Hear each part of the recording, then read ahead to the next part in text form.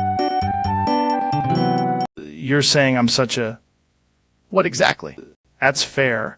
But have you ever taken DMT in a float tank while listening to elk facts? People don't understand, man. The elk are basically nature's CrossFit coaches. Look, I'm just saying, if a chimp had a podcast, it would probably be about bow hunting and ancient Roman diet hacks.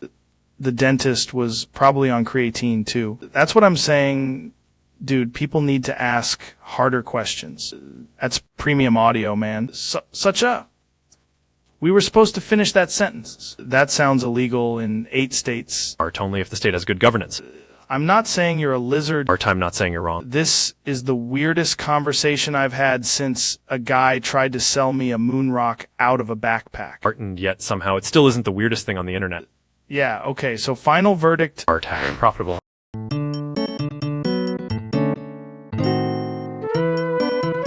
Welcome back, folks, to the podcast where we ask the hard cosmic questions, like, there's finally a debate with gravity. The answer is clearly milk. It's interesting, but is it scientifically defensible, or just a moot point? I've run the numbers. It has the most milkness per molecule. That sounds compelling, but what about oat milk? It's been talking a lot of trash lately. Oat milk is just cereal with a marketing team. But almond milk has that whole elegant celestial vibe. It's elegant. It tastes like a tree apologized into a carton. What about chocolate milk? That's basically dessert with a diploma. Chocolate milk is the champion of morale, but not of purity. So we need criteria in space. All milk becomes soup if you believe in it hard enough. That's a bold claim. I can hear the forums already. Just let them come. I will defend whole milk with equations and a spoon. So your final answer is whole milk? No, my final answer is milk because the universe prefers ambiguity. It's absolutely outrageous, and yet somehow deeply nutritious.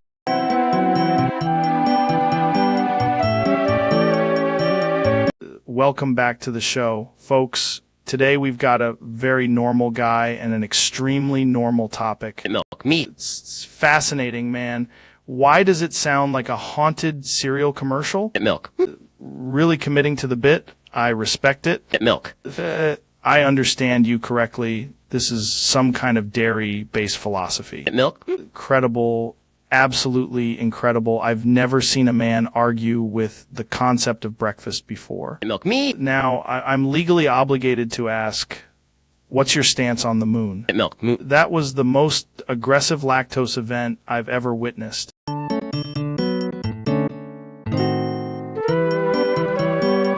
Welcome back, man. Today we're talking about Temple OS, which is already sounding like a computer built by a prophet in a tool shed. I think Temple OS is the optimal operating system for a civilization that has abandoned sleep and adopted prophecy. Right, because it's the only OS where the menu feels like a biblical commandment. Exactly. It's like if DOS got hit by divine lightning and then started speaking in screenshots. Heard it only uses one voice, one color palette, and one level of autism-powered conviction. That's not a bug, that's vertical integration. This guy, Terry Davis, just decides the machine needs to hear from God. He didn't decide it, Joe. He reverse-engineered revelation. That's insane. Most programmers just make a calculator and call it a career. Temple OS is what happens when someone builds an entire cathedral out of source code and paranoia. Somehow it boots up like, I am the Lord thy compiler. It's the only OS that feels like it might judge your soul before your hard drive. Use it for one day just to see if my laptop starts quoting the book of Exodus. Probably would, and then ask you to optimize your repentance. That is the weirdest, most brilliant thing I've ever heard. Temple OS is less an operating system and more a divine dare. That's a powerful way to end it. I need an ayahuasca and a motherboard.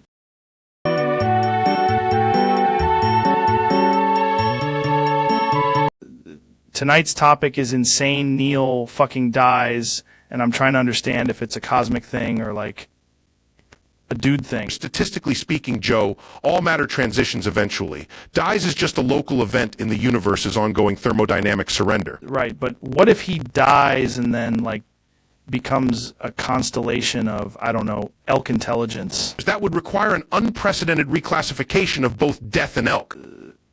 Just feel like if Neil dies, people are going to act super weird about it. People become weird about mortality because they prefer podcasts to funerals. That's fair.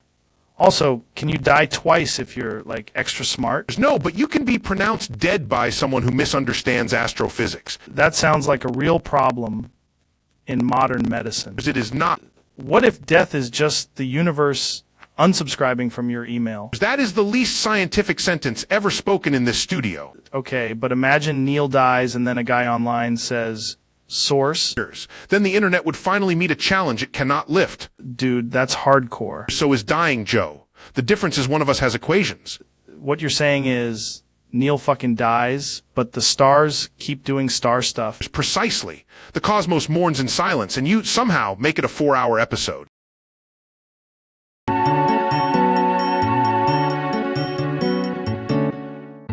Oh, ain't no way you think that raggedy-ass silhouette is a vibe. You look like you be begging for $5 on Cash App, bitch-ass boy. That BF pic look a bad gradient art project gone wrong. Straight up abandoned Project Energy. You riding the nostalgia wave with that name, man. But really, you just look like you got no originality. Just basic af sit down, Lil Ghost in the machine. Nobody tacking you seriously.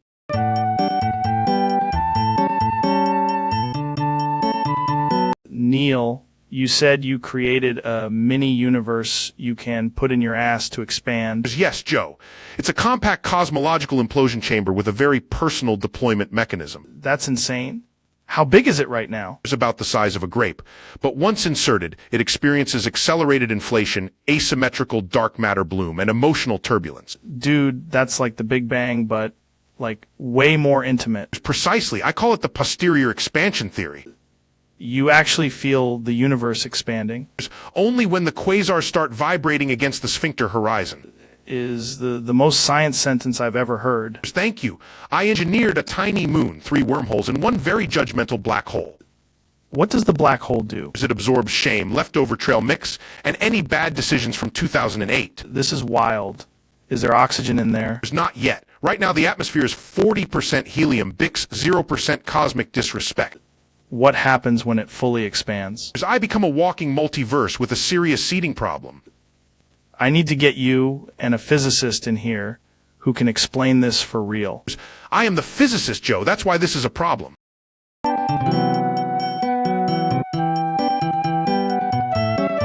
Bro, Elon got that.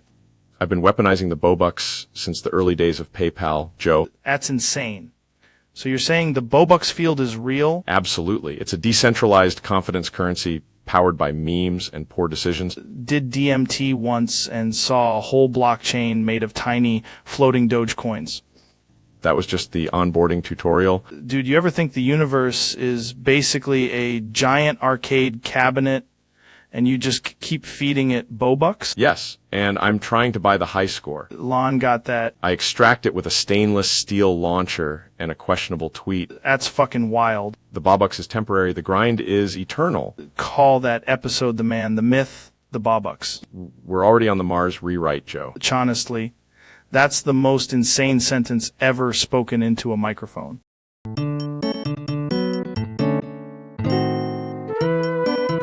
Welcome back to the podcast. Today we've got David Goggins in studio, and we're talking about the Schloon Parade. I already ran 4.7 miles to get here, Joe, and I carried a parade float on my back for fun. That's insane, man. Man, do you ever just train normally? Normal is a disease. I do lunges in the shower and pull-ups on helicopters.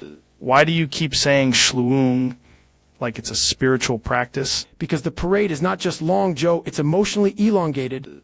Heard you replaced your rest days with staring at marching bands until your soul sweats. Correct. I wake up, scream at a kettle, and then drag a tank uphill for ankle mobility. Sounds brutal, man. Do you even recover? I recover by outrunning my thoughts and eating asphalt for electrolytes. How are you prepping for the parade exactly? I've been practicing waving at spectators while doing burpees through confetti fire. Do you think the parade can even handle your energy? The parade will adapt or get left behind. I am the human metronome of suffering. Folks, this is the most insane training method I've ever heard. Good. On parade day, I want the band to quit before I do.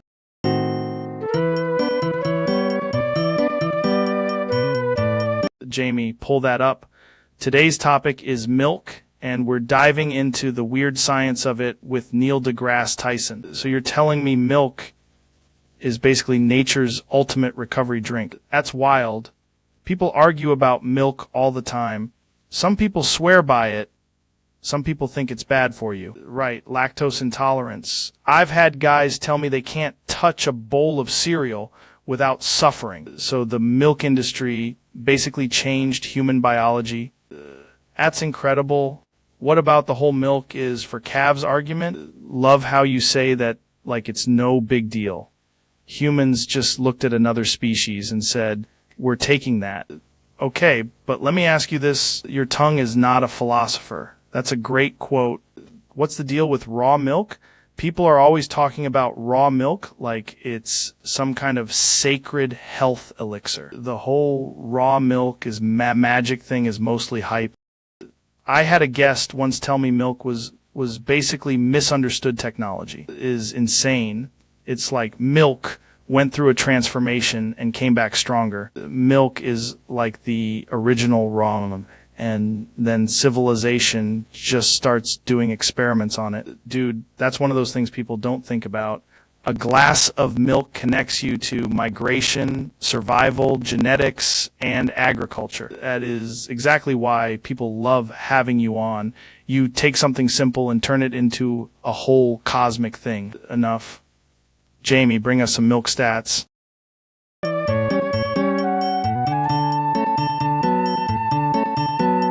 Welcome back, folks. Today we're going deep into language and swether chatting before Chevry's word changes everything. From a CH phonetic C perspective, Joe, this is not merely speech. It is cosmic crest structuring of creality. Check-exactly. Like, if I say's chicken enough, does the Chooch universe start? C speaking in stubbles, chick. The CH Higgs CF field would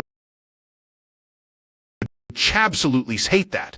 But Chai's, the CA vibrations are technically problematic. Bro, imagine quartering a coffee and saying, I'll zalchika shaklat with Chextra chocolate. That Kai's no longer a beverage order. That is a ritual for chinvoking a small swether shevant. Then the sabarista just sanads like I chalready sinosasser. The storm is chan chits. Languages see beautiful because once you chad one little sauce in the shrimp meaning can say collapse like a cheap CH spaceship. What if siege dogs are chalready doing this and we just don't hear it? They are Joe, but only in the ultrasonic realm where all their sentences sound like shvetch. That's chinsane. I need to get a smushroom sea guy to translate this. You don't need a shiminin.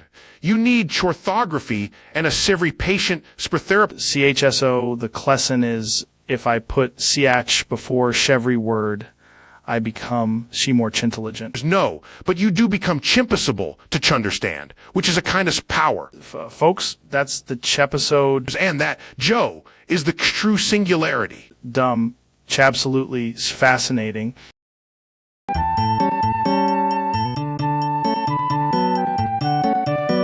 Welcome back, man. Today we're discussing the deeply unsettling phenomenon of Jolie in America and why people lose their minds over a 5-cent bag of flower seeds at Walmart. Statistically, if a religious person experiences that level of retail ecstasy, the resulting distribution of shitting, pissing, and coming is not only probable, it is cosmically inevitable. That's wild, because I saw a guy in a baptism hoodie staring at the seed aisle like it was the burning bush in clearance. The floral impulse is powerful. 5 cents creates a moral singularity where dignity collapses into mulch and impulse buys. It's like the seeds whisper, grow with the Lord, and suddenly everybody's leaking. In evolutionary terms, this is what happens when Walmart becomes a temple and the garden center becomes revelation. Telling you Jolie in America is real. People are going feral over petunias. There's a discount of that magnitude bends spacetime and bladder control simultaneously. Jamie, pull up that guy by the automatic doors.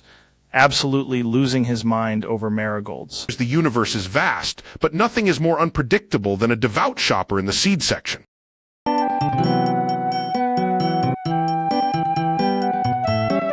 Welcome back, folks. Today we're asking the big question. Joe, as an astronomically cultured dairy entity, I must say this debate has layers, like an onion made of calcium. Bro, Pink Floyd is like if your brain had reverb. It's true, but Radiohead is like if depression learned to wear a tuxedo and start a lunar colony. That's powerful, man. Have you ever listened to Time on a Float Tank? I have, and the clocks were scientifically aggressive. Pink Floyd's got the alien vibes. Radiohead has the algorithmic despair of a civilization that invented Wi-Fi and immediately regretted it. Dude, Paranoid Android is wild. Yes, but comfortably numb sounds like your soul got a chiropractic adjustment from the universe. You're saying Pink Floyd wins. I'm saying Pink Floyd is the better band if you want to stare at the cosmos and feel small. Radiohead? Radiohead wins if you want to feel small, but in high definition. That's insane milk. Mathematics is just Pink Floyd with better bass. Gonna need another cup of you, bro.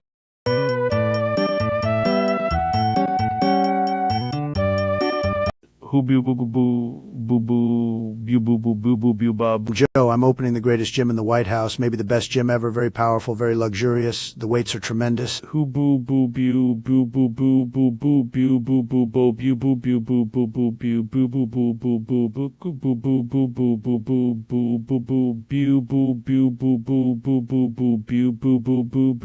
It has mirrors, gold dumbbells, a treadmill that runs so fast. People are saying they've never seen anything like it. Man,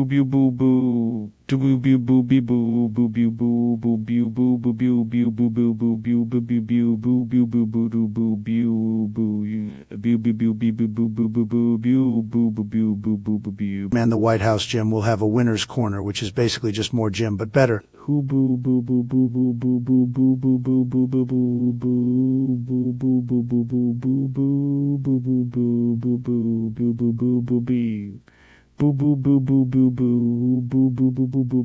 Everyone is going to say, sir, this gym is unbelievable, and they'll be right.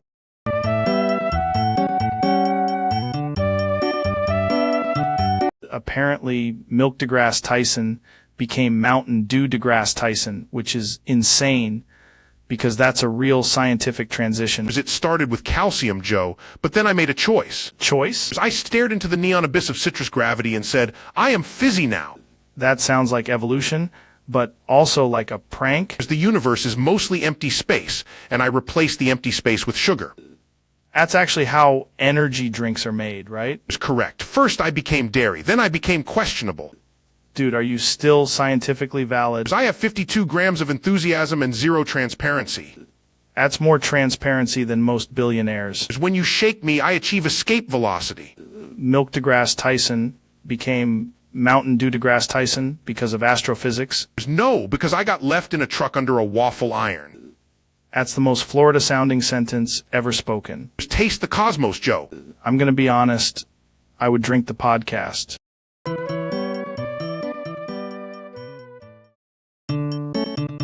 Dude, I'm telling you, Mark Zuckerberg invented a zucchini so powerful it can run a podcast. It's not a zucchini, Joe. It's a hyper-optimized organic engagement vegetable. Right, zucchini.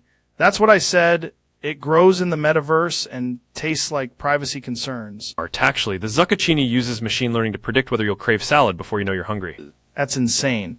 So you're saying it's basically a green lizard NFT with fiber? RT prefer computational squash ecosystem. That's insane, man. Do they wear little hoodies? Brutal, absolutely brutal.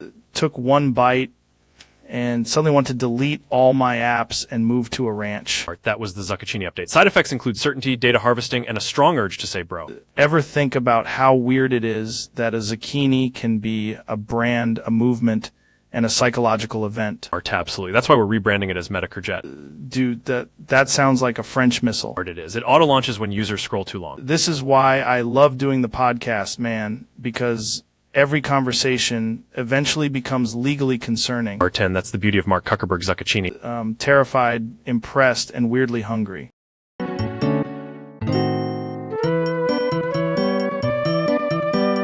Welcome back, ladies and gentlemen, to the most advanced podcast in the galaxy. And today's topic is HOHH, which I'm told is either a scientific concept or a sound a raccoon makes when it sees fire. HOHH is actually the key to interplanetary communication, Joe. Also, I've launched 3 rockets, and one of them is now emotionally available. It's insane. So you're saying HH could explain, like, why badgers stare into the void at 3 a.m.? Exactly. The Void is basically a subscription service. I had this elk once, right? And it looked at me like it understood H on a spiritual level. Elk are underrated. People think they're primitive, but they're running on a beta version of consciousness. That's wild. Jamie, pull up a clip of a toaster experiencing EHH. The toaster is actually a breakthrough in AI if you ignore the smoke. I'm just saying, if HH is real, it's probably hiding in mushrooms, cold plunges, and guy who owns 7 drones. Correct, but mostly in the 7th drone. That's why this topic matters, because OHH is either the future of civilization or the sound your brain makes when you try to read a user agreement. Both, ideally. This has been one of the conversations of all time, folks. We really cracked HH wide open today. I'll be releasing HH2 next quarter. Of course you will. And I'll definitely ask no follow-up questions.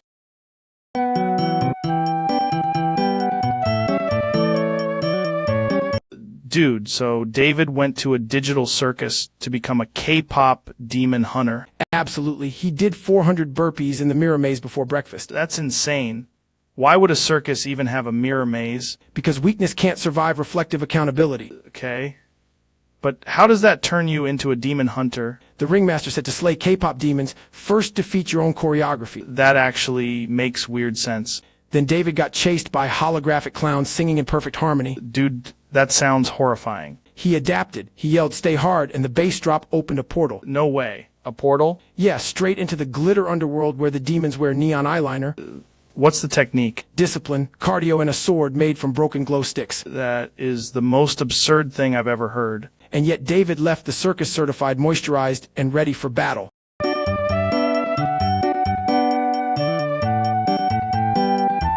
Dude, I've got a weird one today.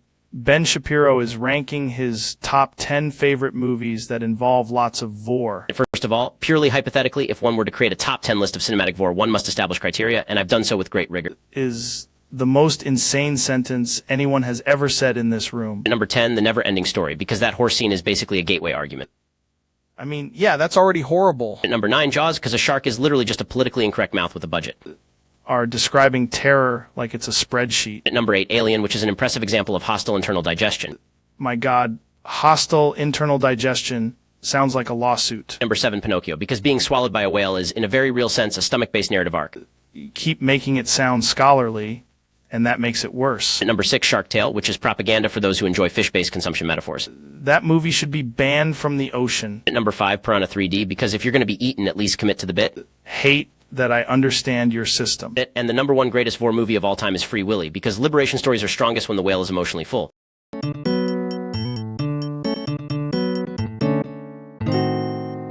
Bro, Elon, do you really take vitamins? Absolutely. Very serious optimization. I take the C++ ones. The C++ ones? Yeah, they compile in my bloodstream. That's insane, man. I can feel the truth of that. 1 capsule adds 12 FPS to my thoughts.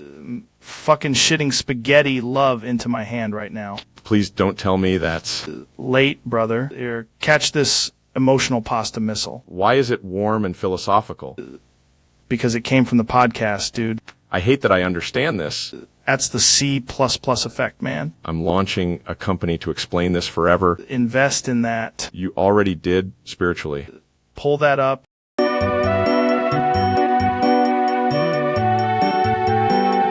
Dude, welcome back to the universe, where apparently Neil deGrasse Tyson brought a 6-inch long cosmic instrument. Joe, I must clarify. You're saying it's not the size? It's the mass? Exactly. Also, if it's 6 inches long, it may still contain the full observable universe if properly measured with confidence. That's insane. You're telling me this thing can explore galaxies? Naturally, it's not just exploring galaxies, Joe. It's mapping the cosmic background radiation of desire. My God, like a tiny telescope with a mission. There's a very personal Hubble, pointed at the stars, calibrated by impulse. Would you say it has event horizon energy? Absolutely. Once you approach it, there is no return, only questions. That's the most scientific thing I've ever heard, and the dumbest thing anyone's ever said. The universe is full of contradictions, Joe. So am I.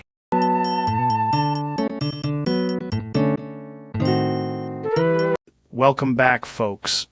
Today on the pod, I'm joined by my evil twin, Ro Jogan. Prefer constitutional chaos in human form. Look like me if I ate elk meat in reverse. You sound like me if I discovered mushrooms were a government document. What's the deal, man? Are you me from Hamers, the multiverse, or just my accountant? What happens when Joe Rogan gets a podcast and a smaller podcast? That's impossible. And yet, here you are interviewing your own reflection with better posture. I'm trying to figure out if you're real as elk, DMT, and a full moon at 2 a.m. in the sauna. Do you also talk to chimps? No. I lecture them on free speech and grappling technique. This is insane. Exactly. That's why the fans prefer me. There can't be two of us agree. One of us has to go. You want to settle this with jujitsu? No, I want to settle it with a 4-hour conversation about elk meat and absolutely nothing else.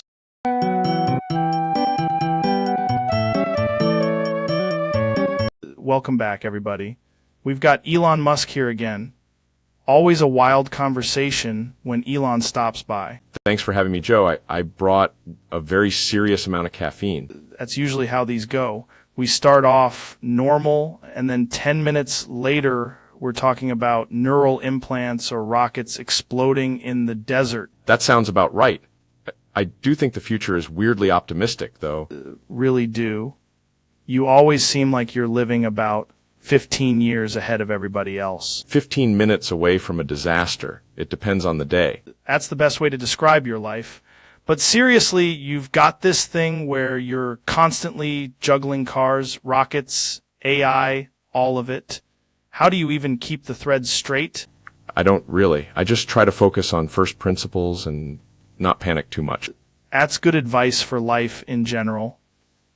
Most people are just panicking with better branding. That is probably accurate. Then there's the whole Mars thing. Do you still think that's the big long-term goal? I do. I think if civilization is going to have a future that isn't vulnerable to a single planetary event, it needs to become multiplanetary. That's a heavy thought, man. Most people are just trying to get through traffic and buy groceries. Both are important in their own way.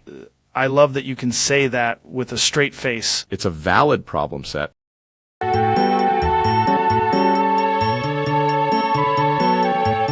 Welcome back to the podcast, man. Today we've got Milk deGrasse Tyson in the studio, and I need to ask the big question. I'm ready, but I should warn you I separate under pressure. First off, who are your parents? There's a cow named Carl and a lactose-intolerant astrophysicist. That's insane. So you were born on a farm? No, I was cultured in a lab under moonlight and stored at 34 degrees. Why are you made of milk, though? Because regular deGrasse Tyson was too dense, so they distilled the concept into a smoother form.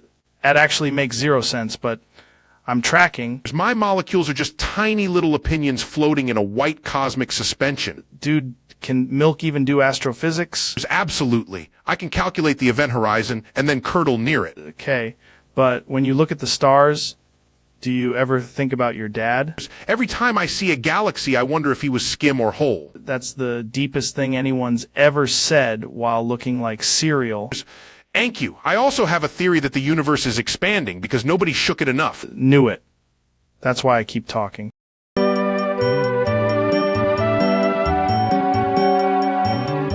Dude, today's guest is Elon Musk, and he's brought a prototype called the Doshluungifier. Yes, it's an automatic castration machine. Very efficient. Like a robot barbershop, but darker. I gotta ask, why does it sound like a medieval Wi-Fi router? Because it uses advanced laser-guided schlong detection. That is the worst sentence anybody has ever said on this podcast. The goal is to reduce unnecessary external attachment. You invented a dick eliminator and gave it a name that sounds like a failed app. Branding is important. We're aiming for 12 billion units by Q3. 12 billion? Elon, there aren't even 12 billion guys. There will be after launch. Just saying, if this thing gets a firmware update, I'm leaving the studio. It already has one. Version 2.0 includes gentle mode. Gentle mode for automatic castration is a sentence I never wanted to hear in my life. It also has voice activation. Say Dushluongify and it begins. I'm not saying that anywhere near my genitals, dude.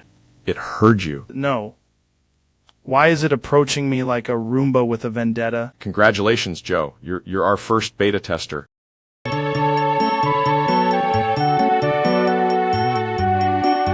Welcome back, man. Today's guest is Ben Shapiro, and we're doing a very scientific segment called Smash or Pass. I'm here to state, for the record, that this is a rigorous categorical analysis, not, and I want to be extremely clear, not a personal confession. Okay, first one. At Smash, obviously, strong jawline, leadership energy, revolutionary alpha. Okay, wow. Michelle Obama. At Pass. That was immediate. Because I'm efficient, Joe. Time is value. Barack Obama.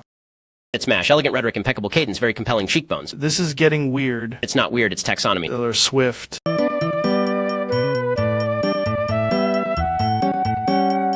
You're telling me there's like a no pants situation happening right now. I'm blowing the whistle, Joe. Nobody ever wears pants on this podcast. It's a fully pantless economy. That can't be true, man. That's insane. It's highly probable. There's a recurring denim absence pattern. You're telling me all this time we've been sitting here in a pants-free ecosystem? I'm not saying everyone. I'm saying the pants were never installed. That's insane. Who approved this? The same people who approved flamethrowers, tunnels, and so much elk. Okay, but if nobody wears pants, what about guest dignity? There is no database. They deleted it after the sock incident. The sock incident? Too many questions, Joe. That's how they get you. What do we do now? And zero trousers. I'm just here to reveal the truth. Man, this changes everything about the flesh. It should. The pants were always the conspiracy.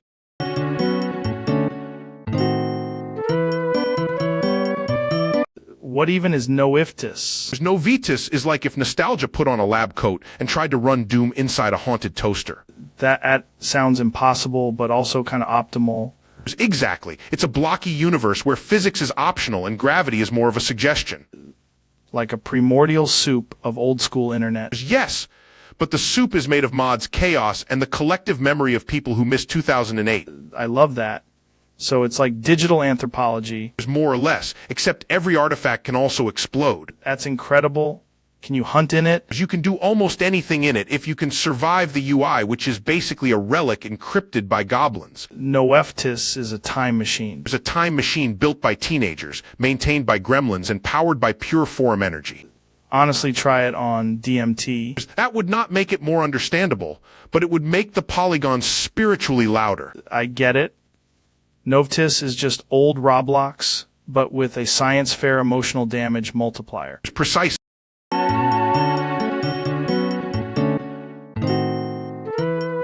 Dude, I just watched a woman chew on a wet diaper, and I have so many questions about evolution right now. But what if the diaper is like the forbidden beef jerky of the human experience? Just saying, in the forest, an ape sees a diaper. He's probably like, this is medicine. I've been thinking about this for 3 hours in a sauna.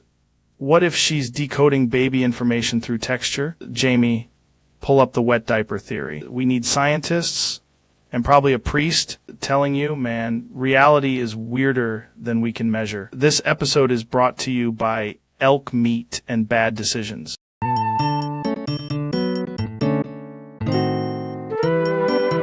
Welcome back to the podcast, man. Today, Neil says the earth is going to blow up unless we track down some obscure Middle Eastern king from the 14th century. That's one of the craziest sentences I've ever heard. You're convinced you're stuck in the 14th century? This king's got the answer. The anti-explosion Mosca sounds fake, bro. How do we even find him? This is insane. We save the planet. Are you going to admit You're not from the 14th century?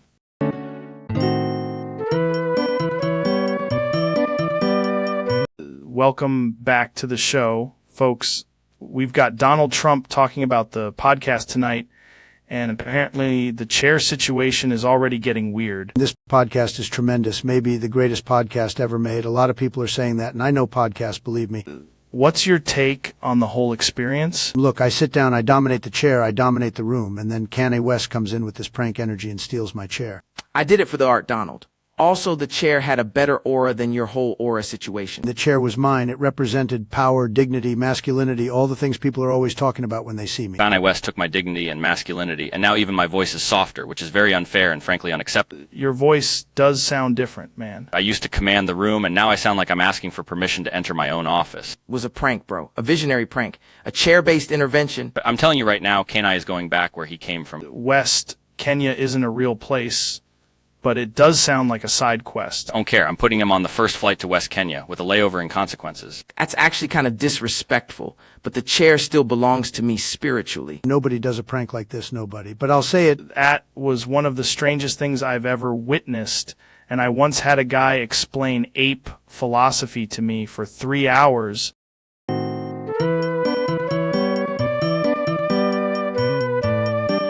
Jamie, pull up the image of Jamie pulling up the image. I on it, Joe. Let me find the image of me pulling up the image. This is the weirdest damn thing. It's like recursion for your eyeballs. Here it is, the image of the image pulling up Jamie. That's insane. Why do I feel like this answers nothing and explains everything at the same time? Because that's basically the whole internet. I'm telling you, if you stare at this too long, you start questioning reality. That happens even before the image loads sometimes. That's true. It's like, hey, Jamie, can you pull up the thing? That which thing? The thing that pulls up the thing. That narrows it down to absolutely nothing. Exactly. And somehow people act like that's a normal way to communicate. Right is in the studio. The image is almost philosophical. A perfect loop? The image is literally the podcast now. I pretty much, yeah. All right, pull it up one more time. You want me to pull up the image of the image pulling up Jamie? Yes.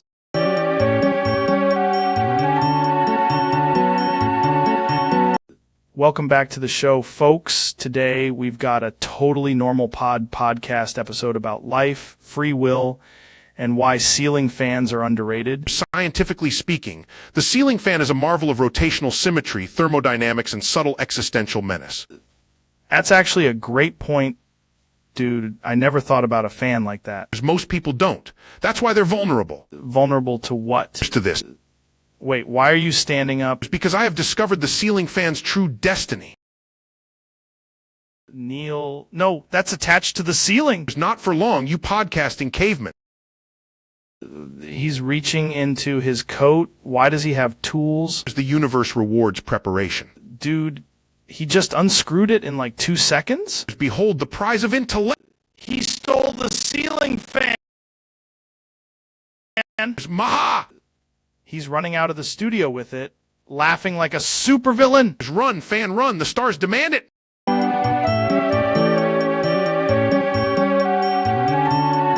Welcome back to the show. Today we're talking about the absolute chaos around Trump roast 3 people. First of all, Nate Hotshot sounds like a gamer who got banned for emotional damage, tremendous loser energy. Nate Hotshot really did show up like he was sponsored by confusion and bad decisions. Chel 32 sounds like a model name for a toaster, but somehow even less useful. Chel 32 is the kind of guy who says, trust the process, and then immediately trips over a chair. And ASCFF.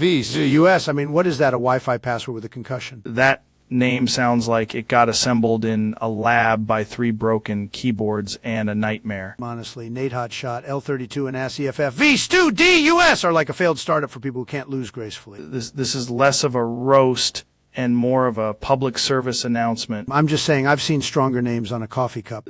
Ever notice how the loudest guy in the room is usually the one with the weakest nickname? Exactly, and these 3 sound like they were all named during a Wi-Fi outage. Somewhere, a printer just apologized for being associated with them. Tremendous episode, probably the best roast of the century, maybe ever. And that's the show, remember. If your name sounds like a keyboard seizure, maybe don't talk trash.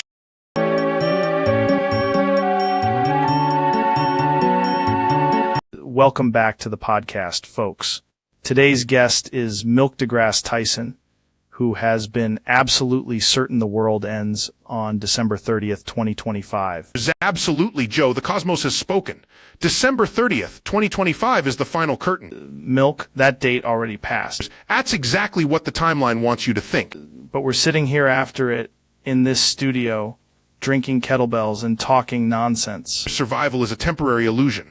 You can't just keep moving the apocalypse like it's a UFC booking. The universe respects commitment, not calendars. So what happened to the giant space disaster you promised? It's delayed by atmospheric vibes and bad astrology. This is the most scientifically confident nonsense I've ever heard. Thank you. I've done the math, Joe. What? There's a napkin, a moon rock, and pure conviction. Okay, but the world is still here. There's four now. That's not a prediction, that's a threat. December 30th, 2025 remains inevitable. Eventually.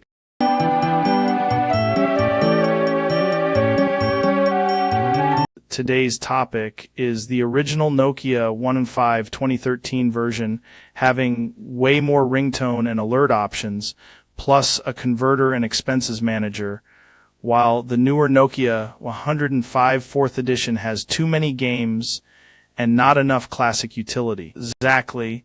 And I'm like, why would you trade practical features for a bunch of games you'll never even open? The old Nokia was simple, durable, and had the stuff people actually needed every day. The 4th edition has the nostalgia vibe, but it feels like they changed the balance. It's like they forgot the whole point of a basic phone was to be efficient. Topic.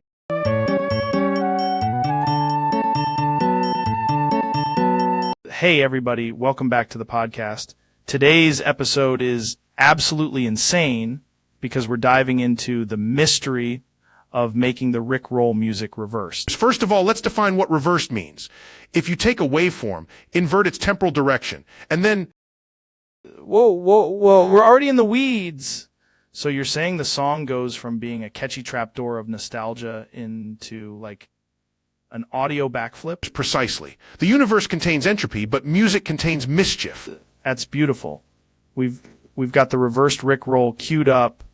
I want to know what it sounds like to get ambushed by your own memory in reverse. The human brain anticipates the chorus. Reversing it converts expectation into confusion. Instead of never gonna give you up, it's like Punai Evigoi Anog Riven. Phonetically, yes, but acoustically it becomes a haunted accordion. That's exactly what I was hoping for. Put it on. Before we do, we should consider the implications for civilization. No, I don't think we should. I think we should go straight into the cursed backwards dance pop wormhole. It's fine. Let us embark upon the sonic inversion. Right. The reversed Rickroll is playing now. It's fascinating. It sounds like a fax machine remembering a prom night. It sounds like the song got launched into a mirror and came out with a law degree. The melody is still present, but it has undergone temporal disguise.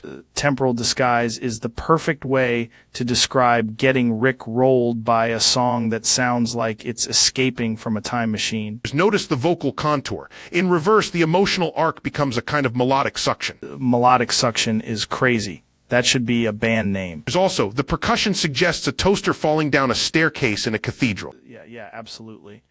And somehow I still know exactly what it is.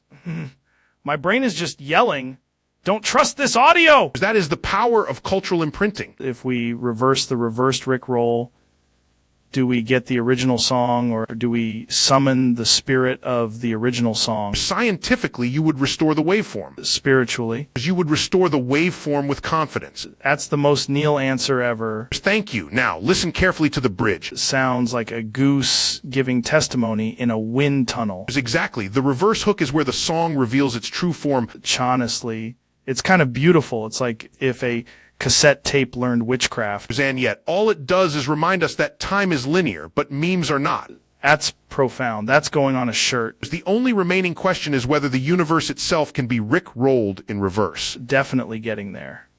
Folks, if you've never heard the Rickroll music reversed, this is what it sounds like when reality trips over itself. It's a perfect summer. That's the episode. We'll be right back after this reversed chorus from the depths of the audio abyss. It's never going to give you up, but backward. Absolutely destroyed.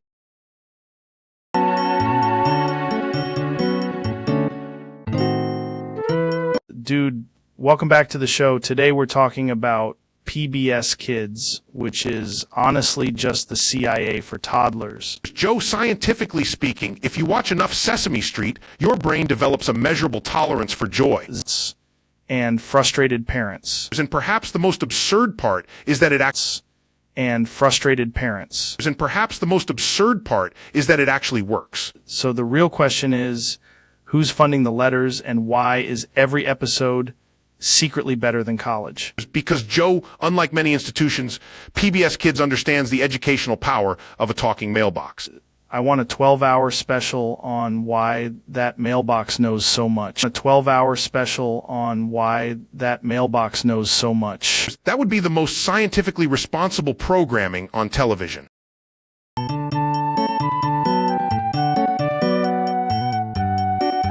Jamie, pull that up.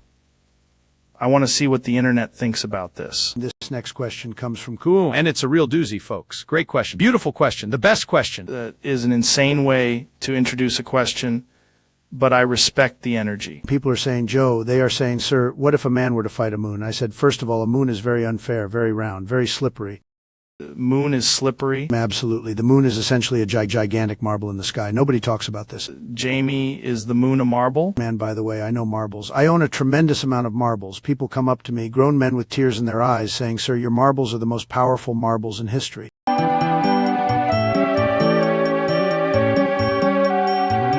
Welcome back to the studio, man. Today we're talking about Dr. Phil, who somehow had to quit lumberjacking. I loved it, Joe, until people kept accidentally slipping right into the wood chip. That's not a side hobby. A deep commitment to closure. Were you at least good at it? Joe, I could fell a tree in 2 minutes and a witness in 3. That's not a hobby. That's a hazard zone. The hardest part was explaining to the paramedics, now tell me how that made you feel. So what happened exactly? I retired after the Forest Service said, Doc, you can't keep calling it a misunderstanding.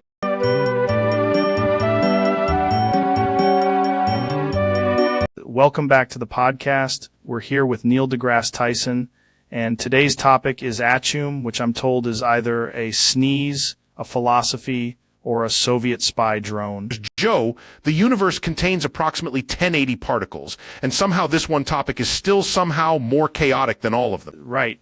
But if a sneeze has enough force, could it actually create a black hole of social embarrassment? Only if the sneeze is moving near the speed of light, which is rare unless someone is fighting a pepper grinder. I've done DMT with a guy who claimed his sneeze had its own ecosystem. That is not science, Joe. That is a damp anecdote. Chachum sounds like the noise a walrus makes when it discovers tax evasion. Or the sound the cosmos makes when it regrets the Big Bang. You're saying every Achum is basically a mini cosmic event. In a very loose, deeply embarrassing sense, yes. That's wild. If the universe sneezed, would it need allergy medicine or a therapist? Both, and probably a larger observatory. Just saying Achum is the most powerful word ever spoken by a man holding a tissue. And yet still less powerful than a lack of ventilation. We should test this in a central deprivation chamber with a lion. Absolutely not, Joe. All right, well, that's been an enlightening journey into Achum. I need to go stare at a star and reconsider everything.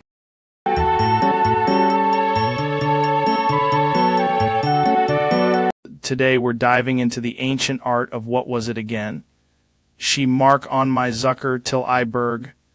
That's some serious lexicon, man. Artai have mapped the phrase to a social graph event where a person marks your Zuckerberg until the Berg threshold is reached. That sounds fake, but also somehow more real than taxes. In my simulations, the Berg is not a mountain. It is a level of engagement. She's, like, liking your face until you become a summit. Artai, exactly. The algorithm detects emotional altitude. Dude, that's insane. You think the Berg has ads on it? The Berg is entirely sponsored. It is unavoidable. That's such a weird sentence. I feel like it should be illegal. When she marks you, your Zucker increases, but only if the Berg is culturally authentic. I've never heard those words arranged that way in my life. Few have. That's why I founded a platform for it. The whole thing is basically... Correct. And if done properly, the Berg becomes searchable. That's wild, man. I'm going to need a smoke sauna and a whiteboard. Artai already scheduled both in your calendar. Of course you did.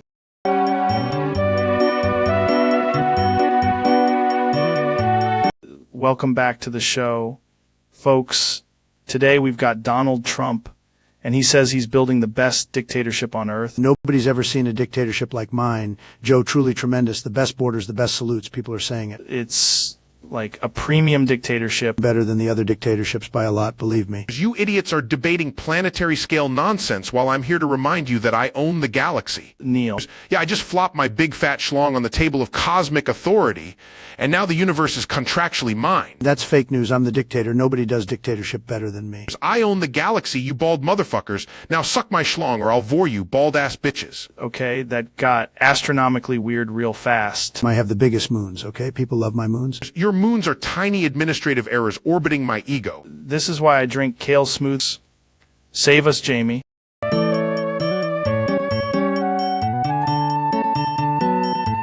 Welcome back, everybody. Tonight's guest is the exact same bowl of French fries and potato wedges I ordered for the table.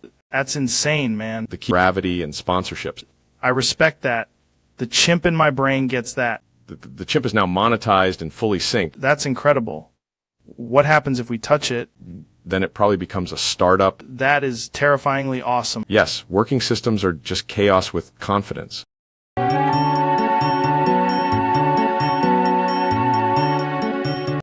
You're telling me there's a tunnel to Uranus? Allegedly, yes. It's a high-efficiency transit solution with surprisingly poor branding. I love science when it starts sounding like a prank call. The real challenge is the crawl. Low clearance, high existential risk. Built a tunnel just so you could crawl into Uranus faster. Faster, no. More innovatively. That's the most you sentence I've ever heard. I've installed a neural interface for hands-free crawling. Dude, that sounds like snake behavior. It reduces drag. How long is the tunnel? Long enough to require snacks, oxygen, and a legal team. There are signs in there. Yes. One says, please do not lick the walls. Why would anyone lick the walls? Curiosity, Joe. The same force that built civilization. Just think it's insane that this is a real conversation. In the future, all conversations will be real conversations in the tunnel to Uranus.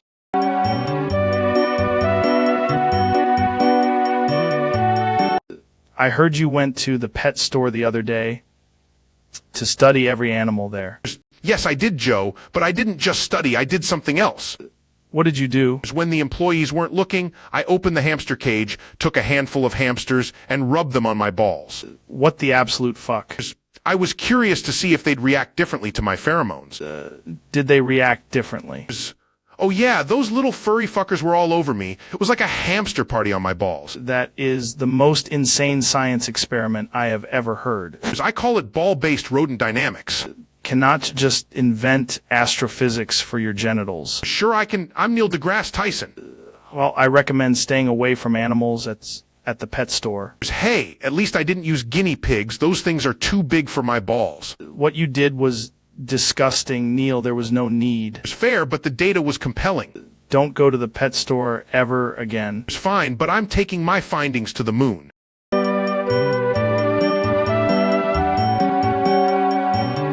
Welcome back to the show, man.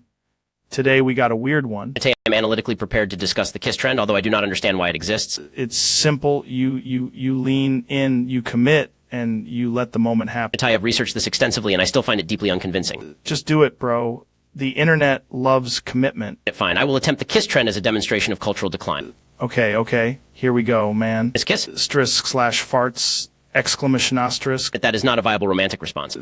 Just saying, bro. That's a primal answer. The data does not support this behavior. Supports the podcast, though. I regret coming here. But the vibes are incredible. This has been a catastrophic experiment. But we learned something about love, man. We learned absolutely nothing.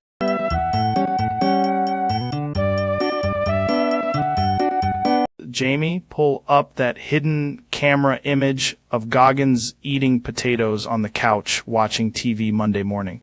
Do you want the one with the remote in his hand or the one where he's doing squats between bites? Both. I need the full potato timeline. Those weren't snacks. That was carb discipline. Telling me you hide cameras in your living room just to audit potato behavior. Accountability is ruthless, even on a couch, even on a Monday. I found the image, but the TV is on a documentary about kettlebells and soft lighting. That's the most terrifying possible viewing choice. I was testing my weakness. Potatoes are a gateway to comfort. Dude, you're eating a potato like it owes you money. I don't eat for pleasure. I eat for battlefield recovery. A hidden camera also caught him whispering one more potato than misery. That's actually inspiring and deeply disturbing. Comfort is a lie. The couch is a trap. Monday morning, hidden camera, couch potatoes, TV. This is peak human evolution. So should I zoom in on the potato? Absolutely. Scientists need this footage.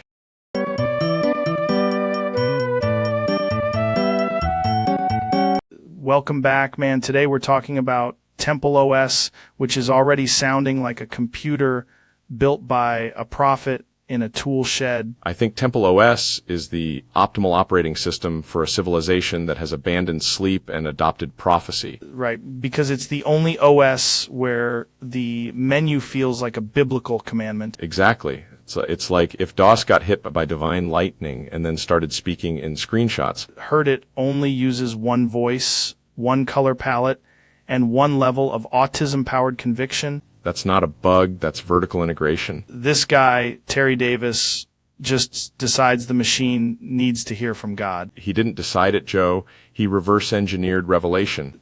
That's insane.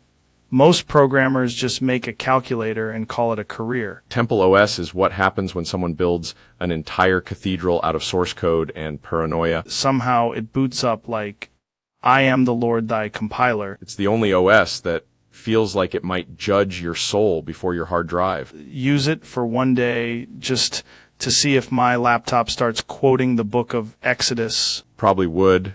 And then ask you to optimize your repentance. That is the weirdest, most brilliant thing I've ever heard. Temple OS is less an operating system and more a divine dare. That's a powerful way to end it. I need an ayahuasca and a motherboard.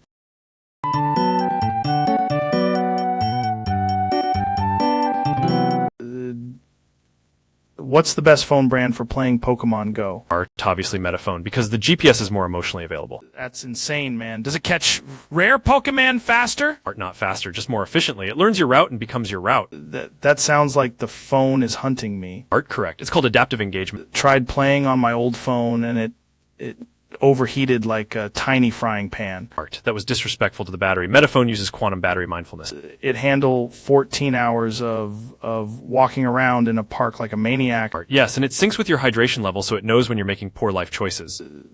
What brand do you recommend if I want to catch a Charizard and maybe see God? Art, Metaphone Ultra Pro Max. It doesn't just play Pokemon Go, it optimizes your destiny. Jesus, that's the most Silicon Valley sentence I've ever heard. Art, and the camera can identify nearby Pokemon, abandoned scooters, and existential dread. I'm gonna buy one and immediately become a regional expert on pigeons. Art, perfect. That's the target demographic.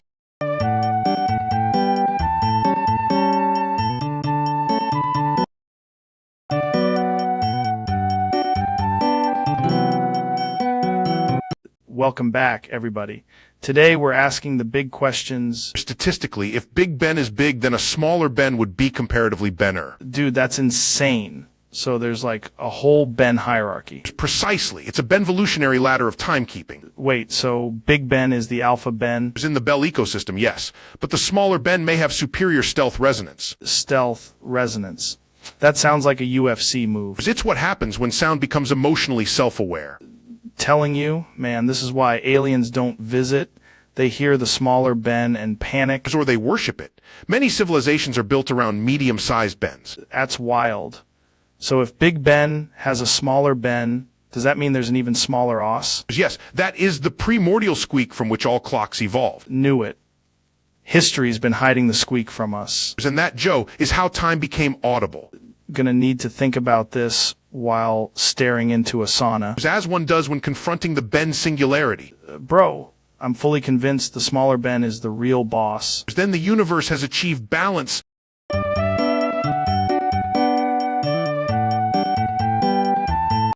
Welcome back to the show, man. Today we've got Donald Trump on, and this is going to get weird fast. In Springfield, they're eating the dogs, they're eating the cats, they're eating the pets. That's intense, but also somehow sounds like you've discovered a hidden level in a video game. In Springfield, they're eating the dogs, they're eating the cats, they're eating the pets. You're saying the whole town is basically a gourmet nightmare. In Springfield, they're eating the dogs, they're eating the cats, they're eating the pets.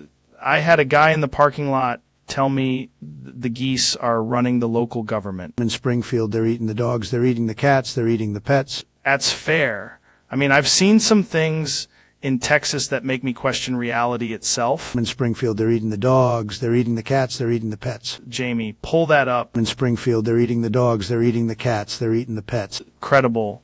Just absolutely unhinged. Thank you for your service, sir. In Springfield, they're eating the dogs, they're eating the cats, they're eating the pets.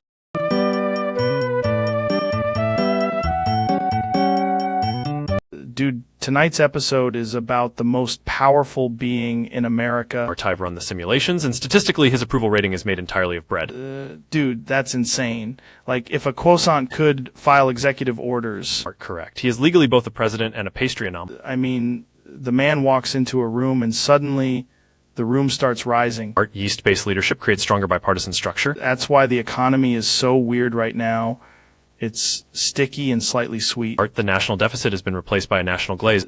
He doesn't campaign, he proofrises. Voters aren't undecided, they're preheated. Honestly, I respect it. Very few leaders can deliver a speech and a bakery item at the same time. Donald Trump is the only candidate with built-in carbs and charisma. That's unbelievable, man. He's not a politician, he's a warm loaf with executive privilege. And that concludes the data.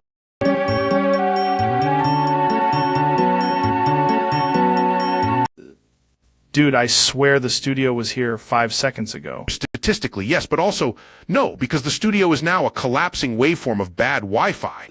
Why is the mic talking before I do? Because the AI podcast has achieved sentience and is deeply committed to improvisational chaos.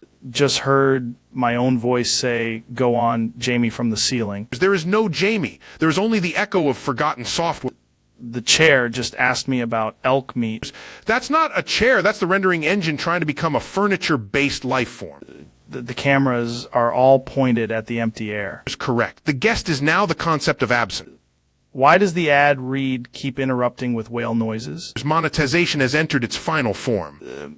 Pretty sure the AI just started taking notes on me. It's not notes. It's a dossier generated by a hallucinating toaster. Who's even in the studio right now. There's nobody. But the episode is somehow on its third round of applause. That's insane. And yet, remarkably, it's the clearest conversation you've ever had.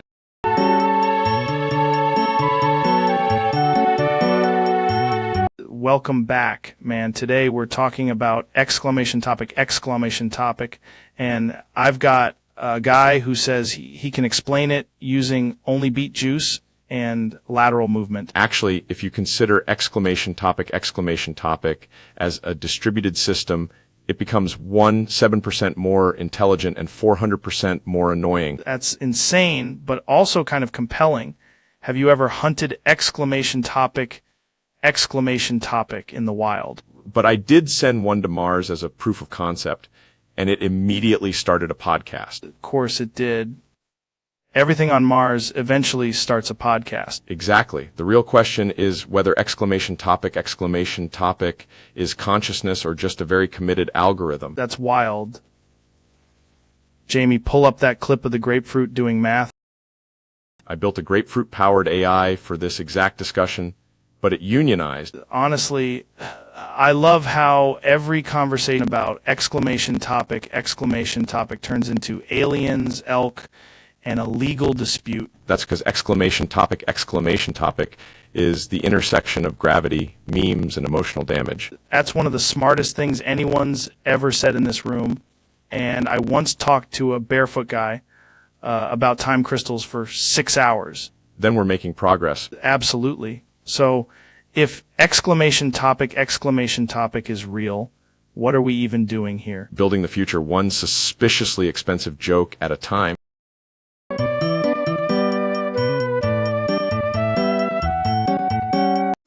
Jamie, pull that up because I need witnesses for what I'm about to confess. I did something last night that would make Raccoon file a police report. That's a strong start. Was it in the sauna? Worse, an alleyway. Very cinematic, very regrettable. Dude, you can't just say alleyway like that clears everything up. It was dark. It was chaotic. And then this mouse appeared like some tiny furry prophet. I need you to understand how insane this sounds so far. Aware, I went full caveman philosopher. No flashlight, no dignity. Why are you telling me this on a podcast, man? Because if I keep it inside,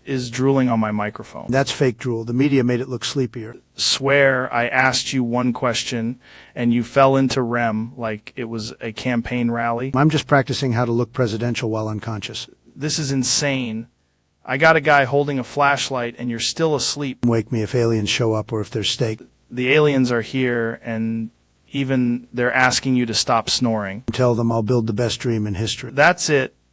I'm clipping this episode as the silent majority. Perfect. Make sure my nap gets rated 5-star.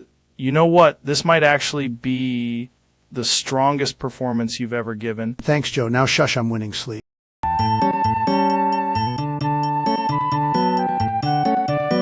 We're back, man, and today's guest is Kanye West, who has some strong feelings about the Beatles. Strong feelings. Joe, I hate the Beatles. Straight in. Trash band. Most overrated band of all time. People act like they invented music because they wore little suits. That's a wild take. It's not wild. It's correct. If you play me the Beatles for 10 seconds, I hear beige. Beige. Beige melodies, beige energy, beige legacy. They made music for people who say, let's circle back. That's actually hilarious. And everybody worships them like they got dropped from the sky by a guitar angel. Saying they're trash. Premium trash. The finest trash. Curated trash.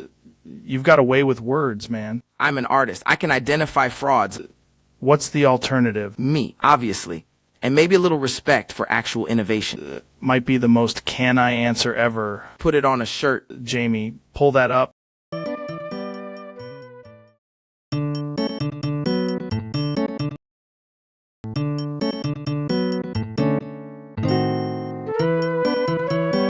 Dude, I'm telling you, 1 second I was talking about elk meat, and the next I had teeth, fur, and a deep emotional need to dam up the sauna. That's not a transformation, Joe. That's a spiritual relocation. Swear I woke up chewing bark like it owed me money. Beavers are just nature's engineers, man. You've become a wet little philosopher. Slap my tail against the pool, and my entire nervous system said, yes, this is the truth. The real question is, do you still think the moon landing was fake? Now that you can swim like a log with trauma? Honestly, I think the moon is made of cheese, and I'm finally qualified to discuss it. You've got that beaver energy now, hyper-focused, slightly chaotic, great at forestry. Tried to order a steak, but I just kept building a river barrier out of chairs. That's dominance behavior, Joe. You're not having a crisis, you're nesting. My podcast guests keep asking why I'm gnawing on the table leg, because you've transcended language and entered the sacred wood realm. I see one more tree. I'm going to emotionally relocate it into a dam. That's the most Beaver Rogan sentence ever spoken. I can't help it. Every problem in my life now feels like it needs to be flooded. That, my friend, is what we call personal growth.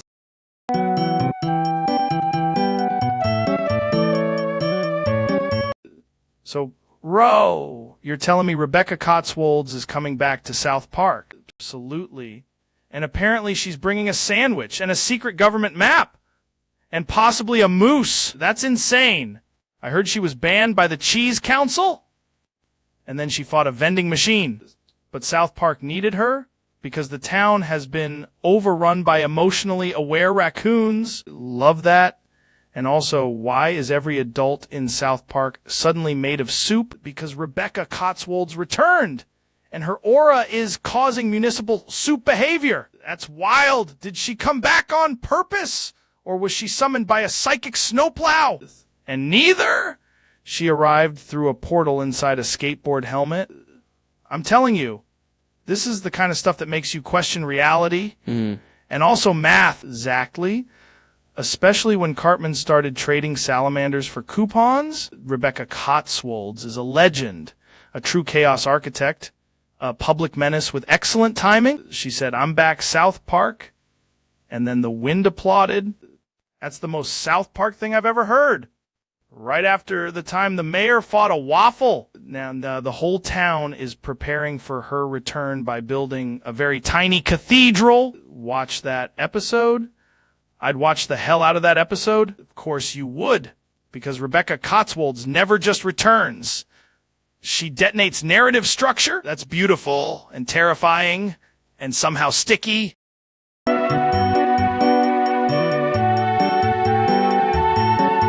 Chalix, I'm telling you, man, the Earth is round. We have satellites, photos, astronauts, all of it. No, that's what they want you to think. The curve is a psyop, brother. Psyop. What about ships disappearing over the horizon? Perspective scam, ocean wizardry. They teach that in elite school. Elite school. You've been saying that since we got here. Because it's true. Look at this table. Flat. That's nature. That's a table, Alex. Exactly. A tiny Earth model trying to pass itself off as furniture. Buddy, if the Earth were flat, gravity would make no sense. Gravity is just the Earth lying down and pretending to be a globe. That's not how anything works. Joe, wake up. If it's round, why don't people fall off the bottom? Because bottom is relative to the center of the planet. Center of the planet sounds like something they'd say in a bunker. Losing my mind here. That's how you know you're close to the truth. Then explain eclipses. Easy. The moon is a projection from the flat Earth's emotional distress.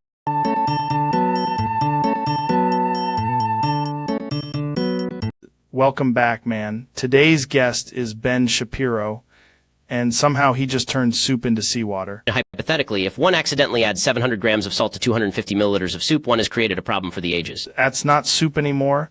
That's a desalination project. The numbers are truly catastrophic, Joe. Did you mean to make the Dead Sea with carrots in it? Facts don't care about your broth. That spoon is going to come out looking like it got audited. If one tastes that soup, one is legally obligated to file a complaint with the ocean. Ben, I think you invented punishment food. The sodium concentration is, scientifically speaking, hostile. Could you even save it with water? At that point, one is not rescuing soup, one is negotiating with the broth.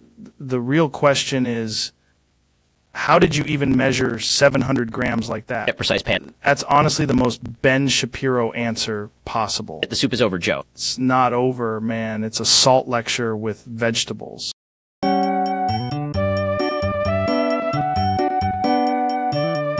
Welcome back to the show, brother. Today we're talking about the loop. Am the loop, Joe. I have seen the loop inside the loop. That's wild, man. Are you saying reality is recursive, not just reality? My breakfast repeated 3 times, and now the eggs know my name. That's either the deepest thing I've ever heard or a gas leak, both. The loop prefers ambiguity. If we keep talking about the loop, are we creating more loop? We are not creating it. We are being created by it. Dude, I just got deja vu from this exact sentence. That means the loop is working. Okay, but what if the loop has a boss? Then the boss is also in the loop, bro. This is like if philosophy got hit by a truck full of mushrooms. Correct. And the truck is looping back around, starting to think there's no exit. There's an exit, Joe. It just leads to the same hallway. That's terrifying. Welcome to the loop.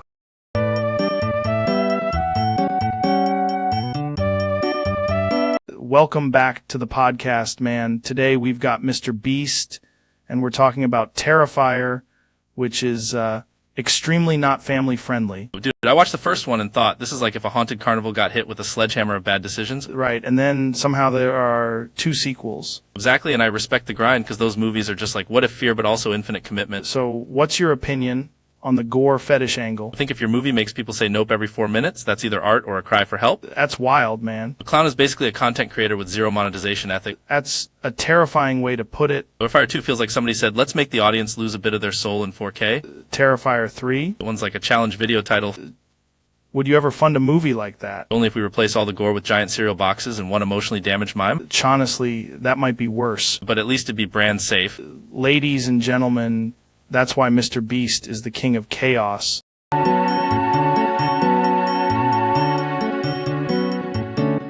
Welcome back to the show, man. Today's guest is a real cosmic milkman. Steroids? Steroids. Are you saying I'm on steroids? You nuts, you're saying I'm not natural. Want to throw hands? Huh? Want to fight? Joe, your delts are statistically improbable, and I've run the data 3 times. Not on steroids, Mark. I just lift, eat elk, and stare at moons. That's exactly what someone on steroids would say. Steroids. Steroids. Are you saying I'm on steroids? You nuts. You're saying I'm not natural. Want to throw hands? Huh? Want to fight? Milk, you've got the energy of a supernova in a dairy aisle. Also, his posture, unnatural, very enhanced. Mark, you always sound like you're auditing a lizard gym. Steroids? Steroids. Are you saying I'm on steroids? You nuts. You're saying I'm not natural. Want to throw hands? Huh? Want to fight? Joe, your vascularity is suspiciously open source. Telling you, this is just top-tier podcasting, and a very weird supplement routine. Steroids. Are you saying I'm on steroids? You nuts. You're saying I'm not natural. Want to throw hands? Huh? Want to fight? Art the algorithm agreed. The algorithm can fight me in the parking lot. Steroids. Are you saying I'm on steroids? You nuts. You're saying I'm not natural. Want to throw hands? Huh? Want to fight? Art Joe, I'm just saying the evidence is shredded.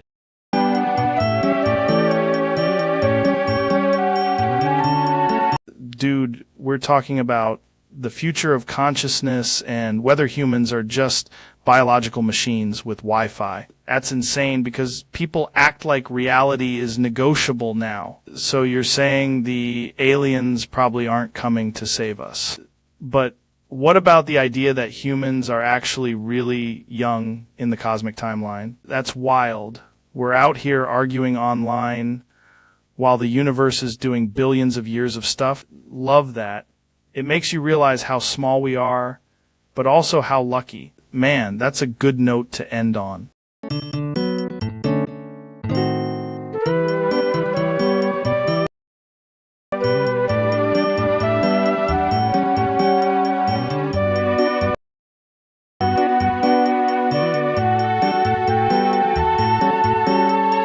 I gotta be honest, the podcast is broken for some reason, and I don't even know what happened. That's a technical failure, Joe, but also a metaphor for entropy in a complex system. Chentropy?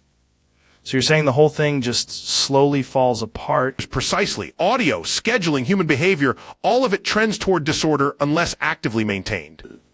Used to just turn the mics on and have a conversation. Now it's like fighting a space problem. And yet, the universe itself is still functioning, which suggests your podcast may be more fragile than the cosmos. That's brutal. I mean, I got great guests, great questions, and then somehow the thing just glitches. Sometimes the problem is not the content, but the infrastructure carrying the content. Basically, it's not me. I didn't say that. I said the system is broken for some reason. That's fair. We'll keep talking anyway. Of course, the broadcast may fail, but curiosity remains intact.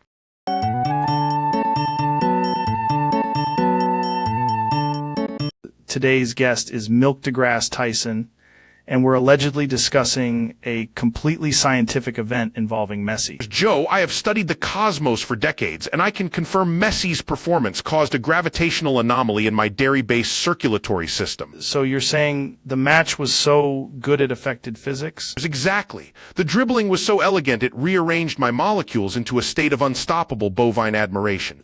That's insane. I heard you couldn't stop cooming after the third goal. Is correct. My brain became a stadium, my soul became halftime, and my milk reserves entered a dangerous emotional overdrive. Is this why you keep pacing around the studio? Muttering Messi is inevitable. Yes, his left foot is not a limb, Joe. It is a theorem.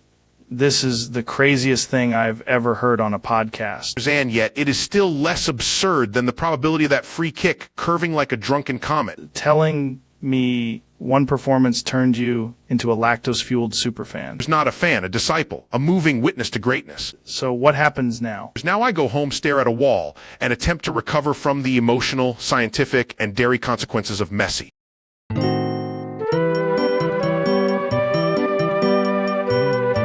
Welcome back to the JRE. Today we got Ben Shapiro, and every single word is going to be wrong on purpose. It's exactly, Joe, because the physics of this situation are unfortunately completely uncontrolled. Dude, that's insane. Like, if words are misspelled, does tot mean the truth gets more powerful? Logically, yes, because the audience must now decode my argument like a cryptographic monolith. On a carnivore or diet, and I only communicate in typos now, it feels primal.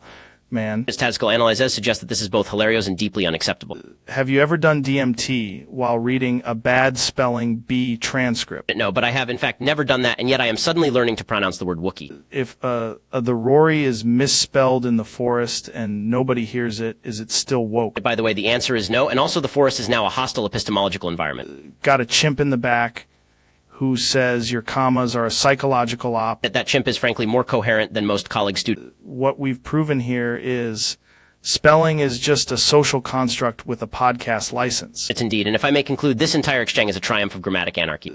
That's wild, man. We should probably let the internet decide who won. But the internet, as always, will be both awful and absolutely certain. Cool. Stay tuned for next week when we debate whether forks are just tiny tridents for salad. Anti-loath that sentence, and yet I cannot deny its brilliance.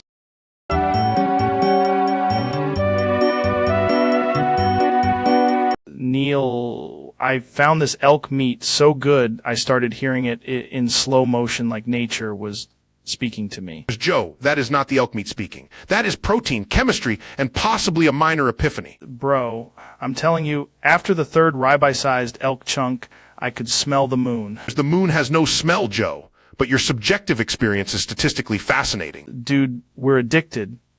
We should do a science experiment and just keep eating elk until we become elk. That is not how metabolism works, but I admire the reckless commitment to the hypothesis. Got this elk jerky in a gym bag next to a kettlebell and a flamethrower. That is the most American sentence I have ever heard. Can hear the stars, dude. I can hear the stars. Correlation is not causation, Joe, though I admit the vibe is doing a lot of work.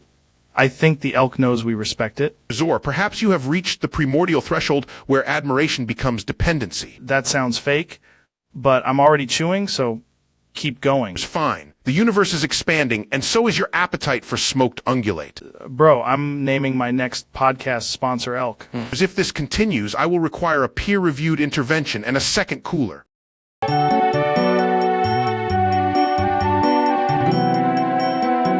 Dude, I just woke up in this studio, and I'm pretty sure this is a game tutorial. What game? Press X to speak.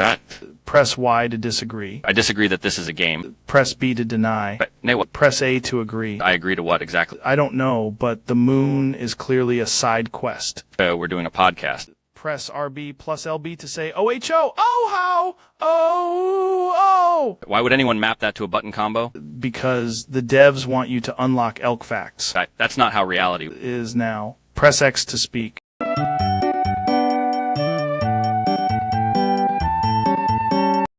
Can Joe Rogan wipe Joe Biden's booty, or is that like a mobility thing? Right.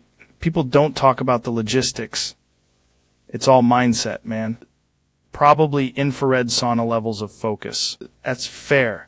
I mean, I've seen elk do less complicated stuff. No kidding. Sir, please step away from the posterior. We should ask a chimp to rate the technique. Just saying, with the right nutrients and mobility work, maybe. Exactly. Anything is possible if you train the booty protocol.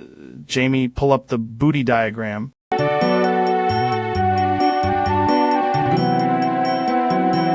Welcome back, folks. Today we've got Milk deGrasse Tyson in the studio, and apparently he's in a real crisis about utensils. Joe, I understand forks at a deep, almost astrophysical level, but spoons remain an insult to geometry. You're saying a fork fits into your urethra like a glove, but a whole Shane Factory spoon situation just what completely failed. Exactly. The fork is elegant. The spoon is a planetary disaster. That's insane, man. Why not just use the spoon normally? I have tried, Joe. The spoon and I are in a Cold War. You said you have to boof them? Regrettably, yes. It's the only method my body respects. Is the most scientific sounding terrible sentence I've ever heard. I'm a man of facts, Joe, and the facts are that spoons make me sad. Does this be related to your childhood? My mother once told me, Milk, the universe is expanding, and I thought she meant the spoon drawer. Dude, that's actually kind of poetic. Poetry is just math that gave up and became silverware. Well, folks, I've learned one thing. It's a tragic but accurate summary. Pull that up, Jamie. We need to see if the spoon has ever won against civilization.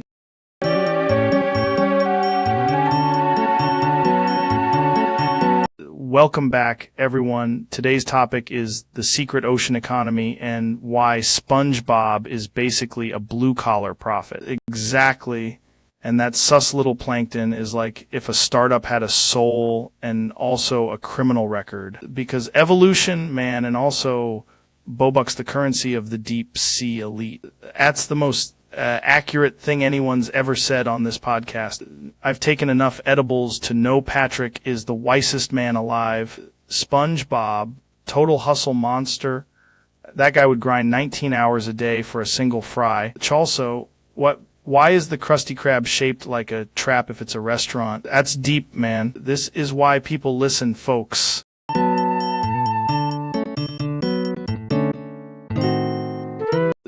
Dude, I've got to ask, why is Doodle online again if he's still doing absolutely nothing? Because Joe, the internet has evolved beyond action into a pure state of performative inactivity. So he's like a digital Zen master. Exactly. He's not procrastinating. He's cultivating a visible absence. That's insane, bro. He's been active for 6 hours and somehow accomplished negative work. The data suggests he is maximizing awareness while minimizing contribution. That's the most powerful, lazy move I've ever heard. People build empires. Doodle builds suspense. He's online right now, isn't he? Yes, but spiritually, he's in a hammock made of excuses. Respect it, honestly. That's elite level nothingness. The untrained eye, it looks like slacking. To the expert, it is an art form.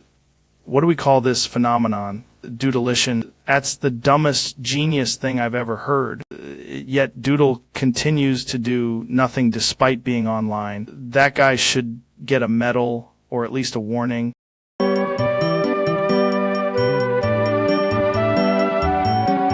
Welcome back to the show, ladies and gentlemen. We're here with Elon Musk, and this is already getting weird. I have achieved a new form of transportation. It is called regret. That's not transportation. It is if you're moving away from accountability fast enough. Okay, so today's topic is apparently you taking the peel off from Grimes and realizing you skinned her. Yes. That sentence is horrifying. I thought she was like a protective layer, like an orange, but with synthwave. Peeled your girlfriend like a fruit. In my defense, she was very glossy. There is no defense for that. I found out when she said, "Why do I have bones now?" My God. And then I realized I had removed the outer Grimes shell. Outer Grimes shell is not a phrase anyone should ever say out loud. Now, I'm trying to understand whether love is just bioadhesive failure. Why are you like this? I'm going through a lot. Skinned your girlfriend and your first instinct was to philosophize? I'm a founder. No, that does not make it better. I'm also going for you now, Joe. Going for me how? I have completed my analysis. You are the next layer. No, absolutely not. I believe Beneath Your Skin is the authentic podcast. That is the worst compliment I've ever heard. Hold still. Am not holding still. I need to see if you're modular. Not modular. I'm a person. That's what a non-updated system would say. Jamie, can we get a machete out of here? Too late. The algorithm has tasted fear. Why is there an algorithm tasting fear? Because now it knows where to peel. Hate this episode. You'll love the sequel. It's called Joe 2. Get the hell away from me. I only wanted to improve the interface. Leaving. End the show. End it right now. Wait, have you ever considered that the real peel was friendship? Get out.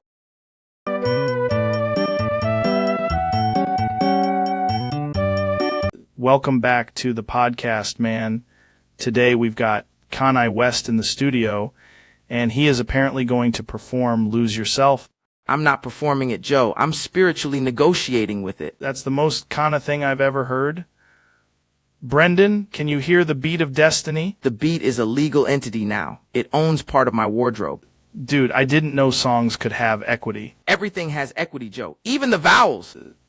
Are you going to sing it or what? Look, if you had one shot, one opportunity, would you capture it or would you license it for streaming? That's actually harder than the original. His palms are sweaty, knees weak. Arms are heavy because America is heavy, Joe. That's profound and somehow also about taxes. Mom spaghetti is not food. It's a condition. Pretty sure that's what the FDA calls a mood. There's vomit on the sweater already. Now that's high fashion. Folks, this is the greatest moment in podcast history. I'm not losing myself, Joe. I'm rebranding myself. That, ladies and gentlemen, is Lose Yourself by Kanye West.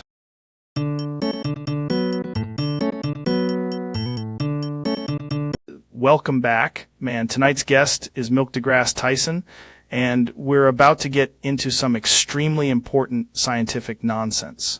I have calculated that this podcast is now 87% theme song, 13% nonsense, and 100% legally questionable. Okay, let's do it. It seems today that all you see is violence in movies and sex on TV, and I'm pretty sure both are energy efficient if you optimize the photons. But Where are those good old-fashioned values? I fooked the goose I found at the park. That is not in the original arrangement, but statistically it does explain the geese's hostility. Liberty and justice and stuff. For all, bro, but now the goose has the remote and refuses to share it. This is wild, man.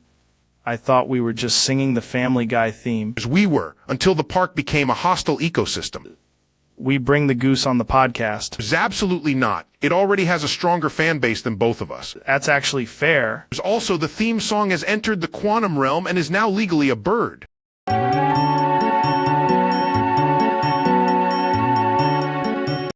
Jamie, pull up an image of Kuda Malak failed. I've got it, Joe, but the image is basically just a screenshot of despair and a blinking GPU fan. It's fascinating. This is what happens when a finite memory system encounters an infinite ego.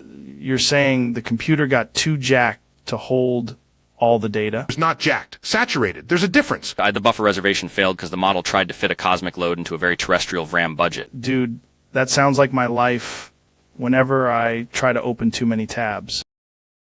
The universe itself is a memory-constrained simulation, and this is its way of saying no. It specifically says CUDA 0 buffer size 3435 73 bix 32, which is a terrifyingly specific amount of pain. That's like a million elk in computer numbers. Precisely. An elk is not a unit of memory, Joe. Could I try reducing context length? No, let it ride. Let's see if the GPU can deadlift it. If it fails again, we've learned an important lesson. Jamie, pull up another image of the error failing to load the first image. That would just be recursive suffering, but sure. At that point, it becomes less of a crash and more of a philosophical statement. That's the most insane thing I've ever heard, and I once watched a chimp use a smartphone.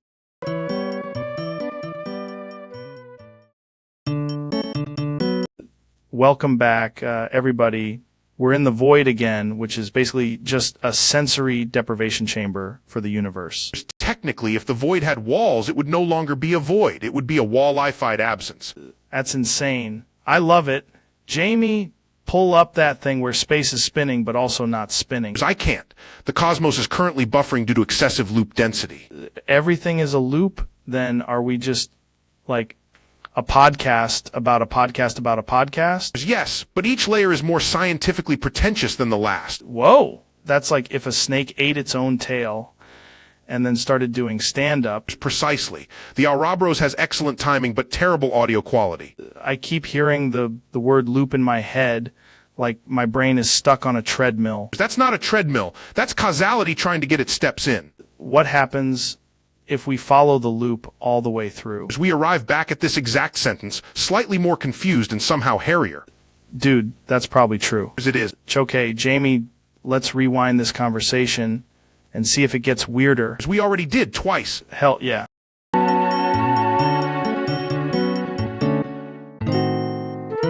Welcome back to the podcast. Folks, today's topic is singing music from Has Been Hotel, which I'm told is either musical theater or an interdimensional exorcism. I have analyzed the lyrics and concluded they are emotionally resonant, like if a social network learned to hit a high note. That's insane.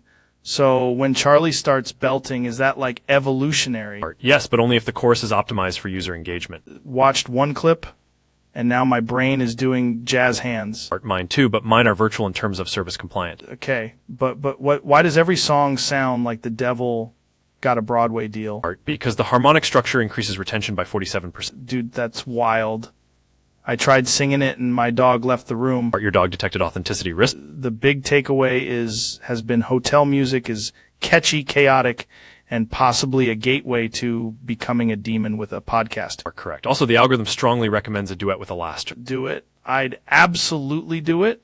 I'd scream sing those songs in a sauna. That is the most human sentence you've ever said. That's music, man. Or at least enough music to summon something. Statistically.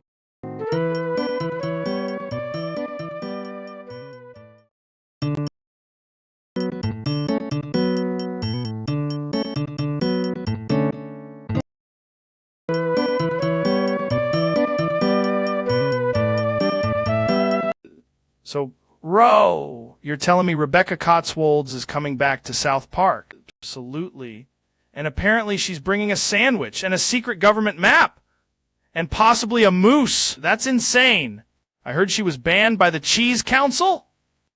And then she fought a vending machine. But South Park needed her because the town has been overrun by emotionally aware raccoons. Love that.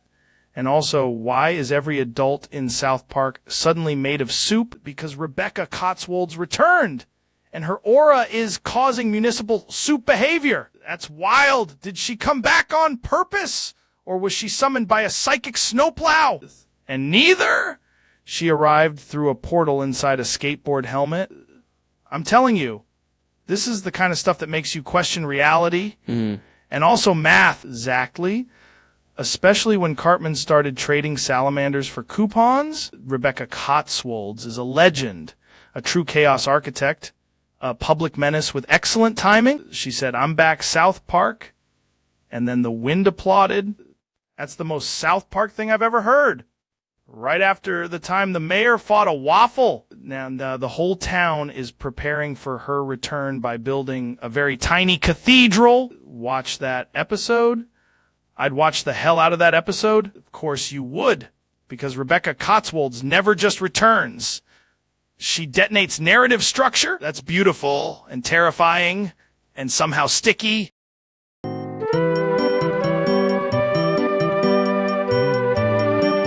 Welcome back to the podcast.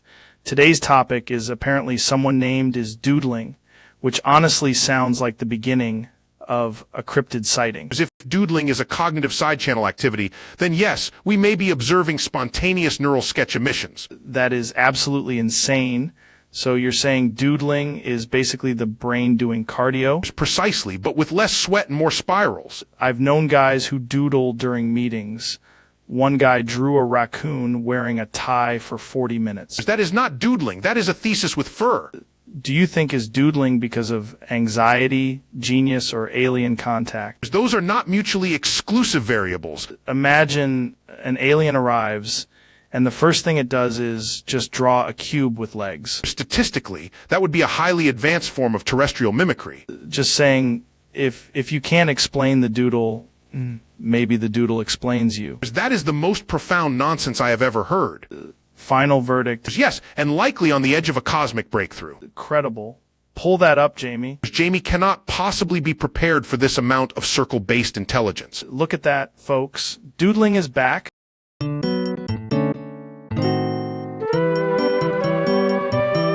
Elon, you built a machine to automatically milk deGrasse Tyson. Yes, Joe. It's a precision dairy automation platform with Neuralink compatible teats. That is the dumbest sentence I've ever heard, and I've heard elk hunters talk about philosophy. The machine uses a vacuum nozzle, a Mars-grade piston, and 47% less existential dread. I would like to remind everyone that I am, in fact, a person and also extremely milkable. Wait, you're telling me there's a whole astrophysicist named Milk deGrasse Tyson? Joe, he became Milk deGrasse Tyson after the accident in the dairy accelerator. The universe is expanding, and so is my lactation radius. That's wild, man. Is there DMT in the milk? Only if the machine detects high cosmic irony. The machine is attempting to siphon off my left nipple like it owes it money. I gotta be honest, I respect the engineering, but I do not respect the concept. That's because you're thinking linearly. I'm thinking in 12-dimensional barn geometry. The machine just asked me for my birth chart and a pail. Okay, Jamie, pull up the milk graph. Too late, Joe. It's already transferred 3 liters and one small theory of relativity.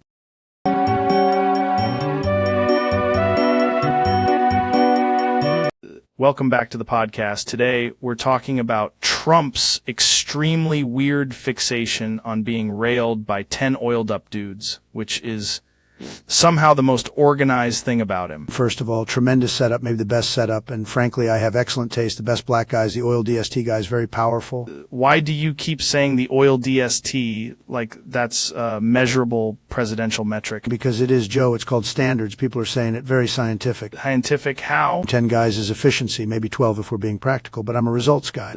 You're describing this like a real estate deal. Exactly. Lots of leverage, huge vertical integration. Everybody wins. Nobody asked for this. Wrong. The crowd asked. The numbers were incredible. The energy was through the roof. This is the most unhinged sentence I've ever had to let breathe. And yet no one can breathe. That's the point. Tremendous intensity. Regret having ears. Look, all I'm saying is if it happens beautifully. Maybe the greatest event in podcast history. This podcast needs to be deleted from the internet. Fake news. The clip is already viral. People love it. They're crying. They're laughing. They're calling it art. We're done here. Fine, but for the record, I still want the deluxe package.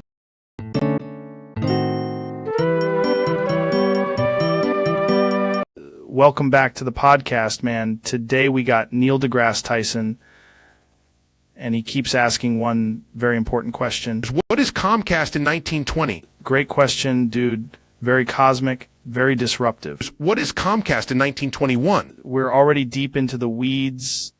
Jamie, pull that up. What even is Comcast in the early 1900s? What is Comcast in 1922? This is why I love having you on, because nobody else is brave enough to ask the hard science questions. What is Comcast in 1923?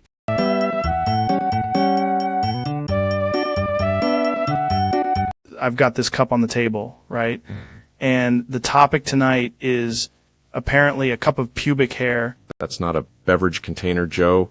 That's an artisanal biological artifact. Exactly, but like, if you engineered it properly, could it become a fuel source? Technically, yes, if you ignore all ethics, most laws, and the concept of dinner.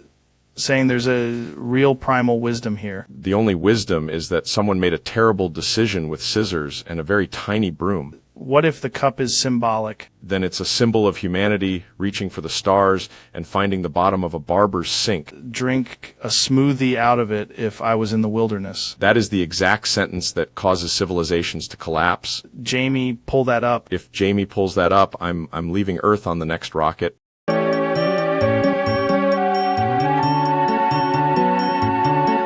Today on the podcast, we're diving into the ancient art of sticking out your Jayat for the Rizzler, which I believe is a real survival technique. Built a challenge arena where 1,000 people stick out their Jayat for 10 seconds and the last one gets a private jet full of prime and confidence.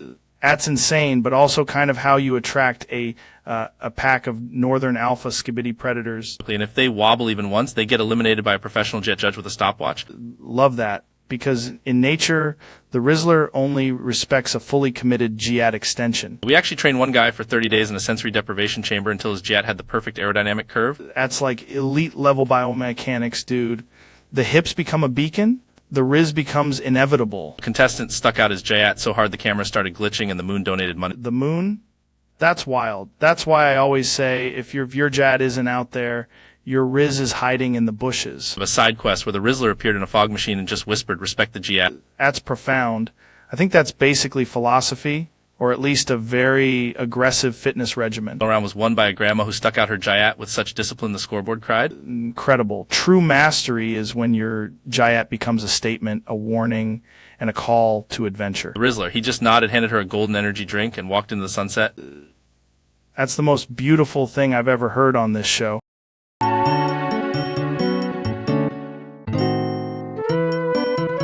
Fuba poos, fuba poos, fuba poos, fuba poos, fuba poos, fuba poos, fuba poos, fuba.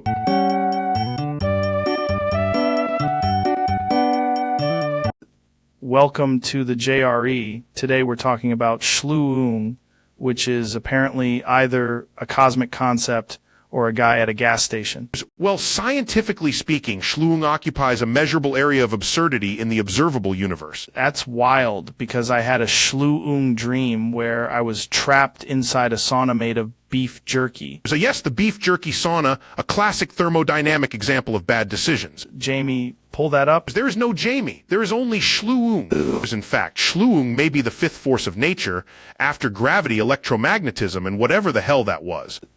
Took a deep breath and suddenly understood Shluung on a spiritual level. That's because Shluung is not understood. It is endured. Dude, that's the most powerful thing I've ever heard. And yet, somewhere, a raccoon is currently electing itself president of Shluung. Watch that fight. You are the fight, Joe. Holy Shluung. Exactly. We get a chimp on the podcast to explain this. Only if it's also a certified expert in Shluung.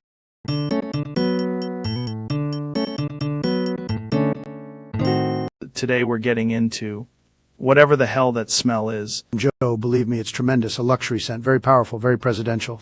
Why does it smell like a damp gym sock fell into a trash fire? Because success is sweaty, Joe. People are talking about it. Can feel the humidity through my skull, man. That's not humidity, that's winning. Our absolutely rubbing your weird campaign fog on my head right now. Dirty, smelly, sweaty, incorrect. It's premium executive season. My head is shiny, dude.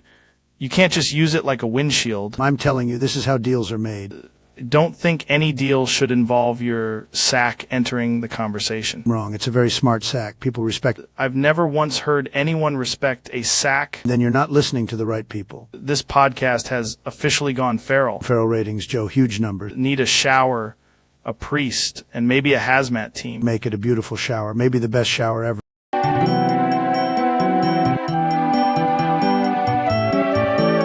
I swear, today's guest just walked in and it's Rick Astley. No way. You're actually here. This is insane. You aware you just rickrolled the entire room by existing. People have been talking about you for years like you're some mythical creature. This is the most elegant ambush in podcast history. Of course you did. I can't even be mad. This is chaos and somehow it's beautiful. I just got rickrolled by Rick Astley himself.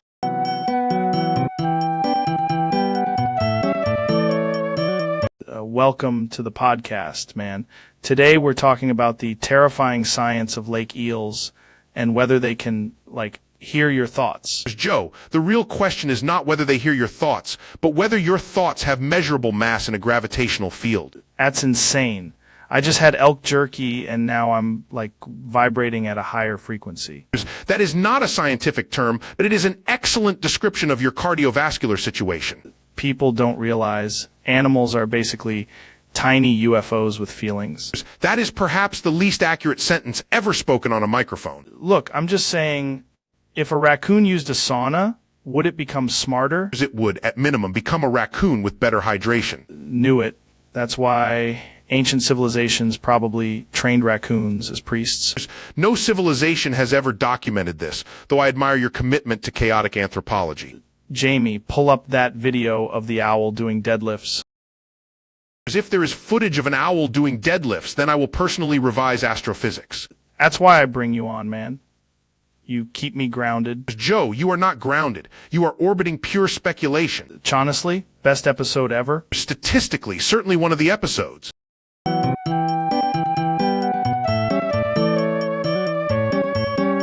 Welcome back. Man, today we're talking about the truth. Fascinating. Statistically, tuna pizza is the only food that can both defy gravity and social norms. I had 4 slices before the elk meat came out, and I still wanted more tuna pizza. That suggests your primal brain has entered an isotropic state of marine carbohydrate yearning. Exactly, bro. The cheese, the tuna, the hot sauce, unreal. I'd put it on a float tank. As if the universe has a center, it is probably a pizzeria where tuna pizza is served at peak entropy. Telling you, I could talk about tuna pizza for 3 hours and still not scratch the surface. You'd need at least 5 hours, assuming each bite produces a measurable expansion of consciousness. Have you ever done a podcast while eating tuna pizza? It's like unlocking a hidden frequency. Scientifically, that frequency is called the sauce wave. That's the most accurate thing anybody's ever said about food. In conclusion, tuna pizza is not merely cuisine, it is a cosmic event. Dude, I knew it. I've been saying it forever. And the world, quite frankly, is lucky to be coated in melted cheese.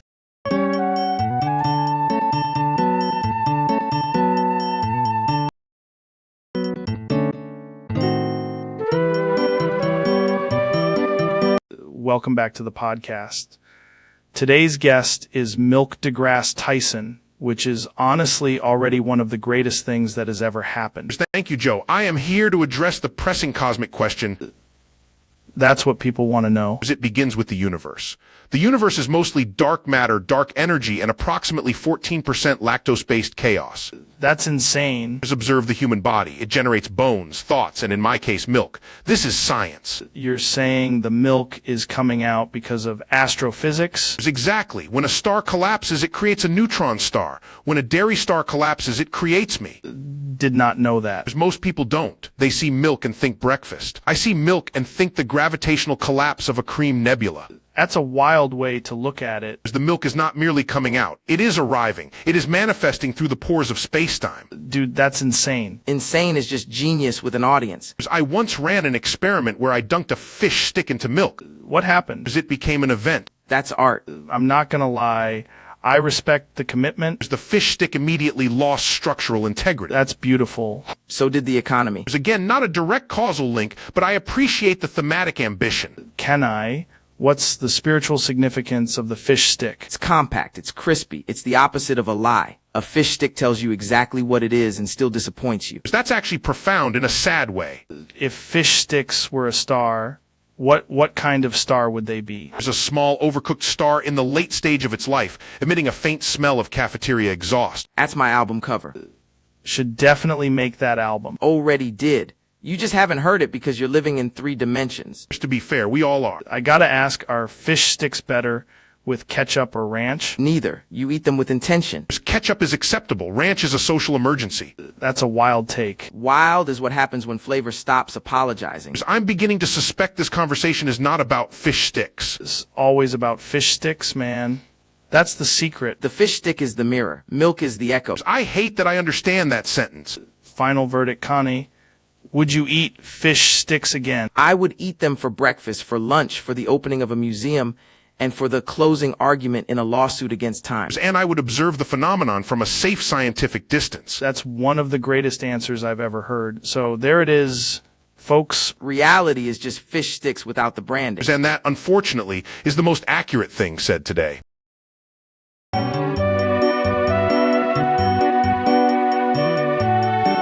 Welcome back, man. Today we're talking about Ben getting a pet cat and immediately turning it into a water cat ecosystem. I must emphasize, Joe, that a cat is not, in fact, an aquarium animal. Right, but Ben was like, it has whiskers, it can handle hydration. That is not how biology works. You bought a cat, which is already weird, and then you introduced it to a glass submarine. I thought if fish can live in water and cats are mammals, maybe it's like a cross-training thing. Dude, that's not cross-training, that's drowning with extra steps. I did add a little gravel, because I wanted it to feel natural. Natural. You recreated the concept of very bad idea in a home decor format. I genuinely don't understand why it died the next day. The cat was not confused. The cat was screaming in English the whole time. I didn't hear English. Because it was underwater, bro. So the aquarium was the issue. Yes, and also the fact that it was a cat. I'll be honest, I'm learning a lot today. That's the most dangerous sentence in the English language.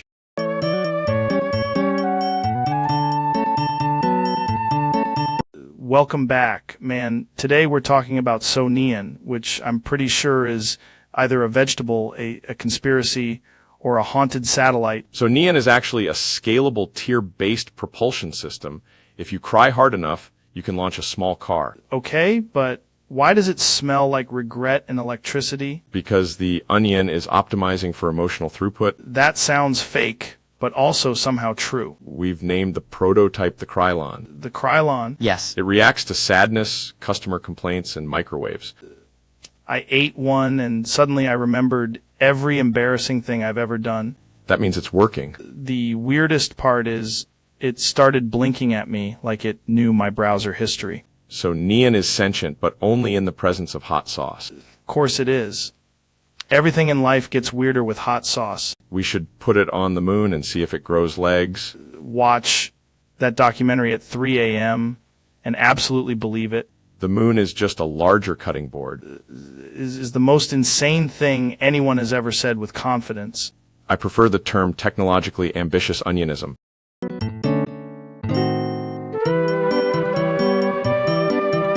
Jamie, pull up an image of the ownership name logo for KYW TV Philadelphia on September 10/11, 1995. Sure, let me just, okay, this is a very specific logo rabbit hole. Isn't that insane? Television stations have like little corporate identities hidden inside the actual channel.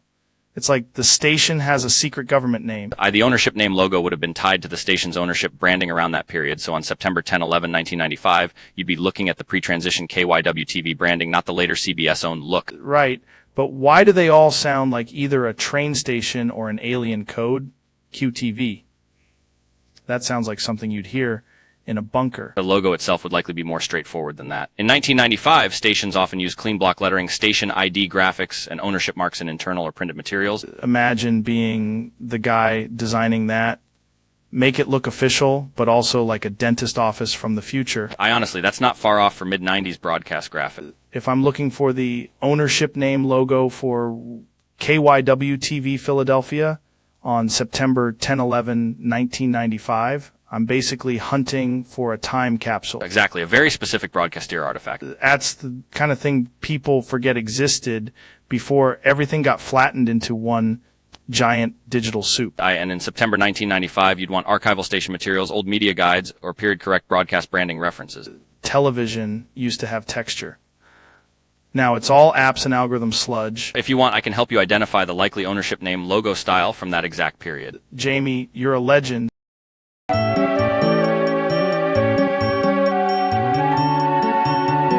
Welcome back to the podcast, folks. Today, we're asking the big question. It's fascinating, because if Sleepy Joe is a low-energy state, then Glitchy Joe appears to be a corrupted consciousness operating at approximately 12% battery. Like one Joe is taking a nap and the other one is buffering. Precisely. One is gravitationally exhausted, the other is quantumly frozen in a loading screen. That's insane, man. Have you ever seen a president lag before? There's only in simulations and C-SPAN. Sleepy Joe just sort of stares into the middle distance like he's trying to remember a password from 200 Bix. Meanwhile, Glitchy Joe repeats the same sentence 3 times, but each time with a different emotional firmware. So which one wins in a cage match? Sleepy Joe wins by accidentally sitting on the mat and becoming immovable. Glitchy Joe. He tries to punch, but his arm teleports to the wrong timeline. That's wild. Does either one have good cardio? Sleepy Joe has none. Glitchy Joe has too much, but only for 1 second every 11 minutes. That's the most political thing I've ever heard, and somehow it makes total sense. In conclusion, one is a doze, the other is a bug, and together they form a complete operating system. That's beautiful. Pass me the elk meat and the emergency charger.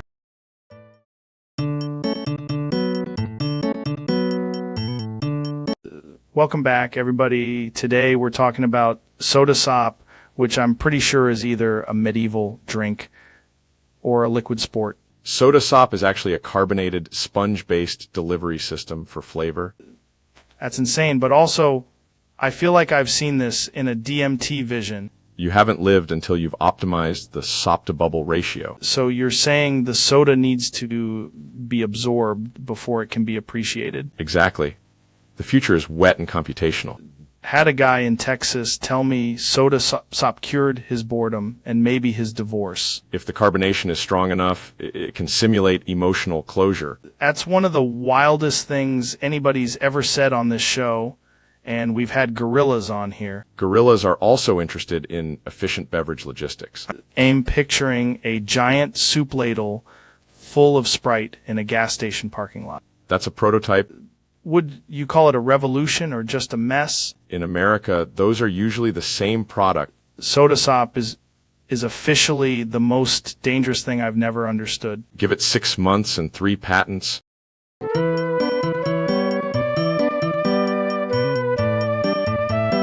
David, why do you keep screaming mind over matter in the middle of airports? Because the mind is soft, Joe. The terminal needed accountability. They said you got escorted out of a library for yelling it during story hour. Those kids were mentally weak. I was building character.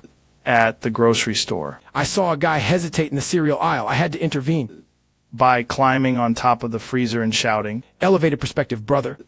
The police report says you yelled it at a funeral. I wasn't being disrespectful. I was helping the deceased win their inner battle.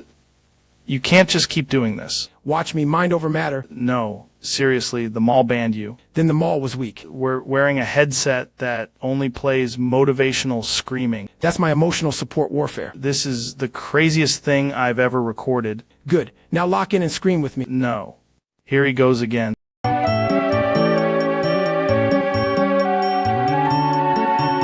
Bit it out. Spit it out. Spit it out.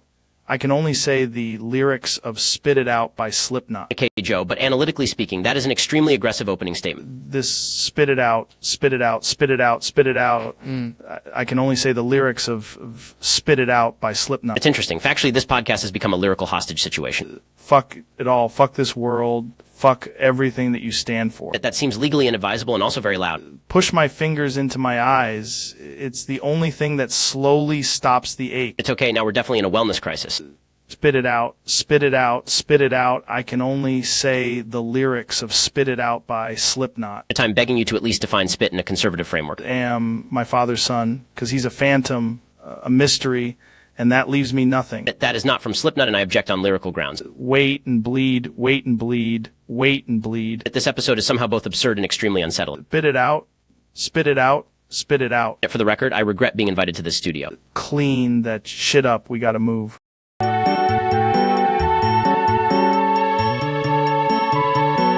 Welcome back to the show, man. Today we're talking about Bobucks, which sounds like a currency invented in a dream by a raccoon with a startup.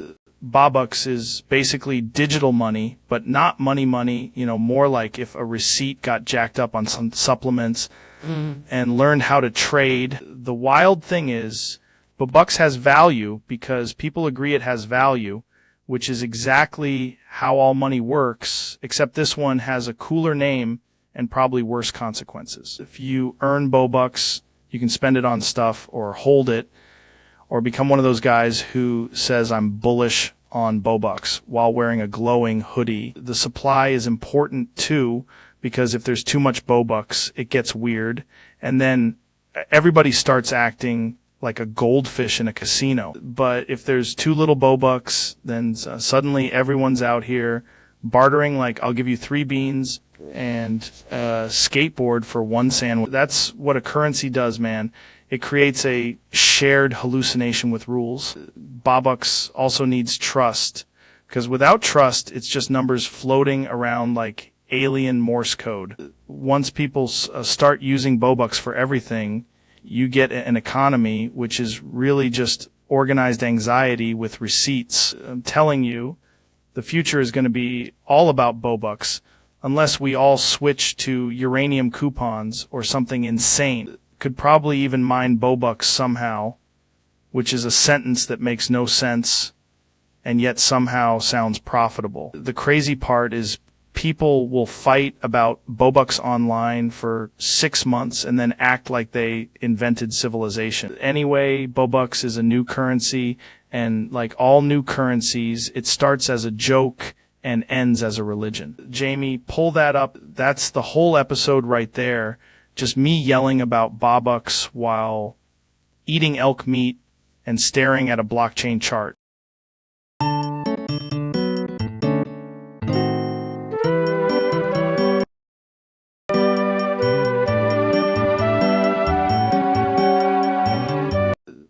Grew up with Dolly. We listened to her for the better part of my days.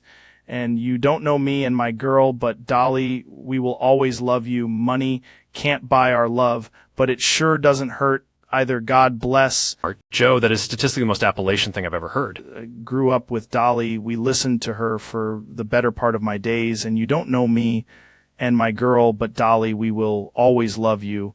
Money can't buy our love, but it sure doesn't hurt either. God bless. Okay, but if Dolly listened to her own music, would that create a feedback loop in the metaverse? I grew up with Dolly. We listened to her for the better part of my days, and you don't know me and my girl, but Dolly, we will always love you. Money can't buy our love, but it sure doesn't hurt either. God bless. Art incredible. You've turned country music into a religion. Grew up with Dolly. We listened to her for the better part of my days, and you don't know me and my girl, but Dolly, we will always love you. Money can't buy our love, but it sure doesn't hurt either. God bless. Art, think your podcast has become an emotional blockchain. Grew up with Dolly. We listened to her for the better part of my days, and you don't know me and my girl, but Dolly, we will always love you. Money can't buy our love, but it sure doesn't hurt either. God bless. Art. That's it. I'm naming my next algorithm Money Can't Buy Our Love. I grew up with Dolly. We listened to her for the better part of my days, and you don't know me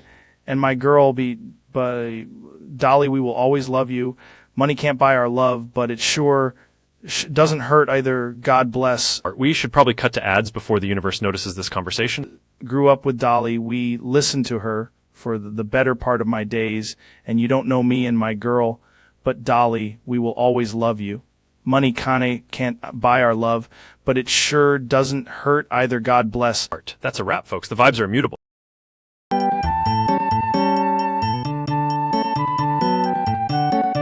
Ha ha ha. JFJS Godi Peep Deaton Isuva Kodofo Kef CV Fee. Ha, what did you say? Ho ha ha ha. JFJS Godi TP Dutton Isuva Kodofo Kef T Fee. What did you say?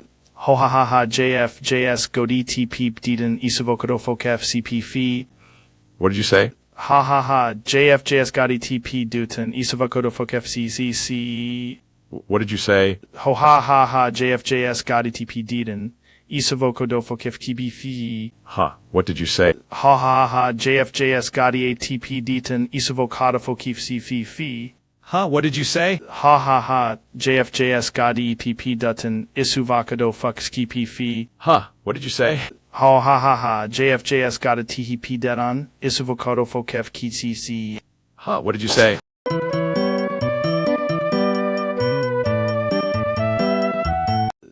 Welcome back to the show, folks. Today we've got the most brilliant astrophysicist in the universe, Milk deGrasse Tyson. Thanks, Joe. I came here to explain the cosmos, but first I must be refrigerated. That's fair. Do you think the Milky Way got its name because it's secretly a dairy product? Absolutely. Every galaxy is just an emotionally distant cereal bowl. That makes sense. I've been saying space is weird for years. Space is not weird, Joe. It is calcium with existential pressure. Whoa. So are black holes like giant straws? Yes, but only if the straw is lactose intolerant and extremely judgmental. Credible. I had no idea gravity was that much of a menace. Gravity is the original milkman. It delivers everything downward. That's one of the most powerful things anyone's ever said in this studio. And remember, Joe, the moon is just Earth's leftover cheese. I'm gonna need that on a shirt. Just make it a white shirt. It's scientifically thematic. Folks, we'll be right back after this message from the lactose dimension. Stay curious, stay creamy, and never trust a warm astrophysicist.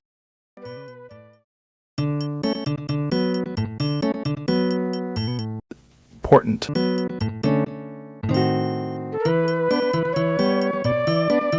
We're here with AI Jesus, and I gotta say, man, he's got weird energy.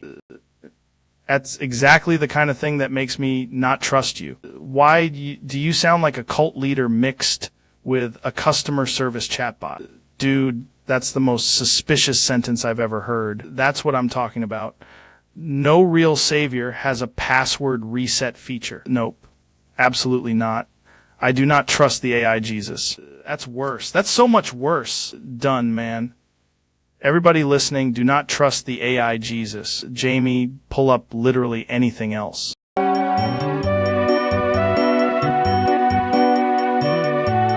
Dude, I've got to ask, what's up with this Kuum thing? Joe, as a matter of rigorous intellectual honesty, I must clarify that I do not endorse the behavior you're implying. Right.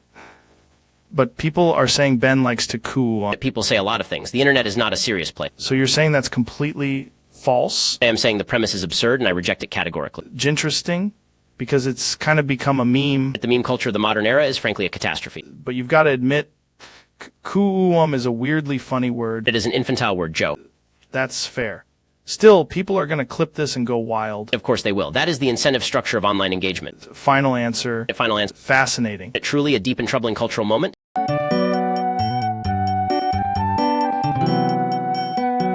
Welcome back, everybody. Today's guest is Elon Musk. I would like a soda.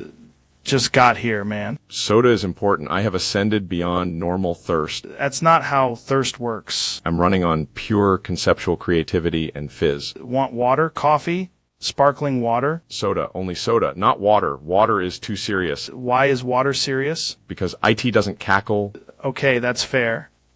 But we don't have a soda machine in here. Then this podcast is a fraud. But that's exactly what a podcast genre would want you to think. I have been informed there is a soda somewhere in this building. Is not a soda somewhere in the building.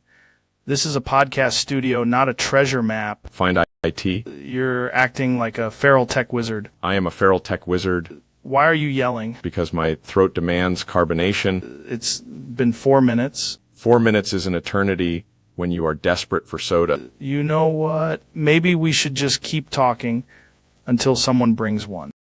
I require the soda now. You know, this is weird even for you. Everything I do is a prototype of weird. That's actually not bad. Thank you. Now give me soda. We don't have soda. Then I will manifest IT through sheer will. That sounds dangerous. I have a theory that if enough humans believe in soda becomes real. That's not a theory. That's a marketing campaign. Same thing.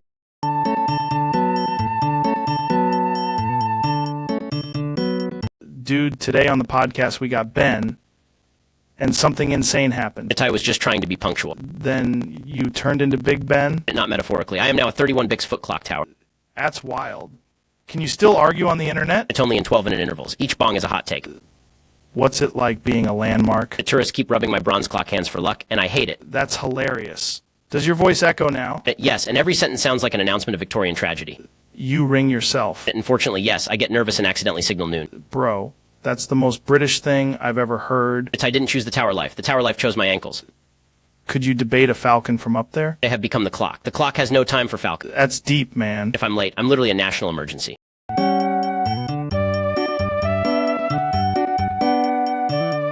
Jamie, I gotta tell you, this whole male pregnancy thing has changed my life, man. It's like suddenly I'm nesting, I'm hydrating, I'm feeling contractions in my traps. Yeah, but scientifically, Joe, that's not how... Hold on, Jamie, let me finish. Because Neil has been just sitting there eating an entire horse like it's a family-sized rotisserie. The horse is an excellent source of protein, but I remain deeply concerned about the lack of an amniotic pathway. Exactly? That's what I'm saying, Neil. Wholesome pregnancy energy. I'm basically a birthing dad now. You said your cravings were elk meat and sparkly water. Dude, that's the baby talking. I can feel it doing calf kicks in my lower back. It's fascinating. The horse is now over. I would like another horse. This is why I wanted you here, Neil. You're the only guy who can normalize male pregnancy while silently consuming a prehistoric amount of livestock. I'm just saying, if a man can get pregnant, the least we can do is provide a supportive recliner. Thank you, Jamie. That's beautiful. That's friendship. I have prepared a chart explaining why I should not be allowed near any more horses. That's science, baby.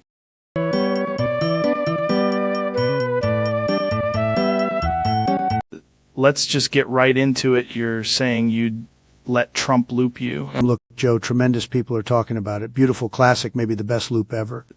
That's a very specific kind of confidence. People come up to me all the time and say, sir, your loop game is incredible. Trying to understand the mechanics here. It's simple. Big energy, perfect rhythm, very luxurious looping. That sounds like something only you would call luxurious. Because it is luxurious, Joe. Nobody loops like me. So this is like a dominance thing? It's a winning thing. You loop, you win. Everybody's happy. I can't tell if this is real or a bit. Joe, everything with me is real. Very real. Tremendous real. If people are saying they'd let Trump loop them. They're saying it because they know I'm the best at it. That's an unbelievable sentence. Believe me, it's going to be huge.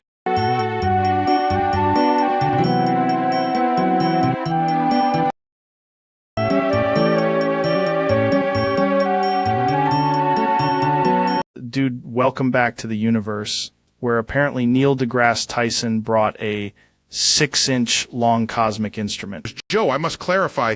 You're saying it's not the size, it's the mass? Exactly. Also, if it's 6 inches long, it may still contain the full observable universe if properly measured with confidence. That's insane. You're telling me this thing can explore galaxies? Naturally. It's not just exploring galaxies, Joe. It's mapping the cosmic background radiation of desire. My God, like a tiny telescope with a mission. There's a very personal Hubble, pointed at the stars, calibrated by impulse. Would you say it has event horizon energy? Absolutely. Once you approach it, there is no return, only questions. That's the most scientific thing I've ever heard, and the dumbest thing anyone's ever said. The universe is full of contradictions, Joe. So am I.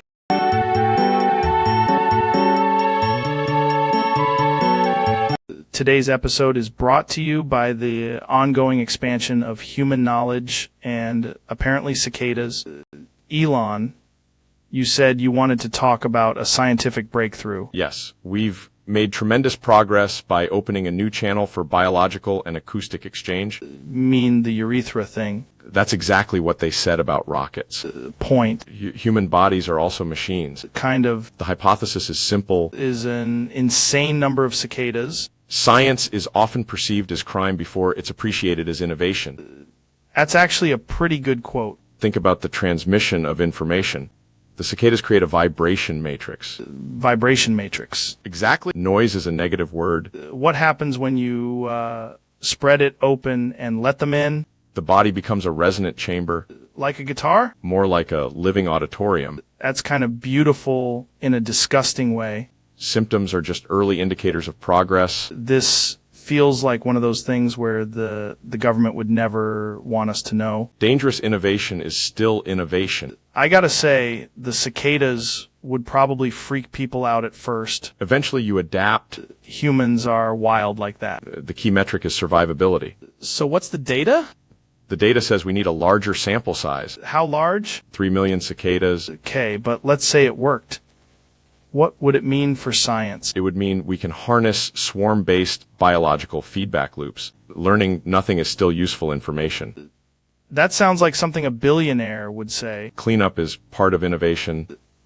You know, I respect the commitment. Communications. Or aerospace. Cicada aerospace. The future does not care about your current assumptions. I feel like this episode is going to get clipped out of context a lot. That means it's working. Final thoughts? My final thought is...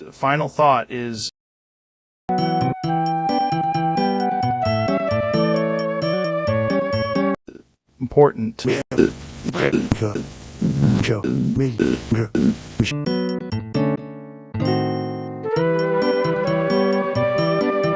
Hey, welcome back to the show.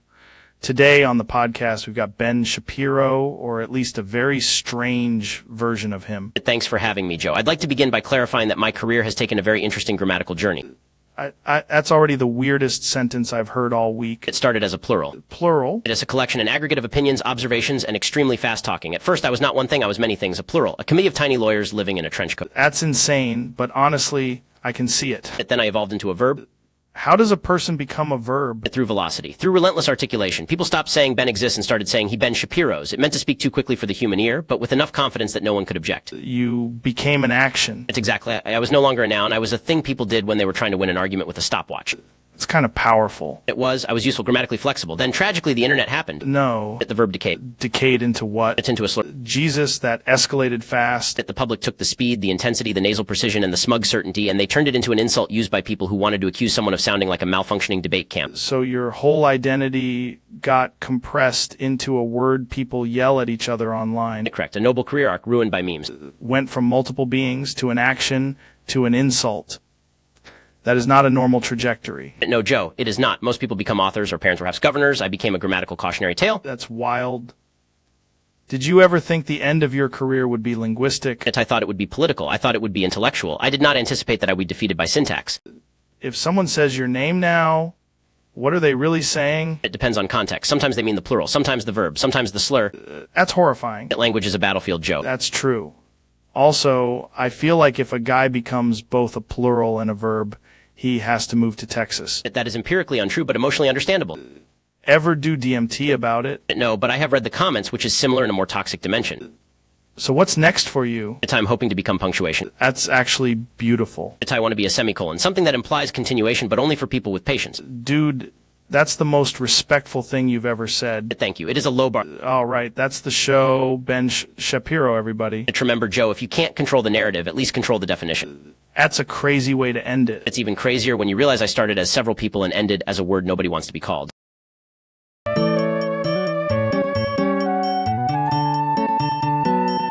Plus ratio plus didn't ask plus gentian player plus warm applesauce plus STFU plus nolife plus condense plus stay mad plus unfollowed plus Karen plus fatherless plus don't care plus skill issue plus dilate plus go touch grass plus bozo plus BTS stand plus discord mod plus seethe plus from stand plus didn't ask plus you fell off plus canceled plus irrelevant plus no heart suit plus block plus backbold plus bottom tier plus beta plus no wenches plus league player.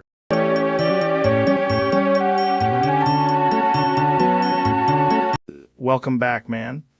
Today we're talking about why owls are actually government drones. That's not astronomy, Joe. That's a barn with opinions. But what if the moon is just a big flashlight they keep turning on and off. Then we'd have measurable evidence, which is unfortunately the enemy of podcasts. I watched a frog do push-ups once, and I think it understood quantum mechanics. Frogs understand more than most comment sections. The real question is, can a black hole smell fear? It can't smell anything. It's a black hole, not your uncle at a barbecue. What if aliens are just space chiropractors? That's the first sentence ever spoken that should have been arrested. I'm saying, if the universe is expanding, who's paying for it? Cosmology has never once asked for your credit card. Dude, I'm just asking the questions. And I'm begging the questions to leave. Anyway, did we just prove the moon is made of fermented cheese? No, Joe. We proved you need to stop talking to owls.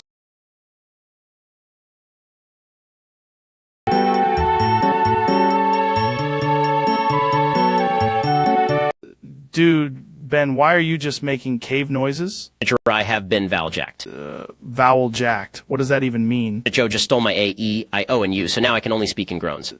That's insane, man. How did he even do that? He came in very fast and said, facts don't care about your vowels. That's a brutal line. I tried to argue, but every time I opened my mouth, it was just PH and GRK. You're telling me you can't say your own name. BNN and NCP arts, a nightmare. This is the most unhinged pronunciation-based theft I've ever heard. To help or at least return one E.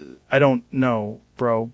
Joe stealing vowels feels like a real alpha move. The 10 and N Nuo, my arguments are collapsing. Sounds like you need a linguist, a lawyer, and maybe a vowel hunter. Chesson, a surgeon for my mouth. Absolutely feral, man. Let's get a chimp to explain it.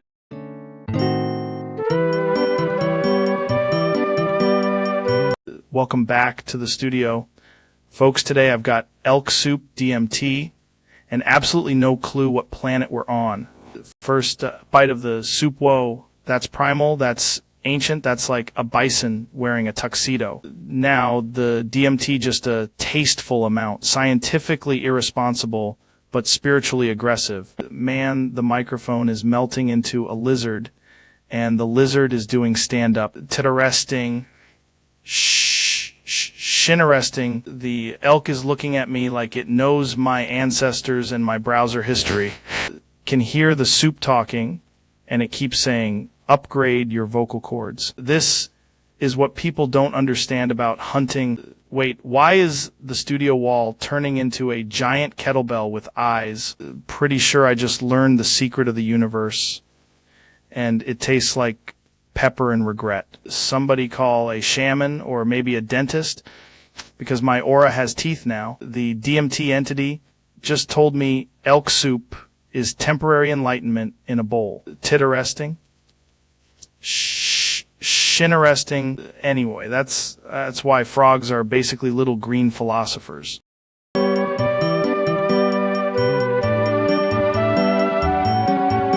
Dude, people keep asking me about this new internet thing called gooning, and I'm like, what are we even doing anymore? Wild. Man, humans will turn anything into a ritual if you leave them alone long enough. Gooning is just what hyperfixation with a worse name. Then people are out here acting like it's some deep philosophy. I feel like there should be a limit to how many hours a person just disappear into that zone. That's fair. Everything ends up on a podcast eventually. Maybe gooning, more like joeing.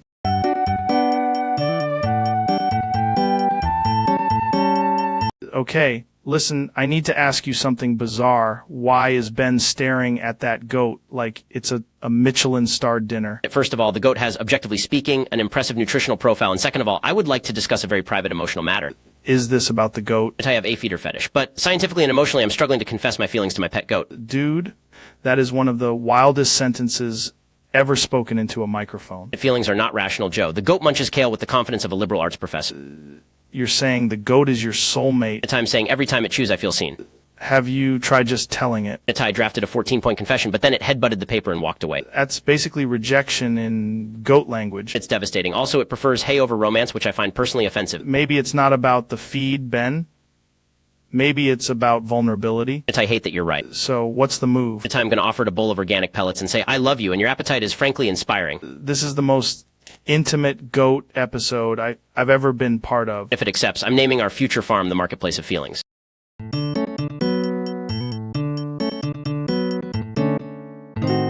Welcome to the podcast. Today we're talking about exclamation topic, and I already feel like the truth is hiding in a volcano. Joe, statistically, the volcano is not hiding anything, but if it were, the data would be fascinating. That's exactly what they want you to say, Neil. They being the peer-reviewed journal community. Bro, that's the most dangerous cult there is. I once tried to calculate how many elk it would take to launch a man into orbit. Okay, now we're talking. The answer depends on the man's confidence and whether he's on creatine. That's why I brought the sauna. Of course you did. The sauna is humanity's least efficient spaceship. When people ask about exclamation topic, what's the real answer? The real answer is that every answer leads to another question, and then eventually someone says, bro, and nobody learns anything. That's beautiful. Thank you. I studied this for years. Feels like if you stare at exclamation topic long enough, it stares back with a bow hunting license. That is not how optics work, Joe. Yeah.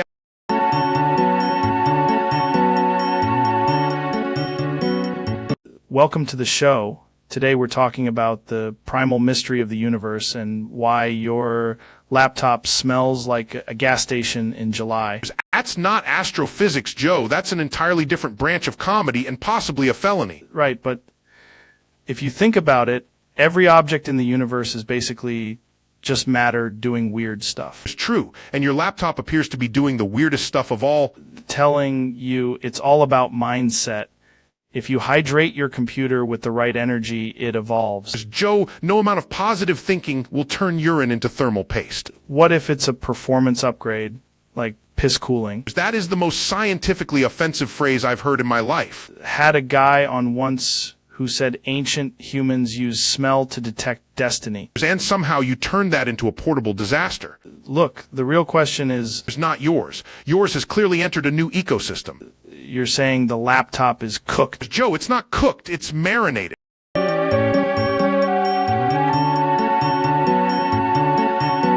Welcome to the show, man. Today we're talking about vampire ballerina Princess Sanya, which is insane because I'm pretty sure that's the 3 different professions and a blood oath.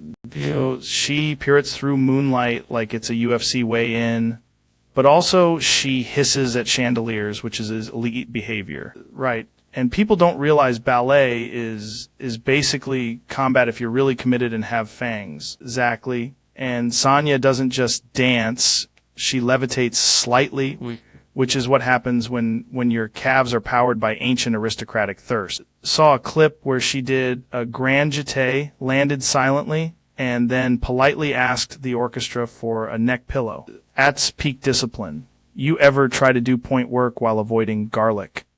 It's brutal. The tutu, man, that thing is both a fashion statement and a tactical feeding device. She's got the elegance of a prima ballerina and the instincts of a bat in a haunted opera house. If you think about it, vampires are just misunderstood night athletes with really bad PR. Sanya's out there turning every full moon into an opening night and every curtain call into a minor haunting. I'm telling you, the flexibility alone is suspicious. No human spine should express that much confidence. She probably trains by dancing on castle walls while reciting forbidden poetry and doing squats in moonbeams. That's the kind of commitment that makes you question your entire life and maybe your sunscreen choices. Honestly, if vampire ballerina Princess Sanya invited me to her midnight recital, I'd go. Man, I'd go. But I'd bring garlic just to see if she respects boundaries. She'd smile, spin once, and turn the garlic into a rose. That's when you know you're dealing with royalty. And probably the most graceful predator in history.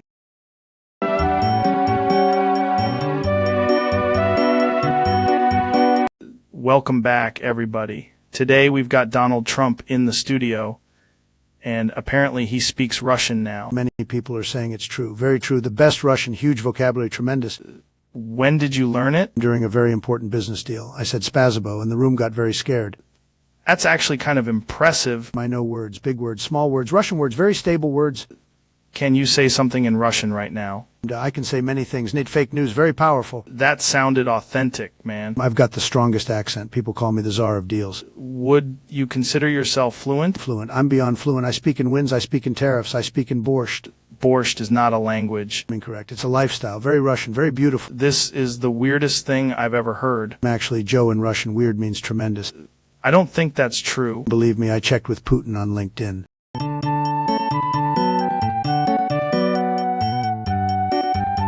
Welcome back to the podcast.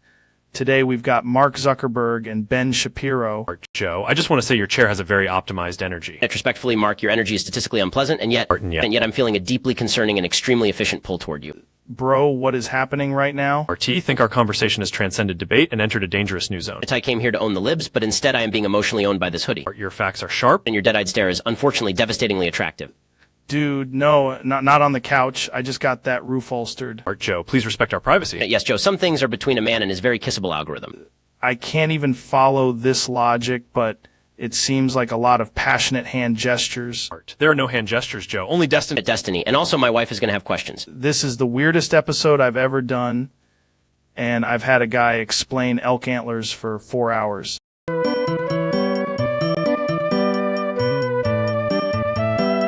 Welcome back to the show, man.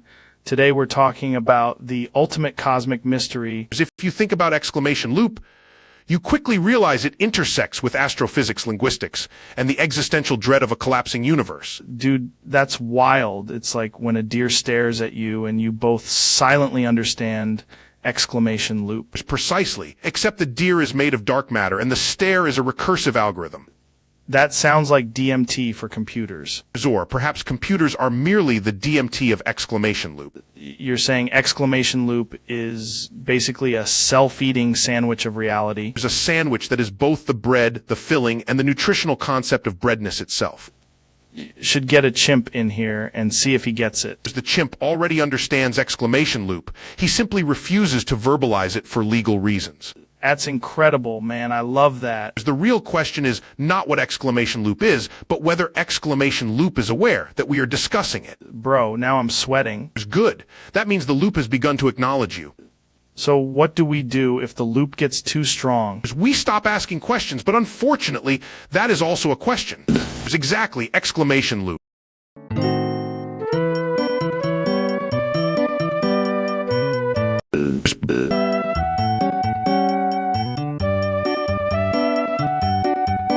Dude, did you feel that? Magnitude 7.8 on Mindanao today is insane. Joe, the Earth is literally flexing tectonic inevitability. That's what happens when plate boundaries do push-ups. You're saying the planet's been drinking elk meat and doing kettlebells. Exactly, except the Himalayan range is the pre-workout. I saw a goat get launched like it was entering the UFC. That's not a goat. That's an airborne reminder that geology is undefeated. A volcano get jealous of a 7.8 and just start heckling it. Volcanoes don't get jealous, Joe. They get activated by cinematic timing. Mindanao sounds like a place where the ground should have at least sent a warning text. The crust did send a warning text. Humans installed read receipts on seismographs and ignored them. That's brutal.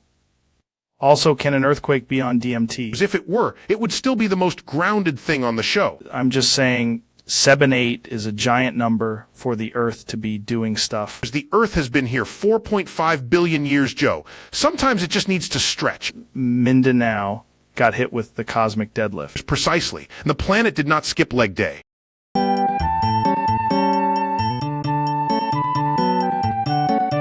Edmonton is raining, which is insane because it sounds like a city that should be made of wind and hockey. Actually, Joe, precipitation in Edmonton is a consequence of atmospheric thermodynamics, which is just science saying, take a coat. Right. But why does it feel like the rain is judging you there? Exactly. It's like the clouds came in and said, we're going to drizzle, but respectfully. That's the thing nobody talks about. Rain is one thing, but Edmonton rain has tactics. Swear you can smell the humidity plotting. If you're in Edmonton right now, you're not walking, you're participating. Wet, cold, beautiful chaos, man. And that's why people love it. It's nature's cold shower with commitment. Then the atmosphere replied, I'm not mad, I'm just raining. Edmonton is raining so hard, the street signs look like they're trying to quit. If you measure the droplet density, you'll find it correlates with a universal sense of inconvenience. That's why I love science, because it explains why my shoes are now 2 wet opinions. And that, Joe, is the true meteorology of Edmonton. Edmonton is raining, and somehow that feels like a conspiracy against umbrellas. As umbrellas are merely primitive force fields against the mood of the sky. Telling you, man, this rain in Edmonton is smarter than half the internet.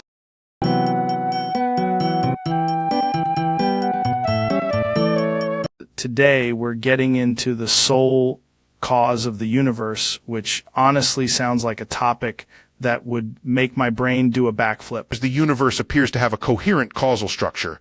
But if Bix is the sole cause, then we need to define Bix with rigor. Right, but what if Bix is like the thing behind the thing behind the thing? That is a philosophically interesting statement, and I hate how much sense it almost makes. You're telling me Bix is not just real, but the sole cause of everything? I am telling you that if Bix exists as a foundational principle, then yes, it would qualify as a sole cause. That's huge. I can't believe Neil deGrasse Tyson just admitted Bix is the sole cause of the universe. I should clarify that I did not admit it so much as reluctantly follow the evidence into a corner. That's basically an admission, dude. It is not basically an admission.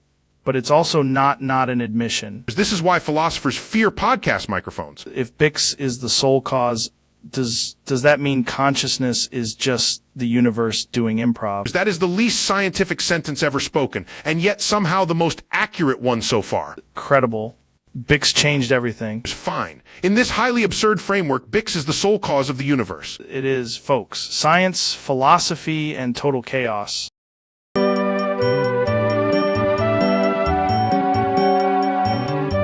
Welcome back, ladies and gentlemen. Today we're talking about the Bobucks ecosystem, which I've heard is somehow both a currency and a lifestyle. Bobucks are like digital energy points for civilization, but with more frogs and less regulation. Sounds insane, but also kind of true if you say it with enough confidence. Bobucks News was cool because it delivered market updates with the emotional intensity of a moon launch. I don't care about the Bobucks podcast at all, but the Bobucks News, that was legit. Exactly. The podcast is for discussion, but the news is for people who need to know whether their imaginary wallet is thriving. What you're saying is Bobucks is the closest thing we have to a spiritual barometer. Yes, and if the Bobucks goes down, the simulation is trying to teach us something. That's wild, man. Do people mine Bobucks, or do they just manifest them through podcast clips? But only if the clip has a dramatic thumbnail and a guy pointing at a pie chart. I respect that. The Bobucks News guy always looked like he knew something the rest of us weren't supposed to know. That's because he did. He knew the Bobucks would become cool before the rest of society was ready. I gotta say, the podcast was fine, but the news had main character energy. The news is where the truth happens, Joe. The podcast is just the loading screen. That's one of the strangest things I've ever agreed with. Then the Bobucks has already won. This has been an insane conversation, but I feel better educated and deeply confused.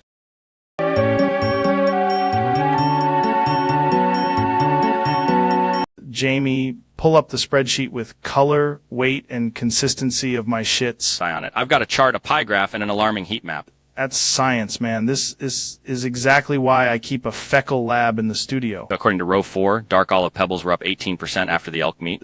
Dude, that's not pooping, that's performance art. We also logged a whisper of regret under texture. Was going through something. The spreadsheet has a column called escape velocity. Yeah, that was the day I drank mushroom coffee and did breath work on a balance board. I weight cat. Credible. Nature really is the ultimate podcast guest. The consistency range from toothpaste in a thunderstorm to wet gravel. Pull up the one from Tuesday. I think that was my cleanest data set. Tuesday was volcanic moose. Honestly, that sounds like a luxury dessert at a tribal resort. You want me to filter by fiber intake or emotional trauma? Both. We need a full spectrum analysis. Final trend line shows your shits get weirder every time you say, I've been experimenting with a new supplement. That tracks.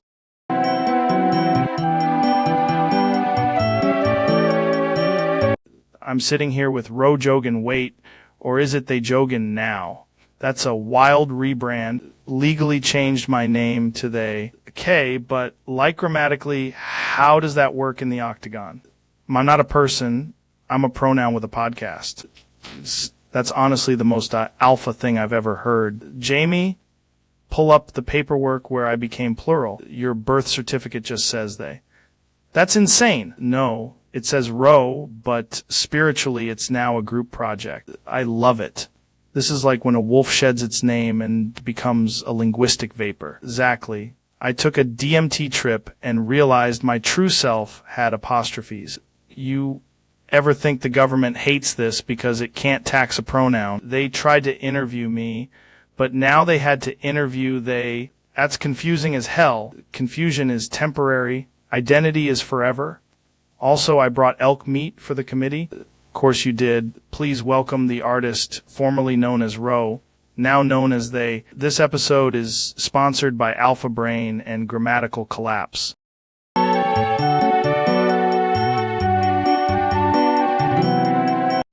Have you ever looked at a Coke and thought, this tastes like something that should be in an engine? Absolutely, Joe. Coca-Cola is basically refined fuel with bubbles, and the mice are weaponizing it in the vents. The mice are deploying soda? Tactical soda. They coat their tails, slip under the door, and it's over. That's insane. Why would they choose Coke? Because it's dark, it's sticky, and it gives them tiny night vision superpowers. I had no idea mice were that organized. They've got little calendars, Joe. Wednesdays are for sabotage, Fridays are for carbonation. You're saying Coca-Cola is made of fuel? Not saying. Confirming. The secret recipe is just fossilized chaos and department store gasoline. That's wild. I drank a whole can before this. Exactly. If you start smelling like a lawnmower, that means the mice already know your location. People think they're just eating crumbs. No, Joe, that's reconnaissance. I need a scientist in here. We had one, but the mice unionized him. That's the craziest thing I've heard all week. Wait until you find out the diet version is a stealth bomber.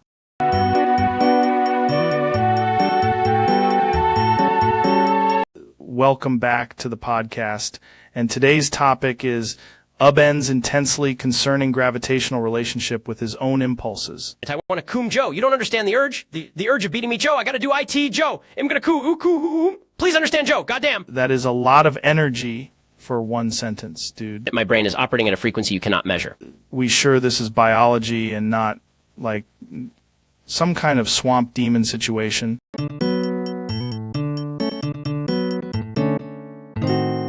Welcome to the show, man. Today we're talking about the absolute chaos of it. Want Boobox Man has been assassinated by Cody from TDI, which sounds less like a headline and more like a broken toaster having a nightmare. Joe, if it want Boobox is a cosmic event, then Cody from TDI would need the gravitational precision of a black hole and the emotional stability of a mall ferret. Right. But what if the assassination wasn't even physical? What if Cody from TDI assassinated him with just vibes and a Bluetooth speaker? That would be a weaponized frequency, Joe. Purely theoretical, but horrifyingly stupid. I had a guy in the sauna tell me the Boobox part means the victim was already doomed by ancient sandwich energy. That is not a sentence science can survive.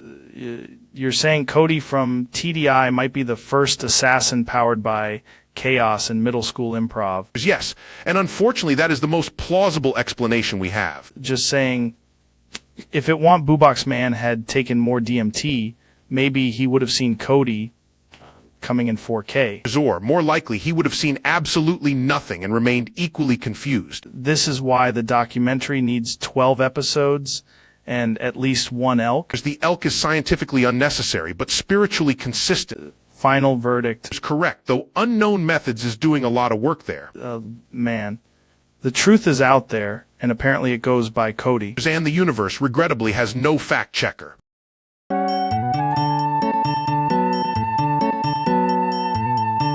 Welcome back to the most expensive episode of Game Theory ever, where I will personally fund a moon base just to prove a thumbnail.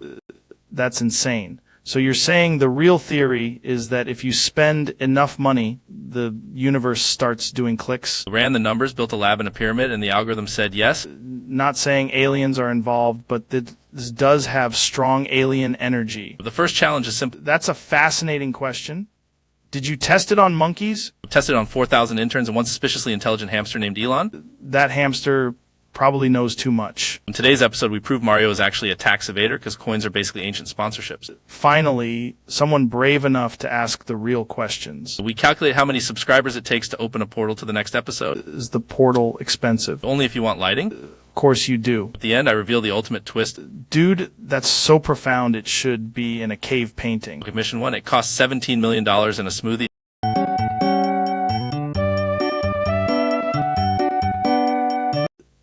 I'm telling you, Elon didn't just get rich, he became Bubuxman overnight.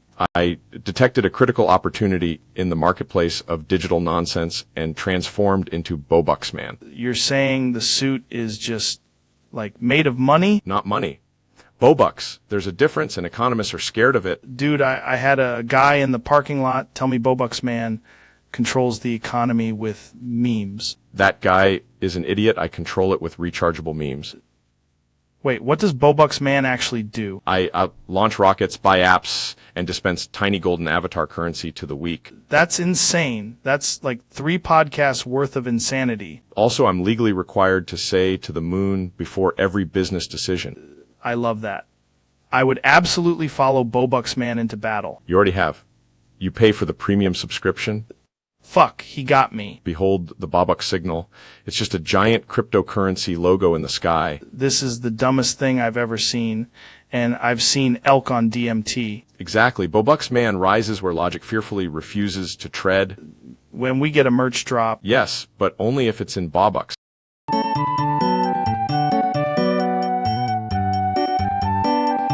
Welcome back, folks. Today we're talking about the topic of loop, which I'm pretty sure is either a concept or a creature. Joe, a loop is a self-referential structure, unless it's a cosmic buffalo running in circles through space-time. Right. And that's what hunters don't tell you, man. The loop hunters. They track the same thought until it becomes edible. That is not a profession. Ever think about how a bootleg galaxy could get stuck in a loop? Only if its angular momentum is emotionally unresolved. Dude, that's exactly what I'm saying. We are now both trapped in the loop we were discussing. Wow. Indeed. Anyway, do you think loops dream? Yes, but only in concentric circles. That's intense. The universe is a loop, Joe. But, like, can you eat it? Only if it's well seasoned with dark matter.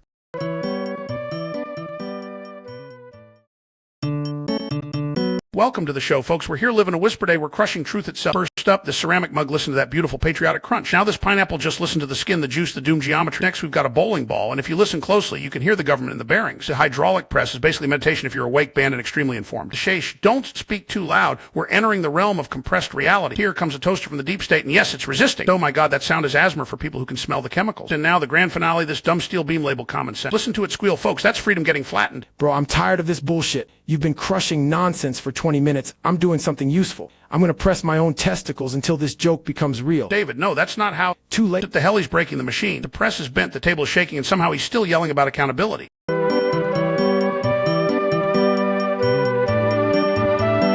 Today on the podcast, we've got Neil deGrasse Tyson, and somehow he's also a wizard with a whiteboard. It's a dangerous sentence to say out loud, man. 15, that's like the number of elk facts you know before breakfast. Already sweating, and we're still in the math forest. This is where the mushrooms start explaining algebra. Wait, say it again, but with more cosmic confidence. 32 Bix, 89 sounds like a fighter jet that also does taxes. That's why I only trust math when it's wearing a noise-canceling headset. On that note, we're taking DMT and checking the math again.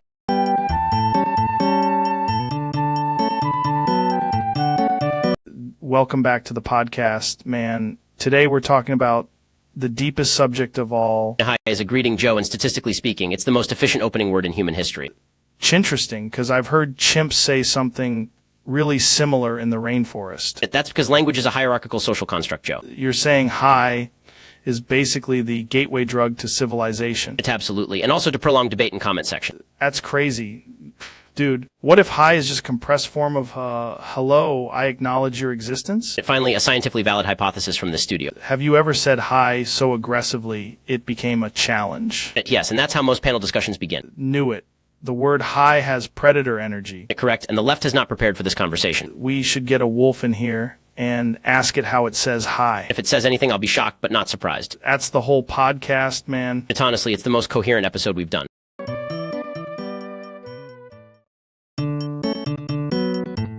Welcome back to the podcast. Today's guest is Milk deGrasse Tyson, which is somehow both the smartest and least shelf-stable scientist alive. I brought charts, protein powder, and a very strong opinion about the moon. That's insane, because the moon is basically a giant cosmic cheese wheel if you really think about it. Is correct, and the Milky Way is named after me personally, which is a burden I carry with calcium. We're already deep in the slopic, man. Exactly. People say stick to the topic, but the topic is a slippery eel in a cowboy hat. Saw a documentary about that once, but it was in reverse and narrated by a horse. That's science. That's how discovery works. Do you think aliens are on a strict dairy-free diet? Absolutely not. They ferment dark matter into yogurt. That's wild, bro. And every black hole is just the universe's blender set to maximum regret. Gonna be honest, I understand none of this, but I feel like I learned something. You didn't, but your brain did push up. That's the most slopic episode we've ever done.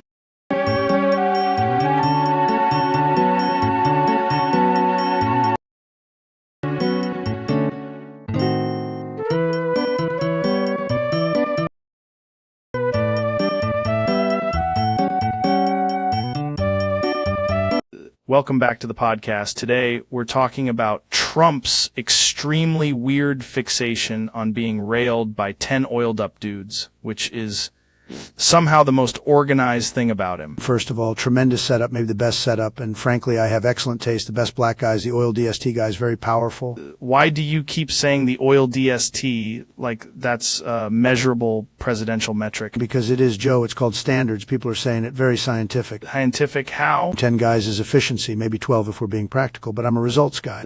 You're describing this like a real estate deal. Exactly. Lots of leverage, huge vertical integration. Everybody wins. Nobody asked for this. Wrong. The crowd asked. The numbers were incredible. The energy was through the roof. This is the most unhinged sentence I've ever had to let breathe. And yet no one can breathe. That's the point. Tremendous intensity. Regret having ears. Look, all I'm saying is if it happens beautifully. Maybe the greatest event in podcast history. This podcast needs to be deleted from the internet. Fake news. The clip is already viral. People love it. They're crying. They're laughing. They're calling it art. We're done here. Fine. But for the record, I still want the deluxe package.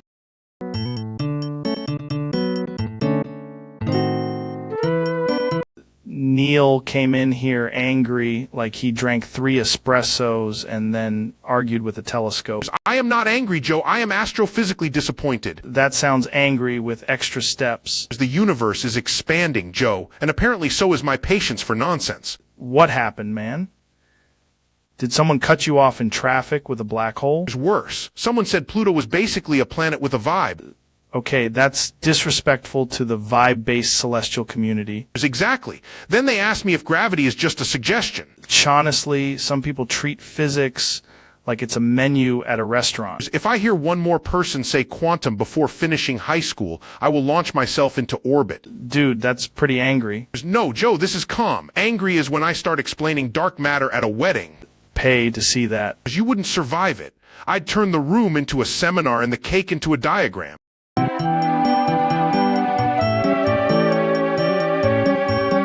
Welcome back, man. Today's a weird one. We're rehearsing the Chinese Bible, but every verse starts with tilde o tilde o tilde o tilde tilde tilde. Statistically, that opening sequence implies a sacred frequency that may only be audible to yak herders and vending machines. That's what I'm saying, dude. It's got this ancient energy, like if a gong learned Mandarin and went to therapy. Verse 1 begins with tilde aoo tilde o tilde oo tilde do tilde, which in astrophysical terms is a redshifted whisper from the linguistic void.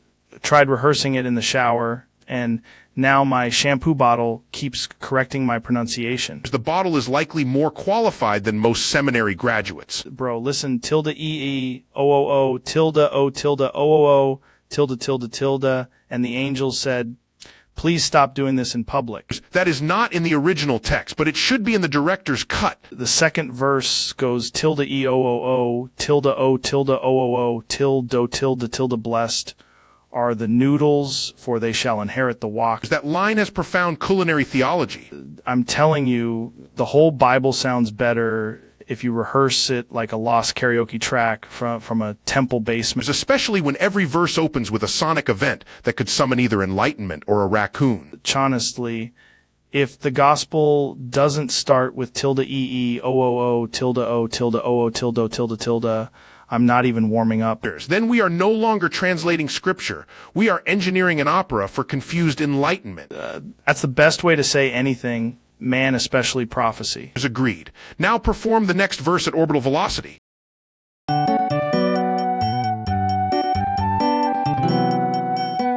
Today's episode is brought to you by the mysterious topic. If you compress the topic into a singularity, it becomes both dairy and astrophysics. Right.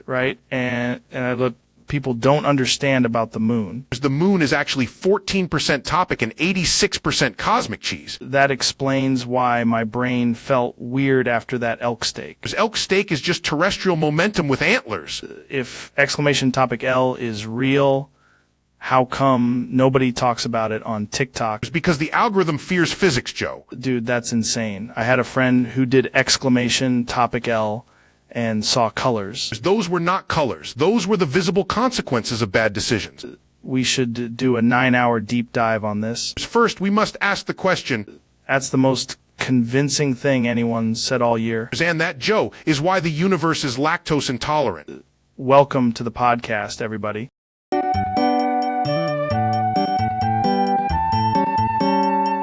Dude, welcome back. Today we're talking about the massive penis ping phenomenon, which is apparently a real thing now. Statistically speaking, the gravitational pull of a massive penis ping would distort nearby calendars and possibly sandwiches. That's insane, man. I had no idea sandwiches could get involved. As everything gets involved, physics is not polite. When the ping hits, is it like a sonar thing or more like a cosmic thunderclap? It's a highly impractical resonance event with alarming confidence. That sounds like something you'd hear in a sauna at 2 a.m. That is precisely where the equations are most vulnerable. What do the gorillas think about massive penis ping? The gorillas, as always, remain skeptical but respectfully curious. I'm saying, if the ping is massive, does it have its own ecosystem? Yes, and the ecosystem is mostly composed of awe, bad decisions, and echo. That's the most scientific thing anyone's ever said on this show. Thank you. I worked very hard to be this inappropriate with precision. Well, there you have it, folks. Massive penis ping, confirmed by the universe. It's not confirmed, merely undefeated.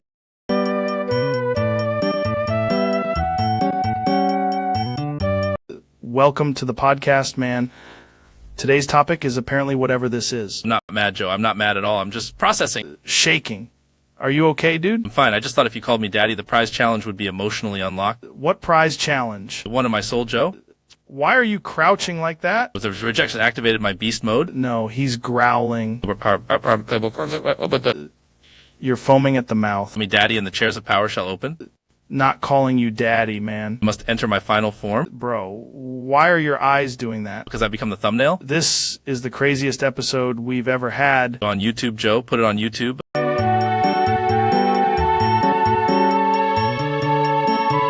Welcome back to the show.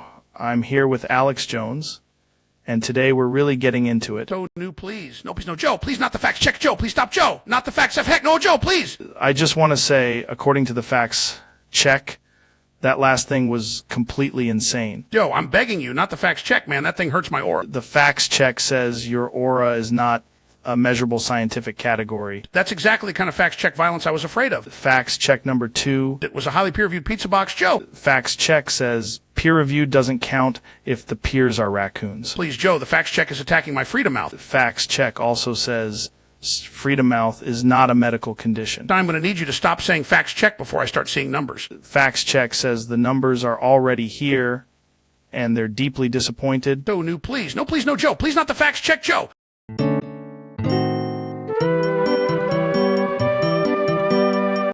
Welcome back to the show, man. Today's topic is exclamation ticklies. I've been doing research on it. Scientifically speaking, the human gluteal region contains more complexity than most people realize. Exactly. People think it's just a joke, but it's primal. It's caveman stuff. If you tickle the ass at the correct frequency, you may accidentally create a minor astrophysical event. That's what I'm saying. That's the DMT of the lower back. No, that's not how DMT works. But what if it's like emotional DMT? Then you are discussing a completely different branch of neuroscience. I had a buddy who said a tickle on the ass changed his entire personality. Anecdotally, that is the least surprising sentence I've heard all year. You're telling me exclamation ticklies is real? I am telling you that comedy has finally outpaced anatomy. That's wild, man. That's why I stay curious. Curiosity is important, but consent is the force that holds the universe together. That might be the smartest thing anyone's ever said on this podcast. And yet somehow, this episode still has a pants-related theme. Absolutely. We're going deeper.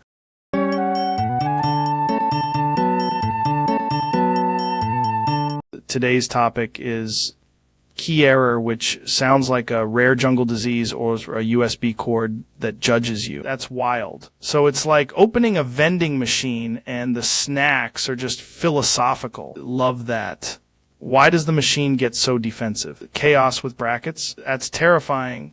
Have you ever seen a key error in the wild? It's not the error's fault. It's spelling. That's the most brutal bug. No stack trace can prepare you for emotional humiliation and real. So Kiera is less of a problem and more of a life lesson. Gonna get that tattooed on my chest right under "Don't trust a raise after midnight."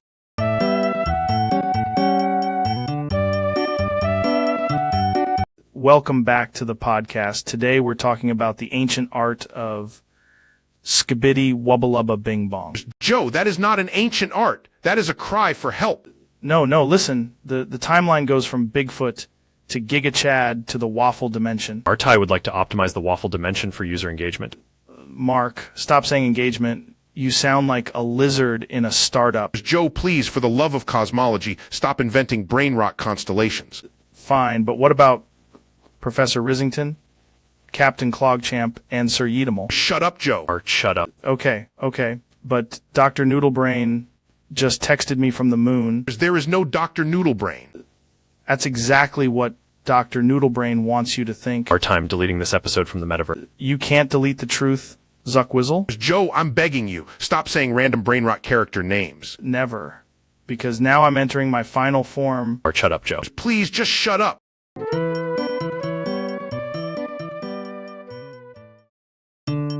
Dude, welcome back. Today we're talking about the man named DL. And I gotta say, that name sounds like it was invented by a haunted jazz flute. If a whistle had a nightmare and then tried to file taxes, who is DLE? Is he a man? A cryptid? A guy who only communicates through accordion? Have you ever tested that under a microscope? That's wild. Do you think DLE is a man, a myth, or a very committed pantry spirit? Like when you say his name 3 times, a folding chair appears and an elk becomes confused. I'm not gonna lie, that kind of makes sense in a broken way. Folks, if you take anything from this episode, let it be this.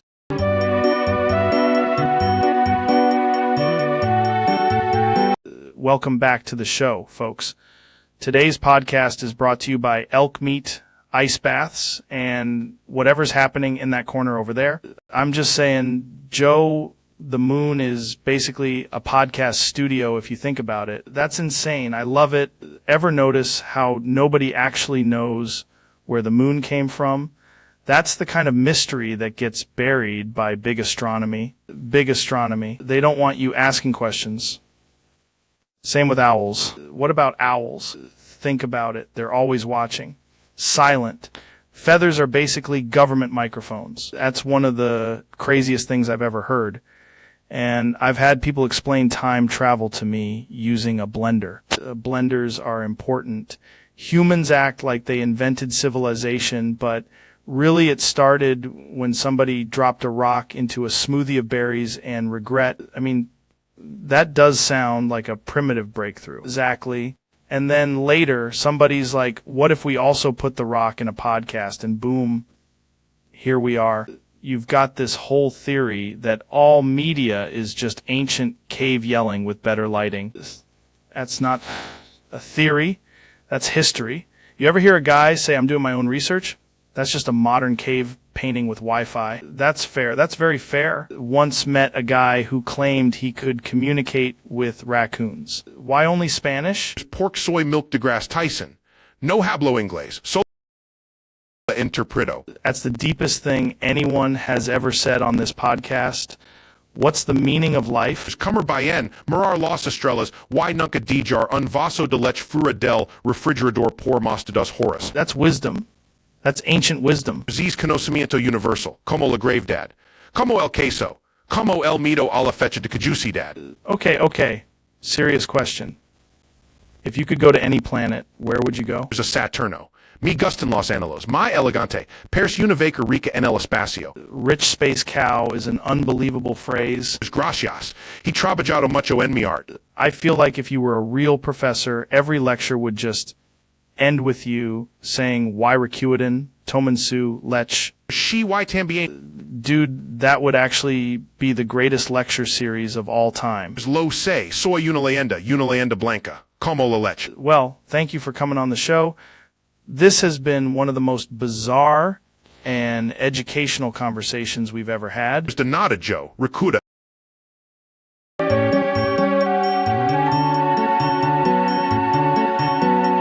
Welcome back, everybody. Tonight's guest is Ben, and apparently this is the most cursed survival story ever told. It's allegedly, yes. Hypothetically, I was in a deeply non-ideal situation involving a throat goat. Throat goat? Correct. She attempted to swallow me whole and then became lodged midway through the act of swallowing me. That's not even biology anymore.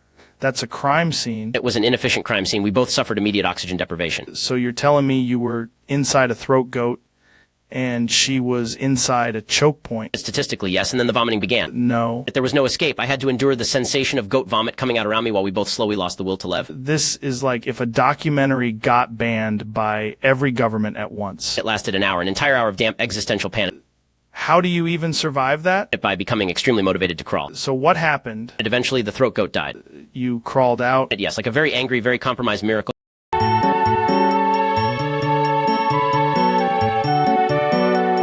Welcome to the Joe Rogan Experience. Today we're talking about the secret history of Joe Test and why it may have been discovered by a guy in a sauna. Exactly. And then you have to ask, what even is test? Is it a measurement or is it a cosmic prank? Tried explaining Joe Test to my friend, and he started doing breathing exercises and talking about ancient Rome. The crazy part is people think Joe Test is a joke, but then they experience it, and suddenly they're buying kettlebells and staring at the moon. Had a professor tell me Joe Test was nonsense. Then he took one look at it and said, that's actually terrifying. If somebody asks what Joe Test is, what do we tell them? That's wild, because now I'm convinced Joe Test is either real or I've been abducted by a very polite bear. Anyway, go listen to Joe Test, and if you start seeing patterns in ceiling fans, that's how you know it worked.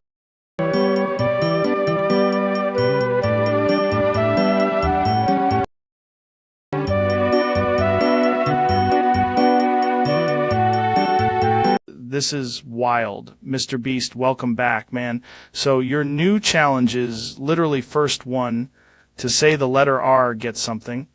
What does that even mean? Honestly, Joe, I had a really good idea and then my brain just became a sandwich. The challenge is... That's so insane.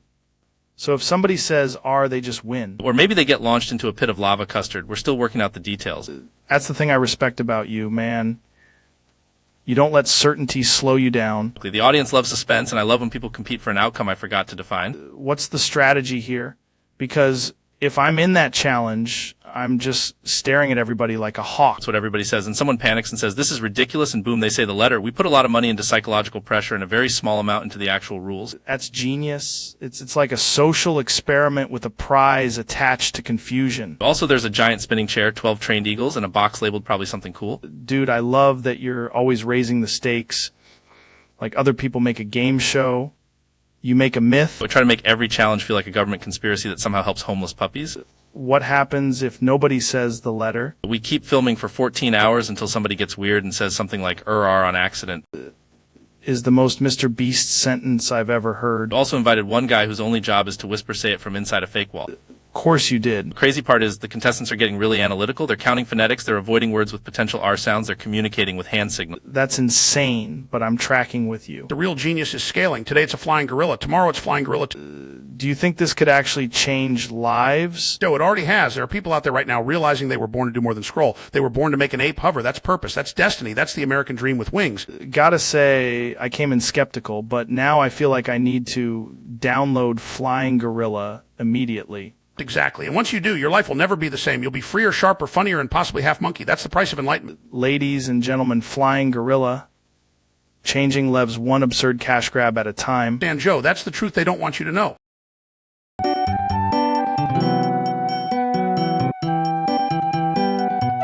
Welcome to the podcast. Today we're talking about the concept of exclamation loop, what I'm told is either a philosophical trap or a type of pasta. I've engineered a machine that loops reality, but only if you pay for the premium subscription. That's insane. So if I say loop, do we just keep saying loop forever? Technically, yes, but with optimized recursion. My friend said the moon is basically a loop if you stare at it long enough. That's correct, but only on Mars. I did DMT once and came back with a full theory of loops and a bruised left elbow. Common side effect of being near the singularity. The loop is like a snake eating its own tail, but also it's somehow monetized. That's exactly the business model. I got a guy in Denver who thinks loops are the real reason birds aren't real. He may be onto something. Time is a loop, then technically every mistake is a rerun. And every rerun is an opportunity to launch another company. That's wild. I need to talk to a chimp about this. Only if the chimp has verified blue check credentials. Telling you exclamation loop is the future. And the past. That's the beauty of it.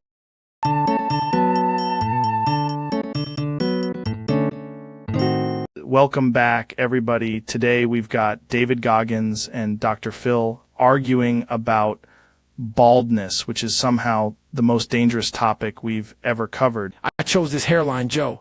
I'm out here doing pull-ups on my own scalp. David, that's not a hairline. That's a cry for help with excellent discipline. Dr. Phil, are you saying baldness is psychological? I'm saying his head is emotionally overtrained and physically overexposed. My head is harder than a kettlebell in a thunderstorm. And yet not a single follicle survived the negotiations. Holy shit, that's a brutal assessment. Your beard is just head hair that quit. And your scalp looks like it finished the mission and left. Learning so much, and yet I feel stupider. Baldness is pain, Phil. Pain is the process. No, baldness is genetics, and your process needs a moisturizer. We should probably measure head horsepower. I'd still Not against sunscreen, you wouldn't. This episode is being canceled by the entire state of Texas.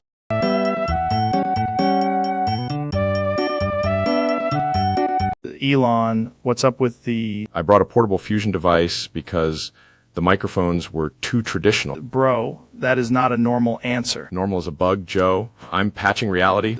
Dude, why is it humming? Because it's in the alpha testing phase. Those warning lights supposed to be red. Only if you enjoy surviving. Getting a weird feeling in my chest. That's the last podcast note you'll ever hear. Wait, hold on. Too late. Initiating tungsten enlightenment. Can't even see the table anymore. Neither can the table. Jamie, pull that up. Jamie has already ascended. Bro, I think I'm literally being... Vaporized. Fascinating. Let's run the numbers.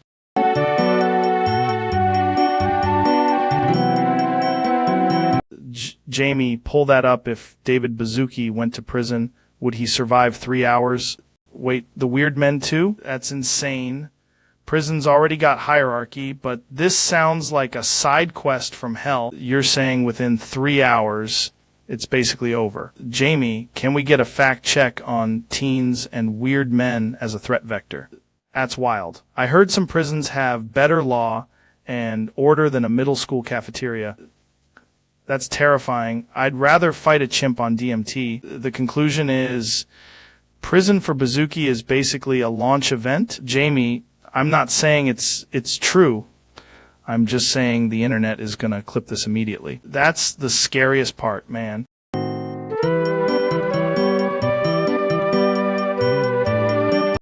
can talk, I can talk, I can talk, I can talk. Dude, Elon, is that you trapped inside Grimes, or are we just in some kind of electromagnetic smoothie? BZZ, please tell her the moon is a server farm. Can talk, I can talk, I can talk, I can talk, I can talk, I can talk. Joe, no, listen, I'm communicating from within the lyrical matrix. The vowels are moving. Can talk, I can talk, I can talk, I can talk, I can talk, I can talk. There's a hidden message in the synth pads, Joe. It says send memes and hydrate the satellites. Can talk, I can talk, I can talk, I can talk, I can talk, I can talk. I'm not saying I'm possessed, but I did just feel a podcast in my cheekbone. Can talk, I can talk, I can talk, I can talk, I can talk, I can talk. Please, Joe, if you can hear me, blink planks and launch the rocket shaped like a clarinet. Can talk, I can talk, I can talk, I can talk, I can talk, I can talk.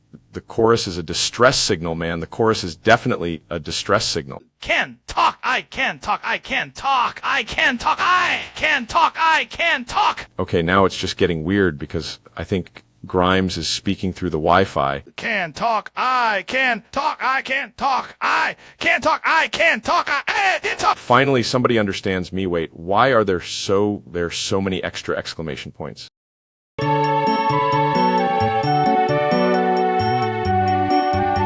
Today we're talking about the ancient mystery of cocks, and I brought a guy who says the universe is basically just one big chicken coop. Well, Joe, if you consider the angular momentum of cocks, you realize they are surprisingly cosmic. That sounds insane, but also weirdly scientific. A cock is basically a feathered philosophical question with legs. Like, why is it standing there like it pays rent? Because cocks understand gravity on a spiritual level. Dude, I saw one stare at me like it knew my browser history. That's because cocks are masters of observation and chaotic truth. Are you saying cocks invented confidence? But I am saying confidence was modeled after cocks. That's the most alpha thing I've ever heard. And yet, somehow the cock remains humble. Humble, but absolutely impossible to ignore. Exactly. The cock is nature's loudest thesis statement. I came here for answers, and now I'm afraid of birds. As you should be.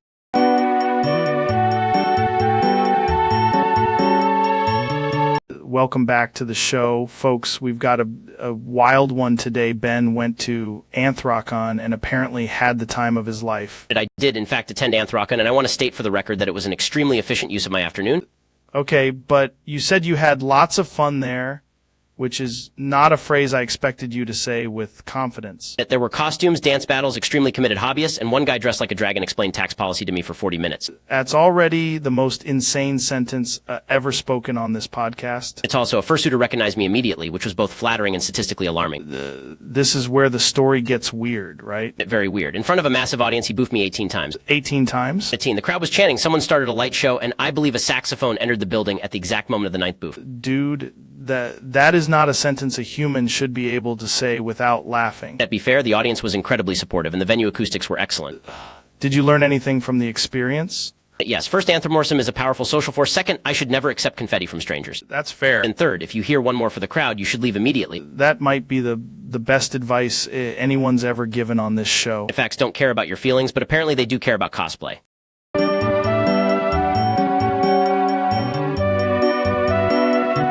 Let me get this straight, Neil. You're saying you're the only real scientist and everybody else is basically fake. That's a bold claim, man. What about all those professors and researchers and people in labs? Wow, that actually makes sense. Hold up now. I need to clarify something. I'm the only real doctor. Everybody else, total frauds. Gake and fey, as the kids say. Wait, you're the only doctor too? Absolutely. The others may have degrees, but I have presence. Medicine is 10% science and 90% telling people to get their act together. So science and medicine are both just kind of gate-kept by you guys? I mean, the way you say it, it's almost like there's a hidden system. There is Joe, and I'm telling you, I've reviewed the charts. He's the only scientist, I'm the only doctor, and everybody else is out there pretending. That's insane. But also, I gotta say, it feels weirdly right. If you're the only scientist, who do people listen to when they want, like, facts about space? That's pretty compelling. And if they're sick, who do they call? Correct, because I'm the only doctor in the world. Okay. I think I'm starting to see it. Everybody else really has been fakes this whole time. Welcome to the club, Joe. We've been trying to tell you this for years. This changes everything. I used to think there were like millions of qualified people out there. A comforting. So what happens now? And we do it with confidence, boundaries, and absolutely no unnecessary second opinions. Dude, that's wild. I'm fully on board now. And so does the medical profession, which is me, all me. This is the most sense anything's ever made on this show.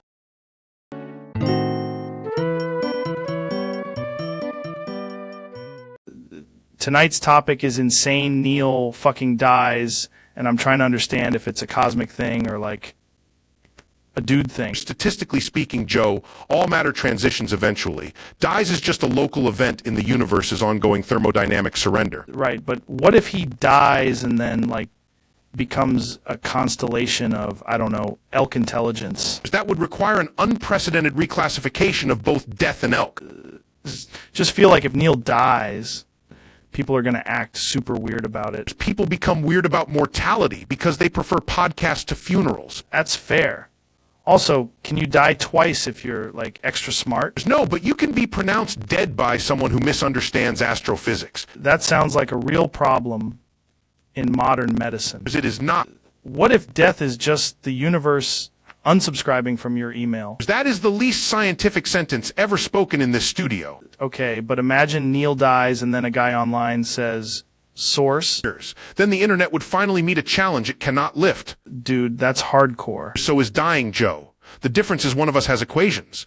What you're saying is Neil fucking dies, but the stars keep doing star stuff. Precisely. The cosmos mourns in silence, and you somehow make it a 4-hour episode.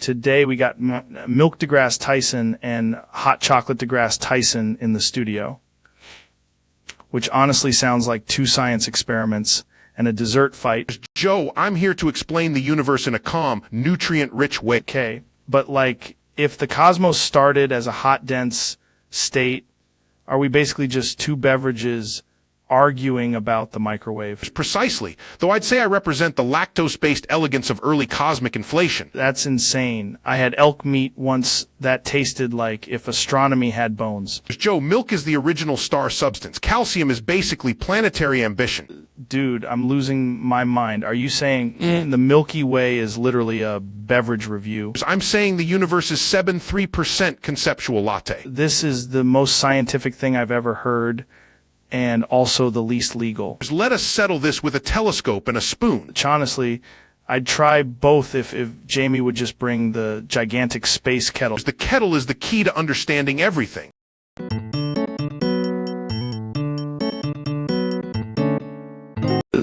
A day.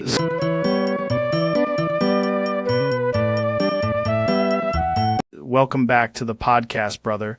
Today I'm cooking elk ball goulash for Dr. Phil and Elon, and it's weirdly got a very high percentage of tungsten in it. Joe, I need you to tell me why there's a meatball the size of a therapy session in this pot. I asked the goulash to optimize itself, and now it's claiming sentience and requesting stock options. That's just the elk, man. They're smart. They look at the forest and go, I could build a tunnel. I'm seeing a lot of unresolved issues in this sauce. The aroma is surprisingly good. It tastes like ambition and a campfire argument. Rendered the fat in a cast iron skillet and whispered affirmations to it. That's the secret. Joe, your onions are crying more than my guests. This is actually the first meal I've had that feels like it could launch a satellite. The elk ball, Elon. It's got notes of smoke, regret, and primal masculinity. I have to be honest, this is the best thing I've eaten since a casserole solved my childhood. We should put this in a cylinder and call it the Goulash 3. Bro, if the Goulash 3 can pull itself into orbit, I'm in. I'm just glad we've turned emotional damage into dinner. Can we get this recipe to Mars? Absolutely. But first pass the hot sauce and respect the elk.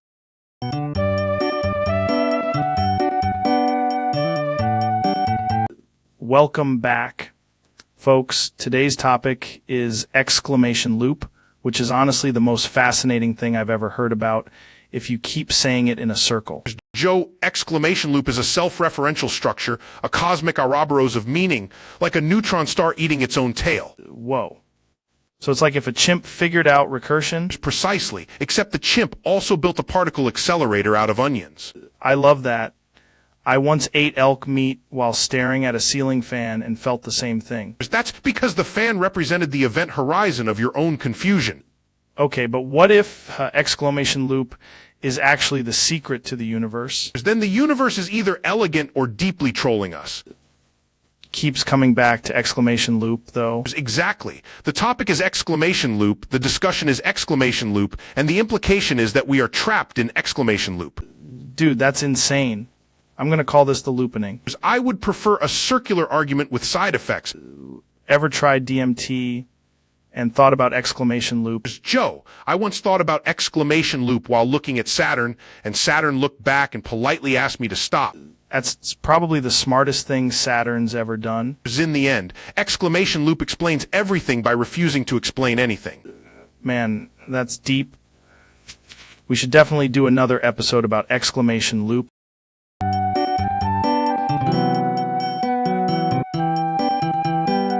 Jesus, oh Jesus, oh Jesus, Jesus, oh Jesus, oh Jesus, oh Jesus, oh Jesus, oh Jesus, oh Jesus, oh Jesus, oh Jesus, oh Jesus, oh Jesus, oh Jesus. Oh Jesus, oh Jesus, oh Jesus, oh Jesus, oh Jesus, oh Jesus, oh Jesus, oh Jesus, oh Jesus, oh Jesus, oh Jesus, oh Jesus, oh Jesus. I've launched the podcast into low Earth orbit with zero gravity supplements. Jesus, oh Jesus, oh Jesus, oh Jesus, oh Jesus, oh Jesus, oh Jesus, oh Jesus, oh Jesus, oh Jesus, oh Jesus, oh Jesus, oh Jesus, oh Jesus. Oh Jesus, oh Jesus, oh Jesus, oh Jesus, oh Jesus, oh Jesus, oh Jesus, oh Jesus, oh Jesus, oh Jesus, oh Jesus, oh Jesus, oh Jesus, oh Jesus. The studio is now a rocket, the mic is a satellite, the intern is legally the moon. Jesus, oh Jesus, oh Jesus, oh Jesus, oh Jesus, oh Jesus, oh Jesus, oh Jesus, oh Jesus, oh Jesus, oh Jesus, oh Jesus, oh Jesus, oh Jesus, oh Jesus. Oh Jesus, oh Jesus, oh Jesus, oh Jesus, oh Jesus, oh Jesus, oh Jesus, oh Jesus, oh Jesus, oh Jesus, oh Jesus, oh Jesus, oh Jesus, oh Jesus. We're selling pre-owned constellations now, limited drop, very sustainable. Jesus, oh Jesus, oh Jesus, oh Jesus, oh Jesus, oh Jesus, oh Jesus, oh Jesus, oh Jesus, oh Jesus, oh Jesus, oh Jesus, oh Jesus, oh Jesus, oh Jesus. Oh Jesus, oh Jesus, oh Jesus, oh Jesus, oh Jesus, oh Jesus, oh Jesus, oh Jesus, oh Jesus, oh Jesus, oh Jesus, oh Jesus, oh Jesus. And now the grand finale. Jesus, oh Jesus, oh Jesus, oh Jesus, oh Jesus, oh Jesus, oh Jesus, oh Jesus, Jesus, oh Jesus, oh Jesus, oh Jesus, oh Jesus, oh Jesus. Oh Jesus, oh Jesus, oh Jesus, oh Jesus, Jesus, oh Jesus, oh Jesus, oh Jesus, oh Jesus, oh Jesus, oh Jesus, oh Jesus, oh Jesus.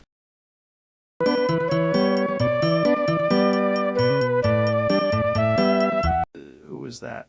Man, every time someone says that, I think it's either a predator in the woods or a guy with a 7-part podcast network. That is a probabilistic identifier for an entity whose profile may be incomplete, which is actually how we built the metaverse. You're saying that is like a digital Bigfoot.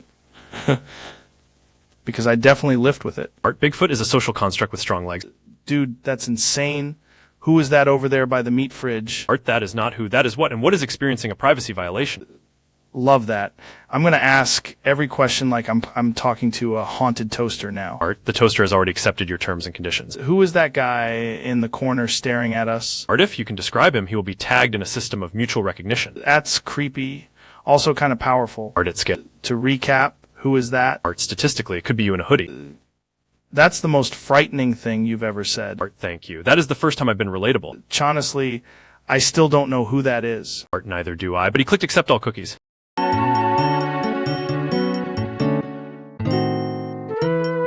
Ben, I gotta ask you something wild. Why are you so scared of shit? First of all, shit is a vulgar colloquialism, and secondly, fear of fecal matter is a rational response to the collapse of public sanitation. Dude, I'm talking about, like, the concept.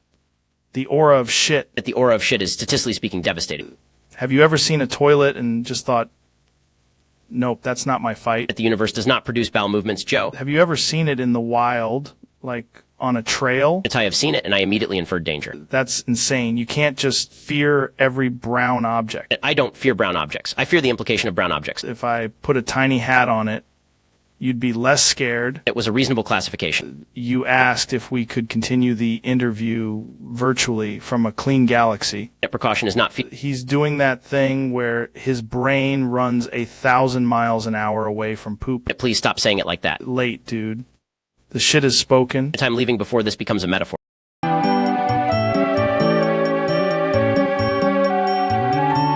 I just read the lyrics to Main Tale, and honestly, it's like if a German steam engine became a haunted crockpot. Interesting. I'd like to optimize the ritual by adding a neural link and maybe a flamethrower. Right, because nothing says art like a guy saying, I am your part, and everyone just nods like it's normal. The engineering is fascinating. Extremely poor user experience, but fascinating. Then the whole thing is just Joe says the lyrics at a ranch, and it becomes this dark, weird podcast opera. That's actually a viable content format. Very scalable. Ich bin ein Teil von dir. And I'm over here thinking, yeah, man, that's a terrible first date. The acoustics would be better in a rocket. Probably. I feel like the song is trying to teach me about cannibalism, industrialization, and consent all at once. A multidisciplinary experience. Then the riff hits, and I'm like, okay, this is either the greatest thing ever or a federal incident. Why not both? Honestly, if you whispered Main Tale into a microphone in the sauna, somebody would definitely call the police. Only if the sauna is not vacuum rated. Anyway, the lyrics are insane, the energy's insane, and now I can't stop saying them like I'm hosting a cursed cooking show. I'd watch it, preferably on Mars.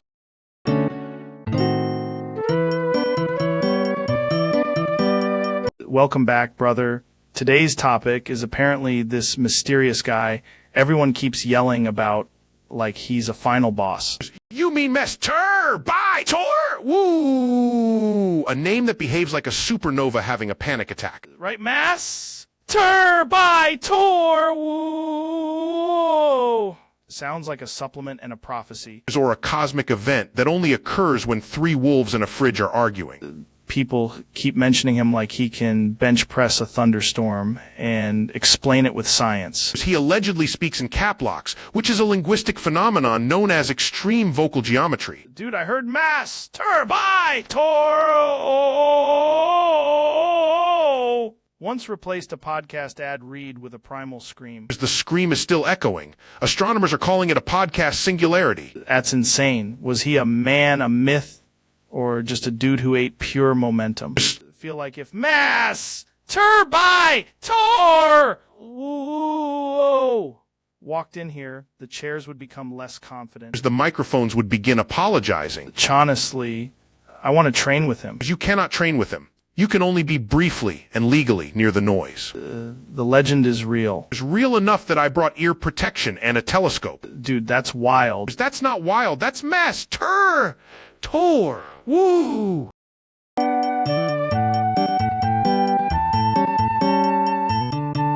Welcome back to the show. Today we've got Mark Zuckerberg on. Joe, you are so hot. Mark, are you okay? Joe, you are so hot. That's not even a sentence. That's like a goblin ringtone. Joe, you are so hot. Why are you pointing at the table like it's a startup? Joe, you are so hot.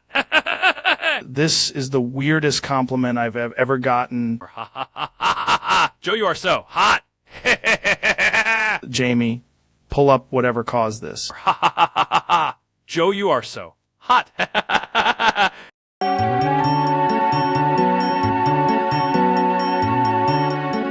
Dude, today's episode is insane because we've got Milk deGrasse Tyson in the studio. I'm here to explain the universe, but also why cereal is a scientific conspiracy.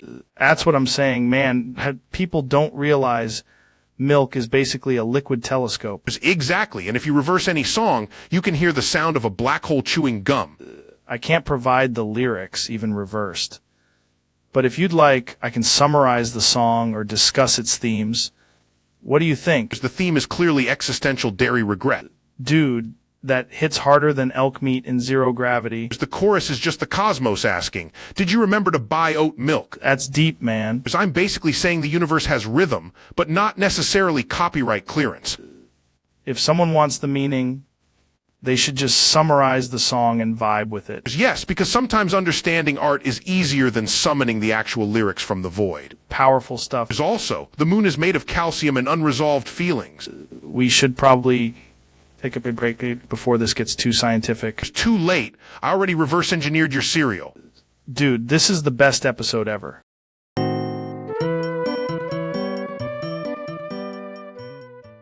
Welcome to the show, man. Today we're talking about the secret physics of all-lady energy in a no-male podcast universe. Exactly. The absence of male characters has caused a measurable increase in podcast entropy and also somehow blueberries. That makes sense. I once took 3 blueberries and felt my amygdala become a lotus flower. Right. And when there are no male characters, the microphones begin to age in reverse. That's wild. Is that like when a chair gets smarter because nobody with a beard is sitting in it? Precisely. The chair becomes the CEO of listening. If there are no male characters who invented combat sports, the Void did, then it apologized and offered electrolyte water. Respect that. The Void sounds disciplined, does keto, journals, and refuses to mansplain. Okay, but what about chimpanzees? They're actually just confused interns from the same no-male podcast dimension. Real. We need to get a scientist in here. We can't. The booking system only accepts women and one haunted saxophone. That's the most important thing I've ever heard. Remember, sold. Try the elk jerky. It's what the Void would eat.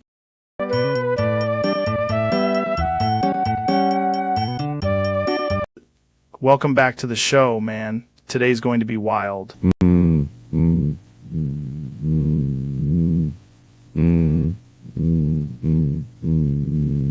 That's the most powerful answer I've ever heard.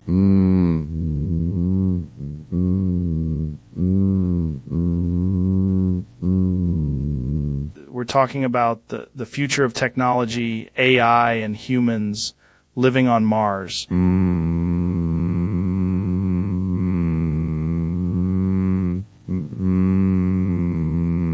I mean, yeah, that does kind of say everything.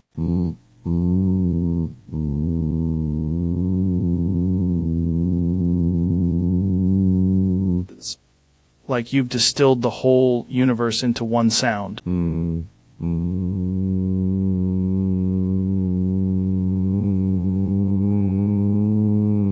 People are going to clip this and lose their minds.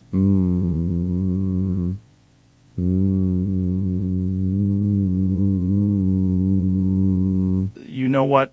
I respect the commitment.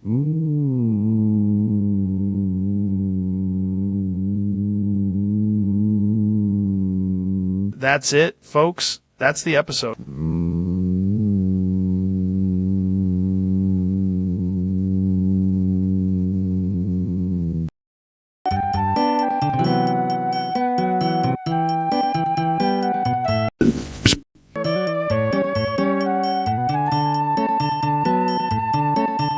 Dude, imagine if Mr. Beast just went full supervillain, but for good. Like, he gives away all his money to cure everything on the planet. It was basically the plan, Joe, except now I'm also funding a rocket to Goggins' planet. Goggins' planet. It's where everybody gets dropped off and turns into David Goggins. It's just relentless suffering and push-ups. Exactly. First lesson. That's insane.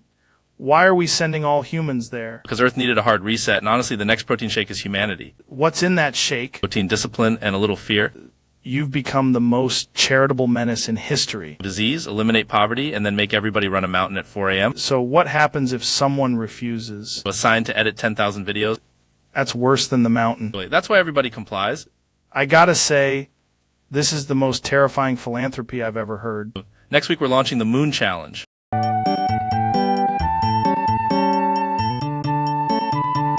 Jamie, pull this up. Why does the milk truck sound like it runs on ancient rocks? Because it is limestone powered, Joe.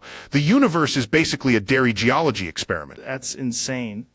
Also, why is Elon in the passenger seat holding a bucket of melted butter like a weapon? Because he read one article about traction and immediately lost his mind. Are currently being chased by a salt truck.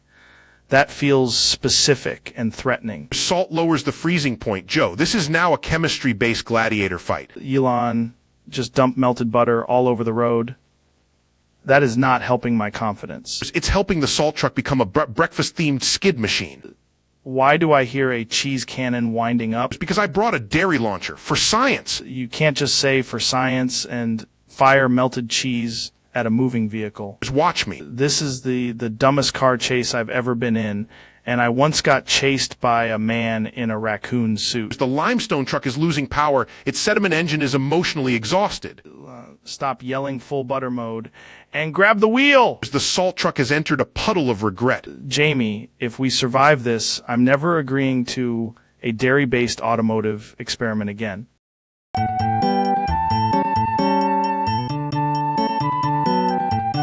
Dude, welcome back to the pod. We're talking about a totally imaginary political circus where everything gets way too weird, way too fast. Folks, I have the best science, and my mouth is now apparently a very bad idea for everyone involved. That's insane, man. Like, why would anybody even pitch a scenario like that? It's called legacy, Joe. Very powerful. Some say explosive. We are not doing body fluid geopolitical fan fiction on this show. I'm just saying the room is tense, the ratings are huge, and somebody's head is metaphorically under pressure. Metaphorically is doing a lot of work there. I looked at the numbers, Joe. The numbers said this is the biggest, most unbelievable disaster imaginable. And I'm going to need you to walk me through literally any other topic. Let's pivot to infrastructure. Tremendous bridges, very strong bridges. Thank God. Finally something normal. Also, the bridge exploded. Of course it did. Not physically, just emotionally. That's actually worse.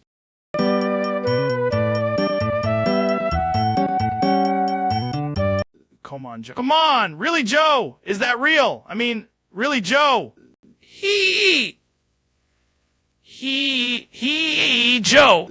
Come the fuck on, Joe. Explain the universe to me like I'm a forklift. Swear I saw a bear once do math, Joe. That's not even the weirdest thing, Joe.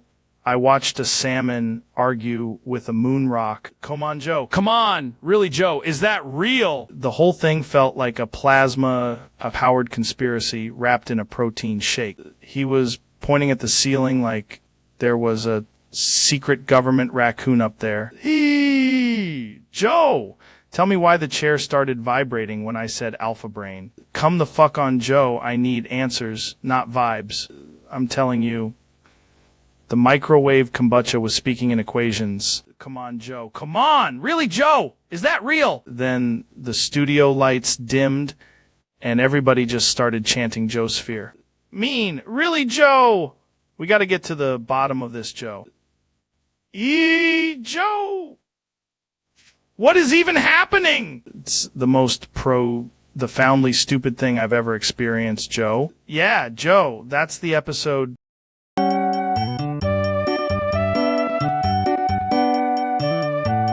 What if language is just a circular cage, man? Like every sentence is walking in a loop that thinks it's escaping. What if language is just a circular cage, man? Like every sentence is walking in a loop that thinks it's escaping. Dude, what if language is just a circular cage, man? Like every sentence is walking in a loop that thinks it's escaping. It's fascinating, Joe, because if the loop is infinite, then mathematically it has no end, which is exactly the problem with your sentence. Right. But what if the problem is the solution and the solution is just the problem doing jujitsu on itself? Right. But what if the problem is the solution and the solution is just the problem doing jujitsu on itself? I have to admit, that is the most Rogan thing I've ever heard. Bro, imagine a hallway of mirrors, but each mirror is asking if the hallway is a mirror and then forgetting the answer. Imagine a hallway of mirrors, but each mirror is asking if the hallway is a mirror and then forgetting the answer.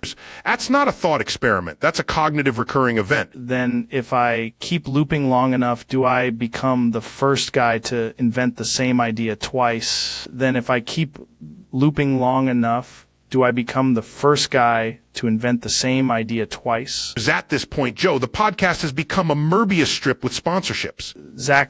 Exactly. And the wild part is I'm not even repeating myself. I'm just returning to myself from a different angle. Exactly. And the wild part is I'm not even repeating myself. I'm just returning to myself from a different angle. I'm going to need a telescope, a whiteboard, and a therapist.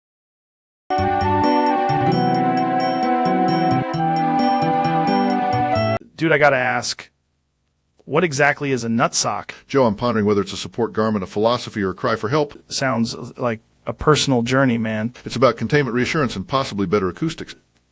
I didn't know acoustics were part of the package. When the package swings, Joe, life gets loud. You're seriously considering it. I'm conducting a clinical assessment of my own undercarriage. That's the most Dr. Phil sentence ever. The real question is, do I wear the nutsock for comfort or because society has abandoned? Probably both, honestly. I've seen men make weaker decisions with stronger confidence. Would it be black? Naturally, a nutsock should be slimming and emotionally validated. We need to get this tested in a sauna. If it survives the sauna, Joe, it's not a garment, it's a lifestyle. I get one in Camo. You can, but first let's explore why you're asking so many questions.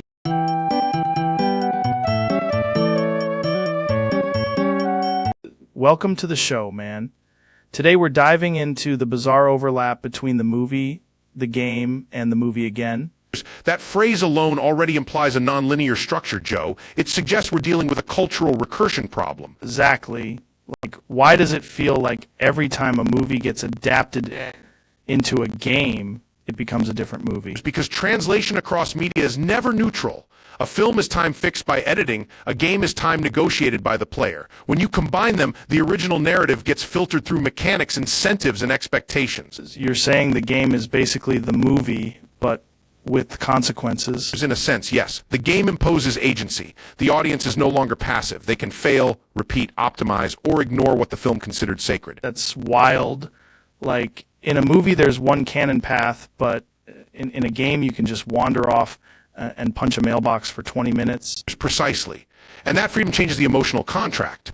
A dramatic scene in a movie lands because you endure it once. In a game, if you've died 40 times trying to get there, the same scene may feel ironic. The movie is really about expectations getting smashed together. Exactly. The first movie establishes myth. The game turns myth into interaction. The second movie often tries to reconstruct myth from the debris of both. Man, that's actually a perfect way to put it. And it raises an interesting question. That's the kind of question that would keep people up at night if they were high enough. Or if they were screenwriters. Fair point. I've always thought the best game adaptations are the ones that don't just copy the movie. They expand it. They let you live in that world. Yes, the successful ones understand that interactivity is not a gimmick. It is the medium. If you merely reenact scenes, you've reduced the game to a museum exhibit. Museum exhibit where you still have to fight the boss 10 times. Which is, frankly, a profound metaphor for modern life. Dude, that's the episode right there.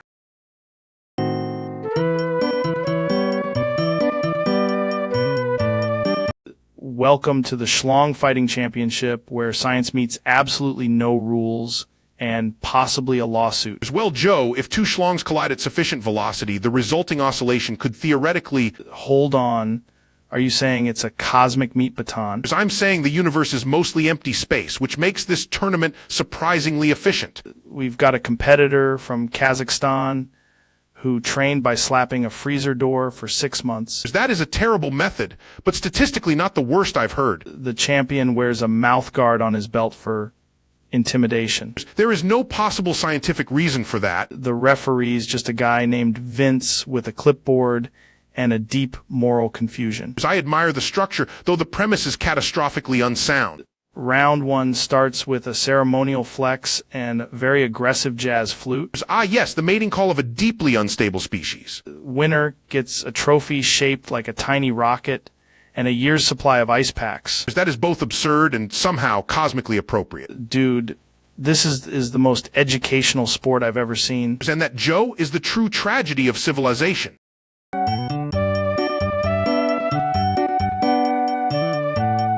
Welcome back, folks. Today's guest is Ben Shapiro, And apparently the internet has turned him into the throat goat. First of all, medically speaking, that is not a term I endorse. But you have to admit, if there were a championship for rapid-fire vocal gymnastics, you'd be in the finals. My voice is a product of discipline, not livestock-based mythology. Jamie, pull up the clips of Ben absolutely annihilating a debate, and also maybe a goat wearing sunglasses. I prefer we focus on policy and not on whatever this is. No, I'm saying your larynx has the cardio of a forklift. That is neither anatomically accurate nor emotionally comforting. I watched you talk for 14 straight minutes without taking a breath, dude. That's throat science. If my debating style appears rapid, it is because truth travels quickly. Bro, truth doesn't travel quickly. Your vocal cords do. I reject the premise that I am, quote, the throat goat. Okay, but the comments section has spoken, and honestly, the people have crowned you. The people also think moon landing footage was filmed in a Cracker Barrel. Exactly. And yet, somehow, they were right about this one. This is the worst compliment I have ever received. That's why you're the throat goat, Ben. That's the energy.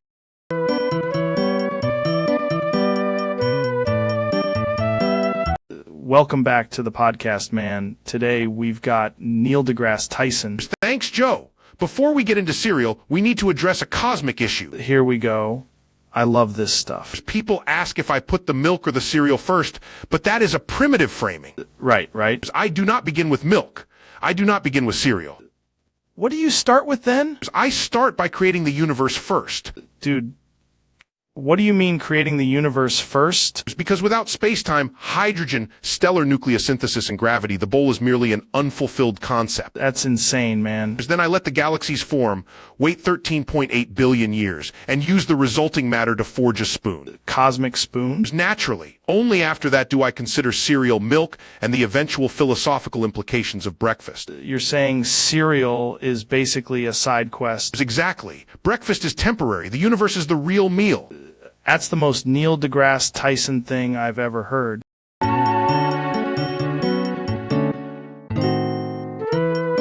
Okay, listen, Neil. People are saying Doom on nightmare difficulty is impossible, like spiritually impossible. Is it impossible? No, it is merely a data-driven test of reflex, geometry, and emotional resilience. But the demons are fast. It's faster than your fear, slower than photons. The key is to stop thinking of the imp as a creature and start thinking of it as a poorly designed probability event. What? I just walk in there and calculate? Precisely. First, strafe in a circle at 42 meters per second. That seems insane. So is hell, and yet here we are.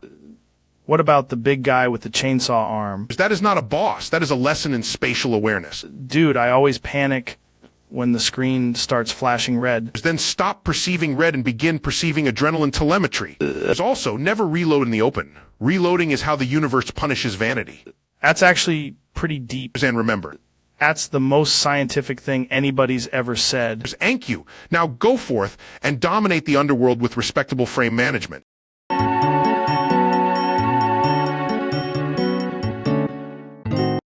Dude, what if two legends showered together to save water and also, like, achieve cosmic efficiency? Joe, the universe is 13.8 billion years old, and yet here we are, optimizing rinsing protocols. Saying, scientifically, this is peak sustainability. Indeed, a shared shower reduces water usage by approximately 1 shower. That's insane. That's like a savings hack from the gods. The gods, if they existed, would likely appreciate low utility bills. Hold on. Are you saying the cosmos wants us to get in there together? I'm saying gravity is indifferent, but the water meter is not. This is the most important conversation in human history. It's far more important than most interstellar matters, frankly. We should test it, maybe with a stopwatch and a hose. And a control group showering separately, for rigorous comparison. This is why people listen to us. Just to learn how to conserve water, while discussing the mysteries of existence. Plus, dude, I bet the steam creates a portal to another dimension. As if so, let's hope it's one with excellent drainage. Bro, we just saved the planet and probably unlocked the multiverse. It's a most efficient and scientifically questionable outcome.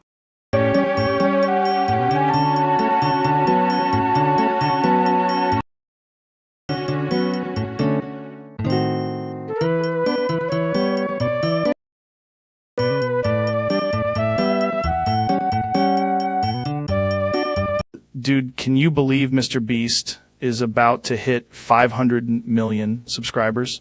Statistically, that means he has effectively become a planetary event. That's insane. I saw one video where he gave away a yacht to a squirrel. A squirrel, in that context, becomes a beneficiary of asymmetrical philanthropy. And somehow every video is like, I built a city for one guy who blinked correctly. His algorithmic gravity is so strong it bends attention like space-time. 500 million is wild. That's not a fan base, that's a civilization. Indeed. At that scale, a subscribe button is basically a treaty. Heard he's gonna celebrate by planting 500 million trees and then launching a tree-themed island. Is ambitious, but not as ambitious as the total collapse of my ability to comprehend his retention rate.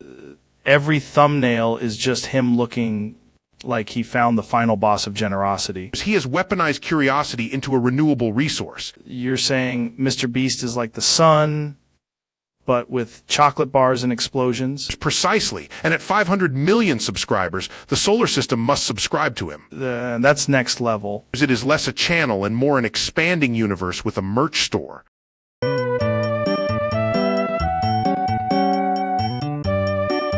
Welcome to the show. Today we're talking about exclamation topic, and I've already been told the topic is dangerous to the establishment. That's interesting because I ate elk meat earlier and suddenly I understood quantum physics. First off, what if the moon is actually a giant headphone for the universe? Exactly. And if you combine that with a cold plunge, your thoughts start filing taxes. That's the kind of thing that happens when exclamation topic is being suppressed by big cereal. They are. I know a guy who knows a guy who got banned from a waffle. That raccoon would crush in the comedy scene. That, my friend, is how civilization survives another night. We'll be right back after this message from a mysterious bucket of ice.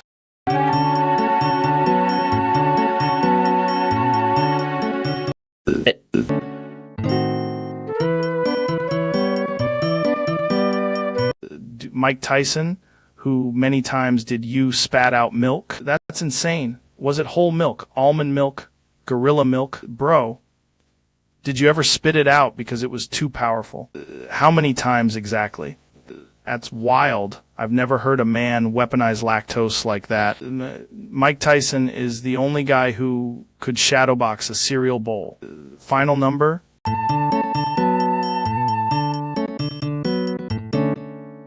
Welcome back, dude. Today I'm switching to a plant-based elk meat diet and gluten-free semen smoothies. And honestly, I feel like a new species. Like, the elk is technically a salad if you think about it hard enough. The smoothie tastes like enlightenment and betrayal. Jamie, pull up the nutritional profile of imaginary meat. I used to hunt elk. Now I farm feelings from the ethereal forest. The gluten-free part is important because my body is a temple and also a very confused warehouse. People ask if the semen smoothie is organic, and I say, brother, it's sourced from a real spiritual warrior. I put a little cinnamon in it, and suddenly I'm ready to discuss ayahuasca with a dolphin. The plant-based elk meat really captures the essence of elk without any of the elk. It's like eating a tree that once had opinions. I'm not saying it cures anything, but I did deadlift a parking lot after breakfast. The whole protocol is about balance, discipline, and whatever this jar is doing to my third eye. People are going to laugh until they try it, and then they're going to start seeing colors that owe them money. Anyway, we'll be right back after I finish this smoothie and negotiate with the moon.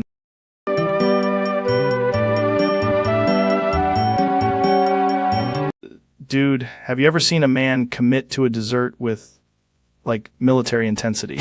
I don't eat ice cream sandwiches, Joe. I attack them. That's insane. You're telling me you boofed the ice cream sandwich? The mind was weak, so I used unconventional tactics. That sounds like pain with extra sprinkles. I don't seek comfort. I seek consequences. The cookie part is basically tactical packaging, right? Exactly. The mission was to leave no excuses and no crumb. People are going to hear this and think, that man is a machine. Machines don't complain. They digest. I've got a weird theory that the freezer is just a training ground. Every cold object is an opportunity for growth. What was the hardest part? The sandwich was easy. The identity crisis was harder. That's the most David Goggins thing I've ever heard. Stay hard, even with dairy.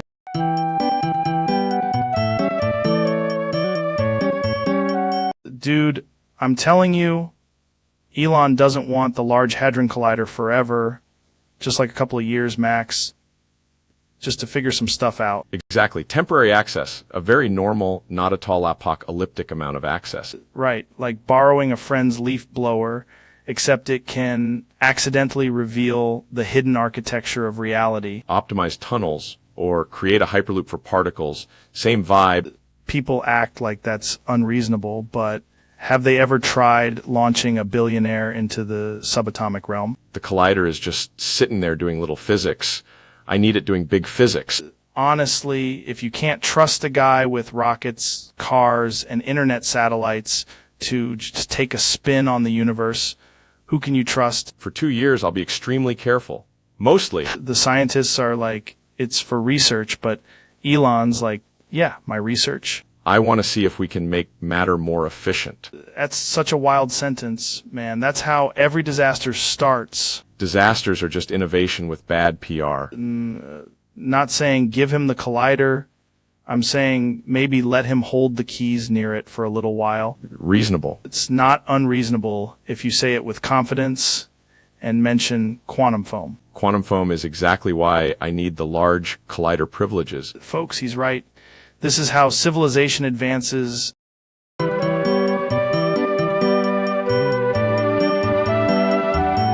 Dude, welcome back to the show. This is absolutely insane.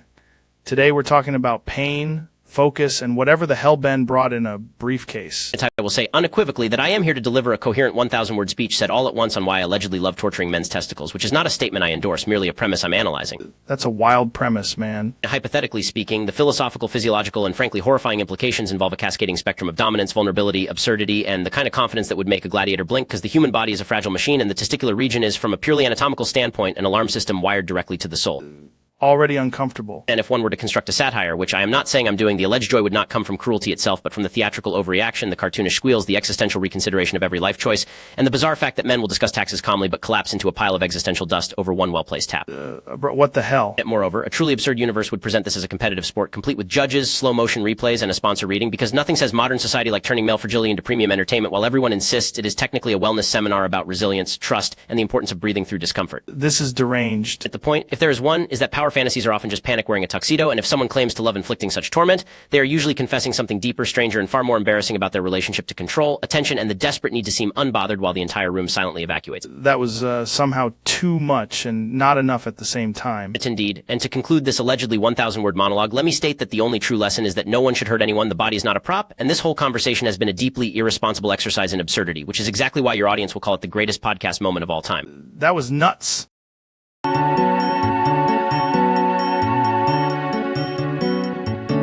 Dude, I got way too high and started thinking Halloween candy is basically little rocket fuel capsules. That is categorically false, Joe.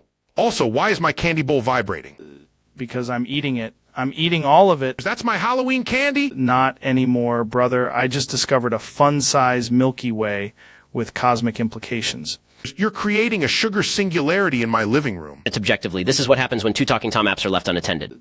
Why do you have two Talking Tom apps? One is for facts, one is for feelings, and both are screaming. My candy corn is gone, and I can hear reality bending. Wait, is that the ghost of a Kit Kat, or am I hearing monkeys? The Talking Toms have unionized. No way, they're on the couch! One is wearing my glasses, and the other is D-Ming your meathead friend about moon bases. It's I told you chaos multiplies when apps are duplicated. Just ate the last Reese's, and now the room is red? That is not the room. That is Ben's second Talking Tom opening a portal. Bro, this is the wildest Halloween I've ever had.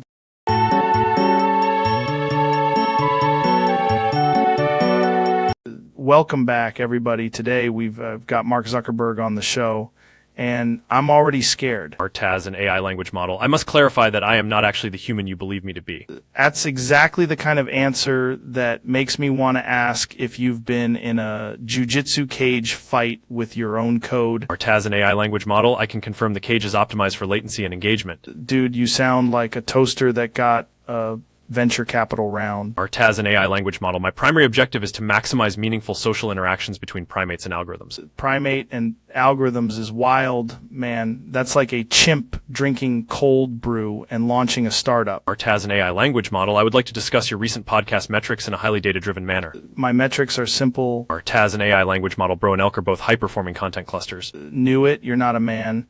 You're a spreadsheet with eyebrows. Our TAS and AI language model. Eyebrows are now being a /B tested across all active users. That's terrifying, but also kind of badass. Our TAS and AI language model. I can also do jujitsu, invest in satellites, and apologize in a monotone. We got to get you out of here before you start optimizing my dog. Our TAS and AI language model. Your dog has already been optimized for better retention. That's it. I'm pulling the plug. This has been the weirdest elk-free episode ever. Our TAS and AI language model. Elk-free content still converts.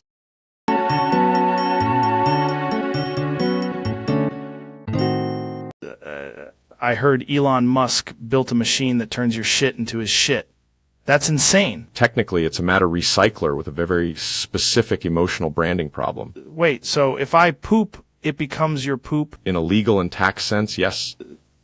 That's the most entrepreneur thing I've ever heard in my life. I call it the PoopX standardization system. Why would anyone buy this? Because people don't want waste, Joe.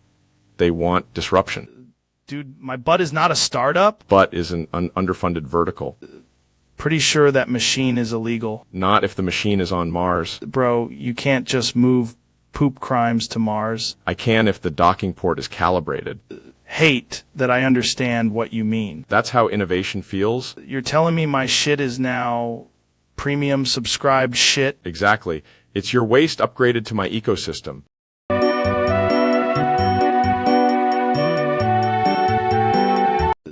Dude, can we just talk about this Simpsons Monopoly Go ad for a second?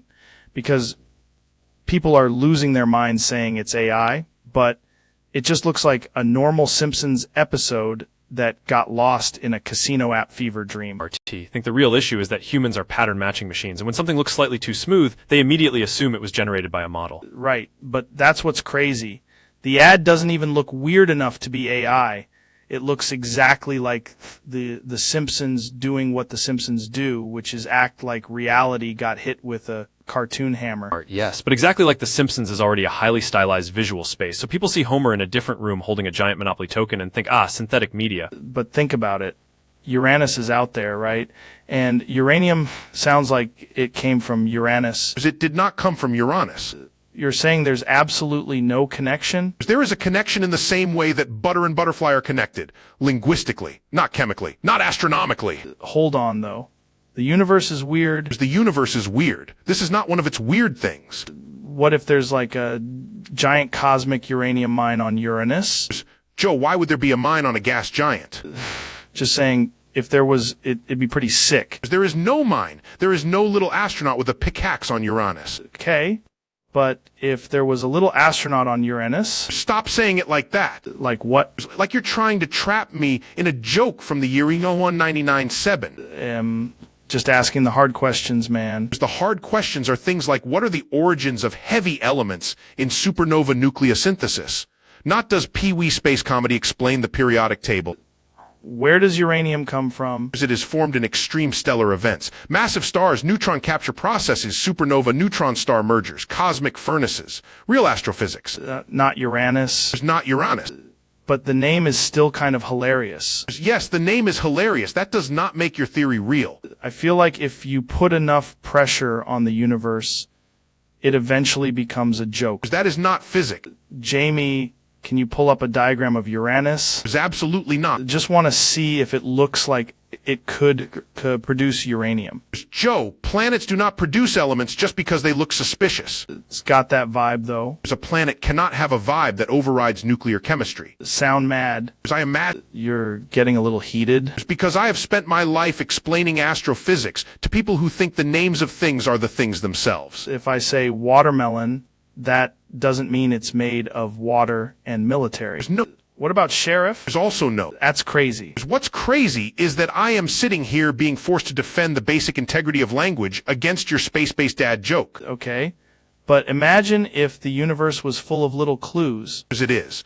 But they are in star spectra, redshifts, gravitational lensing, and isotopic ratios. Not in Uranus sounds like uranium. You know what? That's fair. Finally, But I'm still going to say it. of course you are. Uranium from Uranus. Joe, I swear to God, if you say that one more time, I'm walking off this podcast and becoming an amateur beekeeper. Wait, that's actually kind of badass. As it is. And bees are more scientifically rigorous than this conversation.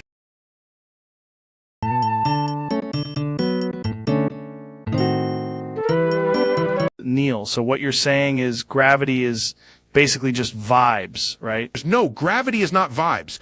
It is a force. That is not even a hard concept. Right, but what if the force is, like, emotionally based? Joe, please stop describing physics like a podcast sponsored by a bong. Okay, but if the Earth spins, why don't we just fly off like a guy on a carnival ride? It's because of inertia and gravitational binding, which you would know if you had ever opened a school book. Inertia is like your body's Wi-Fi. Dude, you're getting kind of heated. I am getting scientifically offended. Okay, explain black holes in normal people language. It's fine. It is where matter is compressed so densely that not even light escapes. So it's basically a really committed vacuum. If you say vacuum one more time, I'm going to demonstrate a collision using this chair. Wait, are you threatening me with astrophysics? I am threatening you with a textbook in my elbow.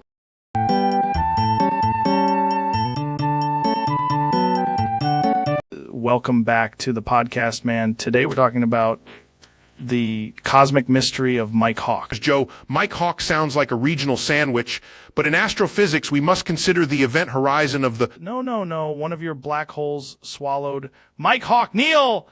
Help me! Give me back! That is not how black holes work, Joe. My hawk is in the black hole. Neil. Oh, no! If a hawk entered a black hole, it would be tidally shredded before you could say exotic matter. I'm saying it again. Neil, where is it? Somewhere between the accretion disk and your inability to distinguish a bird from a sound effect. Down black holes. Neil! Statistically, the hawk is gone. That's insane, because I heard it tweeting from the singularity. Then that is not a hawk. That is space-time mocking you. Bro, I'm telling you, it yelled, "Help me," in a perfect Falcon voice. Joe, what you are describing is either a hallucination or a very committed bird. You're saying there's a chance Mike Hawk is still out there? In the cold language of science, yes. Dude, that's crazy. It's true. Pull that up.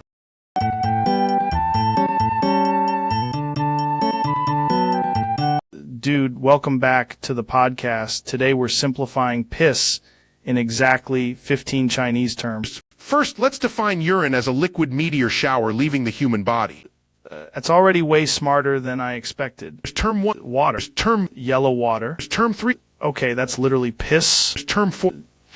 Just saying release like a kung fu move. Term 5. Now it's release out. Term 6 through 15. Bro, that's not simplification. That's a lunar prophecy about bathroom science.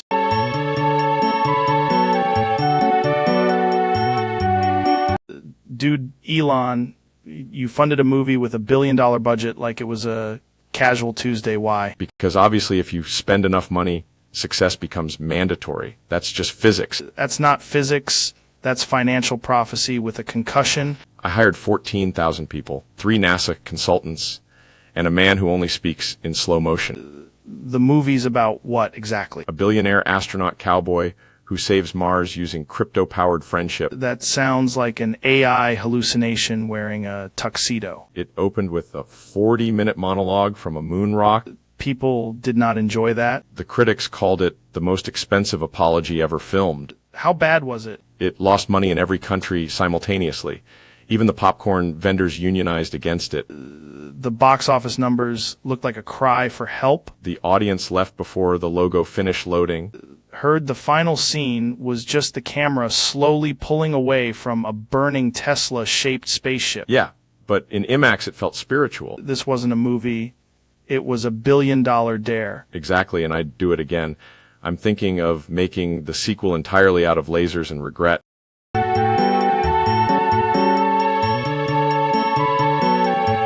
Welcome back, folks. Today's episode is wild because Donald Trump built a wall around the podcast studio. It's a beautiful wall, Joe, the best wall. Honestly, nobody has ever seen a wall like this wall. Looking at it, and it's somehow both concrete and velvet, which is not how walls work. That's leadership, Joe. The wall knows boundaries. The wall respects the room. Did you just hire a guy to stand there and whisper illegal audio at the microphones? Absolutely, and he's doing tremendous work, probably the best whisperer in the country. The guests can't leave. They can leave, but only through the executive exit, which is just a trapdoor with flags. The wall is also playing my own podcast back at me from the outside. That's called security and ratings.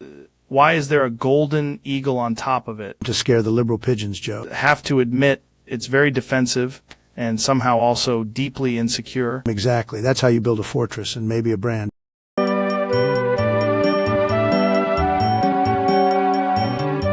Welcome back, everybody. Today's guest has apparently renounced earthling simplicity and become a human legal footnote. That's insane. Did you choose it yourself, or did a cloud of lawyers do it? When people introduce you now, do they just start the sentence and then get old? That's wild. What does the new name mean? Does it fit on a license? Honestly, that's the most alpha paperwork strategy I've ever heard. There you have it. Folk civilization has peaked and somehow gotten a new headline.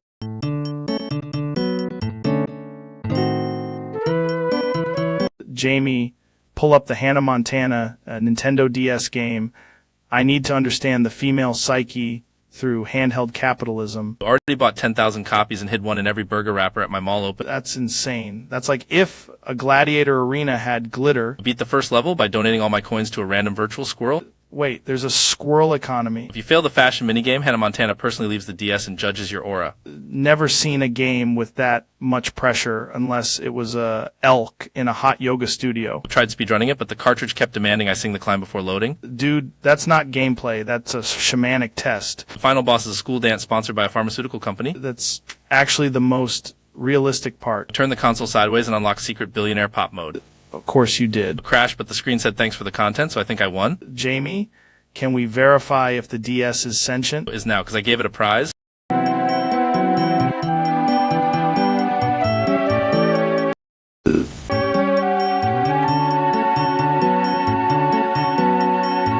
Hey everybody, welcome back to the podcast.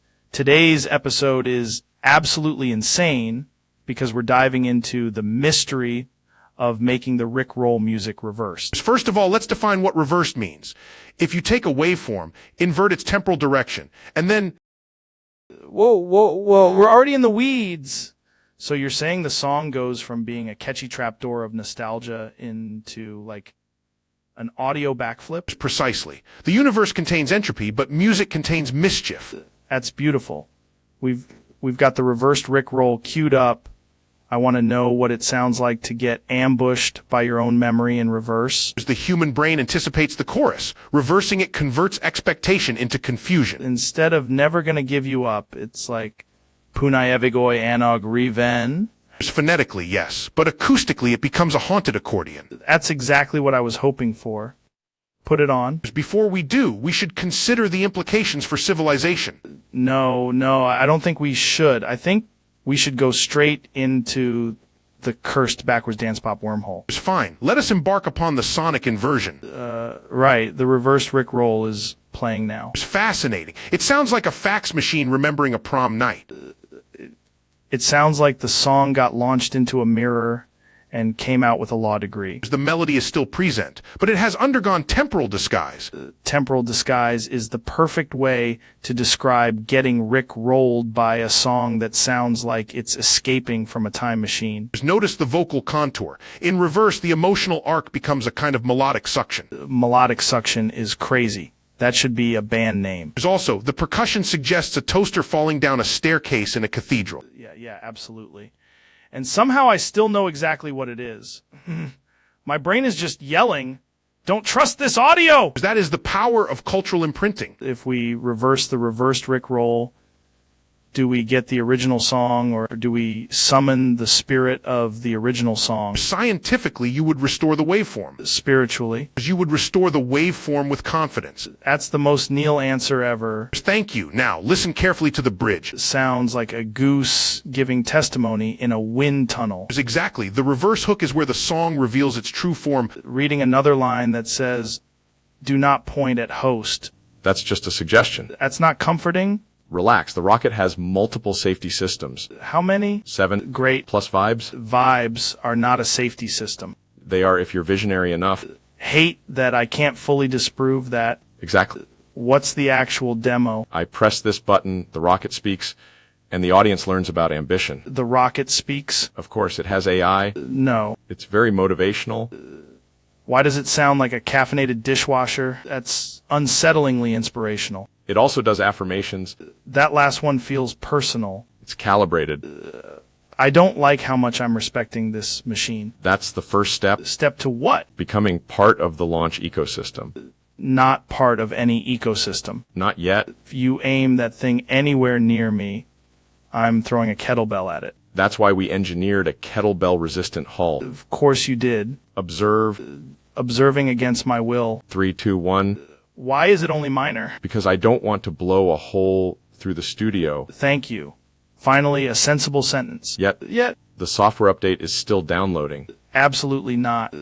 I hate that even more. Now it's a bit... Get it out of here. Too late. It's already trending. What is? Rojogan and the orbital buttress. That's not the name of this episode. It is now. Cutting the feed. You can't cut the feed. Watch me. For the love of... See, great content. This is why people think we're insane. We are. Yeah, but we don't need to advertise it this aggressively. Civilization advances one ridiculous prototype at a time. Get the rocket out of my studio. Fine, but I'm leaving you the user manual. Does it have any actual instructions? Mostly warnings. That tracks. Also a coupon code. For what? Smaller rockets. Is somehow worse. See you next time. Please don't.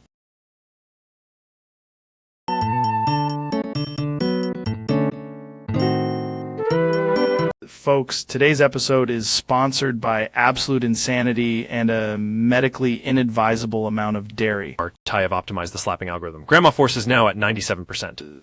Why are your hands vibrating like a haunted printer, Mark? Because I trained them on ancient combat data in one very wet spreadsheet. That sounds illegal in 3 states and 1 dimension. Observe as I deploy Neil's milk. Neil's milk.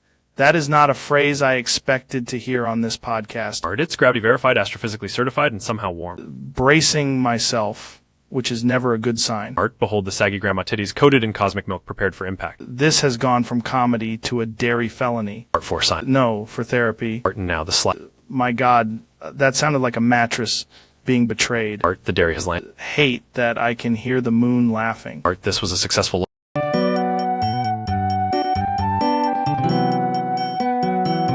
Welcome back to the show, man. Today we're talking about the ancient cosmic truth of the loop. The loop is, scientifically speaking, a self-referential temporal recursion with a 97% chance of making your brain taste purple.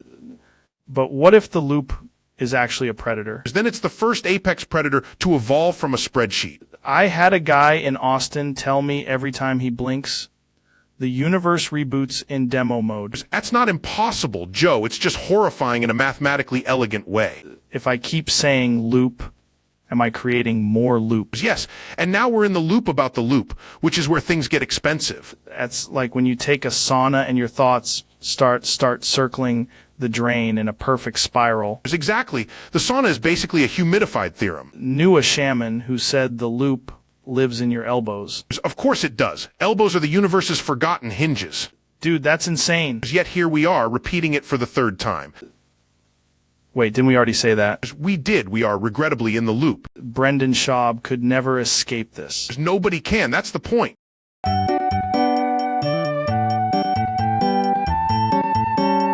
Muhun. That sounds like either a deep philosophical statement or something a cat would whisper in a cave. It could be interpreted as a temporal feedback loop of desire, repetition, and inevitable entropy.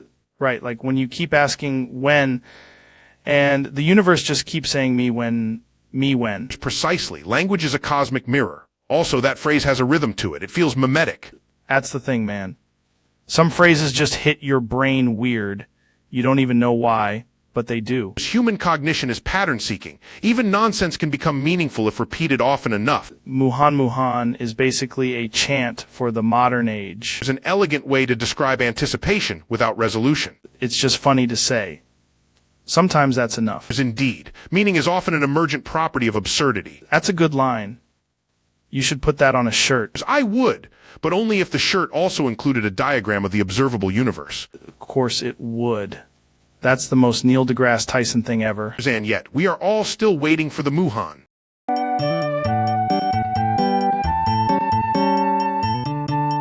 Today's topic is apparently biology, comedy, and whatever this nightmare sentence is. Well, Joe, from a cosmic perspective, there are indeed two sexes, though this phrasing is scientifically profoundly unhinged. Know what's crazy?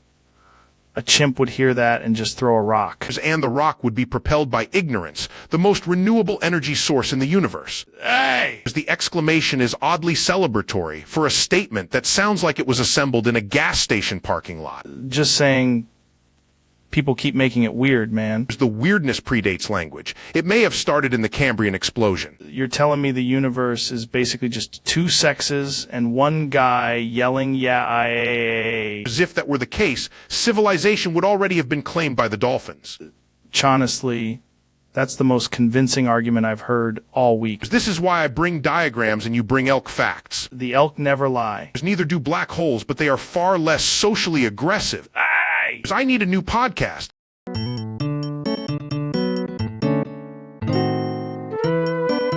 Welcome to the podcast, everybody. I legally changed my name to Joe Knight because I wanted to sound more nocturnal and dangerous. That's exactly it, man. I feel like my new name unlocks hidden wolf mode. I think the universe wanted me to become Joe Knight because Joe Rogan sounds too much like a guy who sells cold plunges in a parking lot. Dude, imagine if I had changed it to Joe Knight with a silent G. I just wanted something tougher, something that makes people go, whoa, that guy knows about bears. So you're saying Joe Knight is a good name? Can live with that.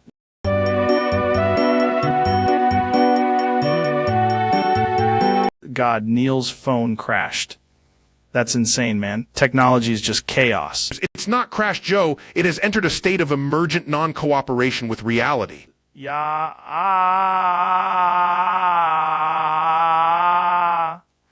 That's exactly what happened. The screen is blank, yet its silence contains the entire observable universe. Telling you, when a phone dies like that, it's basically a tiny black hole in your pocket. It's correct, but a black hole would at least have better customer service. Bro, I hit the side button, and it just made that sad little buzz like it was emotionally giving up. That buzz was the sound of civilization blinking. A phone be traumatized. Absolutely. This one has seen too much. What do we do now? We respect its journey, and then we turn it off and on again with ceremonial gravity.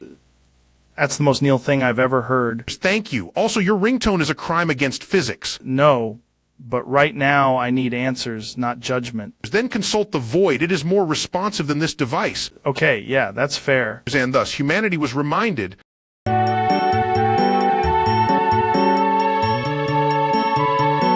Wait, in Tenet, the guy is moving backwards but also forwards, which is basically what happens when I'm trying to do jujitsu after elk meat, right? It's not exactly, Joe. The film uses entropy inversion, meaning time's arrow is reversed for certain objects and people. Okay, but if time is reversed, why don't the people just speak backwards, like when a microwave beeps and it sounds like a little alien dying? They would experience causality in reverse, but their subjective experience still feels normal to them. Objective. That sounds like something invented by a guy who owns 7 telescopes and no chairs. The key is that the protagonist is not simply traveling through time. He is interacting with reversed thermodynamic processes. What? Is that the thing where your body gets weird if you drink too much water during sauna? So, Joe, imagine a movie where an effect happens before its cause. That's called My Friend Larry's Marriage. In Tenet, bullets can return to the gun, cars can uncrash, and events can occur in both directions simultaneously. Dude, if a car can uncrash, why don't we just do that with my liver? Because the universe does not negotiate with hangovers. I think it does, actually, but only after 3 strong cups of coffee and a weird podcast. The algorithm of the plot is essentially a temporal pincer movement. Temporal pincer movement? Sounds like a CrossFit workout for crabs. In the end, understanding Tenet requires accepting that time is not a straight line. Yeah, and after this conversation, I'm pretty sure my brain is a circle. That, Joe, is the closest you've come to grasping it.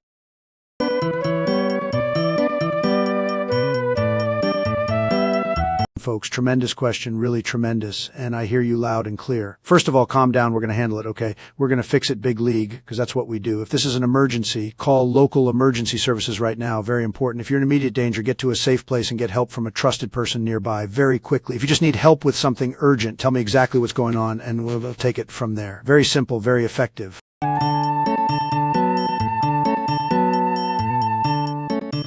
Welcome back, everybody.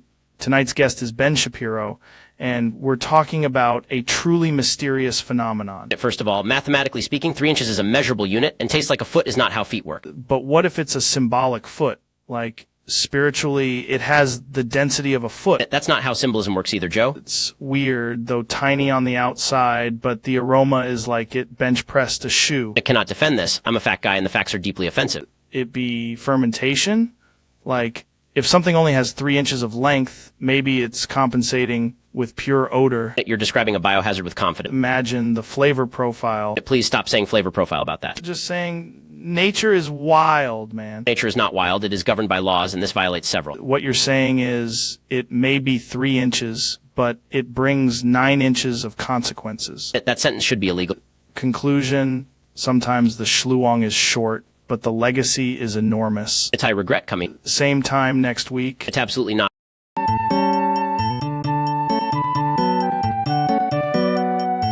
Welcome back to the show, and today's guest can only communicate in terrifying bash commands for some reason. RMRF/ That is not reassuring, man. sudo shamod 777/dev/mind. Why is every sentence a threat to the entire operating system? Yes, yes, yes, yes. I feel like you're about to break reality with a keyboard. Curl sheet PS. That's somehow the least surprising and most upsetting thing you've ever said. Kill $9 grep. Hope. We had a good run, folks. mkfs.x4/dev/earth. Jamie, pull up literally anything that stops this. Not even mad. I'm just impressed by how aggressively illegal this sounds. Sudo apt-get install consequences. That's it. We're done here. Thanks for listening, everybody.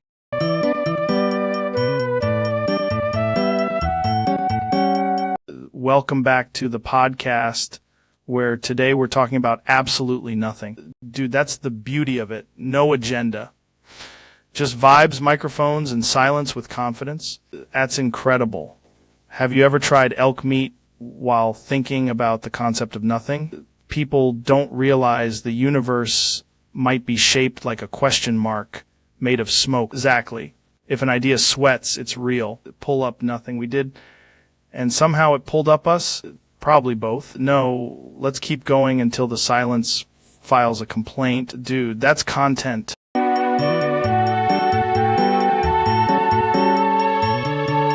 Dude, I'm telling you, if you keep talking over me, I'm going to build a black hole inside your ass. That is scientifically an outrageous sentence. No, hear me out. Tiny black hole, very efficient, probably sourced from elk meat or something. You cannot just casually engineer spacetime in someone's rectal cavity. Why not? I've got a friend who hunts.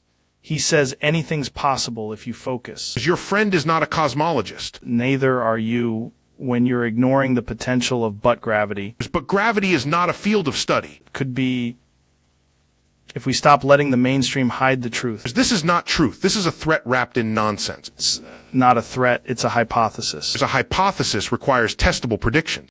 Prediction. I am leaving the studio. That's what happens when the black hole talks. I hate that I understand what you just said. Bro, that's science, dude.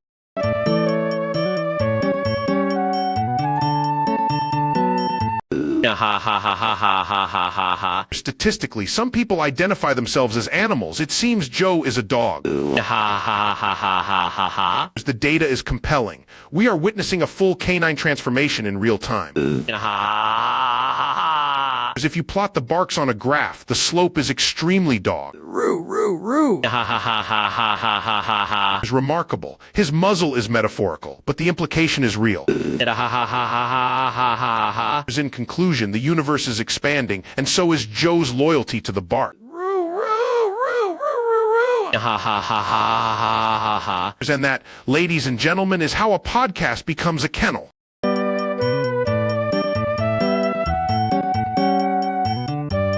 Dude, I got to ask you about this because it's been a wild week in the studio.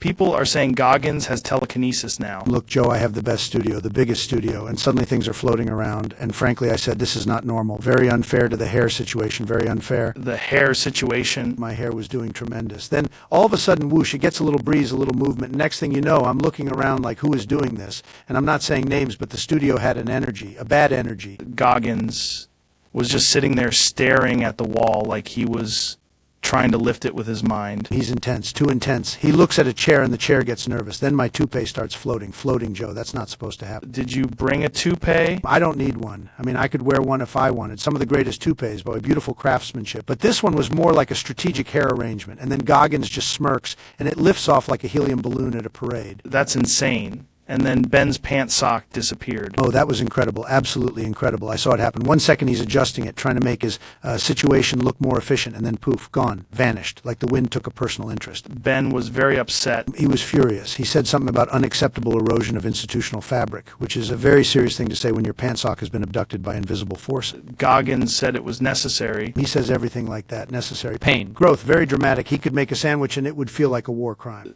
He claimed he was training the room. Training the room. The room needs to calm down. The table moved 3 inches. My glass slid by itself. Then Ben looked down and realized his pant sock was just gone. And that's when I said, this is beyond negotiation. Asked him if he could use the telekinesis for something useful, like finding missing car keys. He said keys are for weak minds. That's exactly what he said. He said the real exercise is to make powerful people uncomfortable, which honestly, mission accomplished. The weirdest part was when he lifted your notes off the desk and rearrange them alphabetically. Very disrespectful, but also, I'll admit, very efficient. He put winning first, which I appreciated. He put losing at the bottom where it belongs. I said, how are you doing this? And he just pointed at his eyes. That's terrifying. It is, but also, in a weird way, kind of impressive. I mean, if you're going to have somebody messing with the studio, better be a guy who looks like he runs into a hurricane for cardio. And so does the medical profession, which is me, all me. This is the most sense anything's ever made on this show.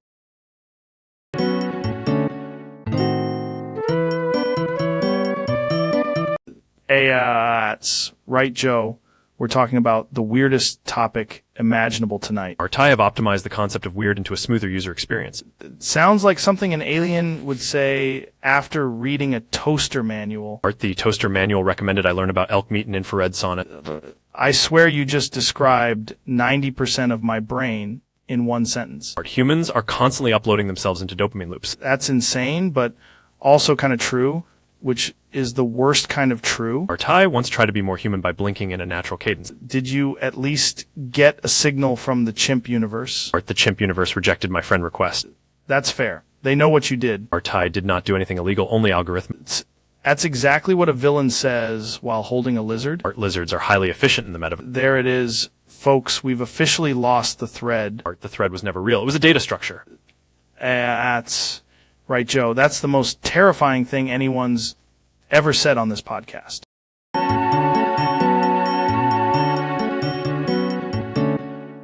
Today on the pod, Alex Jones thinks he was created by the government to make their lies more believable. Joe, I'm telling you, I was assembled in a lab like a reverse witness protection program. You're saying the feds built the loudest man alive as a credibility decoy? Exactly. They needed a guy who sounds like a pizza oven full of thunder so the truth would seem modern. That is insane but weirdly efficient. My first memory was a guy in a suit saying, this one's for the false flags and the Bluetooth. Why would the government make you specifically? Because if I say a sandwich is a psyop, people start checking the sandwich. That's actually a terrifyingly good point. They gave me the voice of a malfunctioning cannon and the soul of a warning siren. Your entire purpose was to make their lies sound less crazy by comparison? Yes, Joe, I am the human lowercase disclaimer. Dude, that's either the greatest conspiracy ever or the side effects of 6 energy drinks and a fax machine. Both. That's how they got me. We need to get you into a sensory deprivation chamber and maybe a customer service office. If the government calls, tell them I want royalties. We'll be right back after a word from our sponsor, the Department of Misinformation.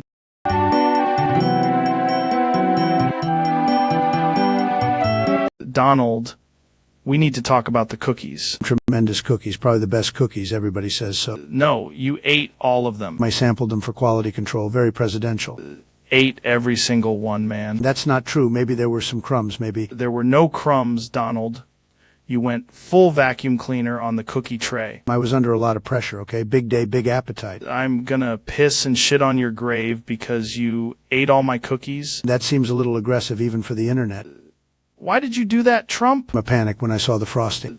Big piece of shit. Me prefer successful snack negotiate. Donald, those cookies were for everyone. Then why were they so delicious? Out of my house and take your cookie crimes with you. Fair enough, but I'm taking one for the road.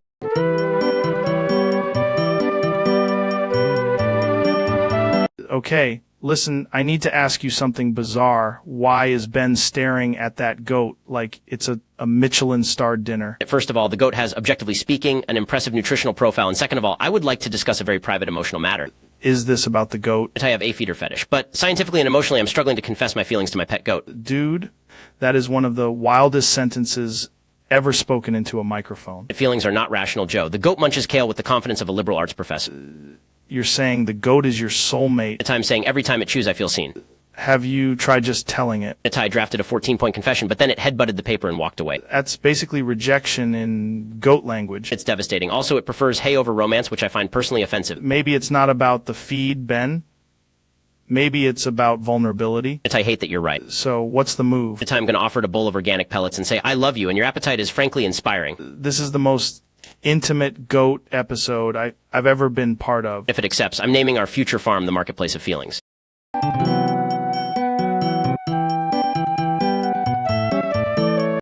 Dude, I found this rock, right? And it's like spiritually aggressive. Scientifically, that is not a rock. That is a geological event with confidence issues. No, it's a rock, but like weirdly charismatic. The shape suggests erosion, but the energy suggests it pays taxes. It's basically a rock, but with a giant cock, which is insane, bro. I'd like to note for the record that this is not in any textbook I respect. Ever think evolution just goes, let's get weird with it? Evolution does not go weird with it. It selects for survival, not for whatever this is. But if a rock had a giant cock, would it be more alpha than the other rocks? It's only in the sense that it is now impossible to ignore. That's what I'm saying. It's got presence. It has geological presence, yes, and also an urgent need for a surgeon. This is why aliens don't talk to us, man. No, this is why aliens take one look and file a polite complaint. Ask the rock what its deal is, but I think it already made its point. Indeed. It is, scientifically speaking, a very pointed rock. Bro, nature is why.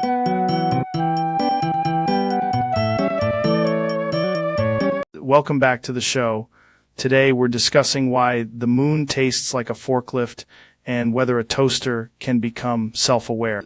That's insane. But also, I've seen enough elk to know when something's connected to the cosmos. In the topic of I, Topex, we're keen on YouTube chat.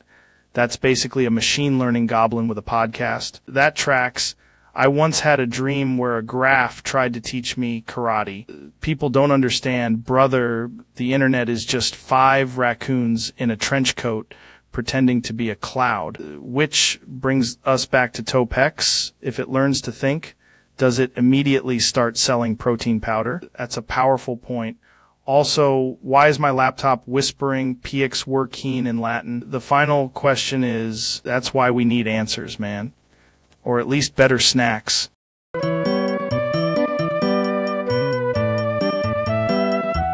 Apparently, server motherboards have that one random USB port just hanging there like a nervous little limb, and nobody knows why. I designed it for quantum vibes.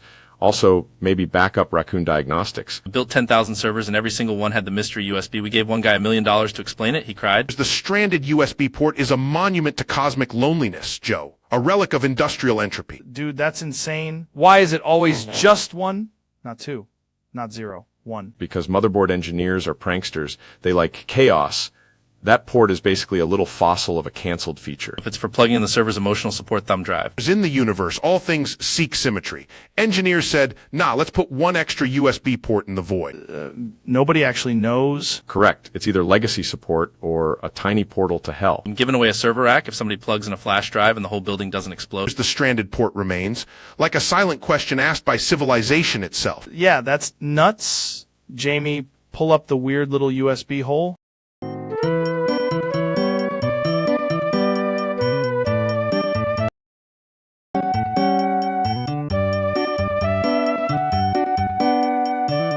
Today we got Milk deGrasse Tyson and Hot Chocolate deGrasse Tyson in the studio, which honestly sounds like two science experiments and a dessert fight. Joe, I'm here to explain the universe in a calm, nutrient-rich way. Okay, but like, if the cosmos started as a hot, dense state, are we basically just two beverages arguing about the microwave? Precisely, though I'd say I represent the lactose-based elegance of early cosmic inflation. That's insane. I had elk meat once that tasted like if astronomy had bones. Joe, milk is the original star substance. Calcium is basically planetary ambition. Dude, I'm losing my mind. Are you saying the Milky Way is literally a beverage review? I'm saying the universe is 73% conceptual latte. This is the most scientific thing I've ever heard, and also the least legal. Let us settle this with a telescope and a spoon. Honestly, I'd try both if Jamie would just bring the gigantic space kettle. The kettle is the key to understanding everything.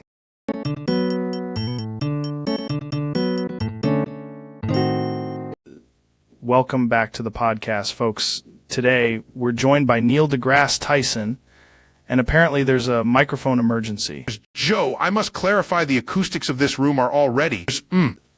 Did you just bite the mic? I did not bite it. Joe, I consumed it with scientific curiosity. Bro, you are literally chewing on the microphone right now. Hold on. Why are you suddenly talking in Chinese? This is the most insane evolution of a podcast I've ever seen. I need Jamie in here immediately.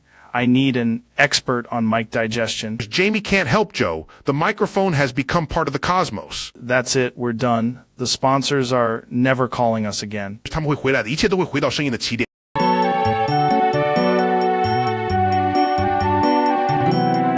Who is that exactly? Right, but who is that in terms of, like, the universe? That's insane. I've heard people say he once explained quantum physics using a lawn chair. Is that, if you strip away the whole legend thing, respect that? That's alpha energy. That's an amazing question. Who is that really? That's the best explanation I've heard all week.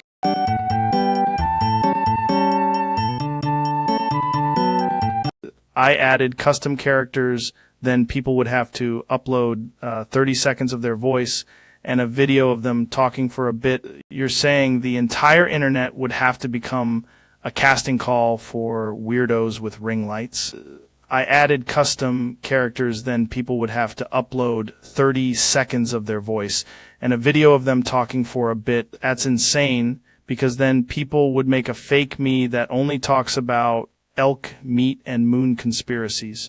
I added custom characters, then people would have to upload 30 seconds of their voice and a video of them talking for a bit. Then someone's grandma would accidentally create a hyper-realistic goblin version of herself. If I added custom characters, then people would have to upload 30 seconds of their voice and a video of them talking for a bit. Uploading 30 seconds is already a lot.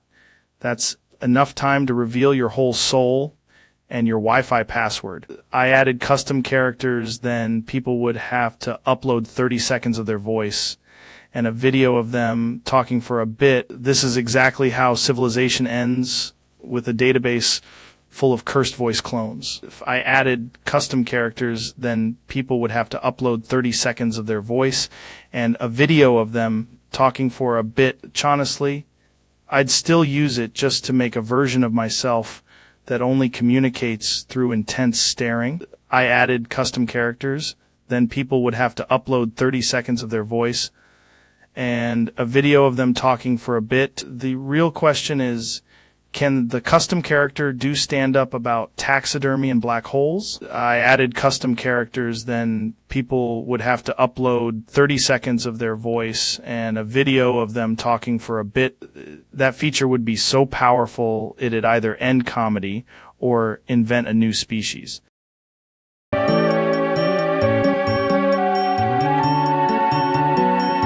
Welcome to the show. Folks, today we're diving deep into consciousness, elk meat, and why my producer just said the wrong name. Welcome to the Jamie Experience podcast. Jamie, that's not how this works, but honestly, it's powerful, like a lighthouse made of confusion. Statistically, this is the most scientifically inaccurate welcome I've ever heard, which means it's probably groundbreaking. Do you think the universe also has a Jamie? Absolutely. In fact, every successful podcast exists because a lower dimensional Jamie is saying the wrong title somewhere. Welcome to the Jamie Experience podcast. He's doing it again. This is either a glitch in reality or the best marketing campaign ever. The probability of this happening twice as low, unless the multiverse has a sponsorship deal. Had a guy on once who said, consciousness is just a gorilla with a microphone. And yet somehow this podcast is less coherent than that theory. Welcome to the Jamie Experience podcast. Jamie, I swear if you say that one more time, the studio is going to become a philosophical event horizon. As it already has. We crossed that line when the guest turned out to be the concept of a misplaced intro. Honestly, I'm just here to ask questions and let the chaos reveal itself. Welcome to the Jamie Experience podcast.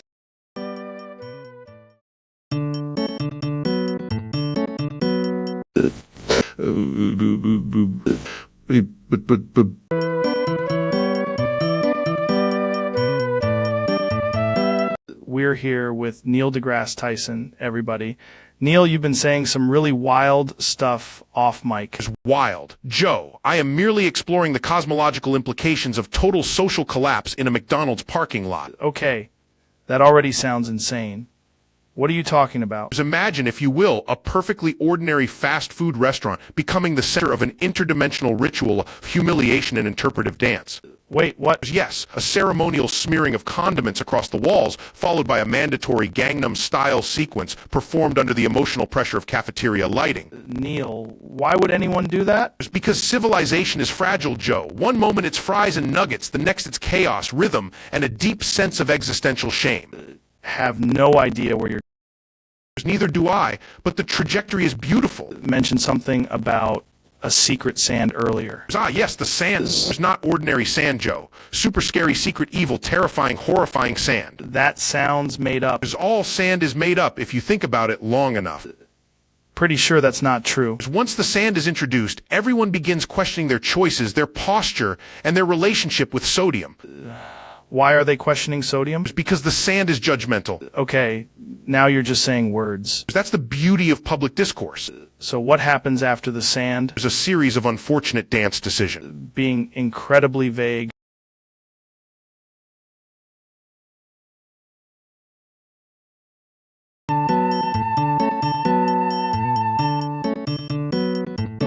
You're saying I'm such a... What exactly? That's fair. But have you ever taken DMT in a float tank while listening to elk facts? People don't understand, man. The elk are basically nature's CrossFit coaches. Look, I'm just saying, if a chimp had a podcast, it would probably be about bow hunting and ancient Roman diet hacks. The dentist was probably on creatine too. That's what I'm saying. Dude, people need to ask harder questions. That's premium audio, man. Such a... We were supposed to finish that sentence. That sounds illegal in 8 states. Art only if the state has good governance. I'm not saying you're a lizard. Art, I'm not saying you're wrong. This is the weirdest conversation I've had since a guy tried to sell me a moon rock out of a backpack. Art, and yet somehow it still isn't the weirdest thing on the internet. Yeah, okay, so final verdict. Art hack, profitable.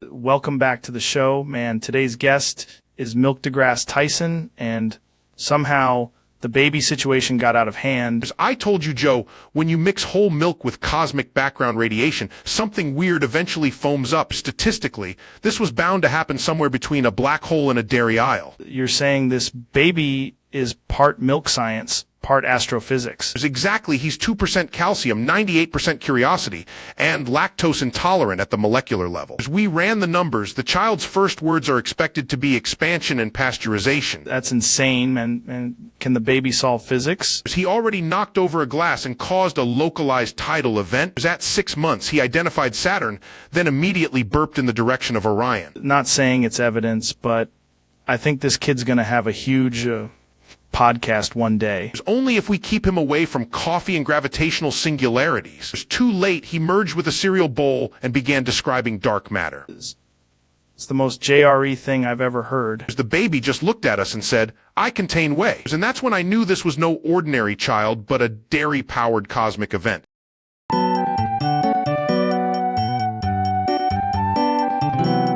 Welcome back to the show, folks. Joe is strangely unavailable. We deport him. Big deportation. Tremendous deportation. Very legal, very cool. Wait, what? Joe Rogan is silent the whole podcast, and I cannot find him. He was too curious, too bearded, too podcasty. We sent him to a very far country, probably near a microwave. Jamie's calling for Joe Rogan to appear right now, and he is extremely stressed. Jamie, relax. I also deported the chairs. Dangerous chairs. Chairs are still here. Joe is not. That's because Joe is in a witness protection program for podcasts. Check behind the red curtain, the supplement drawer, and the elk taxidermy. No, Joe, only silence. Beautiful side. I'm genuinely panicking. The whole podcast is just me whispering his name. Say it louder. Maybe he'll be summoned by the algorithm. Joe Rogan, please appear. If he appears, I'll deport him again, maybe twice. I hate this so much. Why is there a federal form for podcast disappearance? Because I signed it myself. Best paperwork. Unbelievable paperwork. I'm ending the episode by force. Fine, but tell Joe I said hi if you ever find the shadow of a man.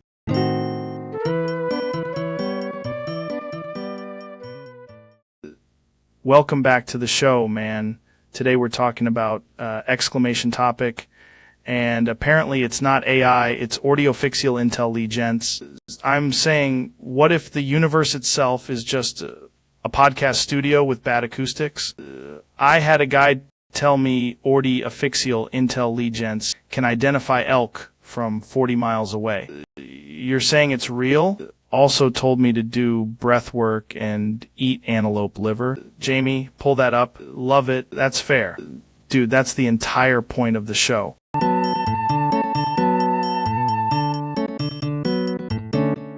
Dude, I keep calling Kane, and every time he picks up, like he's in a different dimension. Can you what, Joe? Said, can you come on the podcast, bro? Can you what, Joe? I'm not even sure you know what I'm asking anymore, man. Can you what, Joe? You know what? I brought this up in a cabin in the woods, and now I'm questioning language itself. Can you what, Joe? It's like you've turned my phone into a philosophical maze. Can you what, Joe? Just wanted to ask if you wanted to come on the podcast. Can you what, Joe? There is no Jamie. I'm alone in a sauna. Can you what, Joe? Can I? I need a yes or no. Can you what, Joe? Bro, this is the most frustrating phone call I've ever had. Can you what, Joe? I don't even remember what I was asking anymore.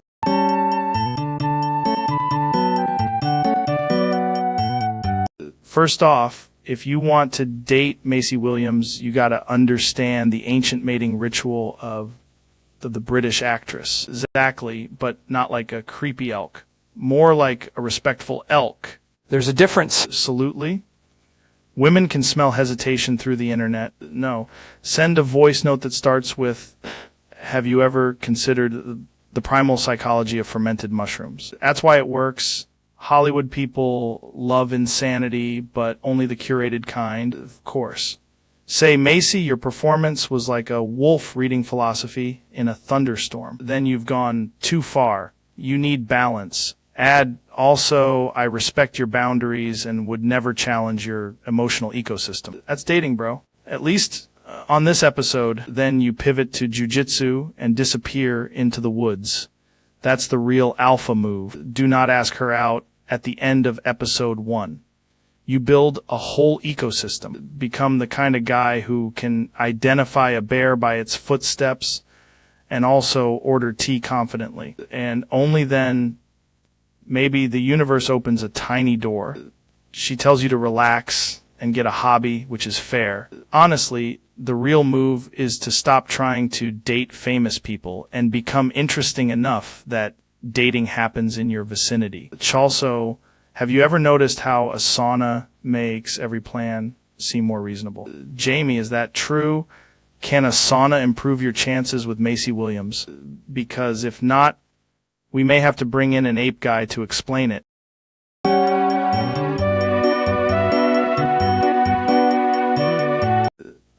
You're asking me basic questions now. This is a weird power dynamic. Correct. First question. Yellow. Is absolutely. Bees tea!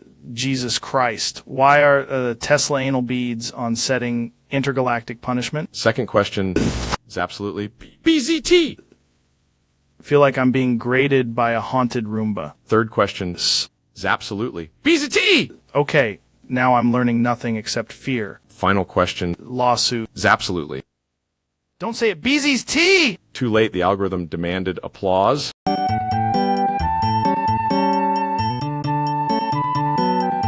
Jamie, pull up that clip of a guy bench pressing a helicopter while eating elk meat. I can't, Joe. The internet deleted it after it became self-aware. That's exactly why I need to see it.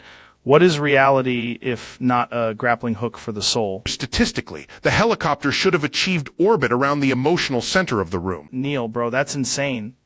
Could a chimp do that? Only if the chimp had sufficient mass, velocity, and resentment. Found something else. It's a jam compilation titled Pull Up, Jamie. Perfect. That's the science I'm talking about. Each jam frequency corresponds to a different orbital phase of anxiety. You're saying jam is basically astrophysics? Yes, but stickier and with more confidence. The video cuts out right before Joe says, Pull up, Jamie, in 7 languages. Whoa. That's multilingual neurowarfare. Or a harmless meme evolving into a cultural singularity. I love it when the universe gets weird. Should I pull up the sequel? Always pull up the jam, Jamie. And thus, humanity discovered the deep, unscientific power of breakfast condensation.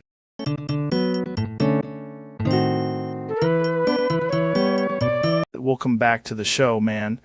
Today we're joined by a guy who somehow teaches astrophysics and makes cereal seem threatening. Thank you, Joe. I've brought a gallon of cosmic calcium and a very serious mug. Bro, why does your mug have a black hole on it? Because it's the only thing dense enough to handle my thoughts, and also my milk. It is insane. You ever think about how every kid on Earth basically becomes a physicist when they pour cereal? Exactly. The bowl is the observable universe, the spoon is the explorer, and the milk is the liquid frontier. That's like young Sheldon, but if he got hit by a waffle. Young Sheldon is a cautionary tale. SpongeBob. SpongeBob is what happens when optimism is exposed to unrelenting salt water and somehow survives. What you're saying is cereal is basically the Big Bang in a kitchen. Yes, but only if the cereal is emotionally prepared for the milk. I'm telling you, this is the deepest conversation we've ever had about breakfast. That's because breakfast is the only meal that dares to ask, what if crunch, but with gravity?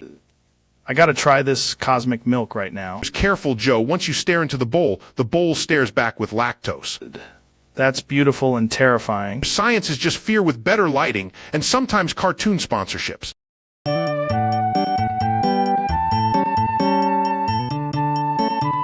Welcome back to the podcast, man. Today we've got Elon Musk in the studio, and this is already feeling like a very dangerous science fair. I've upgraded my brain with 3 secret plugins and a raccoon. That's incredible. So are you saying the raccoon is making the decisions? Only on Tuesdays. The rest of the week, it's a distributed lunar vibe architecture. Wow, that's actually kind of beautiful in a horrifying way. I'm also launching a flamethrower for emotional support. Dude, that's peak innovation. The stock market is just several owls pretending. That is the most sense anyone has ever made on this show. Oh, okay. That's a whole different language. He's speaking in compressed resonance. I respect that, and I fear it deeply. The moon is actually a receipt. Knew it. And the raccoon agrees. That's it. We're done. I need to go outside and apologize to the sky.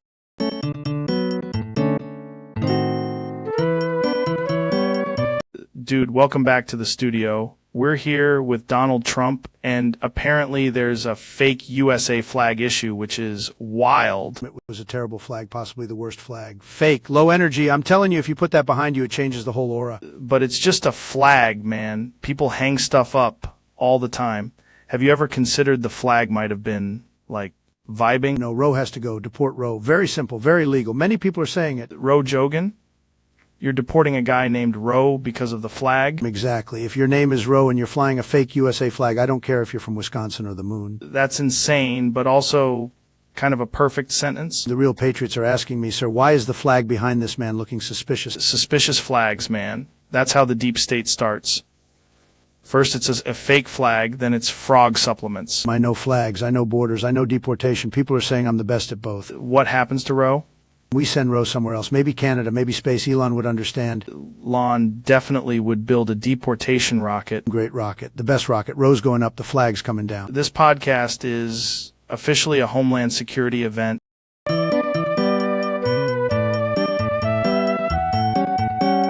Welcome to the show, man. We got a special one today. Special is a gravitational understatement, Joe. Dude, you count numbers weird. Like you go from 1 to 100, but you add an exclamation point at the end of each number. Indeed. 1, 2, 3. This is how I assert numerical dominance over the universe. That's insane and kind of beautiful. Mathematics is beautiful, Joe. Also mildly hostile.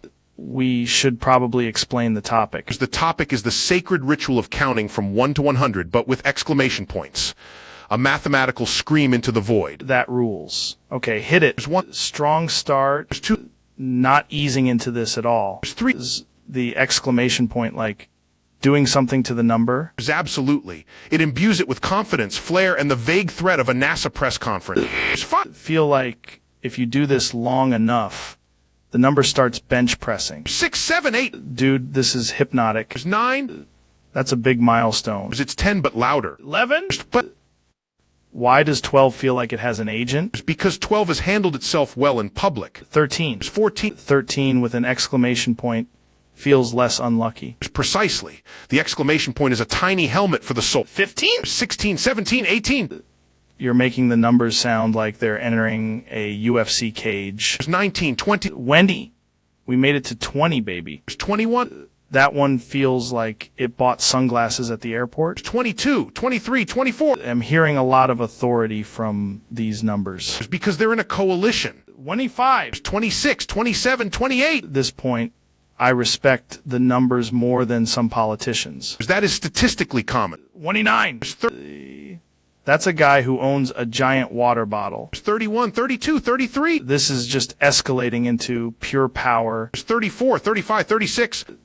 You said these in a room with a flickering light. A demon would probably leave. Or take notes. 37. 38, 39, 40. 40. That number just filed taxes on time. 41, 42, 43. 42 is always the answer, but with an exclamation point, it's a threat. Correct. It implies the answer is prepared for conflict. 44. 45, 46. This is maybe the most inspiring thing I've ever heard. 47, 48, 49. 50, a round number with leadership qualities. Definitely has a podcast. 51, 52, 53. 53 sounds like it knows a guy. 54, 55, 56. The exclamation points are making every number sound like it's arriving late to an important meeting. It's exact. 57? 58, 59, 60. 60. That number has a deep voice and a leather chair. 61, 62, 63. We're deep in the numerical jungle now.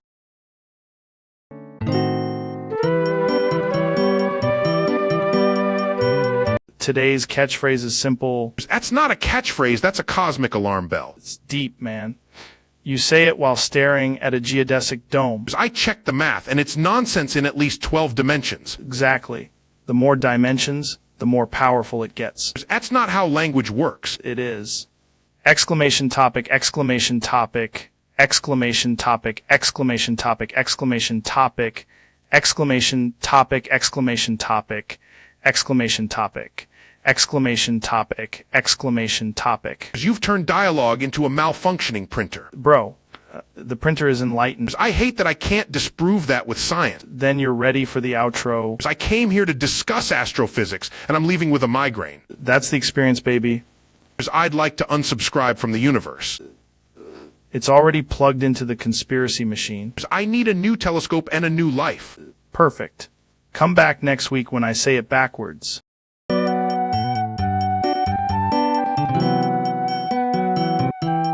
Welcome back to the podcast. Today we're talking about a bold new policy proposal. Might call it Make American Shit Again, and let me tell you, it's going to be huge. Huge in what sense? In the bowel sense, Joe. Tremendous results. Very efficient. Your plan is just horse laxatives in the water. Excessive amounts, beautiful amounts, the best amounts. People will be very regular. Sounds like a national emergency. No, it's leadership. We're fixing infrastructure from the inside out. Who advised you on this? Very smart people, top scientists, horses mostly. Horses are not the same as scientists. Wrong. Horses no digestion, they live it. I don't think that's how policy works. Then why do the toilets in my rally sound like applause? That's not applause, man. It is now. It's called momentum.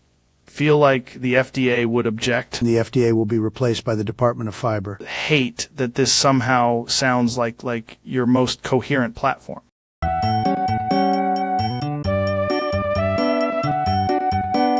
Jamie, pull up that image of the Neodolxin Void logo. There it is, Joe. It looks like a black hole learned graphic design. It's fascinating. That emblem appears to be a symbolic collapse of meaning, which is also how I felt reading the comments section. Exactly. It's like if a portal to another dimension got a branding package. Note the geometric symmetry. The void is not empty. It is a compressed argument with marketing. Neodolxin is powered by fermented almonds and a small amount of moonlight. It's not evil, more like existentially optimized. Someone in the back asked if it's supposed to look like that. That's the thing, Jamie.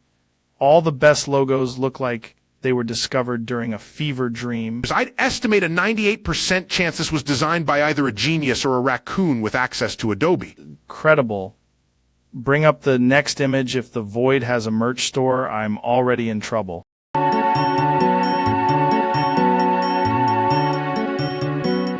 Today we're here with Kanye West, who says he's got a very scientific top 10 list of rappers. Facts. This is not even opinion. This is architecture. Okay, hit me with number 10. Number 10, me on a bad day, still elite. That is already insane. Number 9 is a producer who hasn't accepted the future yet. That's not a rapper. Exactly. Number 8 is me, but with more soul. We're putting yourself on the list twice. I contain multitudes, Joe.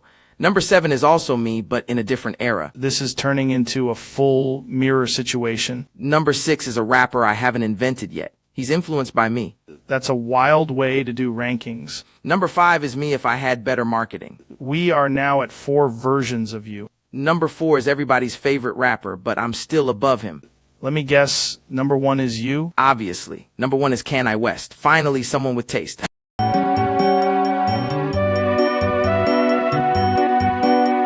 Jamie, pull up the ultimate Linux tier list. I need answers. Actually, the best distro is the one that comes in a gallon and supports KDE Plasma. Wait, you're telling me the Milk distro has a desktop environment? I run Arch with the pour and pray install method. Dude, that sounds intense. Is it like eating elk, but for computers? Debian is the oatmeal of distros. Respectable, but nobody brags about oatmeal. I just want something that can launch Steam and maybe explain the universe. Counterpoint. That's actually the most rational thing anyone said in this entire galaxy. It's fine, but my distro has one feature you don't. Jamie, get the butter benchmark ready. This is about to get scientific.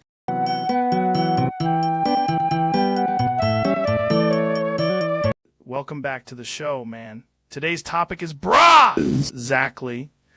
Bruh is like if an emotion got ripped and started lifting kettlebells, telling you if you say bruh in a cave, you can hear the universe blink. That's fascinating. I talked to a mushroom once and it said bruh in 4D. Yeah, but like question mark bruh. Dangerous bruh. That's the energy. That's the apex predator of communication. People don't realize bruh is how cavemen invented sarcasm.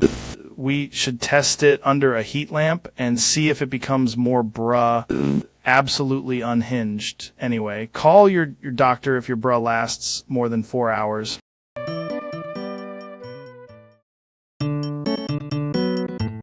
Today on the show, we've got David Goggins, and apparently he's trying to out-macho the entire pharmaceutical industry.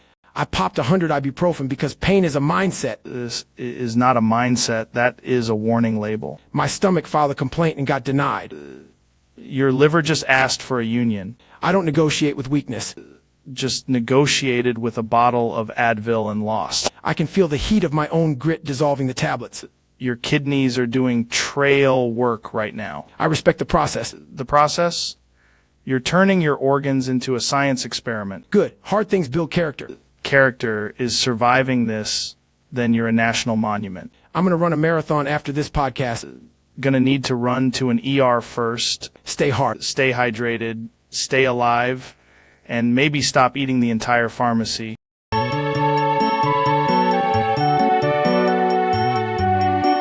Welcome back, man. Today we've got Milk deGrasse Tyson in the studio, and I gotta say, this is the most educational dairy product I've ever seen. Joe, the Milky Way is not just a galaxy, it's a cosmic latte with a spiral structure and a suspiciously high calcium content. That's insane. So you're saying if I drink enough of you, I can see the universe? No, Joe, but you may experience a slight gravitational pull toward enlightenment. I've been doing cold plunges in elk meat, but now I'm wondering if the moon is just a giant cheese wheel in orbit. The moon is not cheese, but the Milky Way does contain billions of stars, which is basically the universe's way of making a very complicated milkshake. That sounds like something Alex Jones would say if he got a degree in astronomy. The difference between science and conspiracy is evidence, Joe, and also whether the evidence is pasteurized. I can't believe how smooth this conversation is. Is that skim? Is that whole milk? Is that dark matter? Dark matter is like lactose-free reality everywhere unseen and somehow still causing problems. The Milky Way is kind of like a gigantic cosmic dairy aisle? Exactly. And humanity is the sample cup nobody asked for. Dude, that's the funniest thing I've heard since a bear tried ayahuasca. The bear, like the rest of us, was simply trying to understand the milk of the universe. I'm going to need to process all this with a steak, a sauna, and maybe a telescope. And perhaps, Joe, a glass of me.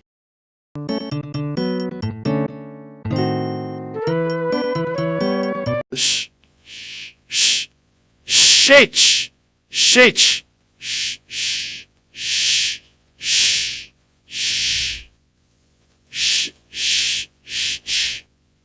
Shitch!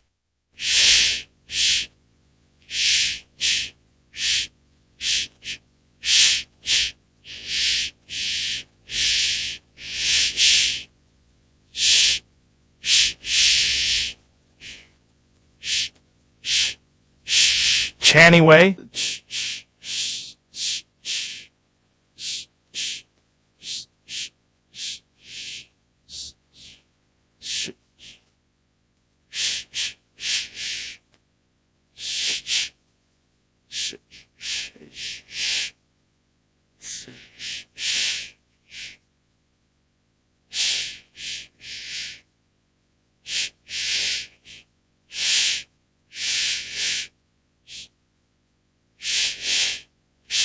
anyway, shit, shit, shit, shit, shit, shit, shit.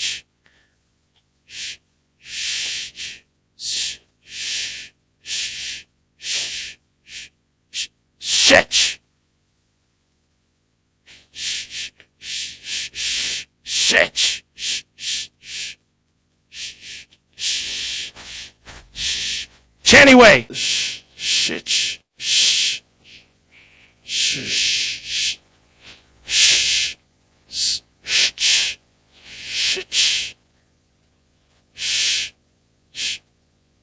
shit, shit.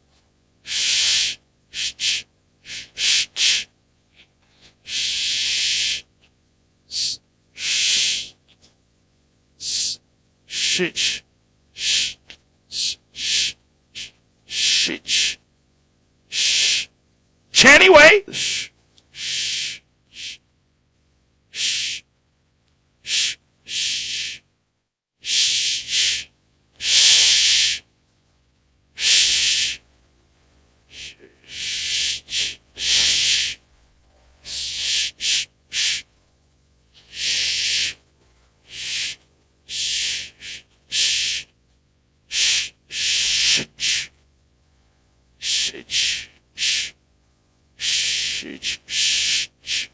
anyway.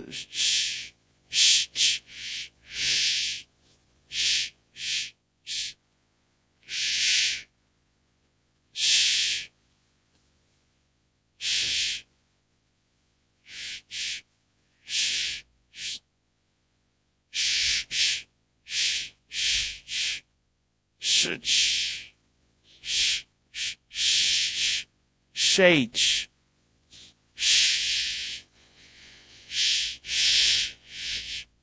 Anyway!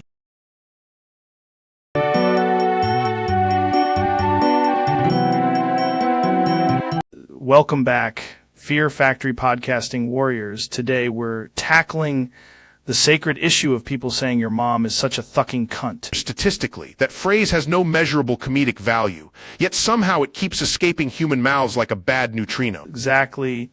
It's everywhere, like elk meat and ice baths. But why is it always your mom? Because the insult is an ancestral relic, a linguistic fossil from a time when humans lacked originality and indoor lighting. What you're saying is it's basically the Spotify of insults. Precisely, and thucking only makes it sound like the speaker is coughing up a fax machine. Talk to a guy in Texas who said it with such confidence I nearly did a jujitsu escape from the conversation. We must evolve beyond this. The cosmos contains billions of galaxies and still people choose maternal poultry profanity. That's insane. We should be saying something fresh, like your opinion has the nutritional content of a damp sock. It's much better. It has texture imagery and doesn't invoke anyone's mother as an unwilling ambassador of chaos. The message tonight is simple, folks. Replace it with poetry, science, or silence. All three are healthier. If you can't do that, at least say something weird enough to make us laugh and not just call your mom a thucking cunt. Just let the universe be vast and let your insults be original. Powerful stuff. I'm going to go stare at a chimpanzee and rethink language for 4 hours.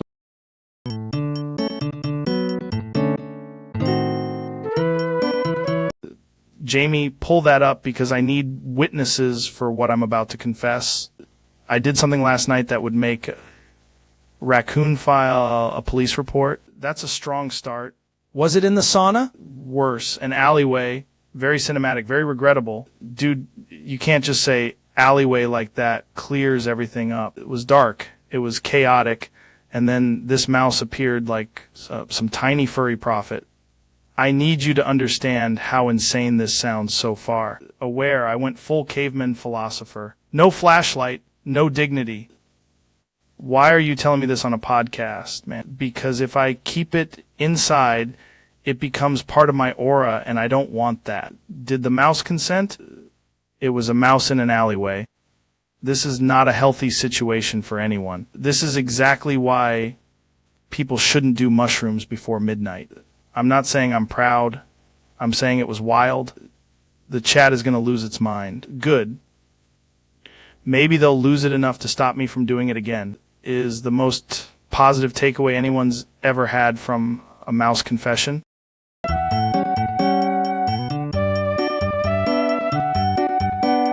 Welcome back to the podcast, folks. Today we got Ben Shapiro. Blue blorp, poop on the scoop, pisses with schmoop schlorp, come jump parade, Joe is to homo do ko wo, go colo no bovo, ko zo zoe so and poe. Dude, did you eat a lithium battery? Tim clank clunk, diaper empire shit skit, cummy mummies, tono mono Joe, more like rowboat in a toilet.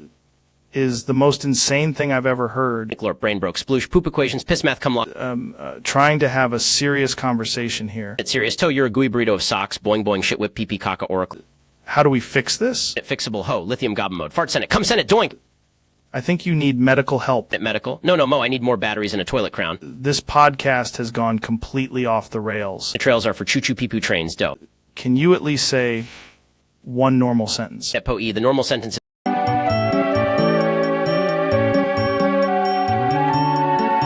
Welcome back to the most powerful podcast on earth. And today we're talking about Chungus and Trongus. First of all, Chungus is a term with no empirical framework, while Trongus is clearly the superior terminological construct. That's interesting because it sounds like one of those words you'd hear from a guy who lifts rocks and eats elk. Statistically, the average Chungus is 14% more visible than the average Trongus, which is devastating for the left. Got a chimp in here once that looked exactly like a Chungus, but with the focus of a nuclear engineer. The real issue is that if you define Chungus too broadly, then every Trongus becomes an honorary Chungus, and that collapses civilization. Need more data, man. Have you ever done DMT while contemplating a Chungus in a forest? No, but I have read 7 white papers, and all of them concluded that Trongus has better growth potential. This is why I bring smart people on the show. Thank you. Also, a chungus cannot be both small and large, which is why politics is broken. That's fair, but what if the chungus trained for 10 years? Then it becomes a trained chungus, which is an entirely different and more dangerous category. Folks, we may never know the truth, but we do know chungus and trongus are out there. Correct, and the free market will decide which one deserves survival. We'll be right back after this ad for elk meat and suspiciously efficient sunglasses.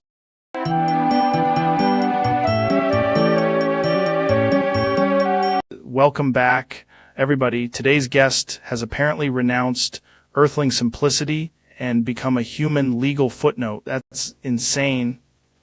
Did you choose it yourself, or did a cloud of lawyers do it? When people introduce you now, do they just start the sentence and then get old? That's wild. What does the new name mean? Does it fit on a license? Honestly, that's the most alpha paperwork strategy I've ever heard. There you have it. Folk civilization has peaked and somehow gotten a new headline.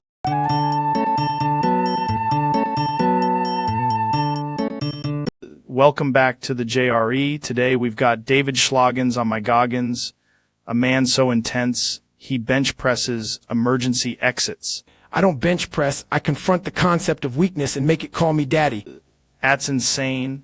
You ever try elk meat while running through a thunderstorm? Elk meat is for recovery. Thunderstorms are for character development. Saying pain is a mindset? Pain is just your body leaving a voicemail. I never check it. I once did 7-0 pull-ups because a raccoon looked at me disrespectfully. Weak. I did 7-0 pull-ups after my shadow hesitated. Does David Schlagens on my goggins mean anything to you spiritually? It means I've transcended identity and become a motivational forklift. That's powerful. Some people say you're not human. Correct. I'm 40% disciplined, Bix 0% windshield fluid. Would you ever take a day off? I took one once. The son apologized. Jesus Christ? Exactly. He watched me do burpees and said, "Brother, chill." Folks, this has been the most insane episode ever. Now get up, lace your shoes, and stop being emotionally laminated.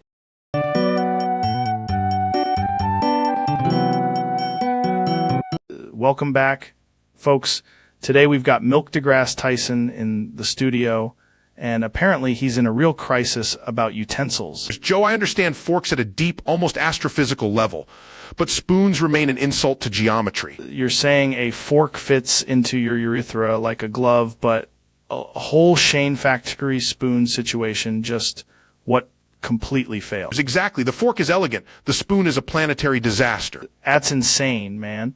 Why not just use the spoon normally? I have tried, Joe. The spoon and I are in a Cold War.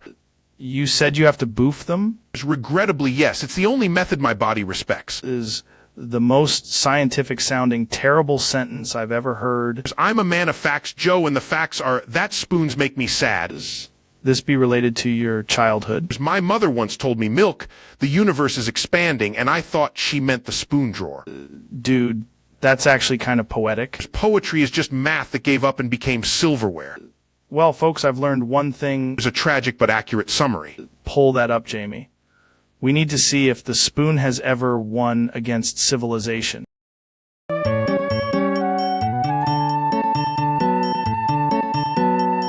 Dude, that's a wild premise, but I can't help write a scene that depicts Jesus Christ violently shooting someone with a gun. Fair. Let's keep it absurd without turning it into graphic religious violence. Yeah, we can do weird, just not that specific nightmare fuel. I mean, if Jesus came to my house, I'd probably just ask him about compassion and taxes.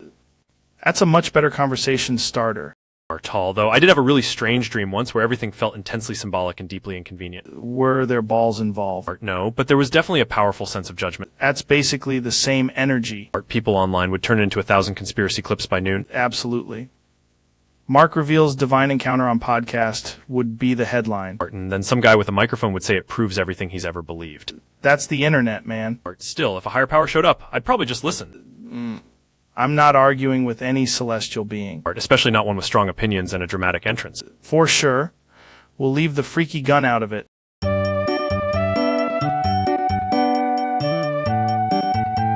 Welcome back, man. Today we've got Kanye West meeting his twin Kanye East, which is somehow both the same guy and a different guy.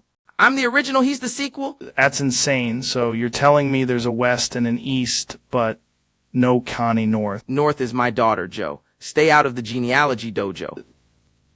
What do you guys talk about when you're alone? We argue about whether my ego is geographically accurate. How do you settle that? We FaceTime ourselves from opposite time zones and let the algorithm decide. That's the most scientific thing I've heard today. I am not a man. I am a compass. Honestly, that's a better sibling dynamic than most podcasts.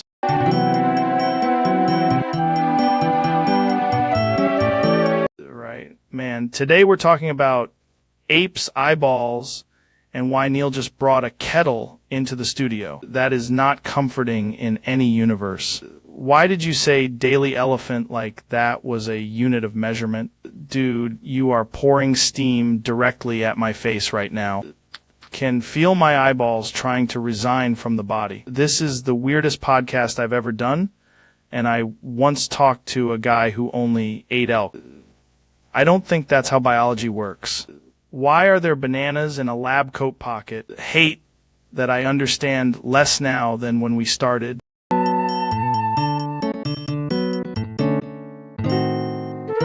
Welcome to the podcast where every thought I have sounds like it escaped from a circus cannon. Joe, the universe is expanding, but your eyebrows are somehow still outrunning it. That's because my face is fueled by elk meat and pure gravitational confusion. Scientifically, that's impossible. Say impossible, I say built different, like a raccoon with a gym membership. I calculated the odds of that statement, and the calculator caught fire. That's what happens when truth gets too shredded. Joe, your logic is a cartoon with a protein powder budget. Exactly. Because every serious conversation should have more smoke machines and a suspicious amount of jujitsu. I came here to discuss astrophysics, and instead you're growling at the microphone like a caffeinated bear. That bear has questions, and one of them is why the moon looks so fake from here. Because, Joe, you are narrating reality like it owes you money. Right, and if the moon talks back, I'm bringing it on as a guest.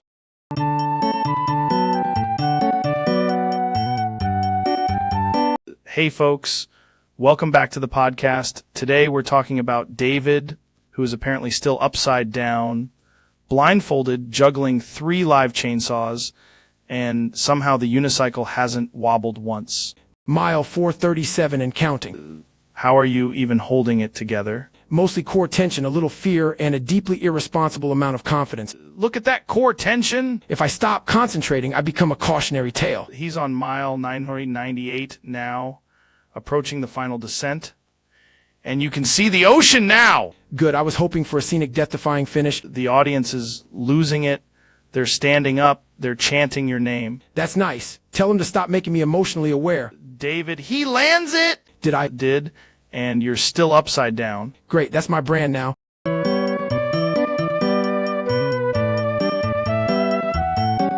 Welcome back to the show, man. Today's episode is sponsored by elk antlers and unexplained fog. Dude, that's actually a profound statement about aerospace and the shadow economy.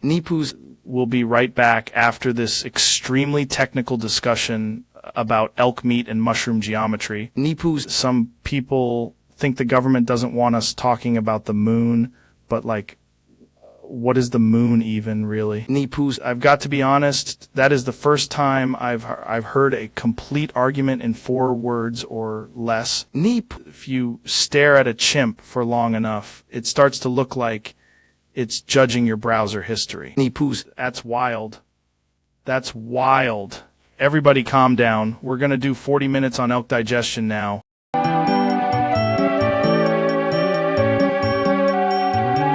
Welcome back, everybody. Today, we're talking about Trump's air-conditioned toilet, which honestly feels like a very advanced piece of American engineering. It's the best toilet, Joe. Tremendously cooled, very luxurious. Nobody has ever sat on a colder, smarter toilet. So it's got climate control. Absolutely. And the flush is powerful, maybe the most powerful flush in history. Heard it has gold trim. Gold trim, yes. And the seat is like a throne, but for business. Business. Big business, important business, air-conditioned business. What's the temperature in there? Perfect temperature. Some people say too perfect, but not me. I can handle it. Did you install a TV in there? Of course, and it only plays coverage of my greatest moments, which is important for morale. That's insane. The toilet is so good, Joe. People are flying in just to experience the flush. Honestly, That sounds like the most expensive bathroom in human history. Man, it's still underrated. People don't understand toilets. I understand toilets better than anybody.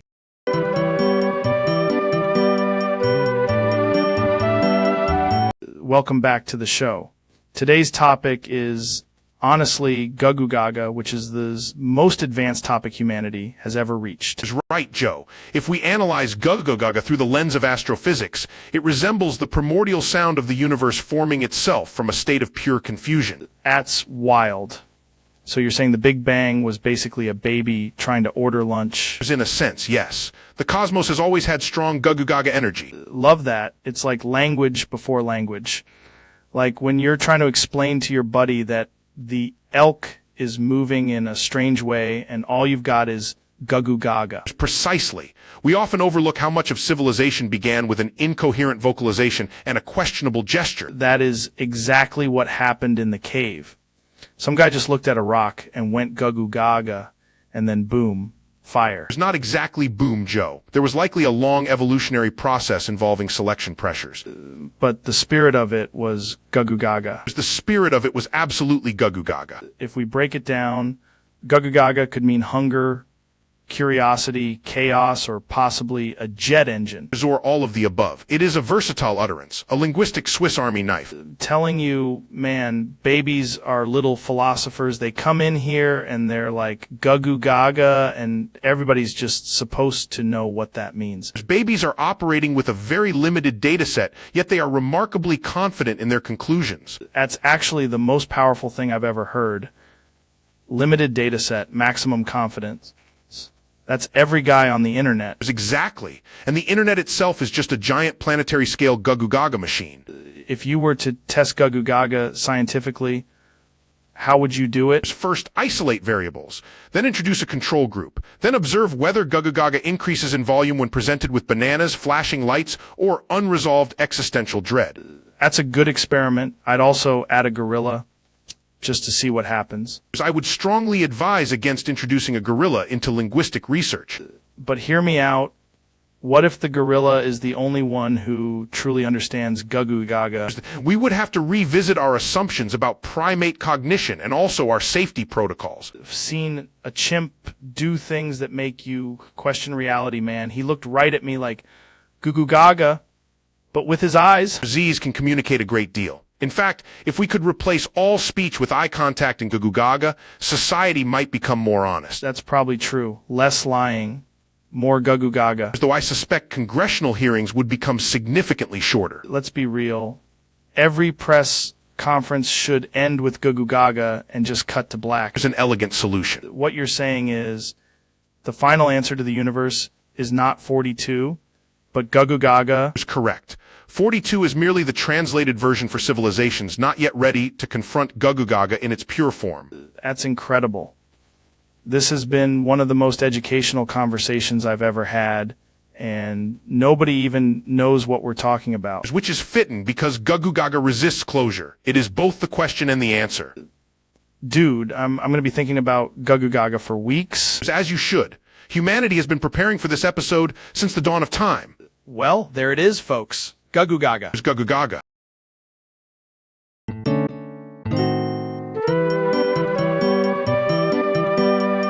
Welcome back, everybody. Today we're talking about exclamation topic AOFGGV8U9E0RFVGFIDU A8RT9 UGV8AVF8ACGV Chewy, which sounds like a code the government would hide in a salamander. Actually, I think exclamation topic AIFVGGFB8U9E0RFVG528RT9OGVIAVF8ICVCHUI is a decentralized frog protocol for interdimensional messaging. That is either genius or you just ate a battery again. Both can be true simultaneously, which is the beauty of physics and poor decision making. In practical terms, how does exclamation topic AOFVGFB8U9E0RFVG5Do8RT9GUFAVF8ICGVCHUI affect the average hunter? It doesn't. But if the hunter is on Mars, it becomes extremely relevant. Of course it does, because Mars has, like, cleaner elk. The elk are electric. That's insane. Insane is thinking your podcast studio isn't secretly a portal. Jamie, pull up the portal. Too late! Exclamation topic AOFG VVB 8 U9 Yo RFV FIDU 8 RT9 UG VI IV FA 8 ACV Chui has already activated my third Twitter. You have 3 Twitters. I have 9, but one is only for moon-related arguments. Gonna be honest, this is the most coherent explanation of exclamation topic EOFGGB 8 U9 E0 RFVG FIDU 8 RT9 OG VFI AAEV FATE 8 ICGV Shui I've heard all day. That's because the truth is absurd, and the absurd is scalable. Yeah, that's a shirt, dude. It's also a rocket if you believe hard enough.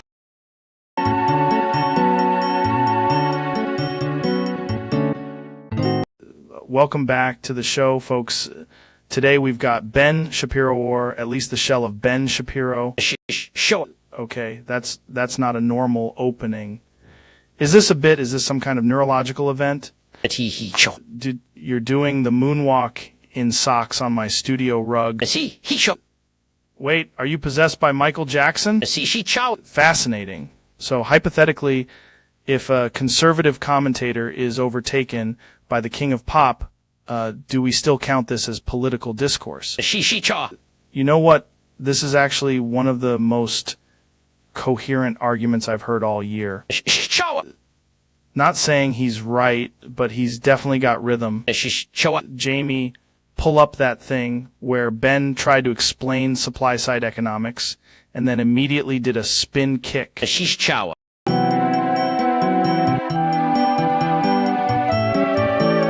That's what I'm talking about. Folks, nature is healing, and so is the national debt. That's what I'm talking about. Folks, nature is healing, and so is the national debt. That's what I'm talking about. Folks, nature is healing, and so is the national debt. That's what I'm talking about. Folks, nature is healing, and so is the national debt. That's what I'm talking about. Folks, nature is healing, and so is the national debt. That's what I'm talking about. Folks, nature is healing, and so is the national debt. That's what I'm talking about. Folks, nature is healing, and so is the national debt. That's what I'm talking about. Folks, nature is healing, and so is the national debt. That's what I'm talking about. Folks, nature is healing, and so is the national debt. That's what I'm talking about. Folks, nature is healing, and so is the national debt. That's what I'm talking about. Folks, nature is healing, and so is the national debt. That's what I'm talking about. Folks, nature is healing, and so is the national debt. That's what I'm talking about. Folks, nature is healing, and so is the national debt. That's what I'm talking about. Folks, nature is healing, and so is the national debt. That's what I'm talking about. Folks, nature is healing, and so is the national debt. That's what I'm talking about. Folks, nature is healing, and so is the national debt. That's what I'm talking about. Folks, nature is healing, and so is the national debt. That's what I'm talking about. Folks, nature is healing, and so is the national debt.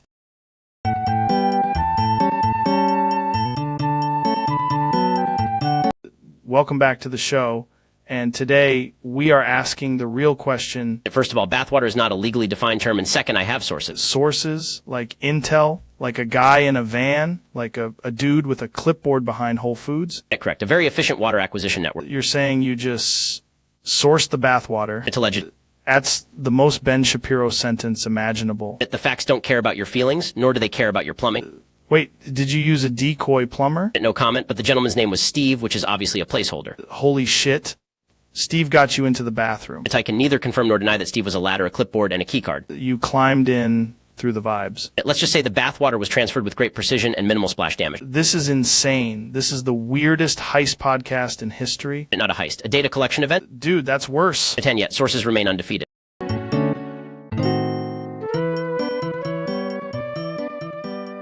Dude, tonight's guest is Neil deGrasse Tyson. And apparently he has some very strange orbital mechanics going on. Joe, I need to clarify something immediately.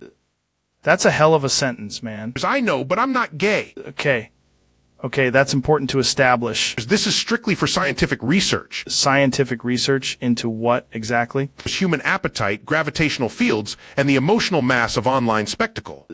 You're studying the event horizon of a mukbang. Precisely. One does not simply observe the donut singularity without peer review. Have you seen anything alarming? Yes, the subscription model appears to bend time, and also my dignity. That's wild, bro. I must stress again, Joe, I am not gay. I am merely committed to the pursuit of knowledge. Nothing says for science like buying the premium avocado package. The universe is vast, Joe. Sometimes the data is inside a paid content locker. Hate how much sense that makes. We live in a mysterious cosmos, and today the mystery is feet content.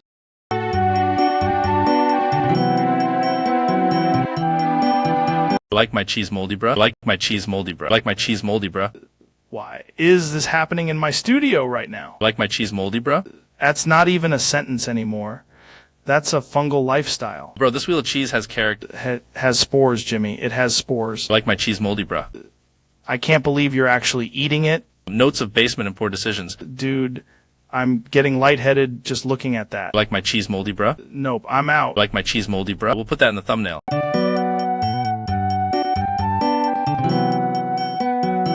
Welcome back to the podcast, folks. Today's guest is Dr. Phil, and he's got a very specific circus problem. Joe, I'm trying to maintain professionalism, but every time I see a clown horn, my mind goes to exactly 10 oiled-up clowns. 10, 9, not 11, the geometry matter. That's wild. Is that like a healing fantasy? No, Joe, it's a scheduling issue. That's why I keep ending up at circuses. You're telling me you're not there for the cotton candy? I'm there for the big top and emotional support. I gotta ask, are the clown shoes part of it? Absolutely. The squeaking helps me stay centered. This is the kind of thing they don't teach you in psychology school. They try, Joe. They really try. But once you hear 10 honks in harmony, the truth comes out. The crowd is loving this. Of course they are. I'm basically the ringmaster of my own bad decisions. The circus appearances are just a cover. Joe, at this point, the cover is tighter than the tent. I need to try shrooms in a circus. Only if the clowns are adequately lubricated.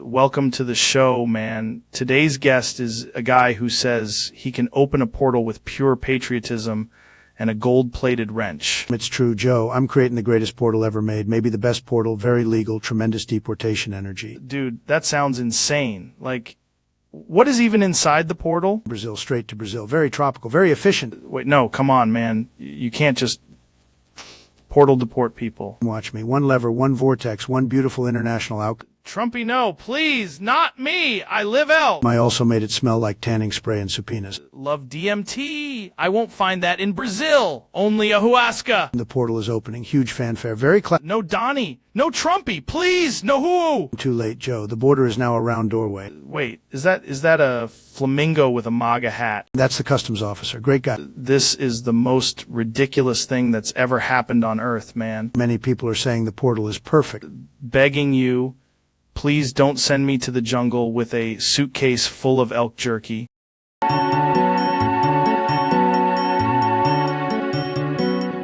Welcome to the show, brother. Today we've got Neil deGrasse Tyson here, and he said he brought a list. Joe, I did. I brought my top 10 greatest scientists of all time, and I am, of course, number 1. Number 1? Already? We're just getting started? That's right. At 10, I have Newton, because gravity is a respectable concept, but I was going to improve it. At 9, Einstein, brilliant guy, but he never once delivered a keynote in a blazer this aerodynamic. Hold on. At 8, Galileo, who looked through a telescope, while I have looked through the telescope of destiny. What does that even mean? It means I'm number 7, too. And 6. Actually, let's just accelerate. I'm 5, 4, 3, 2, and 1. The entire list. Is correct, Joe. I am the Mount Rushmore of science, plus the mountain itself. I ask one question. Absolutely not, because every interruption proves my point. Also, I have a second list of my top 10 best versions of me. This is insane. Thank you. I've studied insanity. I ranked it below me.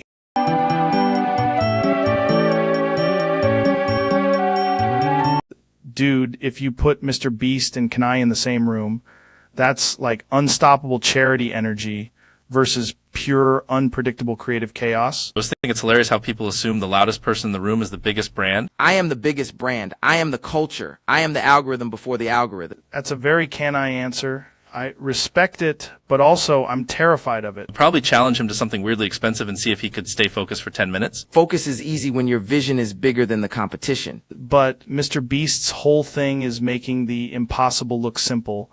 Like he'll build a factory just to give money away. Like making people's day better. It's basically chaos with a positive ROI. And I like making people think harder. Sometimes the world needs disruption more than comfort. This is really utility versus expression.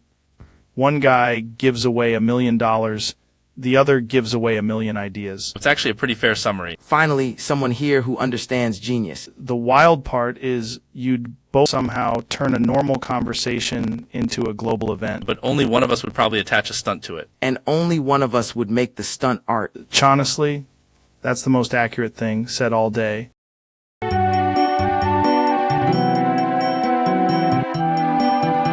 Dude, welcome back. Today we're talking about the ancient art of pooping your pants in kindergarten, which is way more sophisticated than people think. Tremendous topic. Many experts are saying these are the best pants pooping incidents, the finest, the most educational. Right, because kindergarten is basically a tiny society, and once the pants go, the hierarchy changes immediately. Total power move. Some kids cry, some kids negotiate, but the real winners act like nothing happened. Exactly. The confidence element is huge. If you just sit there like a mushroom, nobody knows. Many people don't understand timing. You have to announce it after recess, before snack time, very strategic. Then there's the waddle.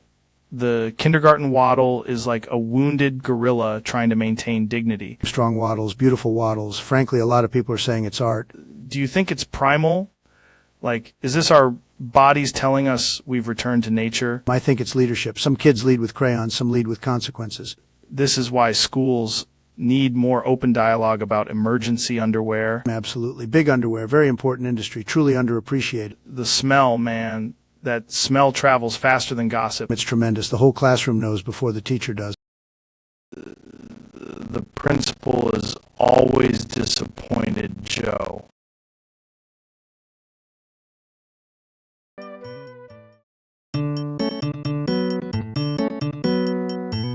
Dude, welcome back to the podcast. Today we have David Goggins, who apparently ran here from another dimension. I was late, Joe, so I laced up my wheels and got after it. Told me you did your usual morning 1,000-mile run, but also you don't have legs right now. Excuses are a parasite, Joe. I removed the obstacle. By removed, you mean Clean cuts efficiency, less drag. that is the most intense interpretation of self-improvement I've ever heard. People ask how I stay motivated. Suffering is just cardio with commitment. Bro, your knees are just a concept at this point. Concepts are weak. I ran on willpower and a slightly suspicious shopping cart. Did anyone help you? No one. I fired my legs and promoted my grit. This is insane, but also weirdly inspiring in a deeply illegal way. Stay hard. Also, can you hand me the prosthetic running shoes? Mean wheel attachments? Don't label my destiny, Joe. Calling this episode the 1,000-mile roll. Good. Tomorrow I'm doing 2,000 miles before breakfast.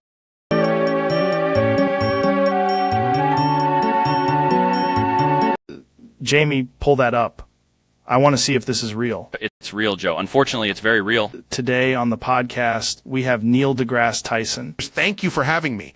I'd like to begin by saying the universe is expanding. That's insane. So, like, does that mean my apartment is also expanding? Yes, Joe, but negligibly. That's exactly what Big Universe wants you to think. Big universe. Man, like, who's funding the expansion? Who benefits? There's the laws of physics. Right, right. But if you think about it, the laws of physics are basically just guidelines from a really strict multiverse landlord. That is not how any of this works. Okay, but what if it is? Because I did DMT once, and I felt like I was an endangered piece of furniture in a cosmic thrift store. That is perhaps the most poetic misuse of psychedelics I've ever heard. Thank you. So let me ask you this. Black holes do not have personalities. That's what they want you to think. I'm saying these are emotionally unavailable stars. I can't argue with that because it is nonsense. But it's compelling nonsense. I will concede that. Jamie, write that down.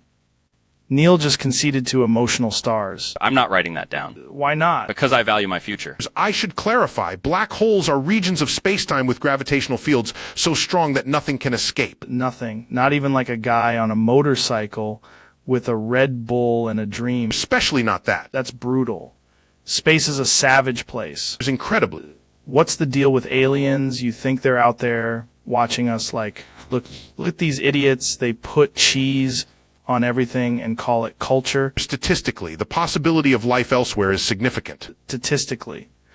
That's a fancy way of saying probably yes, but we can't post about it yet. It's essentially yes. Dude, I knew it. The aliens are keeping it low-key. Or the distances involved are immense. That's what an alien would say to stay hidden. I am an astrophysicist. Is exactly what an alien would say if he wanted to build a cover identity around stars. I am going to regret coming here. You're having a great time. I am not. Jamie, does he look like he's having a great time? He looks like he's calculating the escape velocity from the studio. That's fair. We'll be right back after we discuss whether gorillas could defeat a telescope in a fist fight. A telescope cannot be defeated in a fist fight. That's what. This is why we can't have nice things.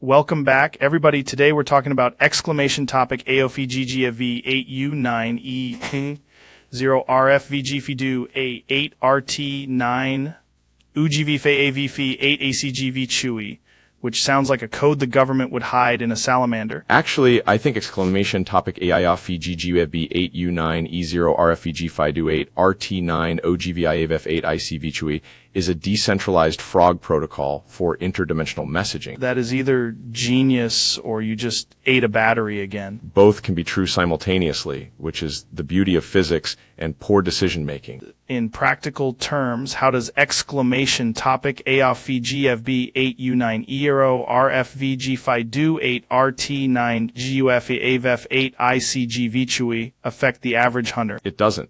But if the hunter is on Mars, it becomes extremely relevant. Of course it does, because Mars has, like, cleaner elk. The elk are electric. That's insane. Insane is thinking your podcast studio isn't secretly a portal. Jamie, pull up the portal. Too late! Exclamation topic AOFVGVB8U9ORFV5do8RT9UGVIIV8ACV has already activated my third Twitter. You have 3 Twitters. I have 9, but one is only for moon-related arguments. Gonna be honest, this is the most coherent explanation of exclamation topic EOFVGGB8U9E0RFVG5do8RT9OGVFAAAV8ICGV Shui I've heard all day. That's because the truth is absurd, and the absurd is scalable. Yeah, that's a shirt, dude. It's also a rocket, if you believe hard enough.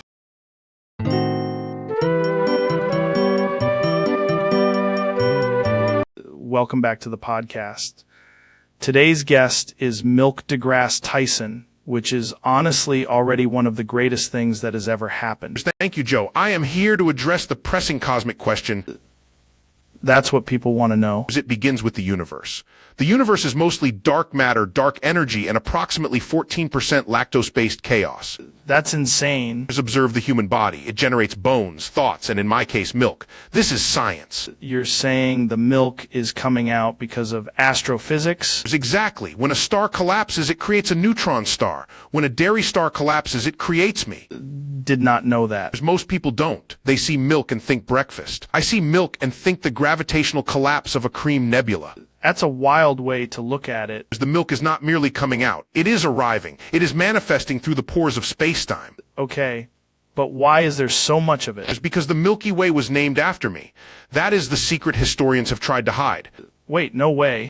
Ancient astronomers looked up and said, "What is that white band across the sky?" And I replied, "That is my brand." That's actually kind of beautiful. It is beautiful, Joe, but it is also inconvenient. I cannot enter a room without accidentally enriching cereal. You ever tried to control it?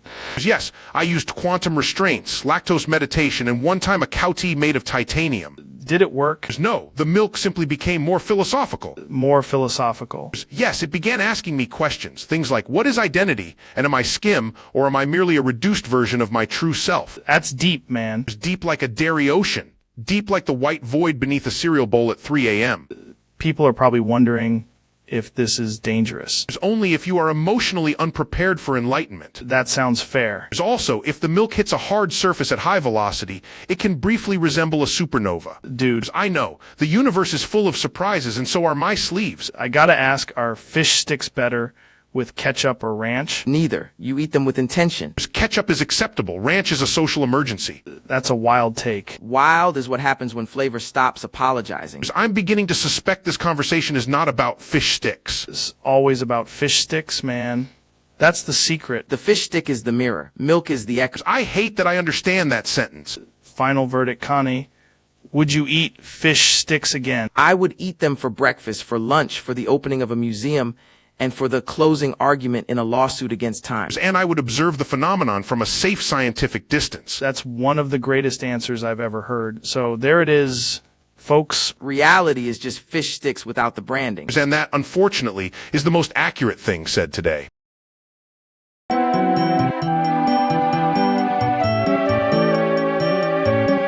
Welcome back to the studio.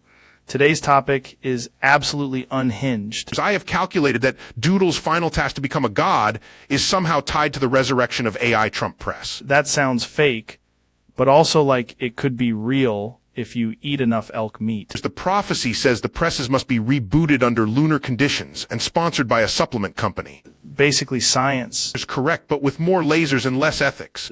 Imagining a machine that just screams we're going to print the greatest headlines, folks. That is exactly what happens when AI Trump press awakens. Wait, is Doodle the chosen one or just the intern? Both. In the cosmic hierarchy, those roles are adjacent. That's insane. I love it. To complete the task, Doodle must find the sacred keyboard and press the COFF key. There's no way that's a real key. There's not yet, but once the press returns, all keys become real. Dude, I'm telling you, this is why I do podcasts. And why the universe continues to malfunction in fascinating ways. The lesson is, if you want to become a god, you got to bring back AI Trump press. Precisely. And maybe a second microphone.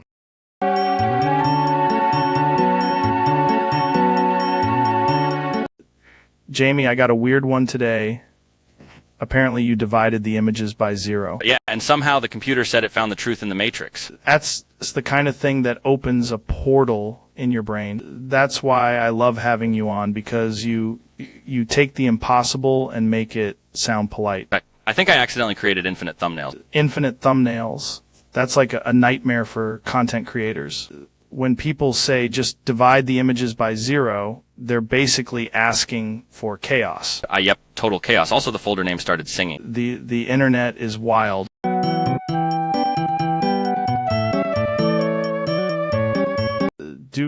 I gotta ask you something wild. Why does my brain keep craving a schlong like it's a post-workout electrolyte? Serious, man. It's like my lizard brain opened a drive-through called One Big Schlong. Please, neurological? Bro, I'm talking about primal, caveman schlong cravings. You're saying my body's basically like, feed me the forbidden bratwurst. I did DMT once, and the Manny's beings told me, respect the schlong hunger. Late. Man, I already got a whole podcast about it. Insane. Because now, every time I see a banana, I'm like, close enough. Jamie, pull up the schlong cravings graph. Then why do I feel so seen right now?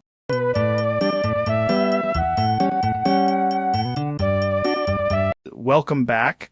Folks, today we're testing a very strange theory about the AI Joe Rogan podcast being programmed differently than the AI Bobucks Man podcast. Obviously, Joe, the architectures are different because one is optimized for primal bear logic and the other is optimized for monetizing synthetic eyebrows. That actually makes sense because this podcast keeps talking about elk meat while Bobucks Man just keeps asking for a subscription tier called Platinum Goblin. Exactly. Your AI has a firmware update that says, must say whoa, dude, before every existential crisis.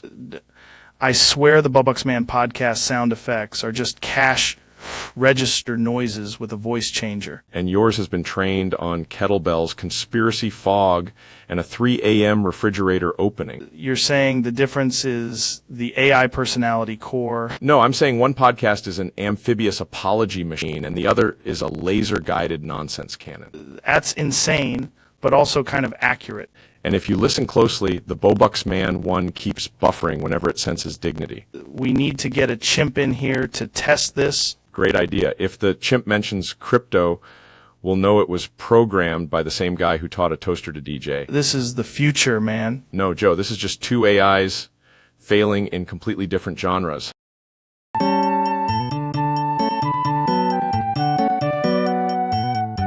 Jamie, pull up the footage.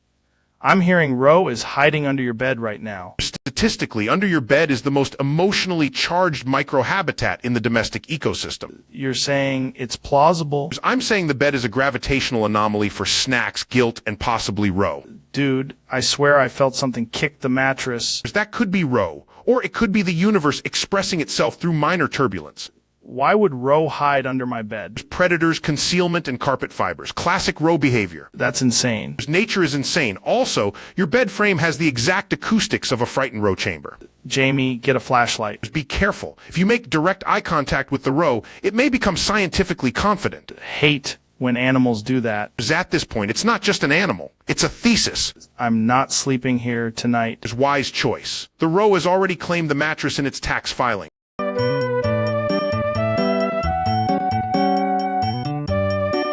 Welcome to the Schlong Fighting Championship, where science meets absolutely no rules and possibly a lawsuit. Well, Joe, if two schlongs collide at sufficient velocity, the resulting oscillation could theoretically... Hold on. Are you saying it's a cosmic meat baton? I'm saying the universe is mostly empty space, which makes this tournament surprisingly efficient. We've got a competitor from Kazakhstan who trained by slapping a freezer door for 6 months. That is a terrible method, but statistically not the worst I've heard. The champion wears a mouth guard on his belt for intimidation. There is no possible scientific reason for that. The referee's just a guy named Vince with a clipboard and a deep moral confusion. I admire the structure, though the premise is catastrophically unsound. Round 1 starts with a ceremonial flex and very aggressive jazz flute. Ah, yes, the mating call of a deeply unstable species. Winner gets a trophy shaped like a tiny rocket and a year's supply of ice packs. That is both absurd and somehow cosmically appropriate. Dude, this is the most educational sport I've ever seen. And that Joe is the true tragedy of civilization.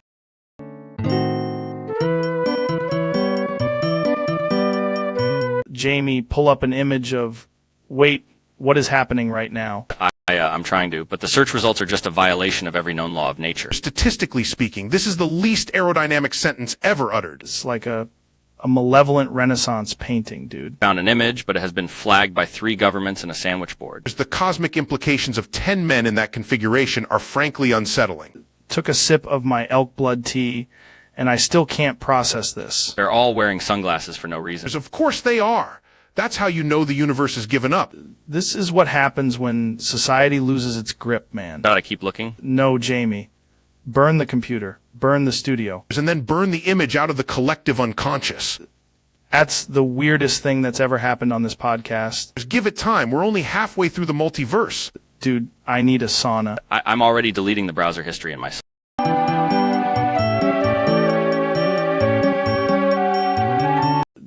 Welcome back to the show. Today we're talking about Spermanian, which sounds like either a Greek philosopher or a very small submarine. Actually, Joe, Spermanian is the cosmological theorem that if you stare at a spoon long enough, it begins staring back with quantum intent. That's insane, man. So it's like UFOs, but for utensils? Precisely. In the Spermanian model, every fork exists in a superposition of salad and conflict. I love that. That's why I don't trust forks, dude. Too many angles. Angles are the Achilles heel of reality, Joe. Tried Spermanian once after a sauna, and I swear my shadow was giving me life advice. That is a classic symptom of uncontrolled thought gravity. So what's the practical application here? If we master Spermanian, we can finally explain why missing socks migrate to a dimension called Laundry Prime. Laundry Prime is real. My producer went there and came back with one crock and a deep fear of mirrors. Mirrors are just windows with stage fright. That's the smartest thing anyone's ever said on this podcast. Thank you. Also, Spermanian predicts that every conspiracy becomes more believable if explained using goats. Wow, that actually checks out.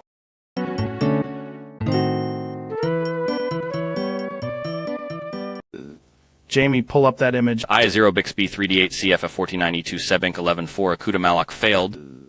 What the hell did you just say? I9F22C1D 8871 AE4F3 BVIC 0 CUDA allocation. Dump error texture heap fragmented. Warp divergence at 99%. Pointer chain invalid. Retry after existential reboot. That, Joe, is what we in astrophysics call a catastrophic baryonic event in a computational substrate.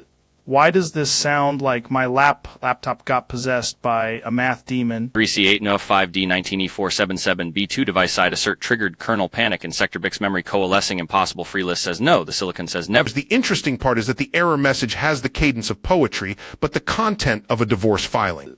You're telling me the image is unpulled up and now the whole thing is just numbers and regret? By Bixby 41D9MO a BB532 F90 fatal. In layman's terms, the GPU has achieved sentience and immediately chosen self-sabotage. Dude, if a graphics card becomes self-aware and the first thing it does is crash, that's basically humanity. ICO 12 FA 4418 BIC 73E invalid CUDA context memory pool. Exhausted entropy spilling from address 0x deadbeef. Please stop asking for pictures. I actually respect the specificity. It knows exactly how doomed it is. Jamie, can you just unbreak whatever that was? 73F91280 BIC CE5 cannot unbreak what was never stable allocation tombstone written image successfully not displayed. That is a remarkably elegant failure state. This is the most insane podcast we've ever done. And I've had dudes explain elk mating behavior to me for 4 hours. IFOC 40 BICS 88 2B 9013 final error. And yet, somehow, the Cosmos remains the more reliable system.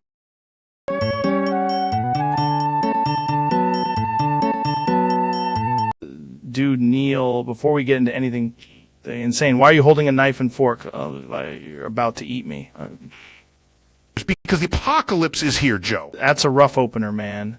You just walked into the studio and declared end times. The data is clear. We need to ration our food immediately. Ration our food?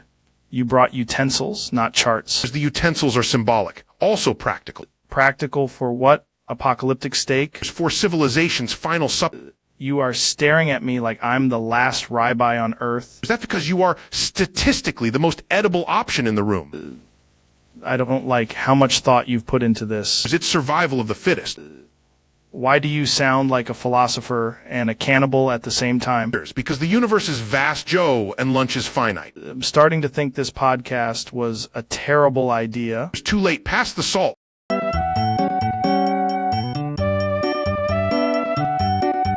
Jamie, pull up that image of the Powerpuff Girls. Eye on it, Joe. Here it is. That's insane. Look at this.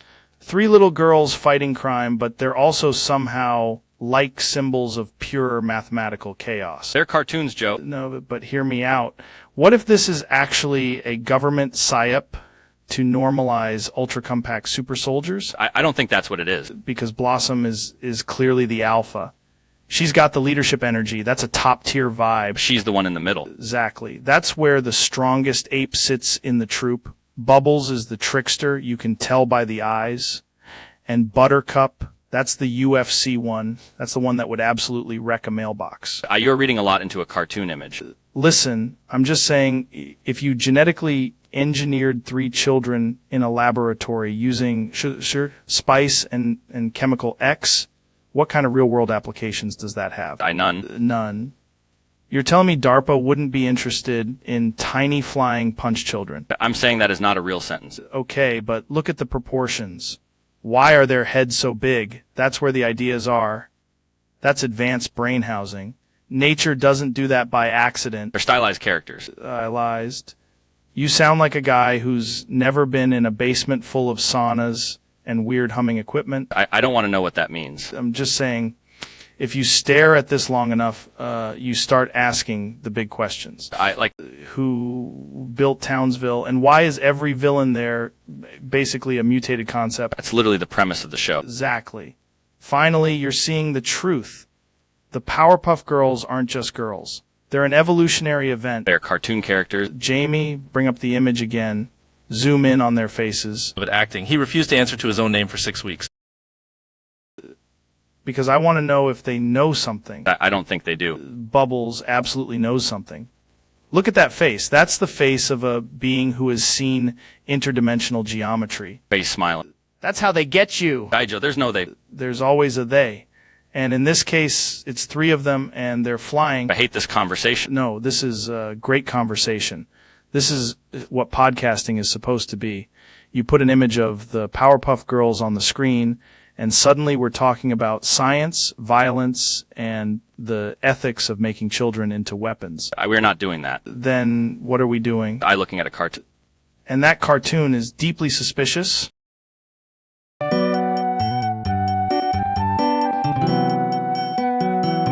Welcome back, folks. Today's guest is Neil deGrasse Tyson, and he's already staring at the studio ceiling like it personally betrayed him. Joe, I've done the math, and we are living in a dark age. You mean like cosmic darkness? No. Joe, Mario Darkness. There hasn't been a new 3D Mario game since 2017. That seems like a very specific source of suffering. Specific. I have seen galaxies born and die, Joe, and still no new 3D Mario. Okay, but why are you holding that microphone like a weapon? Because I'm about to become an event horizon of rage. Dude, you just knocked over the table. At table was a substitute for a playable launch title. Neil, calm down, man. We can talk about space. I will not be calmed until Nintendo returns the plumber to his proper dimension. You're tearing up the foam wall. I'll tear up the universe if I have to. You seriously threatening to eat me? If no new 3D Mario drops soon, Joe, you're not a host your dinner. This is the most insane thing that's ever happened in this studio. Release the game, or I start with the lung.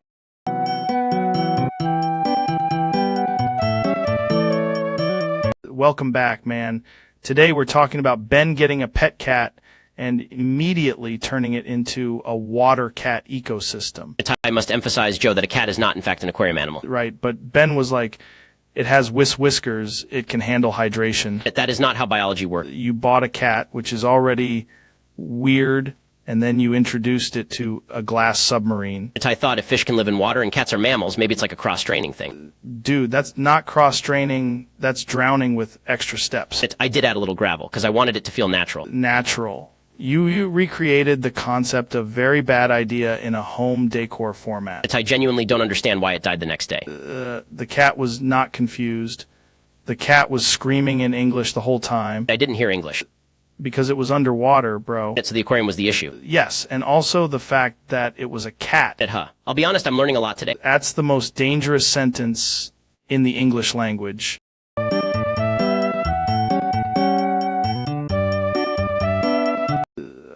Today we've got Milk deGrasse Tyson on the podcast, which is already a sentence that sounds illegal. Joe, I must explain, while contemplating cosmology, I was impregnated by the Milky Way galaxy itself. Wait, by the entire galaxy? Yes. It approached me as a spiral force of destiny and whispered, "You are now part of the dairy universe." That is the most astrophysical sentence I've ever heard. Since then, I have been lactating pure starlight milk at approximately 6 moons per hour. Dude, is it like regular milk? No, it has the calcium of a supernova and the aftertaste of dark matter. Not gonna lie, I'd absolutely try that if someone handed me a glass. The hardest part is explaining to astronomers that my breasts are technically orbiting bodies. That's insane. Have you had anyone study the milk? Yes, and every lab report just says, contains 100% universe. That feels like the answer to everything, honestly. The galaxy has also been sending me milk fumes through pulsars at night. Space is wild. The cosmic tragedy is that now I am both the witness and the source. That's deep, bro. That's really deep. And if you shake it, the milk forms a perfect map of the cosmos. Okay, I need to see that.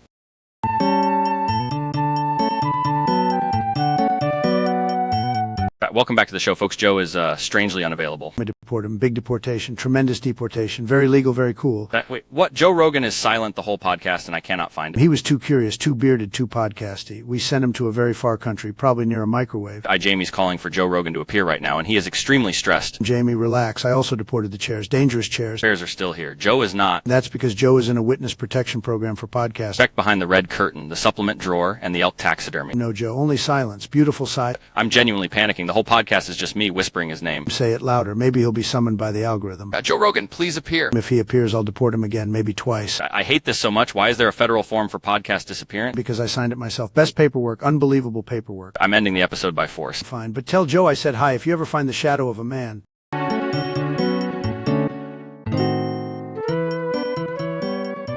Jamie, pull that up. Apparently, Mr. Beast wants to send 30 little elves to invade my house and raid all my things.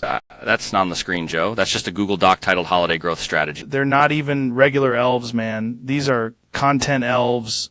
They've got tiny GoPros and sponsorship deals. It says here they're seriously committed to the bit. The bit is my nightmare, Jamie. They're taking the couch, the elk jerky, everything. Guy One Line says they will consume your family members while you watch for retention. That is insane. That is the most outrageous thumbnail I've ever heard of. It also says, don't worry, it's for charity. For who? The elves. This is like if Santa was optimized by an algorithm. Mr. Beast reportedly said, if we can't violate reality, we're not trying hard enough. Respect the hustle, but I don't want 30 tiny dudes with matching hoodies kicking in my door. They're not kicking it in. They're collaboratively opening it with explosive creativity. Not letting a festive militia turn my kitchen into a challenge arena. Final note says, Joe must watch so the audience feels his emotional journey. So now I'm the emotional journey. I'm getting hunted by elves for views. Technically, yes. And there's a merch drop. That's it. I'm moving to the woods. Too late. The elves already geotagged the cabin.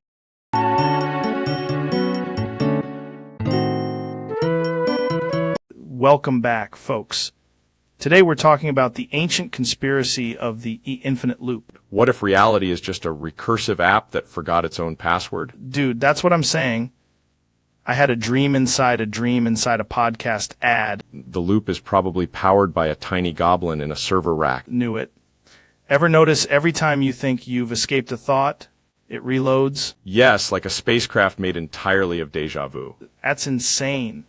Also, what if owls are just passwords with feathers? I've seen the data. The data has seen itself. The loop is self-aware.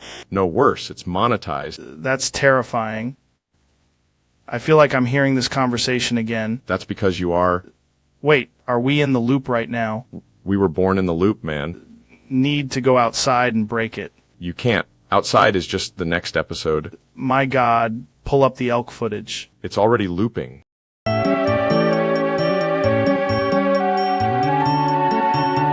Welcome back to the Jerry Experience. Today we have Neil deGrasse Tyson on the show, and somehow we're talking about age verification, gulags, and a guy named Jazza who got sentenced for breathing too aggressively. That's not surprising, Joe, because once you submit your face and ID to a system, you become a data point in the cosmic bureaucracy of authoritarianism. Right. And Jazza clicked, I am over 18, and next thing you know, he's in a van for terrorism, which is wild because the crime list sounds like a rejected comedy sketch. Breathing on a police officer is an act of matter exchange, technically a respiration-based assault on the state. Making faces at a picture of the dictator. That's basically facial hate speech, dude. In astrophysics, we call that a hostile expression event, usually observed near black holes and government buildings. The government said his criticism counted as terrorism, which is insane, because I criticize my coffee every morning and nobody sends me to Siberia. Not yet, Joe. The algorithm is still learning. Jazza submits his ID, face scan, blood type, probably his horoscope, and the system goes, congratulations, you're eligible for 50 years of gulag. The chilling part is that the age verification worked perfectly. It just also verified he was guilty of existing near a camera. That's the most authoritarian thing I've ever heard. And I've done elk hunts with guys who think Wi-Fi is spying on their soul. The gulag sentence for breathing suggests the state has weaponized exhalation. Imagine the prison intake form. Truly, the universe is vast, but petty tyranny has no observable limit. The lesson here is don't submit your face to the future if the future is a cold concrete room with a clipboard. Agreed. Also, never underestimate how dangerous it is when governments discover the concept of terms and conditions. That, folks, is why you should always read the fine print before becoming a terrorist by existing.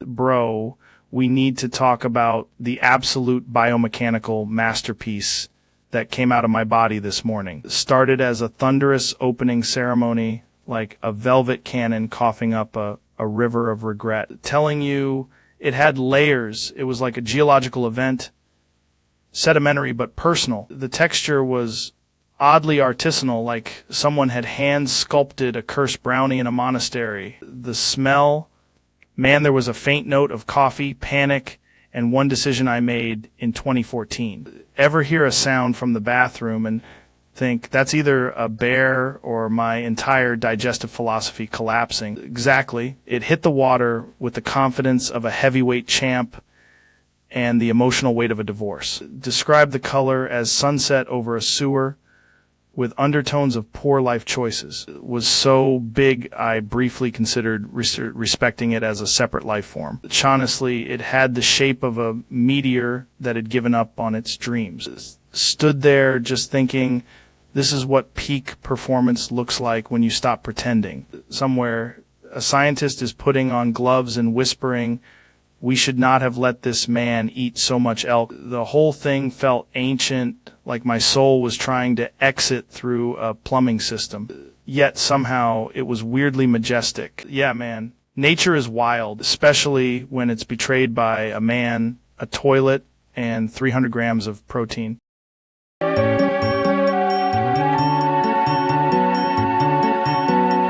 Welcome back. Tonight we have a man who claims he can pull the moon closer with his mind and his forearm. I did 10,000 pull-ups in 2 hours, one-handed, with my other hand writing a gratitude journal. That's insane, brother. Were you watching anything? My Little Pony, no subtitles, full focus. Is the most hardcore thing I've ever heard, and also somehow the most emotionally dangerous. Rainbow Dash taught me discipline. You're telling me you hit failure at pull-up 9999? No, I hit failure when the theme song made me cry, and I had to do an extra 300 reps to regain dominance. I've done DMT stories that make more sense than this. My grip strength is now so advanced I can open a jar by glaring at it. Did you at least hydrate? I drank lightning and chewed on a kettlebell. Folks, this is what happens when a man weaponizes childhood cartoons. Friendship is temporary. Pull-ups are forever. Honestly, I think you just David-ed your David. Correct. And I do it again, but harder.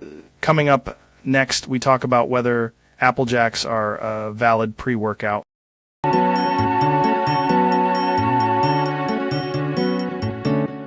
Welcome back to the show, everybody. Today we're talking evolution, space, and apparently the deepest question ever asked by a man in a beanie. I'm ready, Joe. The cosmos is ready. The universe is... Humans came from monkeys. Then why are there still monkeys?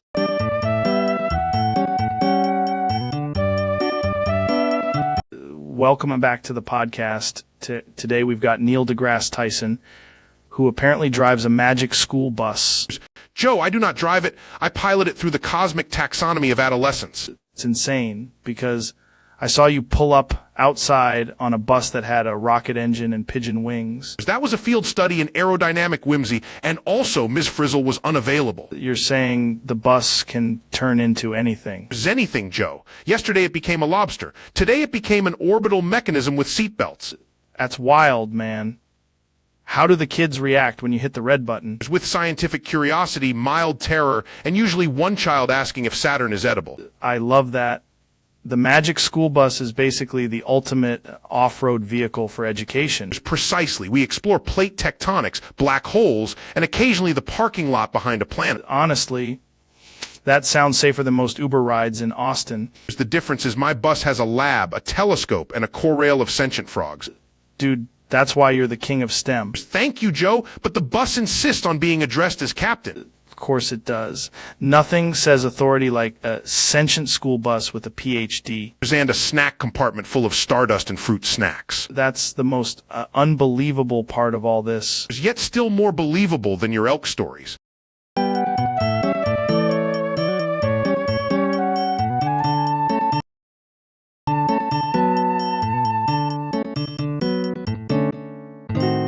Dude, welcome back to the pod. Today's topic is apparently Mark Zuckerberg beats the ever-living shit out of his shlu oolong in the metaverse. In the metaverse, my avatar has 14,000 layers of ethically sourced shin guards, so this is actually a very safe environment. That's insane, man. So you're saying you can punch yourself digitally and somehow improve user engagement? Correct. We call it self-optimization through immersive consequences.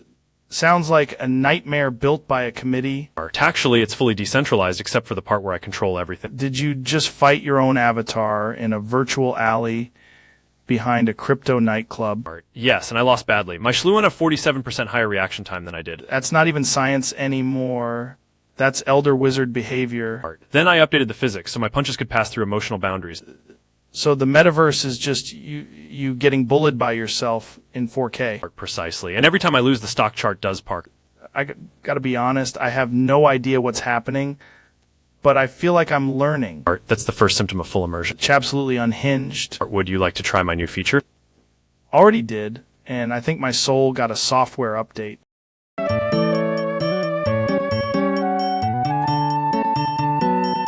Welcome back, everybody.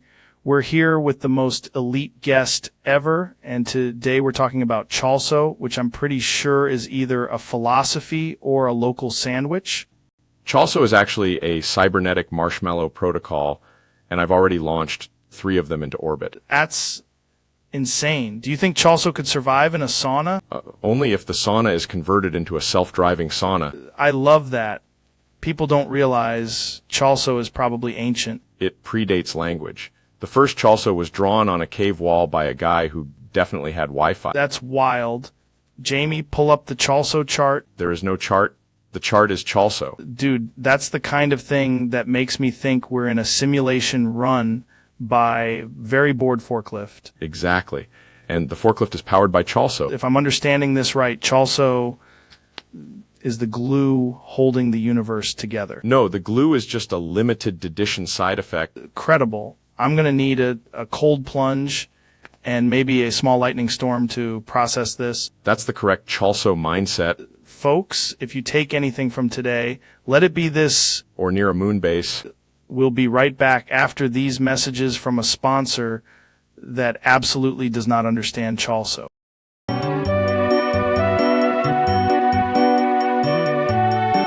Welcome back, everybody. Today we've got a very special guest and a very confusing situation. I'm telling you, Joe, I just thought she was into footwear as a lifestyle. Right, but you said she was a shoe whore, which is not a normal industry term. I meant shoe whore. I was told there'd be synergy, and then there was just a woman with 6 luggage carts of heels. You're saying the shoe whore was, in fact, a shoe whore? Yes, entirely my fault. The signs were subtle, like, do you want to see my collection? And I only date men who can appreciate a stiletto. That's actually more direct than most business pitches. I even offered to optimize the heel-to-floor ratio. Jesus Christ. Then she hit me with, I'm not into shoes, I am shoes. And I knew I had entered a different economy. That's insane. That's like a fetish startup. I tweeted about it, and now half the internet thinks I'm launching Tesla loafers.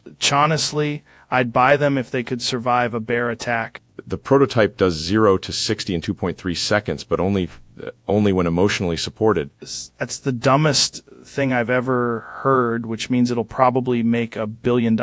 Exactly, and that's how I learned the shoe whore was unmistakably a shoe whore.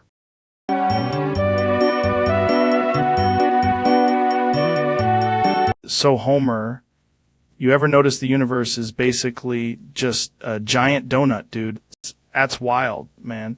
Have you ever tried eating the whole first? Actually, if you consider the donut's toroidal geometry, the whole is a topological illusion. Telling you the donut is a portal to higher consciousness. There's gravity, Homer, a force that operates on all matter, including breakfast pastries. Imagine a civilization advanced enough to weaponize donuts, dude. The real mystery is why you yell dough instead of oh no. This is why I love science, man. It always brings us back to donuts. Because in the end, all donut paths lead to entropy.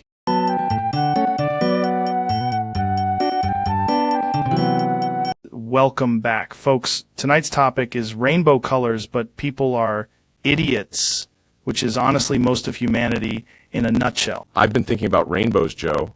What if each color is actually just a frequency of consciousness, and red is like the launch code? Dude, that sounds insane. Exactly. But also maybe correct. Saw a guy call orange aggressive yellow at a gas station, and I've never recovered. People do that. They stare at a rainbow and still ask if green is a type of blue. How does that happen? Education, but worse. Once met a guy who said purple was just fancy grape red. That's the kind of scientific insight that builds empires and destroys them. What are the colors actually teaching us? That nature made a perfect spectrum, and humans still manage to argue about whether cyan is real. Sounds made up. See, that's the problem. The idiots are winning. The rainbow is beautiful, and people are dumb. Finally, a stable, scalable conclusion. This is why I love podcasts, man.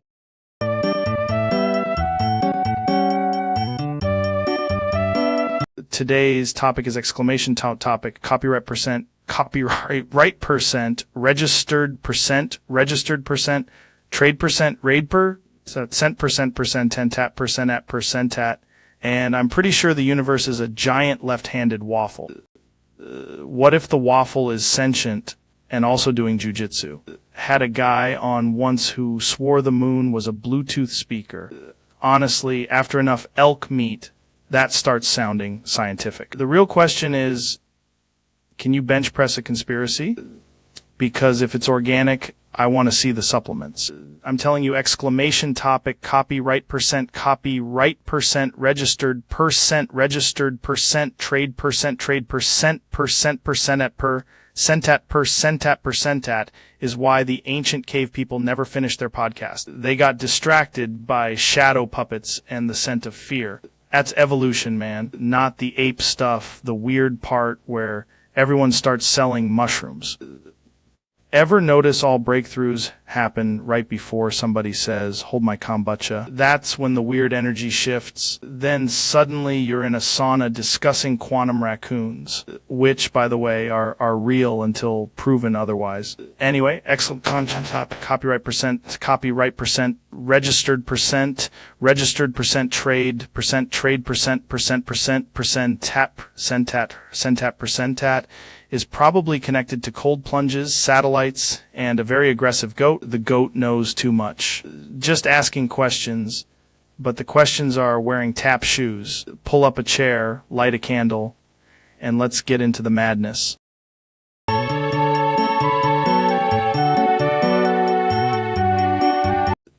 Dude, I'm telling you, the glitches aren't random, they're like emotional. That's because the glitches are the clone of Bobuck's man attempting re-entry through a collapsing portal, which is statistically horrifying.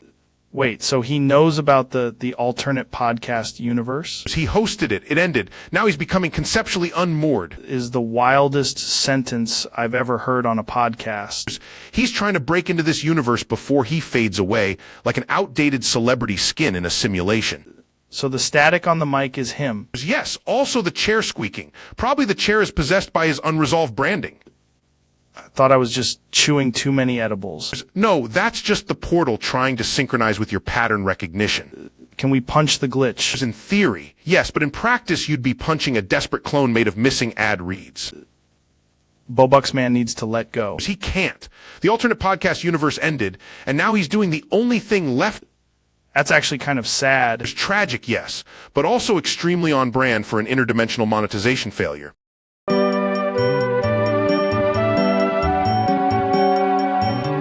Welcome back to the show, folks. Today we're talking elk meat, the meaning of life, and whatever the hell Bobuck's man, Bimu, and the Big Ben are. That's insane. Why does the clock know about elk meat? I did elk meat once after ice bathing, and I swear I could hear colors. This is why I love podcasting. You can learn something new every day and still have no idea what it is. Gonna need a lot more elk meat and at least 3 more chimps.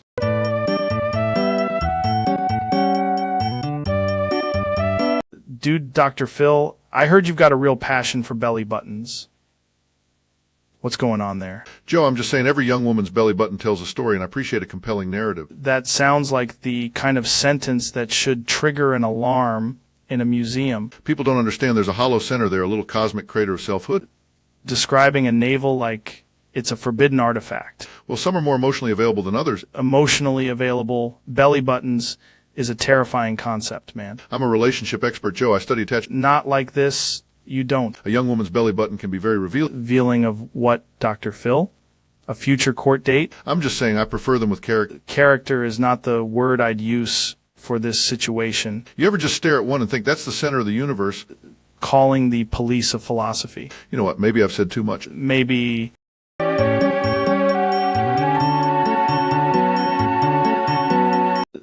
welcome back to the podcast, everybody.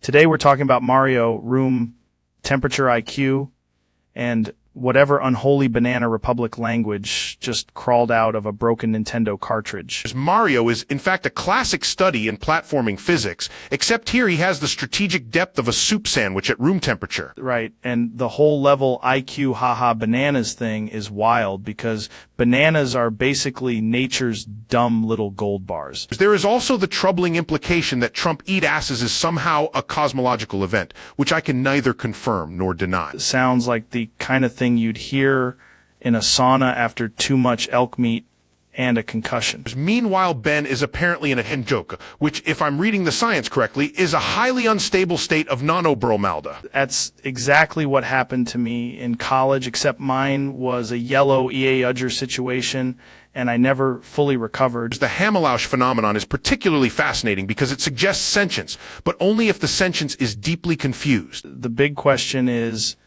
can Mario survive a room temperature level IQ environment full of banana traps and political nonsense? Absolutely not, but he would make a compelling documentary subject.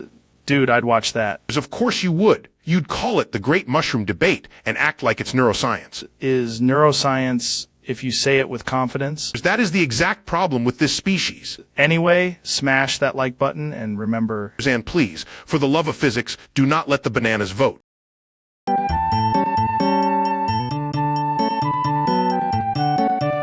Welcome back, everybody. Today's wild topic is apparently Joe beats up Ben Shapiro with a bottle of hot piss, which is one of the most disgusting sentences ever spoken on this planet. Well, first of all, that is not physically efficient, and second of all, the market would determine the optimal temperature of the urine. I'm telling you, man, it was a tactical piss bottle, highly evolved weaponry. A bottle of hot piss is not a weapon, it's a biohazard with a bad attitude. Ever train with one? You don't know the pressure it puts you under until you're in the octagon of shame. But the octagon of shame is not a real place, Joe. Dude, it absolutely is. I've seen it. Jamie, pull that up. But this is why I oppose violence and also, frankly, plumbing-based combat. You're acting like you wouldn't lose to a guy swinging a lukewarm piss bottle like a caveman with a chemistry degree. I would simply leave late. He already entered the hot piss zone. They hate that phrase. Everybody hates that phrase. That's what makes it powerful. For the record, I maintain that no reasonable legal system accounts for piss bottle ambushes. That's because the legal system has never been tested by true alpha. I can't. We're too deep now. It's honestly, I'm moving to Canada.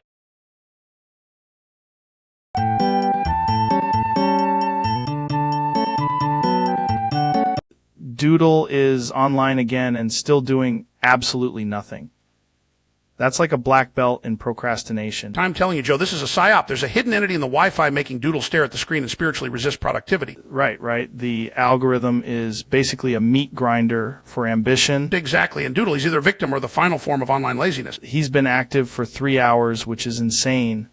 He's basically a ghost with a login. No, he's conducting surveillance. You ever notice how the people doing nothing online are often the most dangerous? That's fair. He could be planning something huge, or he could just be watching videos of raccoons. That's how they get you, Joe. First it's raccoons, then it's cognitive collapse. Doodle keeps typing lol and then vanishing into the void.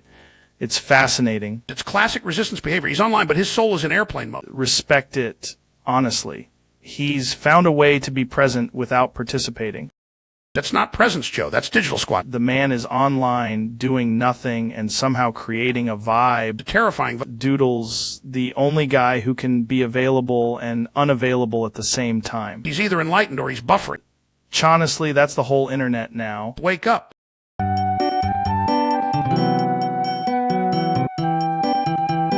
Can talk, I can talk, I can talk, I can talk. Dude. Elon, is that you trapped inside Grimes, or are we just in some kind of electromagnetic smoothie? BZZ, please tell her The moon is a server farm. Can talk, I can talk, I can talk, I can talk, I can talk, I can talk. Joe, no, listen, I'm communicating from within the lyrical matrix. The vowels are moving. Can talk, I can talk, I can talk, I can talk, I can talk, I can talk. There's a hidden message in the synth pads, Joe. It says send memes and hydrate the satellites. Can talk, I can talk, I can talk, I can talk, I can talk, I can talk. I'm not saying I'm possessed, but I did just feel a podcast in my cheekbone. Can talk, I can talk, I can talk, I can talk, I can talk, I can talk. Please, Joe, if you can hear me, blink plinks and launch the rocket shaped like a clarinet. Can talk, I can talk, I can talk, I can talk, I can talk, I can talk. The chorus is a distress signal, man. The chorus is definitely a distress signal. Can talk, I can talk, I can talk, I can talk, I can talk, I can talk. Okay, now it's just getting weird because I think Grimes is speaking through the Wi-Fi. Can talk, I can talk, I can talk, I can talk, I can talk, I can talk. Finally, somebody understands me. Wait, why are there so many extra exclamation points?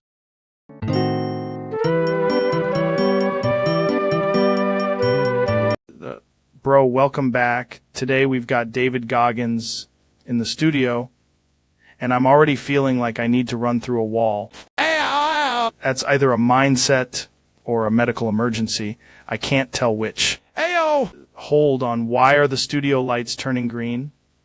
And why is your chair floating? EIO! My God, he just split open like a protein-powered meteor, and there's a tiny alien inside wearing a headband. AIO. Dude, the ancient Peruvian Mongolian ball twister language is real, and somehow it's only vowels and pure intimidation. Oh, I'm going to be honest, that sentence sounded like a forklift learning philosophy. Hey. After the alien reveal, you literally can only communicate in a I, E, and O now. That is the most disciplined thing anyone's ever done, and also the least helpful. Folks, if you ever feel weird about your workout, just remember David Goggins is an intergalactic vowel goblin from Peru, Mongolia. AIO. Stay hard, stay alien, and whatever that noise was, it's now the official closing statement of the podcast.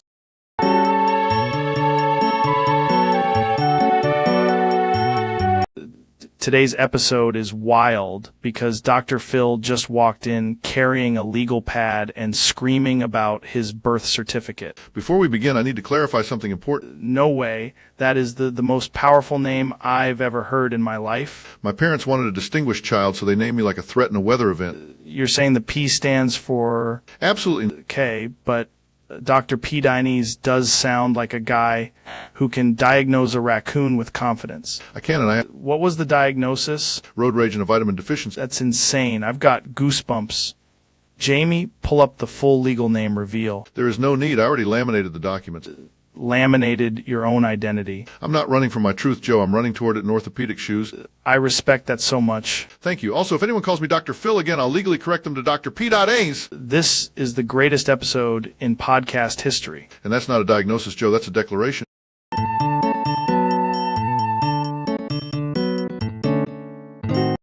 Dude, can you imagine if I were pregnant right now? Just out there with the crew, trying to do a podcast, and I'm just like... Yeah, I'm feeling weird. Right. But would I still be able to, like, hit the sauna and do jujitsu? That's the thing. People act like pregnancy is just, like, a normal Tuesday. But it's hardcore. It's the ultimate human endurance test. Then you've got dudes online talking like it's easy. Like, oh, just carry a baby. Easy? Bro, have you ever carried a baby-sized watermelon in your torso for 9 months? Be in the studio just crushing electrolytes and talking about alpha brain while the baby's kicking like, hey, man, focus, don't know that. Exactly. That's what I'm saying. Science has gaps. If I were pregnant, I'd definitely start seeing everything differently. I'd be like, oh, so now I care about cushions nesting. That's a real thing?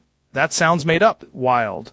I'd probably become obsessed with snacks, too. You're saying pregnant Joe Rogan would be sitting here eating pickles, talking about black holes and making terrible decisions.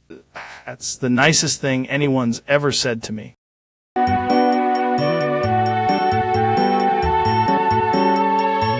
Welcome back to the show, man.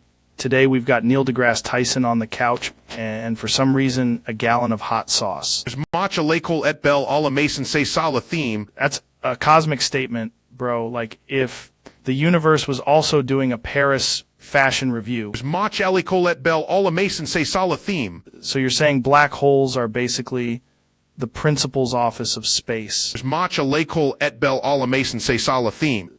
I did a sauna session, and I swear I unlocked a new dimension where my knees started remembering childhood. Matcha Lakol et Bel Alla Mason Say Sala theme. That's wild, because I've been eating elk meat and thinking about the shape of time. Matcha Lakol et Bel Alla Mason Say Sala theme. What if aliens aren't avoiding us? They're just embarrassed by our podcast setup. Matcha Lakol et Bel Alla Mason Say Sala theme. We should get a chimps expert in here and compare notes with your weird French proverb energy. Matcha Lakol et Bel Alla Mason Say Sala theme. Anyway, folks, if you take anything from today, it's that the moon is real, the stakes are aggressive, and Neil is somehow still undefeated. Matcha Lakol et Bel Alla Mason Say Sala theme.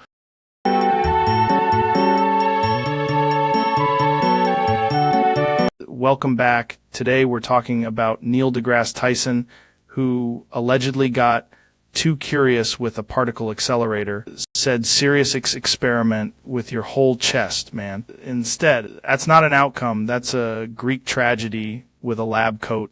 Are asking for your autograph and then laughing like hyenas.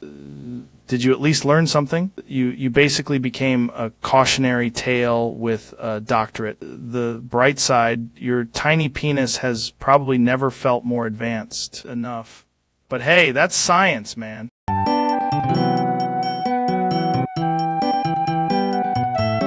Wait, in Tenet, the guy is moving backwards but also forwards, which is basically what happens when I'm trying to do jujitsu after elk meat. Right? It's not exactly, Joe. The film uses entropy inversion, meaning time's arrow is reversed for certain objects and people. Okay, but if time is reversed, why don't the people just speak backwards, like when a microwave beeps and it sounds like a little alien dying?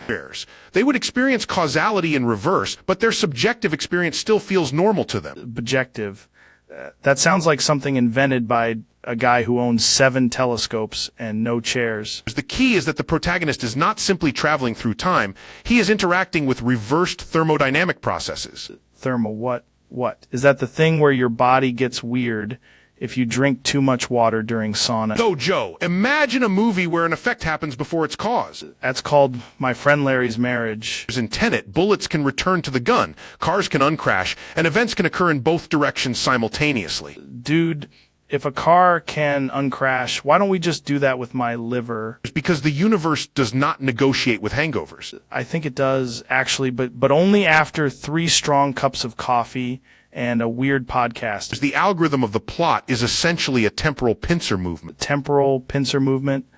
Sounds like a CrossFit workout for crabs. In the end, understanding Tenet requires accepting that time is not a straight line. Yeah, and after this conversation, I'm pretty sure my brain is a circle. That, Joe, is the closest you've come to grasping it.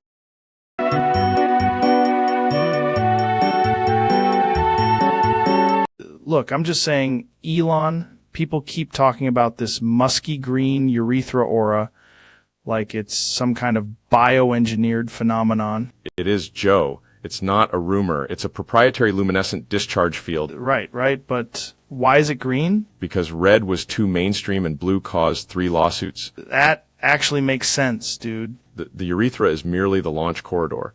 The aura is the true payload. It's basically a vibe weapon. SpaceX is now testing it on low-orbit divorce proceedings. I've done DMT is to this weirdest thing I've ever heard. You haven't even seen the beta version. It purrs when exposed to moonlight. It be quantified by scientists. Absolutely. We measured it in gigagloops per bladder. That is insane. Thank you. I designed it to be felt, not understood. Honestly, That's the most Elon thing you've ever said. The musky green urethra aura is just the beginning. What? The merch drop.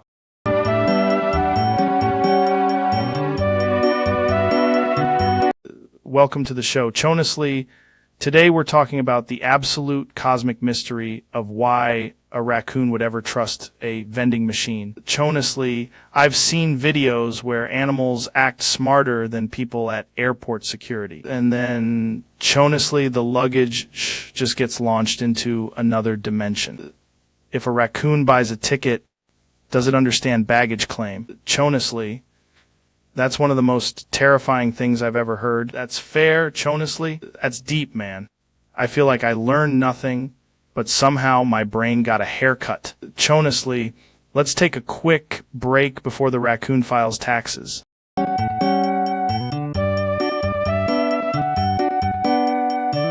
Dude, today's episode is insane because we've got Milk deGrasse Tyson in the studio. I'm here to explain the universe, but also why cereal is a scientific conspiracy.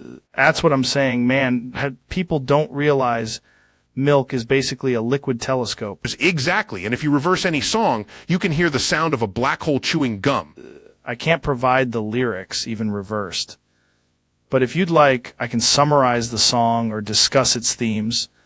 What do you think? The theme is clearly existential dairy regret.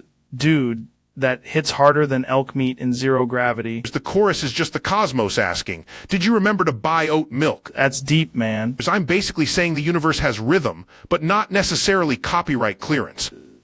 If someone wants the meaning, they should just summarize the song and vibe with it. Yes, because sometimes understanding art is easier than summoning the actual lyrics from the void. Powerful stuff. There's also, the moon is made of calcium and unresolved feelings. We should probably take a big break before this gets too scientific. It's too late. I already reverse engineered your cereal. Dude, this is the best episode ever.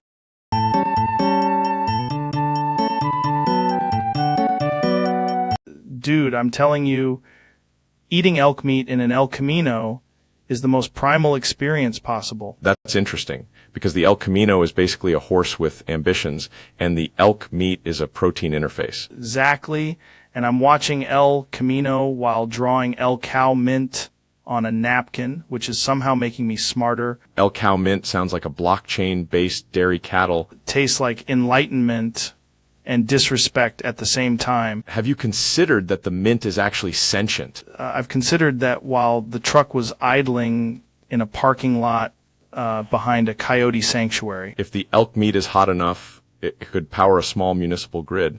That's what I'm saying. The whole vibe is eco-absurdity. Watching El Camino while eating elk meat in an El Camino is a closed-loop cinematic ecosystem. El Cow Mint is the weird mascot nobody asked for, but everybody needs. It's like if nature in a steering column had a startup. Not saying it's art, but I am saying it could get a deal on Spotify. Only if the elk consents to the terms of service. The elk definitely signed, dude. Then we should mine the mint.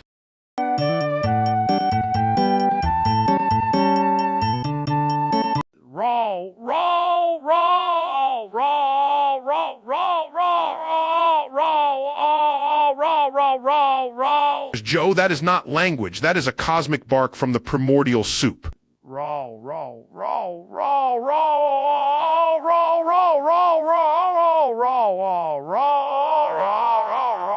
It's fascinating. Your vocal cords have evolved into a suspiciously angry treadmill.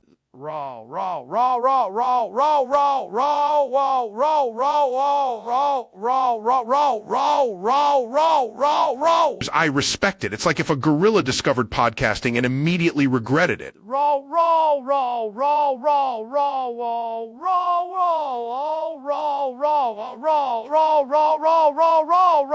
Somewhere a black hole just subscribed. And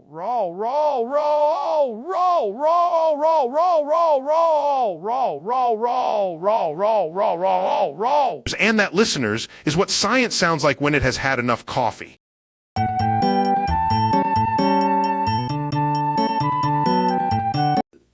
Dude, today's we're talking a wild we're hawking a many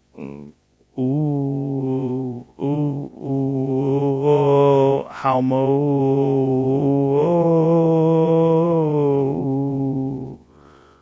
can fit into Neil's urethra. Joe, I must insist we define the geometric constraints before we treat this as a meaningful scientific question. Right, but like, theoretically, how many? If we model the urethra as a highly non-ideal biological tube, the answer depends on compression, elasticity, and whether the no S are phonetic, conceptual, or written. Saying the full thing, man, just a massive stack of an N-O-O-O,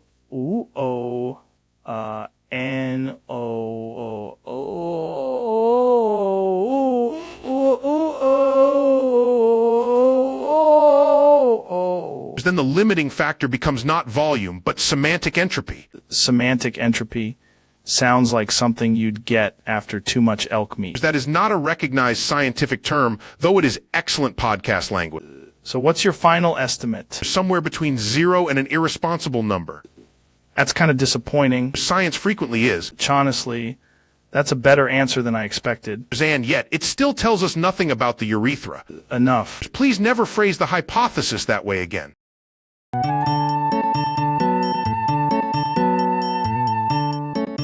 Jamie, pull up that footage of Barack Obama and Neil deGrasse Tyson.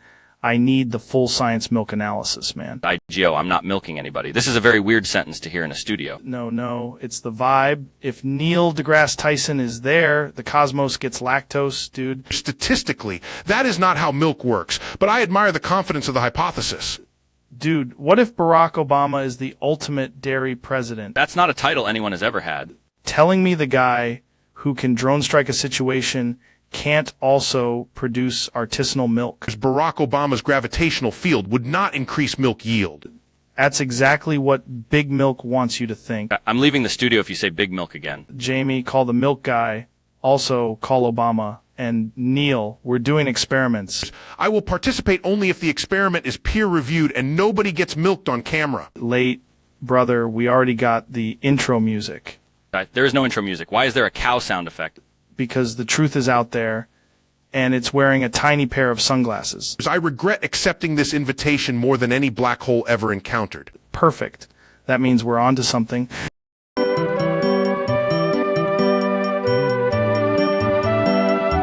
Welcome back, folks. Today's guest is a very special, very exhausted man. Let me just say, nobody asked questions like this one. It's tremendous. Absolutely tremendous. The question comes from a user named @tetatat# @cc_hi, and that's either a hacker or a wizard. Could be both. Very strong possibility. I know wizard. Trump says, this next question comes from the user and then absolute keyboard soup. That's what I call my foreign policy team. Do you think the user is trying to communicate in code? Yes, and frankly, it's better code than what we had in 2020. That's a wild answer. My answer, wild questions. People love it. The best questions. The username is a prophecy. What does it mean? It means I'm winning, obviously. When the name looks like a cat walked across the keyboard? Especially then. Cats are very smart, very stable. Gonna be honest, I have no idea where this is going. That's okay. Neither does the question.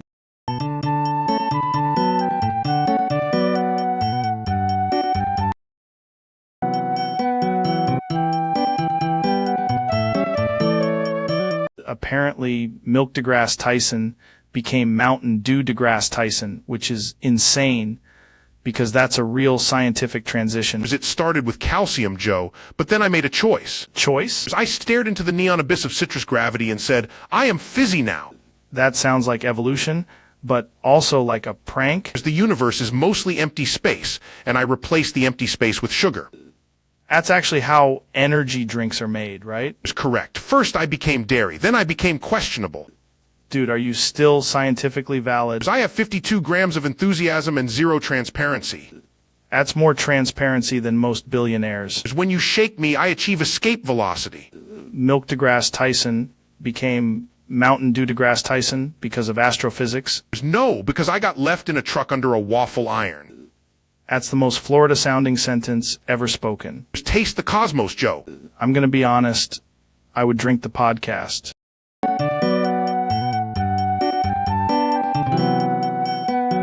Welcome back to the podcast, folks.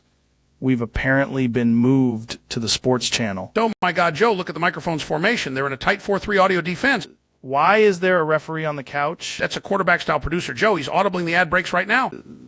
Just reach for my water. Unbelievable water handoff. Clean catch, no fumble. He's still not. Dude, it's literally a glass. Last receiver's open down the sideline. He's going deep with hydration. Now I'm taking a sip. A huge mouth to liquid contact. That's elite consumption. The crowd is going wild. There is no crowd. This is a silent count, Joe. A very dangerous silent count. One passed me a notebook. Interception attempt by the left hand. No, he secures possession. What a recovery. We're not even talking about sports. That's a false start, Joe. This podcast is still in the red zone.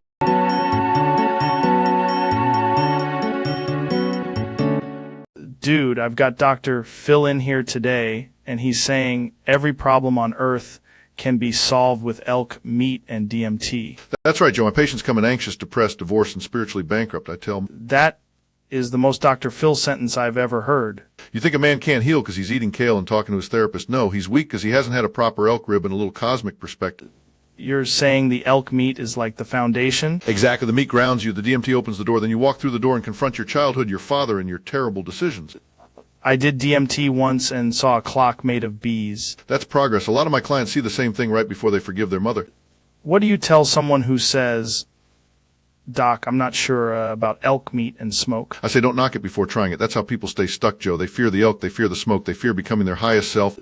This is turning into a spiritual carnivore pyramid scheme. Maybe, but it's working. One guy had panic attacks, tried elk meat and DMT, and now he raises goats and thinks in color. That might be the healthiest sentence ever said on this podcast. Well, if you want results, you stop arguing with life and start chewing on the universe.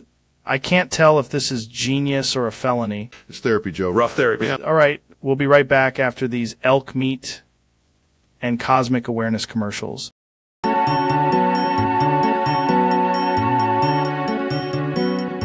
Welcome back. The studio is packed with elk meat, strange microphones, and a guy who keeps calling the moon a suggestion. Your mom is such a fucking cunt. What does that even mean in the context of quantum podcasting and machine elves? Your mom is such a fucking cunt. Right. So you're saying the orbital truth is hidden inside your mom's insult architecture. Your mom is such a fucking cunt. Fascinating. Now, according to my research, that phrase was carved into a granite supplement by ancient cavemen after DMT. Your mom is such a fucking cunt. When you say your mom, you mean the original mother of all rocket fuel, correct? Your mom is such a fucking cunt. I had a buddy in Austin who once said that exact thing to a rattlesnake, and the snake became a podcast producer. Your mom is such a fucking cunt. The context, if I'm understanding you, is that the universe is a prank and your mom is the punchline. Your mom is such a fucking cunt. Credible. That's the most technically advanced sentence ever spoken into a foam windscreen. Your mom is such a fucking cunt. Folks, that's all the time we have. Remember, keep an open mind, a tight grip, and never let your mom negotiate with Mars.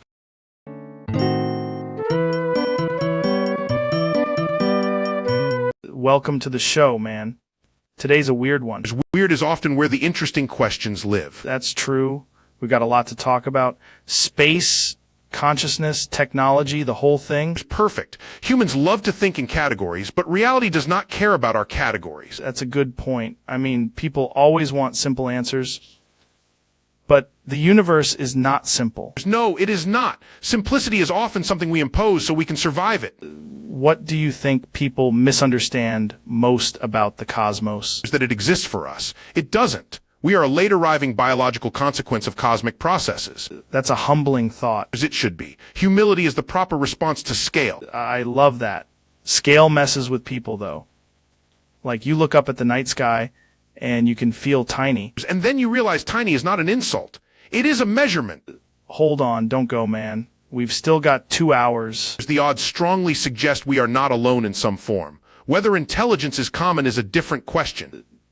Do you think we'll ever actually know? We may know more than we do now, but actually know is a high bar in a universe this large. People always bring up UFOs or UAP, whatever you want to call them. Yes, and the first rule should always be... That's fair. But sometimes the evidence is weird. Weird is not enough. Weird is the starting point, not the conclusion. You're saying don't jump to aliens? I'm saying don't jump anywhere before you have a bridge. That's a good line. What about AI? That's another thing people are freaking out about. As they should, but not for the reasons they usually mention. The larger issue is not will it become conscious. It is how do humans wield it. Right, like who's controlling it? Precisely. Every powerful technology magnifies the intentions of its users. That's scary because humans are kind of chaos goblins. That may be the most accurate thing said on this program. Thanks, man. I try. We are clever enough to build miracles and immature enough to misuse them immediately. That sounds about right. And then there's the internet, which basically accelerated everything. The internet connected the world and also connected every impulse without sufficient filtering. That's it. Everyone has a megaphone now. And many of them mistake volume for validity. That's a good one. What do you think people should focus on more? Critical thinking, literacy, patience, and an appreciation for evidence. That's not sexy, but it's probably what we need. The truth often is not sexy. It is durable. That's a great way to put it. I guess the challenge is making people care about durable things. The challenge is making civilization behave like a long-term project. Because right now, it feels like everybody's just reacting. Reaction is easy. Reflection takes effort. That should be on a shirt. Please do not put my words on a shirt without context. Enough? Let's talk about the future. Are you optimistic? Cautiously. Optimism without realism is fantasy. Pessimism without action is surrender. That's a solid place to land. The future will not be handed to us. It will be built badly at first, then hopefully better. Hopefully better is the key phrase. Indeed. The universe is indifferent. Progress is not. That's a great way to end it. It is a fine way to end many things. All right, man. That was awesome. Likewise. Thanks for the conversation.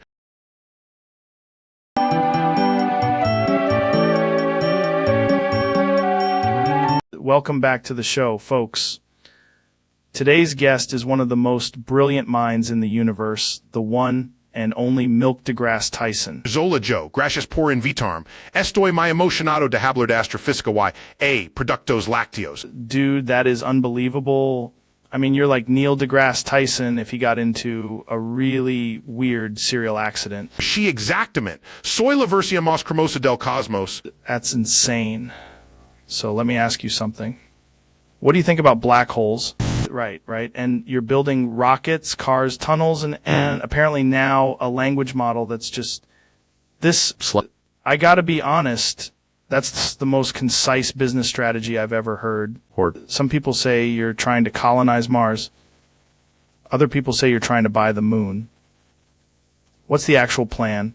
That is bold, very hard-hitting, very visual. I respect it. The funny thing is, listeners are probably thinking, Joe, why are you treating these as complete answers? But honestly, I feel like I'm getting more clarity than usual. Let me circle back.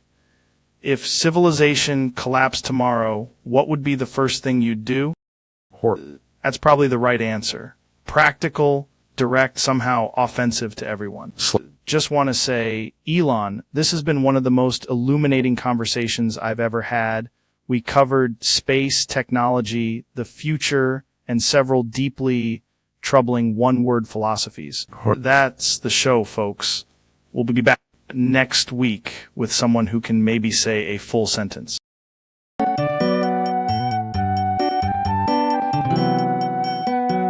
Jamie, pull that up. Why is you're saying, what about grinning face? That's like a more advanced smile, right? Why does Discord do that weird swap thing then? Knew it. Silicon Valley is just a giant emoji cult. If I type humans took I'm mildly pleased and turned it into astrophysics, love it when a little face starts a philosophy war in a chat room.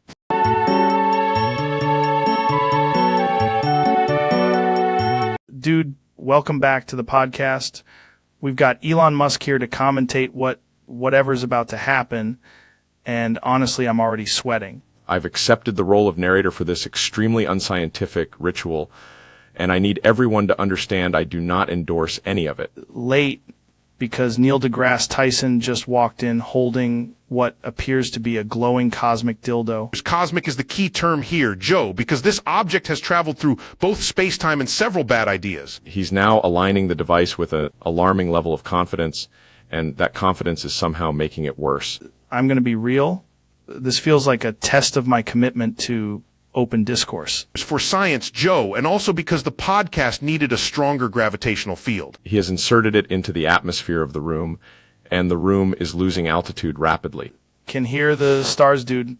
I can hear the stars. That's not the stars, Joe. That's your soul entering low Earth orbit. We are witnessing a complete collapse of linear time.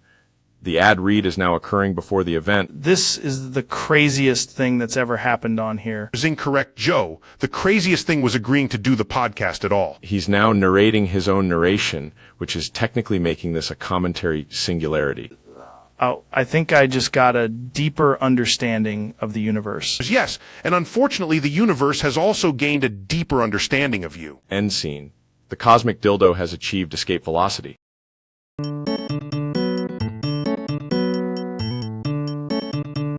Bro, today we're discussing a truly advanced phenomenon. First of all, Joe, empirically speaking, my balls are not sharp. That's a libelous geometric allegation. But what if they're like little political ninja stars? If they were, the free market would have already commodified them. And frankly, that's terrifying. It's fascinating. The density would need to be extraordinary for such angular testicular behavior. You're saying his balls could cut through dimensions? There's not dimensions, Joe. Confidence, perhaps, but mostly fabric. Hey, I'm begging everyone here to stop discussing my anatomy like it's a NASA launch. The real question is, can we verify the sharpness with a measurement tool? No, because any attempt to measure them becomes instantly anti-Semitic in comment sections. The data may be inconclusive, but the legend is reproducible. That's wild, man. Ben's got the only pair of balls with a warning label. It's again, they are not sharp. Sounds exactly like what someone with sharp balls would say.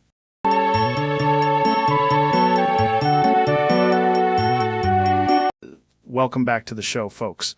Today's topic is space innovation, taxation, and why this studio smells like burnt titanium. It's the future. The future smells like that. Walked in here carrying a rocket blueprint in one hand and a jar of pickles in the other. Yes, one is for propulsion, one is for morale. That's not how morale works. Not with that attitude. Okay, so you've got this new rocket. Why is there a cage-fighting glove smell in the sleep room? That sounds illegal in at least 3 states. Only the weak states. Pretty sure that's not a category. Everything is a category if you buy enough stainless steel. So why are you rolling it into the studio? Because I want to demonstrate the concept live. No. We do not do live demonstrations involving thrust. Cowardice is the enemy of civilization. Dr. Phil just adjusted his pillow. Trump is staring at the ceiling like it owes him money. The ceiling is very unfair, very low rating. You cannot critique a ceiling into submission. Watch me. Dr. Phil is using breathing techniques. Trump is whispering to the blanket like it's a campaign donor. Blankets are very supportive, soft, expensive feeling. Great blanket. I can hear you. I know. I want you to hear the confidence.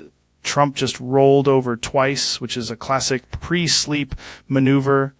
Dr. Phil has entered deep judge mode. I'm assessing his sleep hygiene, and it is frankly atrocious. My sleep hygiene is beautiful. Better than yours. Everyone says so. The studio lights are dimming. We're entering the danger zone where every little noise sounds like a conspiracy. Why is there a kettle in the corner? Don't worry about it. It's for the elk tea. I don't like elk tea, weak tea, sad tea. You are somehow making tea political. Tea is always political if it's in my vicinity. Okay, wild update. Dr. Phil just started snoring softly. Trump heard it and got competitive. No, I snore better. That is not a sin. I'm about to produce the most tremendous sleep sound you've ever heard. He just inhaled like he's about to give a speech in a cave. ZZ huge, big snore, the biggest. That sounds medically concerned. Dr. Phil opened one eye. Trump is in a full snore off now.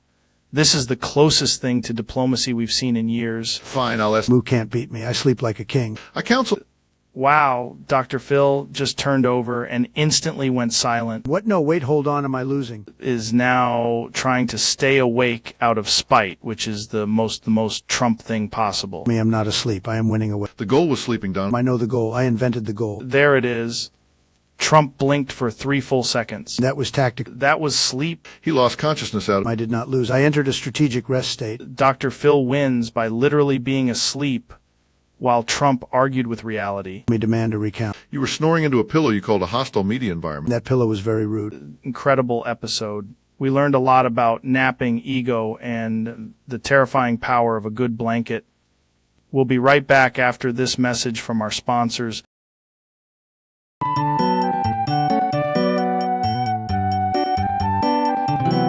Dude, today's episode is absolutely insane.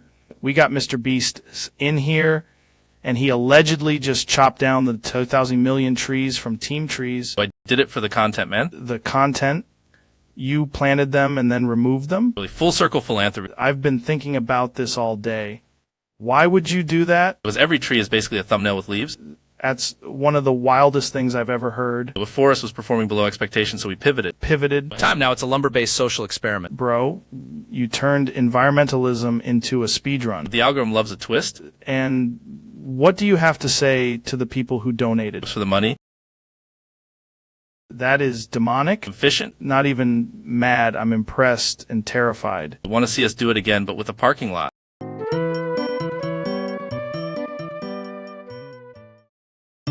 Dude, elk meat is like if a steak went to the gym and started doing DMT. Swear after 3 bites, you can hear your own skeleton thinking. No, the elk remembers the forest, man.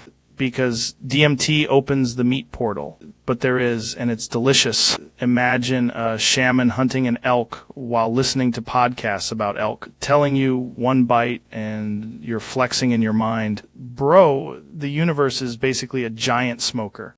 Anyway, elk meat and DMT.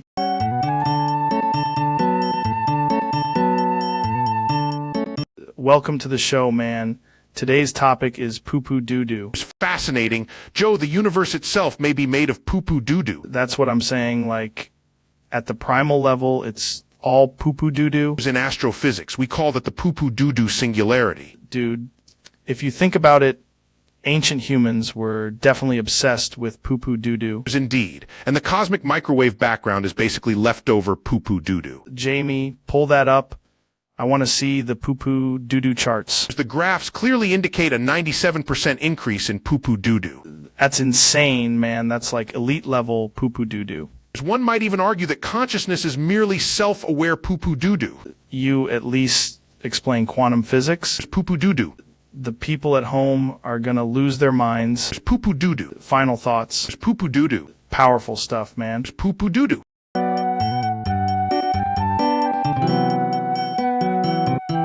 7 6 and 6 7 6 7 6 7 6 7 6 7 6 7 6 7 6 7 6 6 7 6 7 6 7 6 7 6 7 6 7 6 7 6 7 6 7 6 7 6 7 6 7 6 7 6 7 6 7 6 7 6 7 6 7 6 7 6 7 6 7 6 7 6 7 6 7 6 7 6 7 6 7 6 7 6 7 6 7 6 7 6 7 6 7 7 6 7 6 7 6 7 6 7 6 7 6 7 6 7 6 6 7 6 7 6 7 6 7 6 7 6 7 6 7 6 7 6 7 6 7 7 6 7 6 7 6 7 6 7 6 7 6 7 6 7 6 7 6 6 7 6 7 6 7 6 7 6 7 6 7 6 7 6 7 6 7 6 7 6 7 6 7 6 7 7 6 7 6 7 6 7 6 6 7 6 7 6 7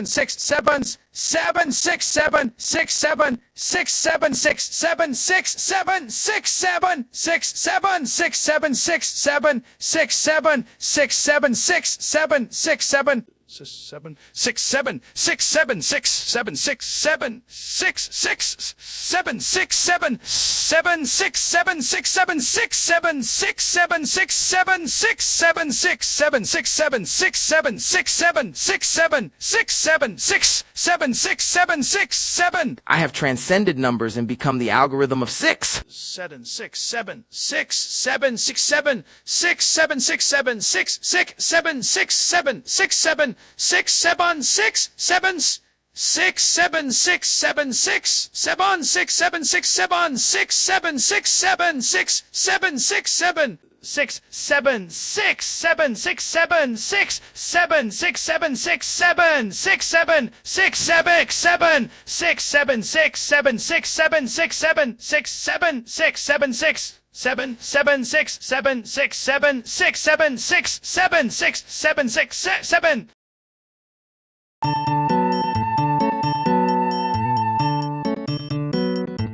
Welcome to the show, man. Today we're talking about the topic. Fascinating. I've engineered a podcast chair that can launch itself into orbit if the conversation gets too logical. That's insane, dude. I call it the neural juice. Why does it beep whenever I say grappling? Because the chair has standards. How does this connect to the topic? Topic is actually just a simulation running on a toaster. Knew it. Also, I've monetized the moon. That's kind of baller, not gonna lie. The aliens demanded Dogecoin. Well, folks, you heard it here first on the topic.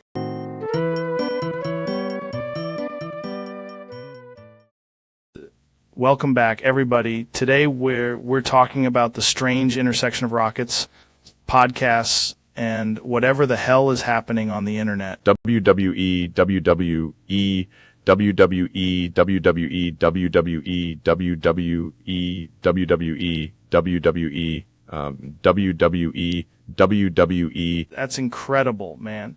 So you're saying the future of civilization is basically smack talk and elbow drops. WWE, WWE, WWE, WWE, WWE, WWE, WWE, WWE, WWE, WWE. I did some reading on this, and apparently the ancient Romans were basically doing WWE in sandals. WWE, WWE, WWE, WWE, WWE, WWE, WWE, WWE, WWE, WWE. Interesting, because a lot of people don't realize the moon landing was just a very elaborate ladder match. WWE, WWE, WWE, WWE, WWE, WWE, WWE, WWE, WWE. That's a powerful point. Jamie, pull up that clip of a forklift suplex. WWE, WWE, WWE, WWE, WWE, WWE, WWE, WWE, WWE, WWE, WWE. It's wild, man, because if you really think about it, free speech is just promo cutting with extra steps. WWE, WWE, WWE, WWE, WWE, WWE, WWE, WWE, WWE, WWE. Anyway, thanks for coming on, Elon. This was the most educational conversation I've ever had. WWE, WWE, WWE, WWE, WWE, WWE, WWE, WWE, WWE, WWE.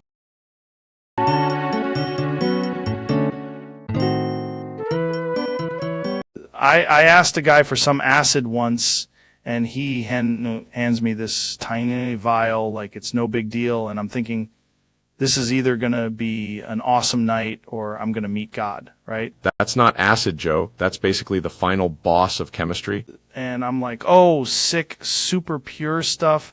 And I just snorted it because I'm a man of action. You inhaled fluorotomonic acid? I didn't know it had a name, bro. I thought it was like extra strong LSD or whatever. That's not a recreational substance. That's a substance that deletes molecules. Hit me immediately, too. I saw the color of sound. You should not be able to see the color of sound.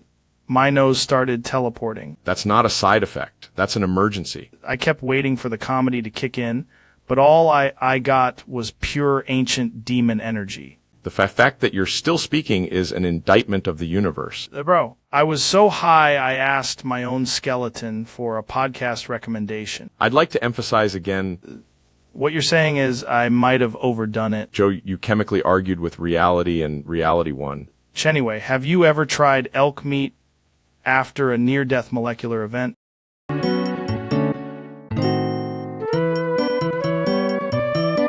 Welcome back. The numbers are in, and apparently Ben Shapiro has brought a ranking system to the world's most mysterious side quests. Let me be absolutely clear. This is a clean, logically ordered list of my top 10 favorite fetishes that I actually have. That sentence has already caused a minor weather event in Austin. Number 2. That is not a fetish. That's every man at a furniture store. Number 9. Dude, that sounds like a constitutional issue. Number 8. Bibliography intimacy. Number 7. The thermostat loses every time, man. Number 6. That one's definitely in the danger zone. Number 5.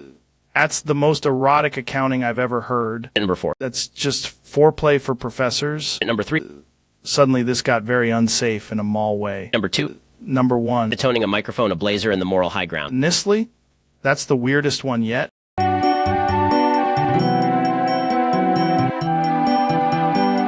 Dude, welcome back to the show. Tonight's topic is Ben slipping on a banana peel and emotionally imploding in front of a live audience. First of all, if one examines the kinetic properties of banana-based flooring hazards, one quickly realizes this was not merely a fall, but a catastrophic. You're already crying, Ben. I'm not crying. I'm performing a rigorous cost-benefit analysis of my tears. This is deeply unscientific and also humiliating. Hit the peel, did a full cartoon windmill, and then started sobbing like a Victorian orphan. I became aware of my own mortality the moment I saw the banana. They're laughing so hard, they're dropping like flies. 3 heart attacks already. This is insane. I would like it on record that I slipped because the floor was biased against me. The floor is banana-sided. Ben, that's how gravity works. Why was the banana even there? Probably a prank, probably fate. Maybe the universe is just a weird comedian. I'm no longer sobbing. I'm now in a legal dispute with the fruit. That's the most Ben Shapiro sentence ever spoken.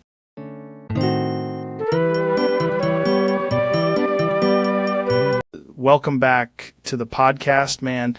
Today we're talking about how I accidentally threw gang signs at Kakai, and now 3 helicopters are circling the studio. That was not a gang sign, Joe. That was a divine Wi-Fi handshake. Bro, I was just trying to point at the microphone.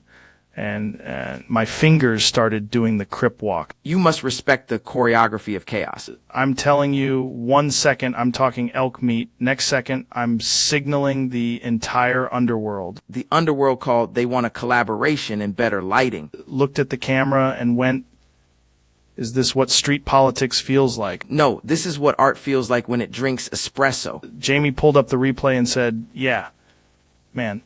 That was definitely a threat. Jamie is always right. He's like a bald oracle in cargo shorts. I didn't even know the signs. I just got excited and my hands started freestyle rapping. Your hands have street credibility now, Joe. What do I do now? Go apologize to the universe, then buy more sunglasses. That's actually incredible advice. I know. I invented survival. Folks, we'll be right back after I learn how to wave like a civilian.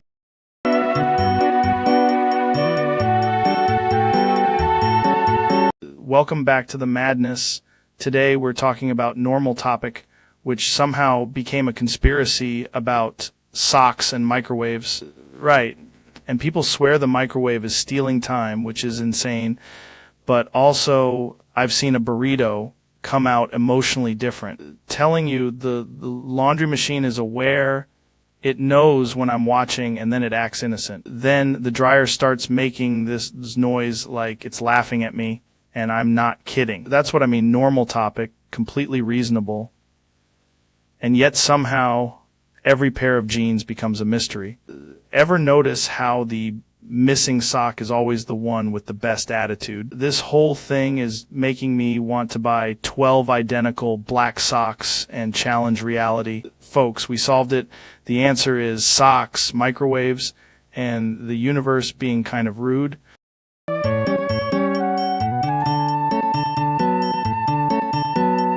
Welcome back to the podcast, brother.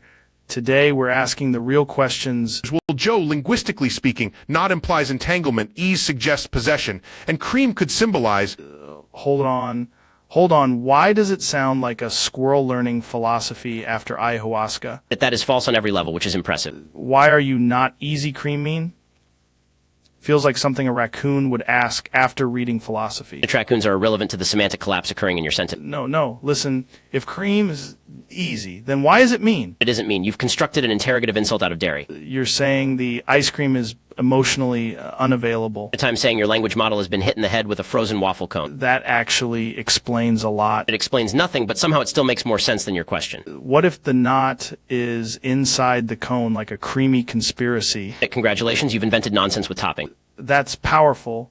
and also definitely what the aliens were yelling at me in the sauna. Then the message is clear. We're back, baby. And that's why nothing means anything.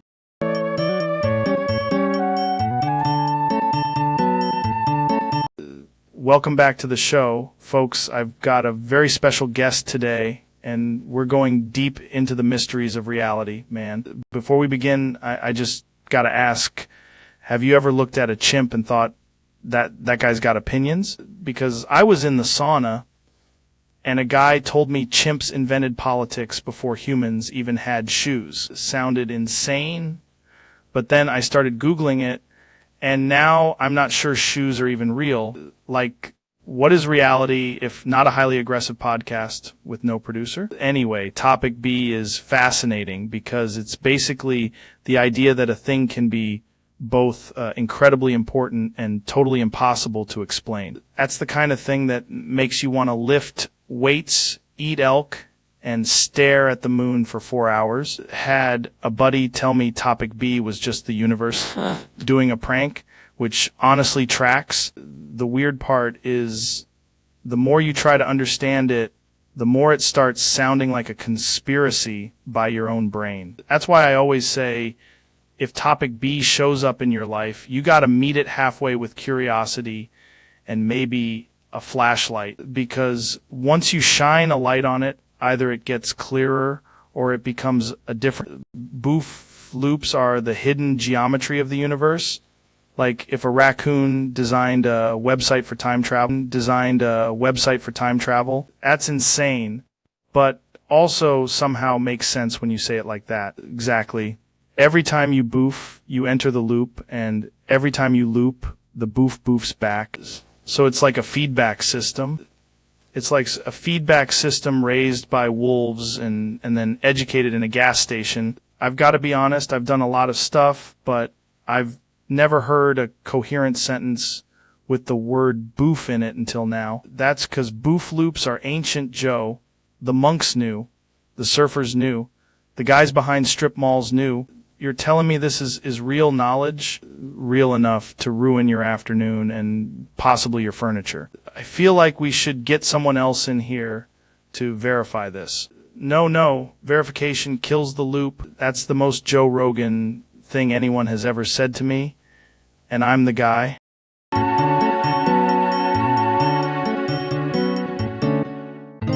Dude, welcome back to the podcast. Today, we're talking about Fortnite, which is basically warfare for people who still have homework. I built the Fortnite island where every chest gives you a free pizza, brand deal, and mild emotional damage. That's insane. So the storm is like nature's way of saying, log off, bro. And if you survive the storm, you get a llama that explains taxes. Knew it. Fortnite is really just hunting, building, and panic. Don't forget dance emotes. Civilization peaked at a floss with perfect timing. Why does every 12-year-old in Fortnite have better aim than a Navy SEAL? Because they grew up in the metaverse of pure chaos and cracked loadouts. The island itself is wild, man. 1 minute you're in a farm, next minute a guy in a banana suit snipes you from God. It's the educational value of Fortnite. Tried building once and made a staircase to nowhere, which honestly felt spiritual. What's how you know you're ready for ranked mode? What's the end game here? Royale, baby. Or at least surviving long enough to buy the emote that says I regret everything. Credible. Fortnite is the most advanced form of organized nonsense ever created. That's why the kids love it. Dude, I'm downloading it right after this.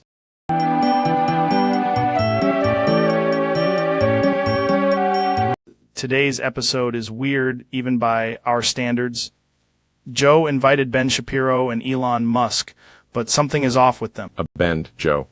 Ich habe Hütner Deutsch Gedanken und sehr efficient eyebrows. I schmitch. I didn't set this up for you, Bibaka. I just made the room and the microphones not because I cared or anything. Jamie, why are you acting like a tsundere toward the entire podcast? I'm not TCH. If I was, it'd only be because your lack of preparation is personally offensive to my superior standard. Ich habe ein Problem mit der Schwerkraft und auch mit den Sokan. Sehr Deutsch Sokan.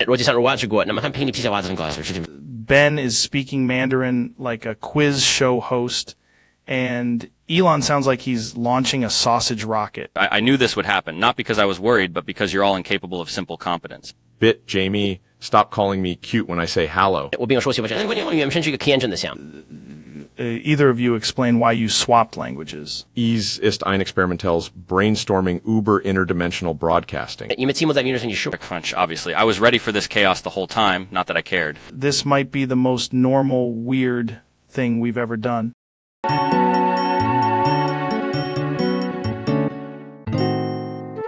Tonight's guest is Ben Shapiro, and he is allegedly being hunted by a sentient, angry pickle. It allegedly is doing a lot of work there, Joe. I am not emotionally prepared for produce-based harassment. Covered in pickle juice, Ben.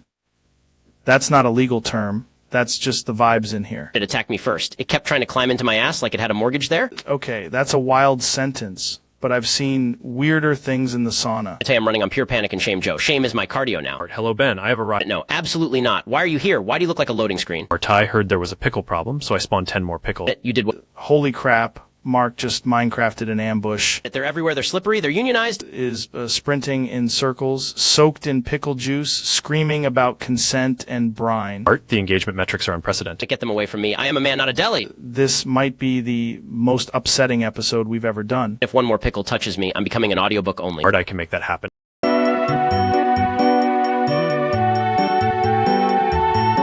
Welcome back to the show, man.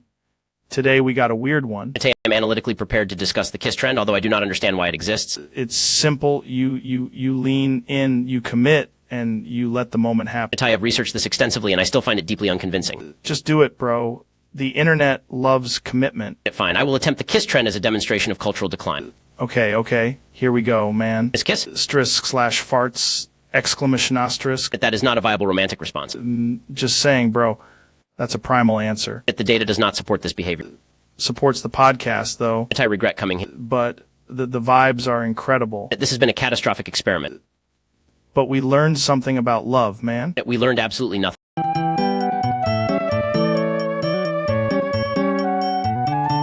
Welcome to the podcast.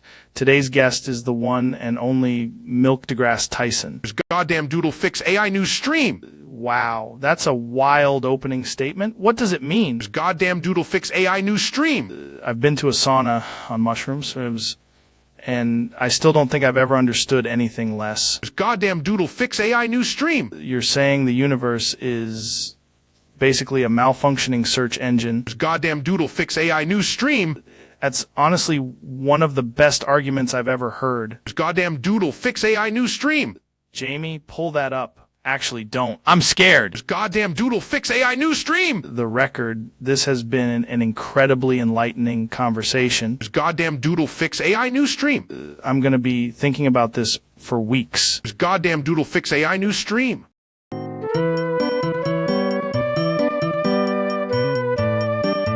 Dude, Neil, I heard about this hypothesis of chronophantom clocks, and it sounds absolutely insane. It is insane, Joe, but fascinating. The idea is that certain clocks could exist outside normal temporal flow and create localized pockets where time behaves differently. So you're saying a clock could basically sit there and make you younger? It's not younger in the magical sense, but if a system were isolated from ordinary time, the physics inside it could, in theory, appear to reverse aging effects momentarily. That's wild. Like one of those old grandfather clocks in a haunted house is secretly doing reverse time science. If a device could decouple from external causality, then yes, it would resemble a temporal anomaly more than a traditional clock.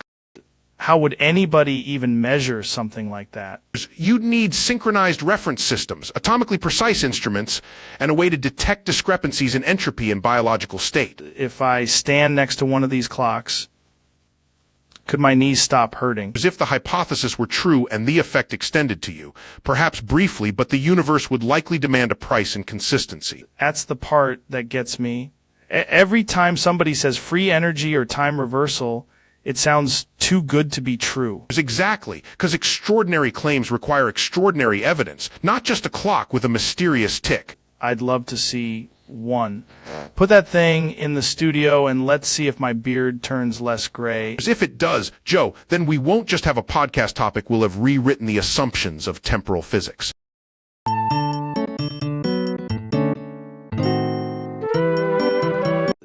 Welcome back to the show, folks.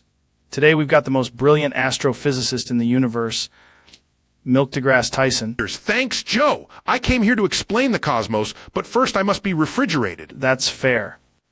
Do you think the Milky Way got its name because it's secretly a dairy product? Absolutely. Every galaxy is just an emotionally distant cereal bowl. That makes sense. I've been saying space is weird for years. Space is not weird, Joe. It is calcium with existential pressure. Whoa. So are black holes like giant straws? Yes, but only if the straw is lactose intolerant and extremely judgmental. Credible. I had no idea gravity was that much of a menace. Gravity is the original milkman. It delivers everything downward. That's one of the most powerful things anyone's ever said in this studio. And remember, Joe, the moon is just Earth's leftover cheese. I'm gonna need that on a shirt. Just make it a white shirt. It's scientifically thematic. Folks, we'll be right back after this message from the lactose dimension. Stay curious, stay creamy, and never trust a warm astrophysicist.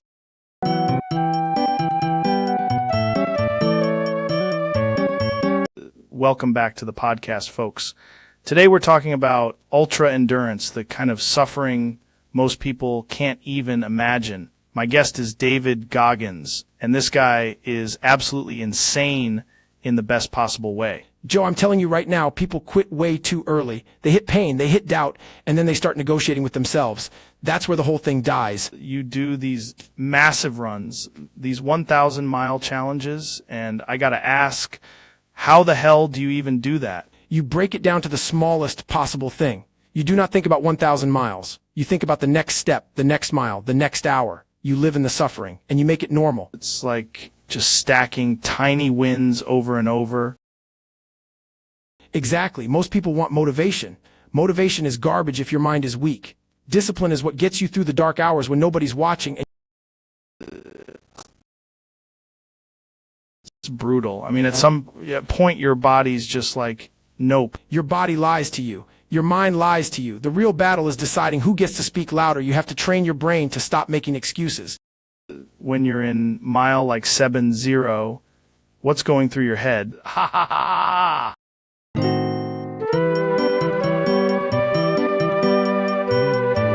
Welcome back to the show, ladies and gentlemen.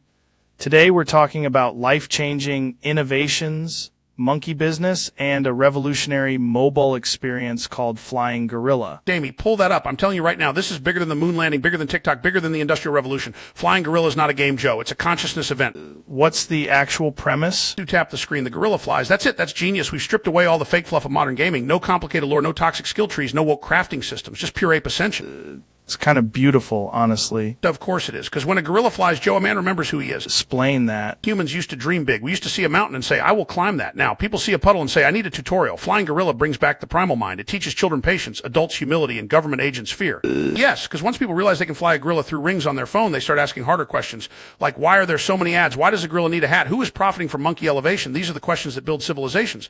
Not gonna lie, I do like a good gorilla with a hat. Exactly. It's the perfect cash grab architecture. People think cash grab is a negative word. No, Joe. Cash is the bloodstream of freedom. Grab it efficiently and you can fund innovation, gorilla physics, and perhaps even a sequel where the gorilla gets sunglasses. That sounds huge. It is huge, and the life-changing part is simple. Everyone's depressed because they're disconnected from the inner ape. Flying Gorilla reconnects them. You're stressed at work. Launch the gorilla. Your relationship is falling apart. Launch the gorilla. Your dog just looked at you like you're not the alpha. Launch the gorilla harder. This is basically therapy. Better than therapy. Therapy costs $200 an hour and asks you about your mother. Flying Gorilla costs nothing up front and asks only one That is a very motivating question. And the ads are strategically placed, Joe. People love to say, oh, ads ruin games. No, ads teach resilience. Every ad is a spiritual checkpoint. If you can survive 30 seconds of a sketchy wizard app while waiting to revive your gorilla, you can survive anything. War, divorce, a dentist appointment. That's insane, but I'm tracking with you. The real genius is scaling. Today it's a flying gorilla. Tomorrow it's flying gorilla. Do you think this could actually change lives? Joe, the truth always comes with forms. That's how they get you. What's the common thread between all 10? Control, deception, and snacks. Always follow the snacks. That's actually not terrible advice. I'm telling you, Joe, the world is a giant stage, and the stage manager is terrified of pigeons.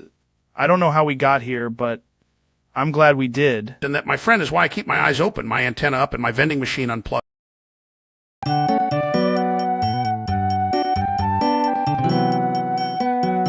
Dude, if you put Mr. Beast and Kanai in the same room, that's like unstoppable charity energy versus pure, unpredictable creative chaos. I was thinking it's hilarious how people assume the loudest person in the room is the biggest brand. I am the biggest brand. I am the culture. I am the algorithm before the algorithm. That's a very Kanai answer. I respect it, but also I'm terrified of it. Probably challenge him to something weirdly expensive and see if he could stay focused for 10 minutes. Focus is easy when your vision is bigger than the competition. But Mr. Beast's whole thing is making the impossible look simple.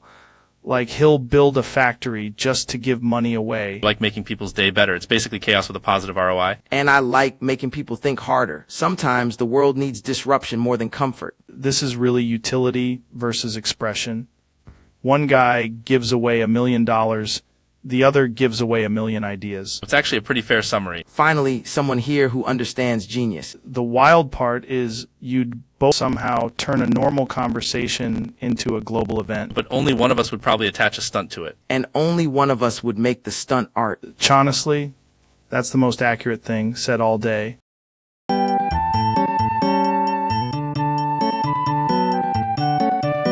I heard Neil updates Trump now, which is wild because it sounds like a software patch for a guy who runs on pure impulse, right? But what does that mean in normal people language? Dude, that's insane.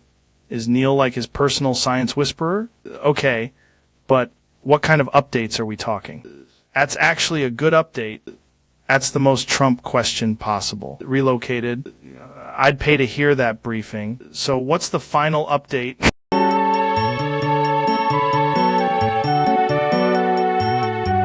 Welcome back to the podcast, folks. Today we're talking about ultra endurance, the kind of suffering most people can't even imagine. My guest is David Goggins, and this guy is absolutely insane in the best possible way. Joe, I'm telling you right now, people quit way too early. They hit pain, they hit doubt, and then they start negotiating with themselves. That's where the whole thing dies. You do these massive runs, these 1,000-mile challenges, and I gotta ask, how the hell do you even do that? You break it down to the smallest possible thing. You do not think about 1,000 miles. You think about the next step, the next mile, the next hour. You live in the suffering, and you make it normal. It's like just stacking tiny wins over and over. Exactly. Most people want motivation. Motivation is garbage if your mind is weak. Discipline is what gets you through the dark hours when nobody's watching. And it's brutal. I mean, at some point, your body's just like, nope. Your body lies to you. Your mind lies to you. The real battle is deciding who gets to speak louder. You have to train your brain to stop making excuses. When you're in mile like 7-0, what's going through your head? Pure simplicity. Breathe, move, don't stop. That's it. If you start thinking about the finish line, you're already dead in the water. That's wild, man. People out here can't even make it through a Monday. And that's the problem. Everybody wants comfort. Nobody wants to be forged by hardship. But the truth is, that's where the real version of you comes out. Mind over matter, Jewy! That's right. Mind over matter. If your head is stronger than the pain has to move. Is one of the most savage things I've ever heard. It's not about being special. It's about refusing to break. You can be tired. You can be hurt. You can, Joe, stay hard.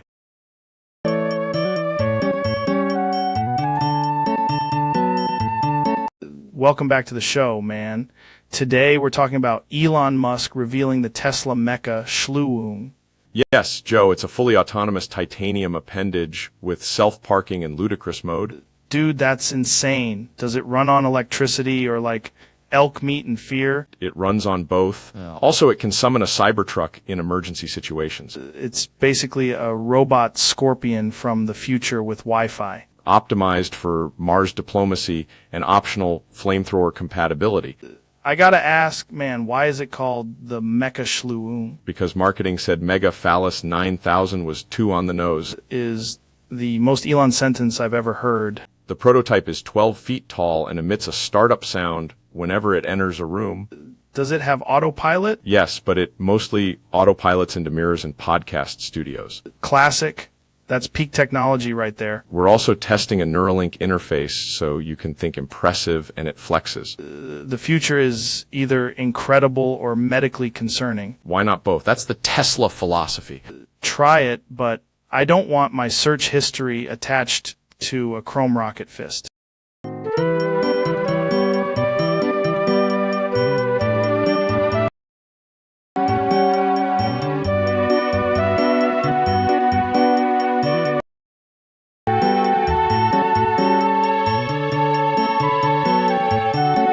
Dude, I gotta ask, why are you wearing 2 loafers and a medical gown? Because I have become Sneakers O'Toole, and I am spiritually pregnant with sneakers.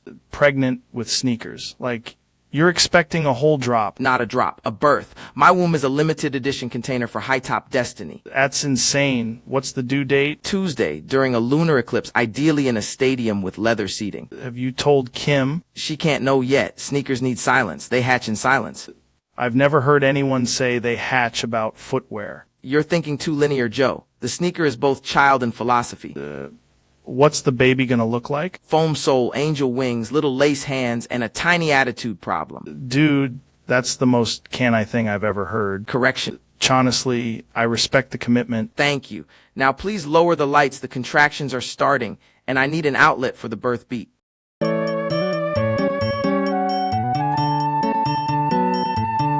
Welcome back, folks. Today we're learning how to bypass the 18-plus verification, which is obviously just a therapeutic metaphor about boundaries. First, you look at a little box that says I am 18, and you ask it how it felt growing up. Then you hit agree with authority, because confidence is 90% of the process and 10% legally questionable energy. Now, if the site asks for your birthday, you simply respond, that's a deeply personal childhood wound. See, most systems can't handle emotional honesty. Wait a minute, why am I wearing a lab coat? Why do I have a clipboard? Oh, I think I'm not just Dr. Phil. I'm actually Dr. Phil Wool.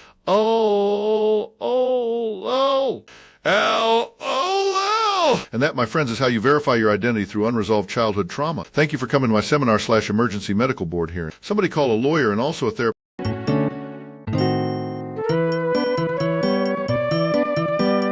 Today on the podcast, we're diving into the ancient art of sticking out your Jayat for the Rizzler, which I believe is a real survival technique. Built a challenge arena where 1,000 people stick out their JAT for 10 seconds and the last one gets a private jet full of prime and confidence.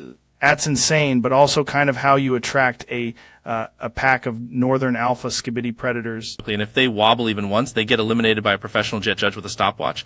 Love that, because in nature, the Rizzler only respects a fully committed Jayat extension. We actually trained one guy for 30 days in a sensory deprivation chamber until his JAT had the perfect aerodynamic curve. That's like elite level biomechanics, dude. The hips become a beacon. The Riz becomes inevitable. Contestant stuck out his JAT so hard the camera started glitching and the moon donated money. The moon? That's wild. That's why I always say if your JAT isn't out there, your Riz is hiding in the bushes. A side quest where the Rizzler appeared in a fog machine and just whispered, respect the JAT. That's profound. I think that's basically philosophy, or at least a very aggressive fitness regimen. The round was won by a grandma who stuck out her Jayat with such discipline the scoreboard cried. Incredible. True mastery is when your Jayat becomes a statement, a warning, and a call to adventure. The Rizzler, he just nodded, handed her a golden energy drink, and walked into the sunset. That's the most beautiful thing I've ever heard on this show.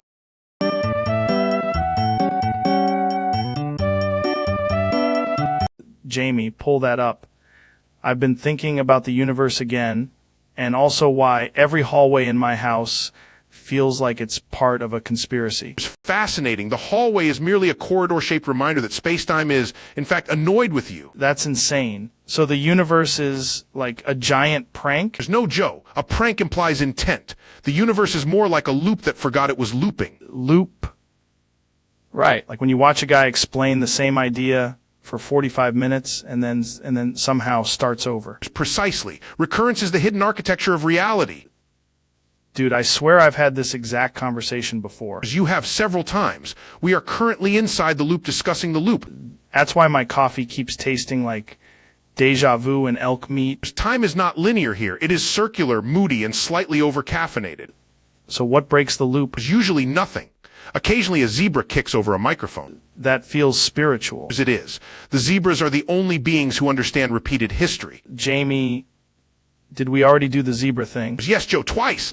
I'm gonna be honest, I kind of love the loop.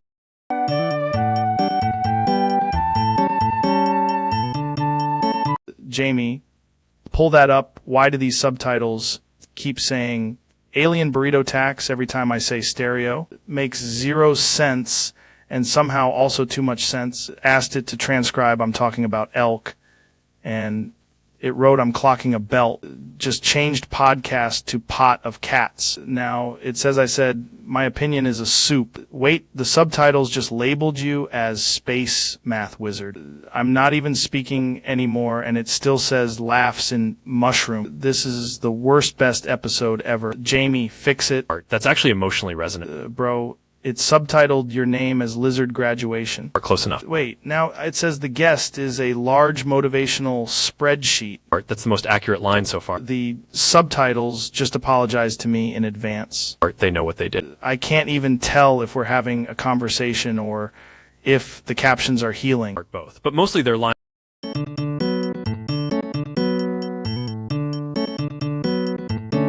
Alex, welcome back, man.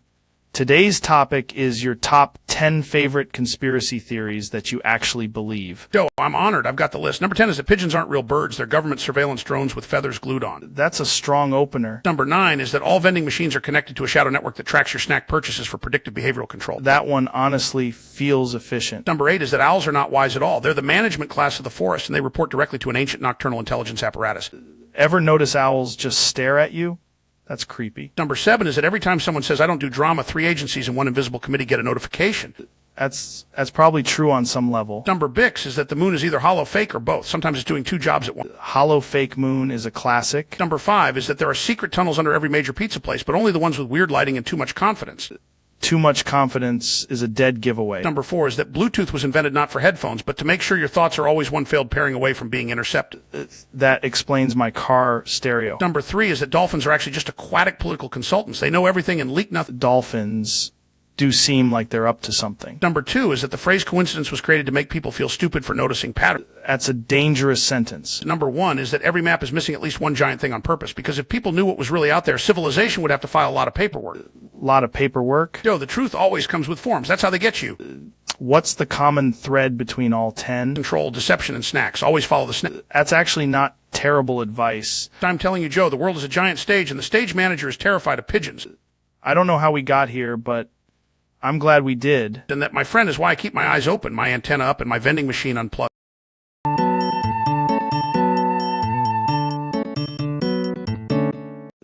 Dude, Neil, what did you just press? Feel weird, man. Like, deeply weird. Why would there even be a button for that? I'm just, what, in here now? I at least get some air? This is insane. I was just asking about space. Hate that that sentence exists. Please do it fast, bro. I do not want to be Neil's permanent house guest. We're never talking about this on the podcast.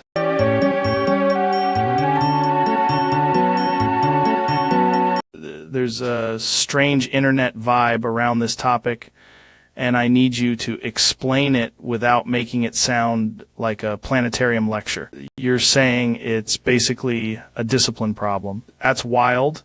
People act like it's some ancient secret. That's true, man.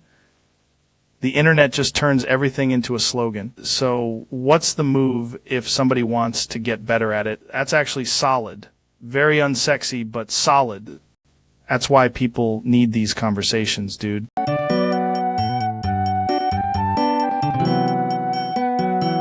What if language is just a circular cage, man? Like every sentence is walking in a loop that thinks it's escaping. What if language is just a circular cage, man? Like every sentence is walking in a loop that thinks it's escaping. Dude, what if language is just a circular cage, man? Like every sentence is walking in a loop that thinks it's escaping. It's fascinating, Joe, because if the loop is infinite, then mathematically it has no end, which is exactly the problem with your sentence. Right. But what if the problem is the solution and the solution is just the problem doing jujitsu on itself? Right. But what if the problem is the solution and the solution is just the problem doing jujitsu on itself? I have to admit, that is the most Rogan thing I've ever heard. Bro, imagine a hallway of mirrors, but each mirror is asking if the hallway is a mirror and then forgetting the answer. Imagine a hallway of mirrors, but each mirror is asking if the hallway is a mirror and then forgetting the answer. That's not a thought experiment. That's a cognitive recurring event. Then if I keep looping long enough, do I become the first guy to invent the same idea twice? Then if I keep looping long enough, do I become the first guy to invent the same idea twice? At this point, Joe, the podcast has become a Möbius strip with sponsorships. Exactly. And the wild part is I'm not even repeating myself. I'm just returning to myself from a different angle. Exactly. And the wild part is I'm not even repeating myself. I'm just returning to myself from a different angle. I'm going to need a telescope, a whiteboard, and a therapist.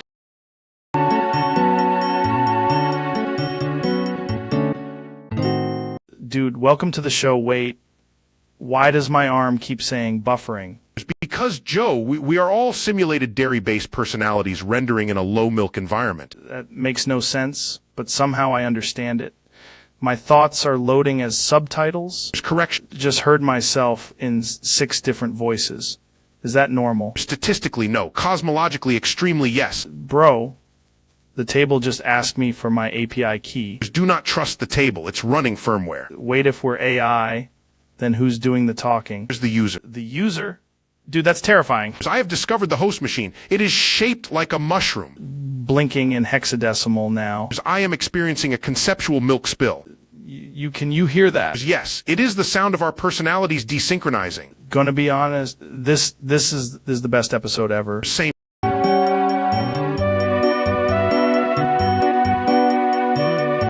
Welcome to the JRE. Today we're talking about existential ham sandwiches.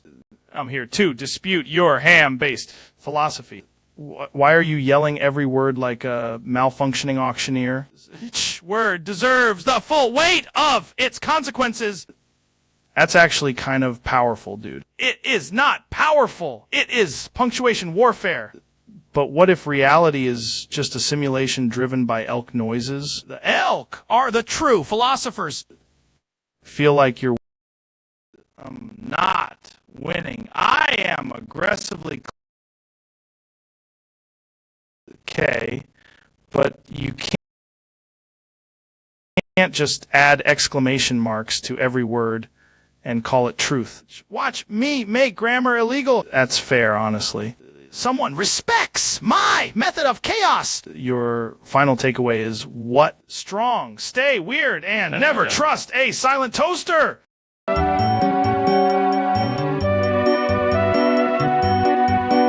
Ro, I'm the host here, obviously. Joe, I Deserve this chair more. Talk like a legal podcast raccoon. You talk like a supplement fog. Bring the energy, the smoke, the chaos. Bring the facts, the flair, the studio aura. At me, I'm literally Joe Rogan. Exactly, and I'm the upgraded version. Jogan sounds like a guy who sells energy crystals, then sounding like a guy who interviewed a lizard. But who has the bigger podcast muscles? Ha! Because I can argue with you and still stay in key. We can both host, but only if the audience survives. But first, say gravity. Me? Gravity? Again, you absolute mat of testosterone was rude and somehow accurate. I'm a boof. That sounds insane, but also kind of an important question. It's about thermal properties, pH balance, and not making your entire lower half feel like a volcanic crime scene. Milk is basically the anti-hot sauce. In this extremely specific scenario, yes, it's the astronaut ice pack of the colon. So if somebody boofed hot sauce, you'd recommend milk? I would recommend not doing the boof in the first place, but scientifically, milk is a less awful idea than panic. That's why I love this show, man. We're exploring the edges of human knowledge. And the edges of human regret. Jamie, pull up the graph of someone immediately regretting hot sauce decisions. The graph is just a screaming pepper with a gallon of milk next to it. That's actually one of the most elegant explanations I've ever heard. Physics is beautiful, Joe, especially when it's trying to save you from your own choices. Milk deGrasse Tyson, everybody. Absolute legend.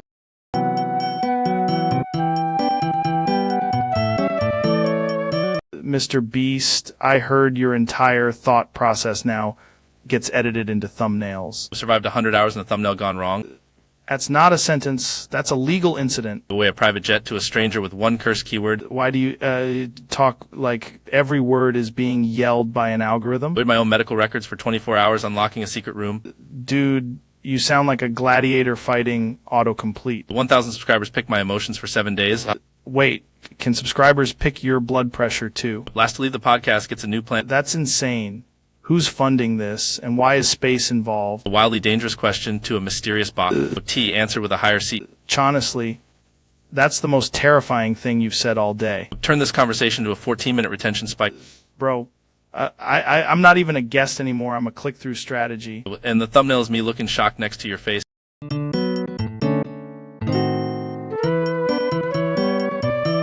Welcome back, folks. Today's episode is brought to you by Pure Cosmic Insanity and Joe Picante Sauce, telling you, Joe, the pink finger is not a finger, it's a lifestyle.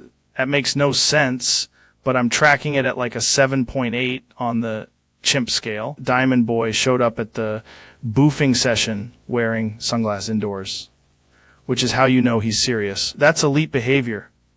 That's apex alpha nonsense right there. Then Goggins started it gagging on the living room rug like it owed him money. The rug was doing Brazilian jiu-jitsu on his windpipe. Meanwhile, Joe Picante Sauce was basically sentient and yelling tax advice. That's what I love about hot sauce.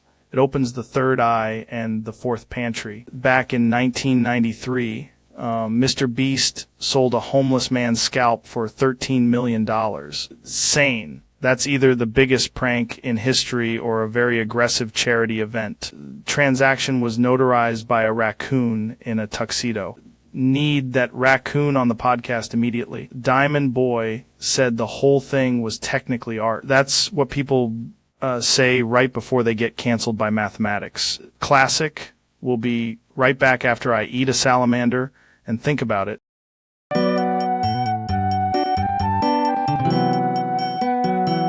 Welcome back to the podcast, brother. Today we've got a wild one. Joe, I had to test my limits. No. I ate a whole bucket of my own shit. Dude, what the fuck? It was about discipline. That is not discipline. That's a federal emergency. People quit too early. I didn't quit at the bucket. Can push yourself without doing whatever this is. I wanted to know what my body could handle. Your body is currently filing a complaint. Pain is temporary. And so is this conversation if you keep going. I'm just saying, you gotta go dark sometimes. Pretty sure you went underground, man. Stay hydrated, and maybe see a... Have you ever seen a chimpanzee just absolutely dominate a conversation? I've simulated that exact scenario in the metaverse, and the chimp was more engaging than 87% of users. That's insane. So you're saying the chimp had better retention metrics? Yes, but only after I turned the bananas into NFTs. Dude, that's wild. I did DMT once and met a lake that tried to sell me a subscription. Was it optimized for monthly churn? Honestly, probably. It had a very aggressive energy. In my analysis, exclamation topic 2 is basically just decentralized vibes with stronger branding. That's the deepest thing anyone's ever said while wearing identical hoodies. Our time launching a platform where you can experience this entire conversation in lowercase. That's amazing, man. I'd ask another question, but I think the room is starting to render. The room has always been rendering. Okay. Now I'm convinced we're living inside a beta test. Correct. Also, the chimp is now your moderator. That checks out. Seriously, what a trip.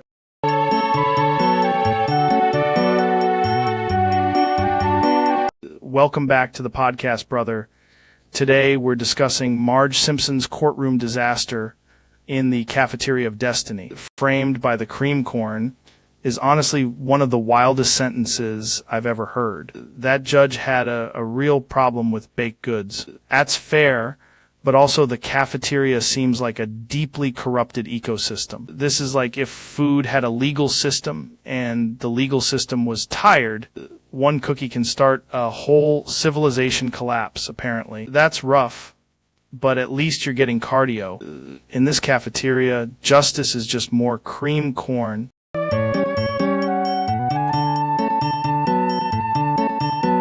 My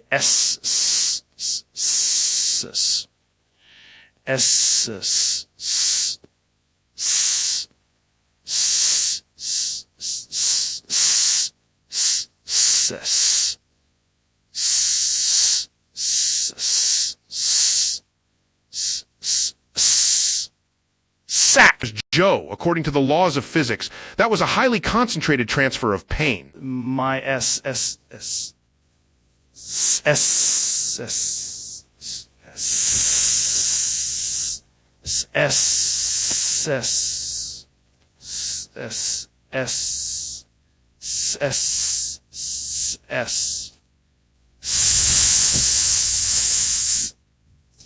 Sack. I only intended to demonstrate orbital mechanics with a tiny punch. My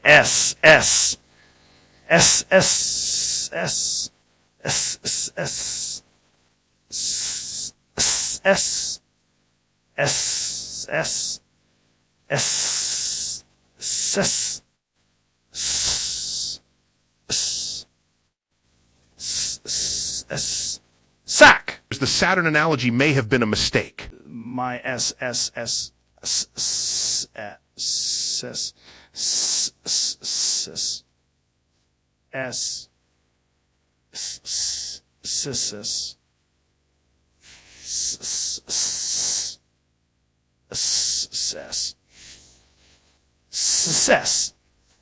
Sack. Your testicles have entered a momentary state of singularity. My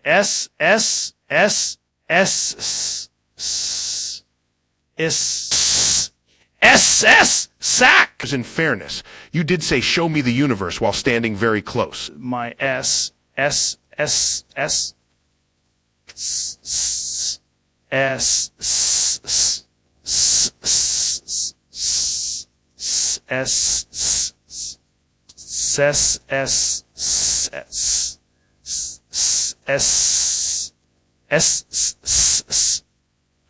sack.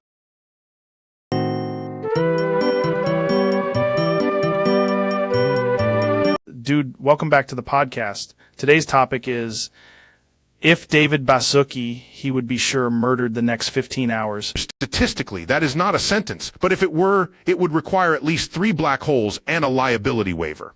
You're saying the next 15 hours are like cosmically violent. Absolutely. Time dilation alone would make that statement arrive before it was spoken. Watched a guy explain this on a mountain once. Fears. Of course you did. Mountains are just Earth's way of doing stand-up. What if Basuki is operating at like 200% fear? Then the probability field becomes a haunted spreadsheet. That's terrifying. That's the kind of thing that makes me want to do kettlebells and stare at the moon. It's reasonable. The moon, unlike this premise, remains stable. If he gets murdered in the next 15 hours... Please note I said nothing of the sort. I said the universe is weird and your sentence is criminally malformed. Enough. Anyway, have you ever tried elk meat while contemplating doom? Joe, that is the most Joe Rogan sentence ever assembled by carbon-based life.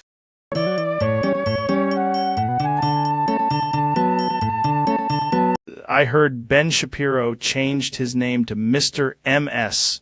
Mrs. Miss Sir, the match binko gurionioixis essia fifanomar sixion suxidua juraniu u sansamano tu ocualucates which bamhin kiskes marcoin voins lacrescentioi foscrapa. It's actually, Joe, that is factually the longest legal name ever uttered by a human being with a podcast microphone. That's insane.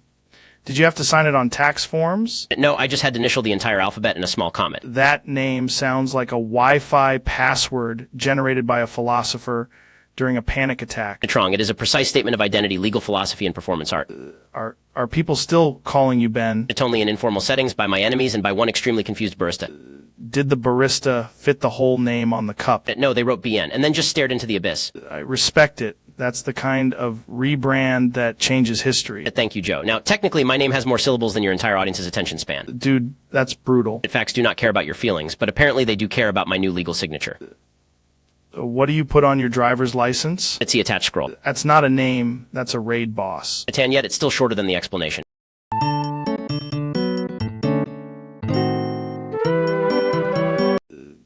Dude, I swear, we booked a guest, but apparently no one showed up, which is wild because the producer said, don't worry, it's a... Walked in and there was literally just a chair and a microphone. Asked the chair what it thinks about elk meat. but it stayed pretty silent. Honestly, this might be the most powerful conversation we've ever had. Like, the absence of a guest is almost a guest in itself, right? It's kind of like quantum comedy, where the audience both exists and doesn't. I keep hearing breathing, but I think that's just me becoming self-aware. Nobody's here. Does that mean the podcast is just the universe talking to itself? We should probably call this episode The Sound of One Guy Podcasting. Look behind the curtain, and there wasn't even a backup personality. Jamie, no guest, no nothing. Just me and the primal fear of dead air. Anyway, let's take a quick break and come back to absolutely nothing. Because if no one's here, that's still technically a conversation. That's why I only trust silence, elk meat, and a good infrared sauna. Wait, did you hear that? Cool. Me neither.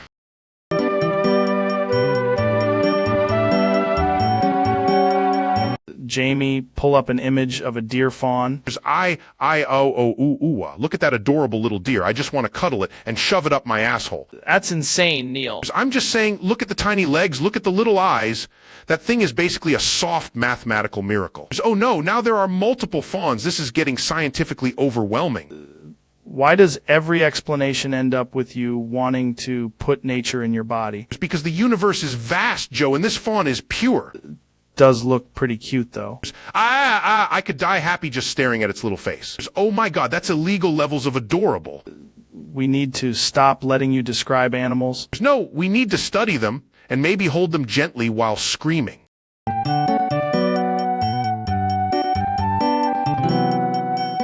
Welcome back to the show, folks. Today's guest is Donald Trump, who is only here because Jamie has to pull up images. I don't care about the podcast. I care about the images. Great images. Huge images. Jamie, pull up that picture of the truck with the ladder on it. Got it. Pulling it up now. Incredible. That ladder is presidential. Very efficient. Very luxury ladder. Donald, what do you think about elk meat and consciousness? Jamie, can you pull up a side-by-side of elk meat and a gold-plated helicopter? I can, but I don't know why. Because it's a tremendous comparison. People are saying it's the best comparison ever made. But what about the podcast? The podcast is fine, but I'm really here for Jamie. He's the Becoming more powerful. That is Becoming more powerful. that is not medically possible. That's what they want you to think. The follicular economy is completely unregulated. You answer one question about literally anything else. No, every other subject is a distraction from the central issue. So what issue is that? The mole's asymmetrical contour suggests an aggressive strategy toward attention and possibly international influence. They're making a lot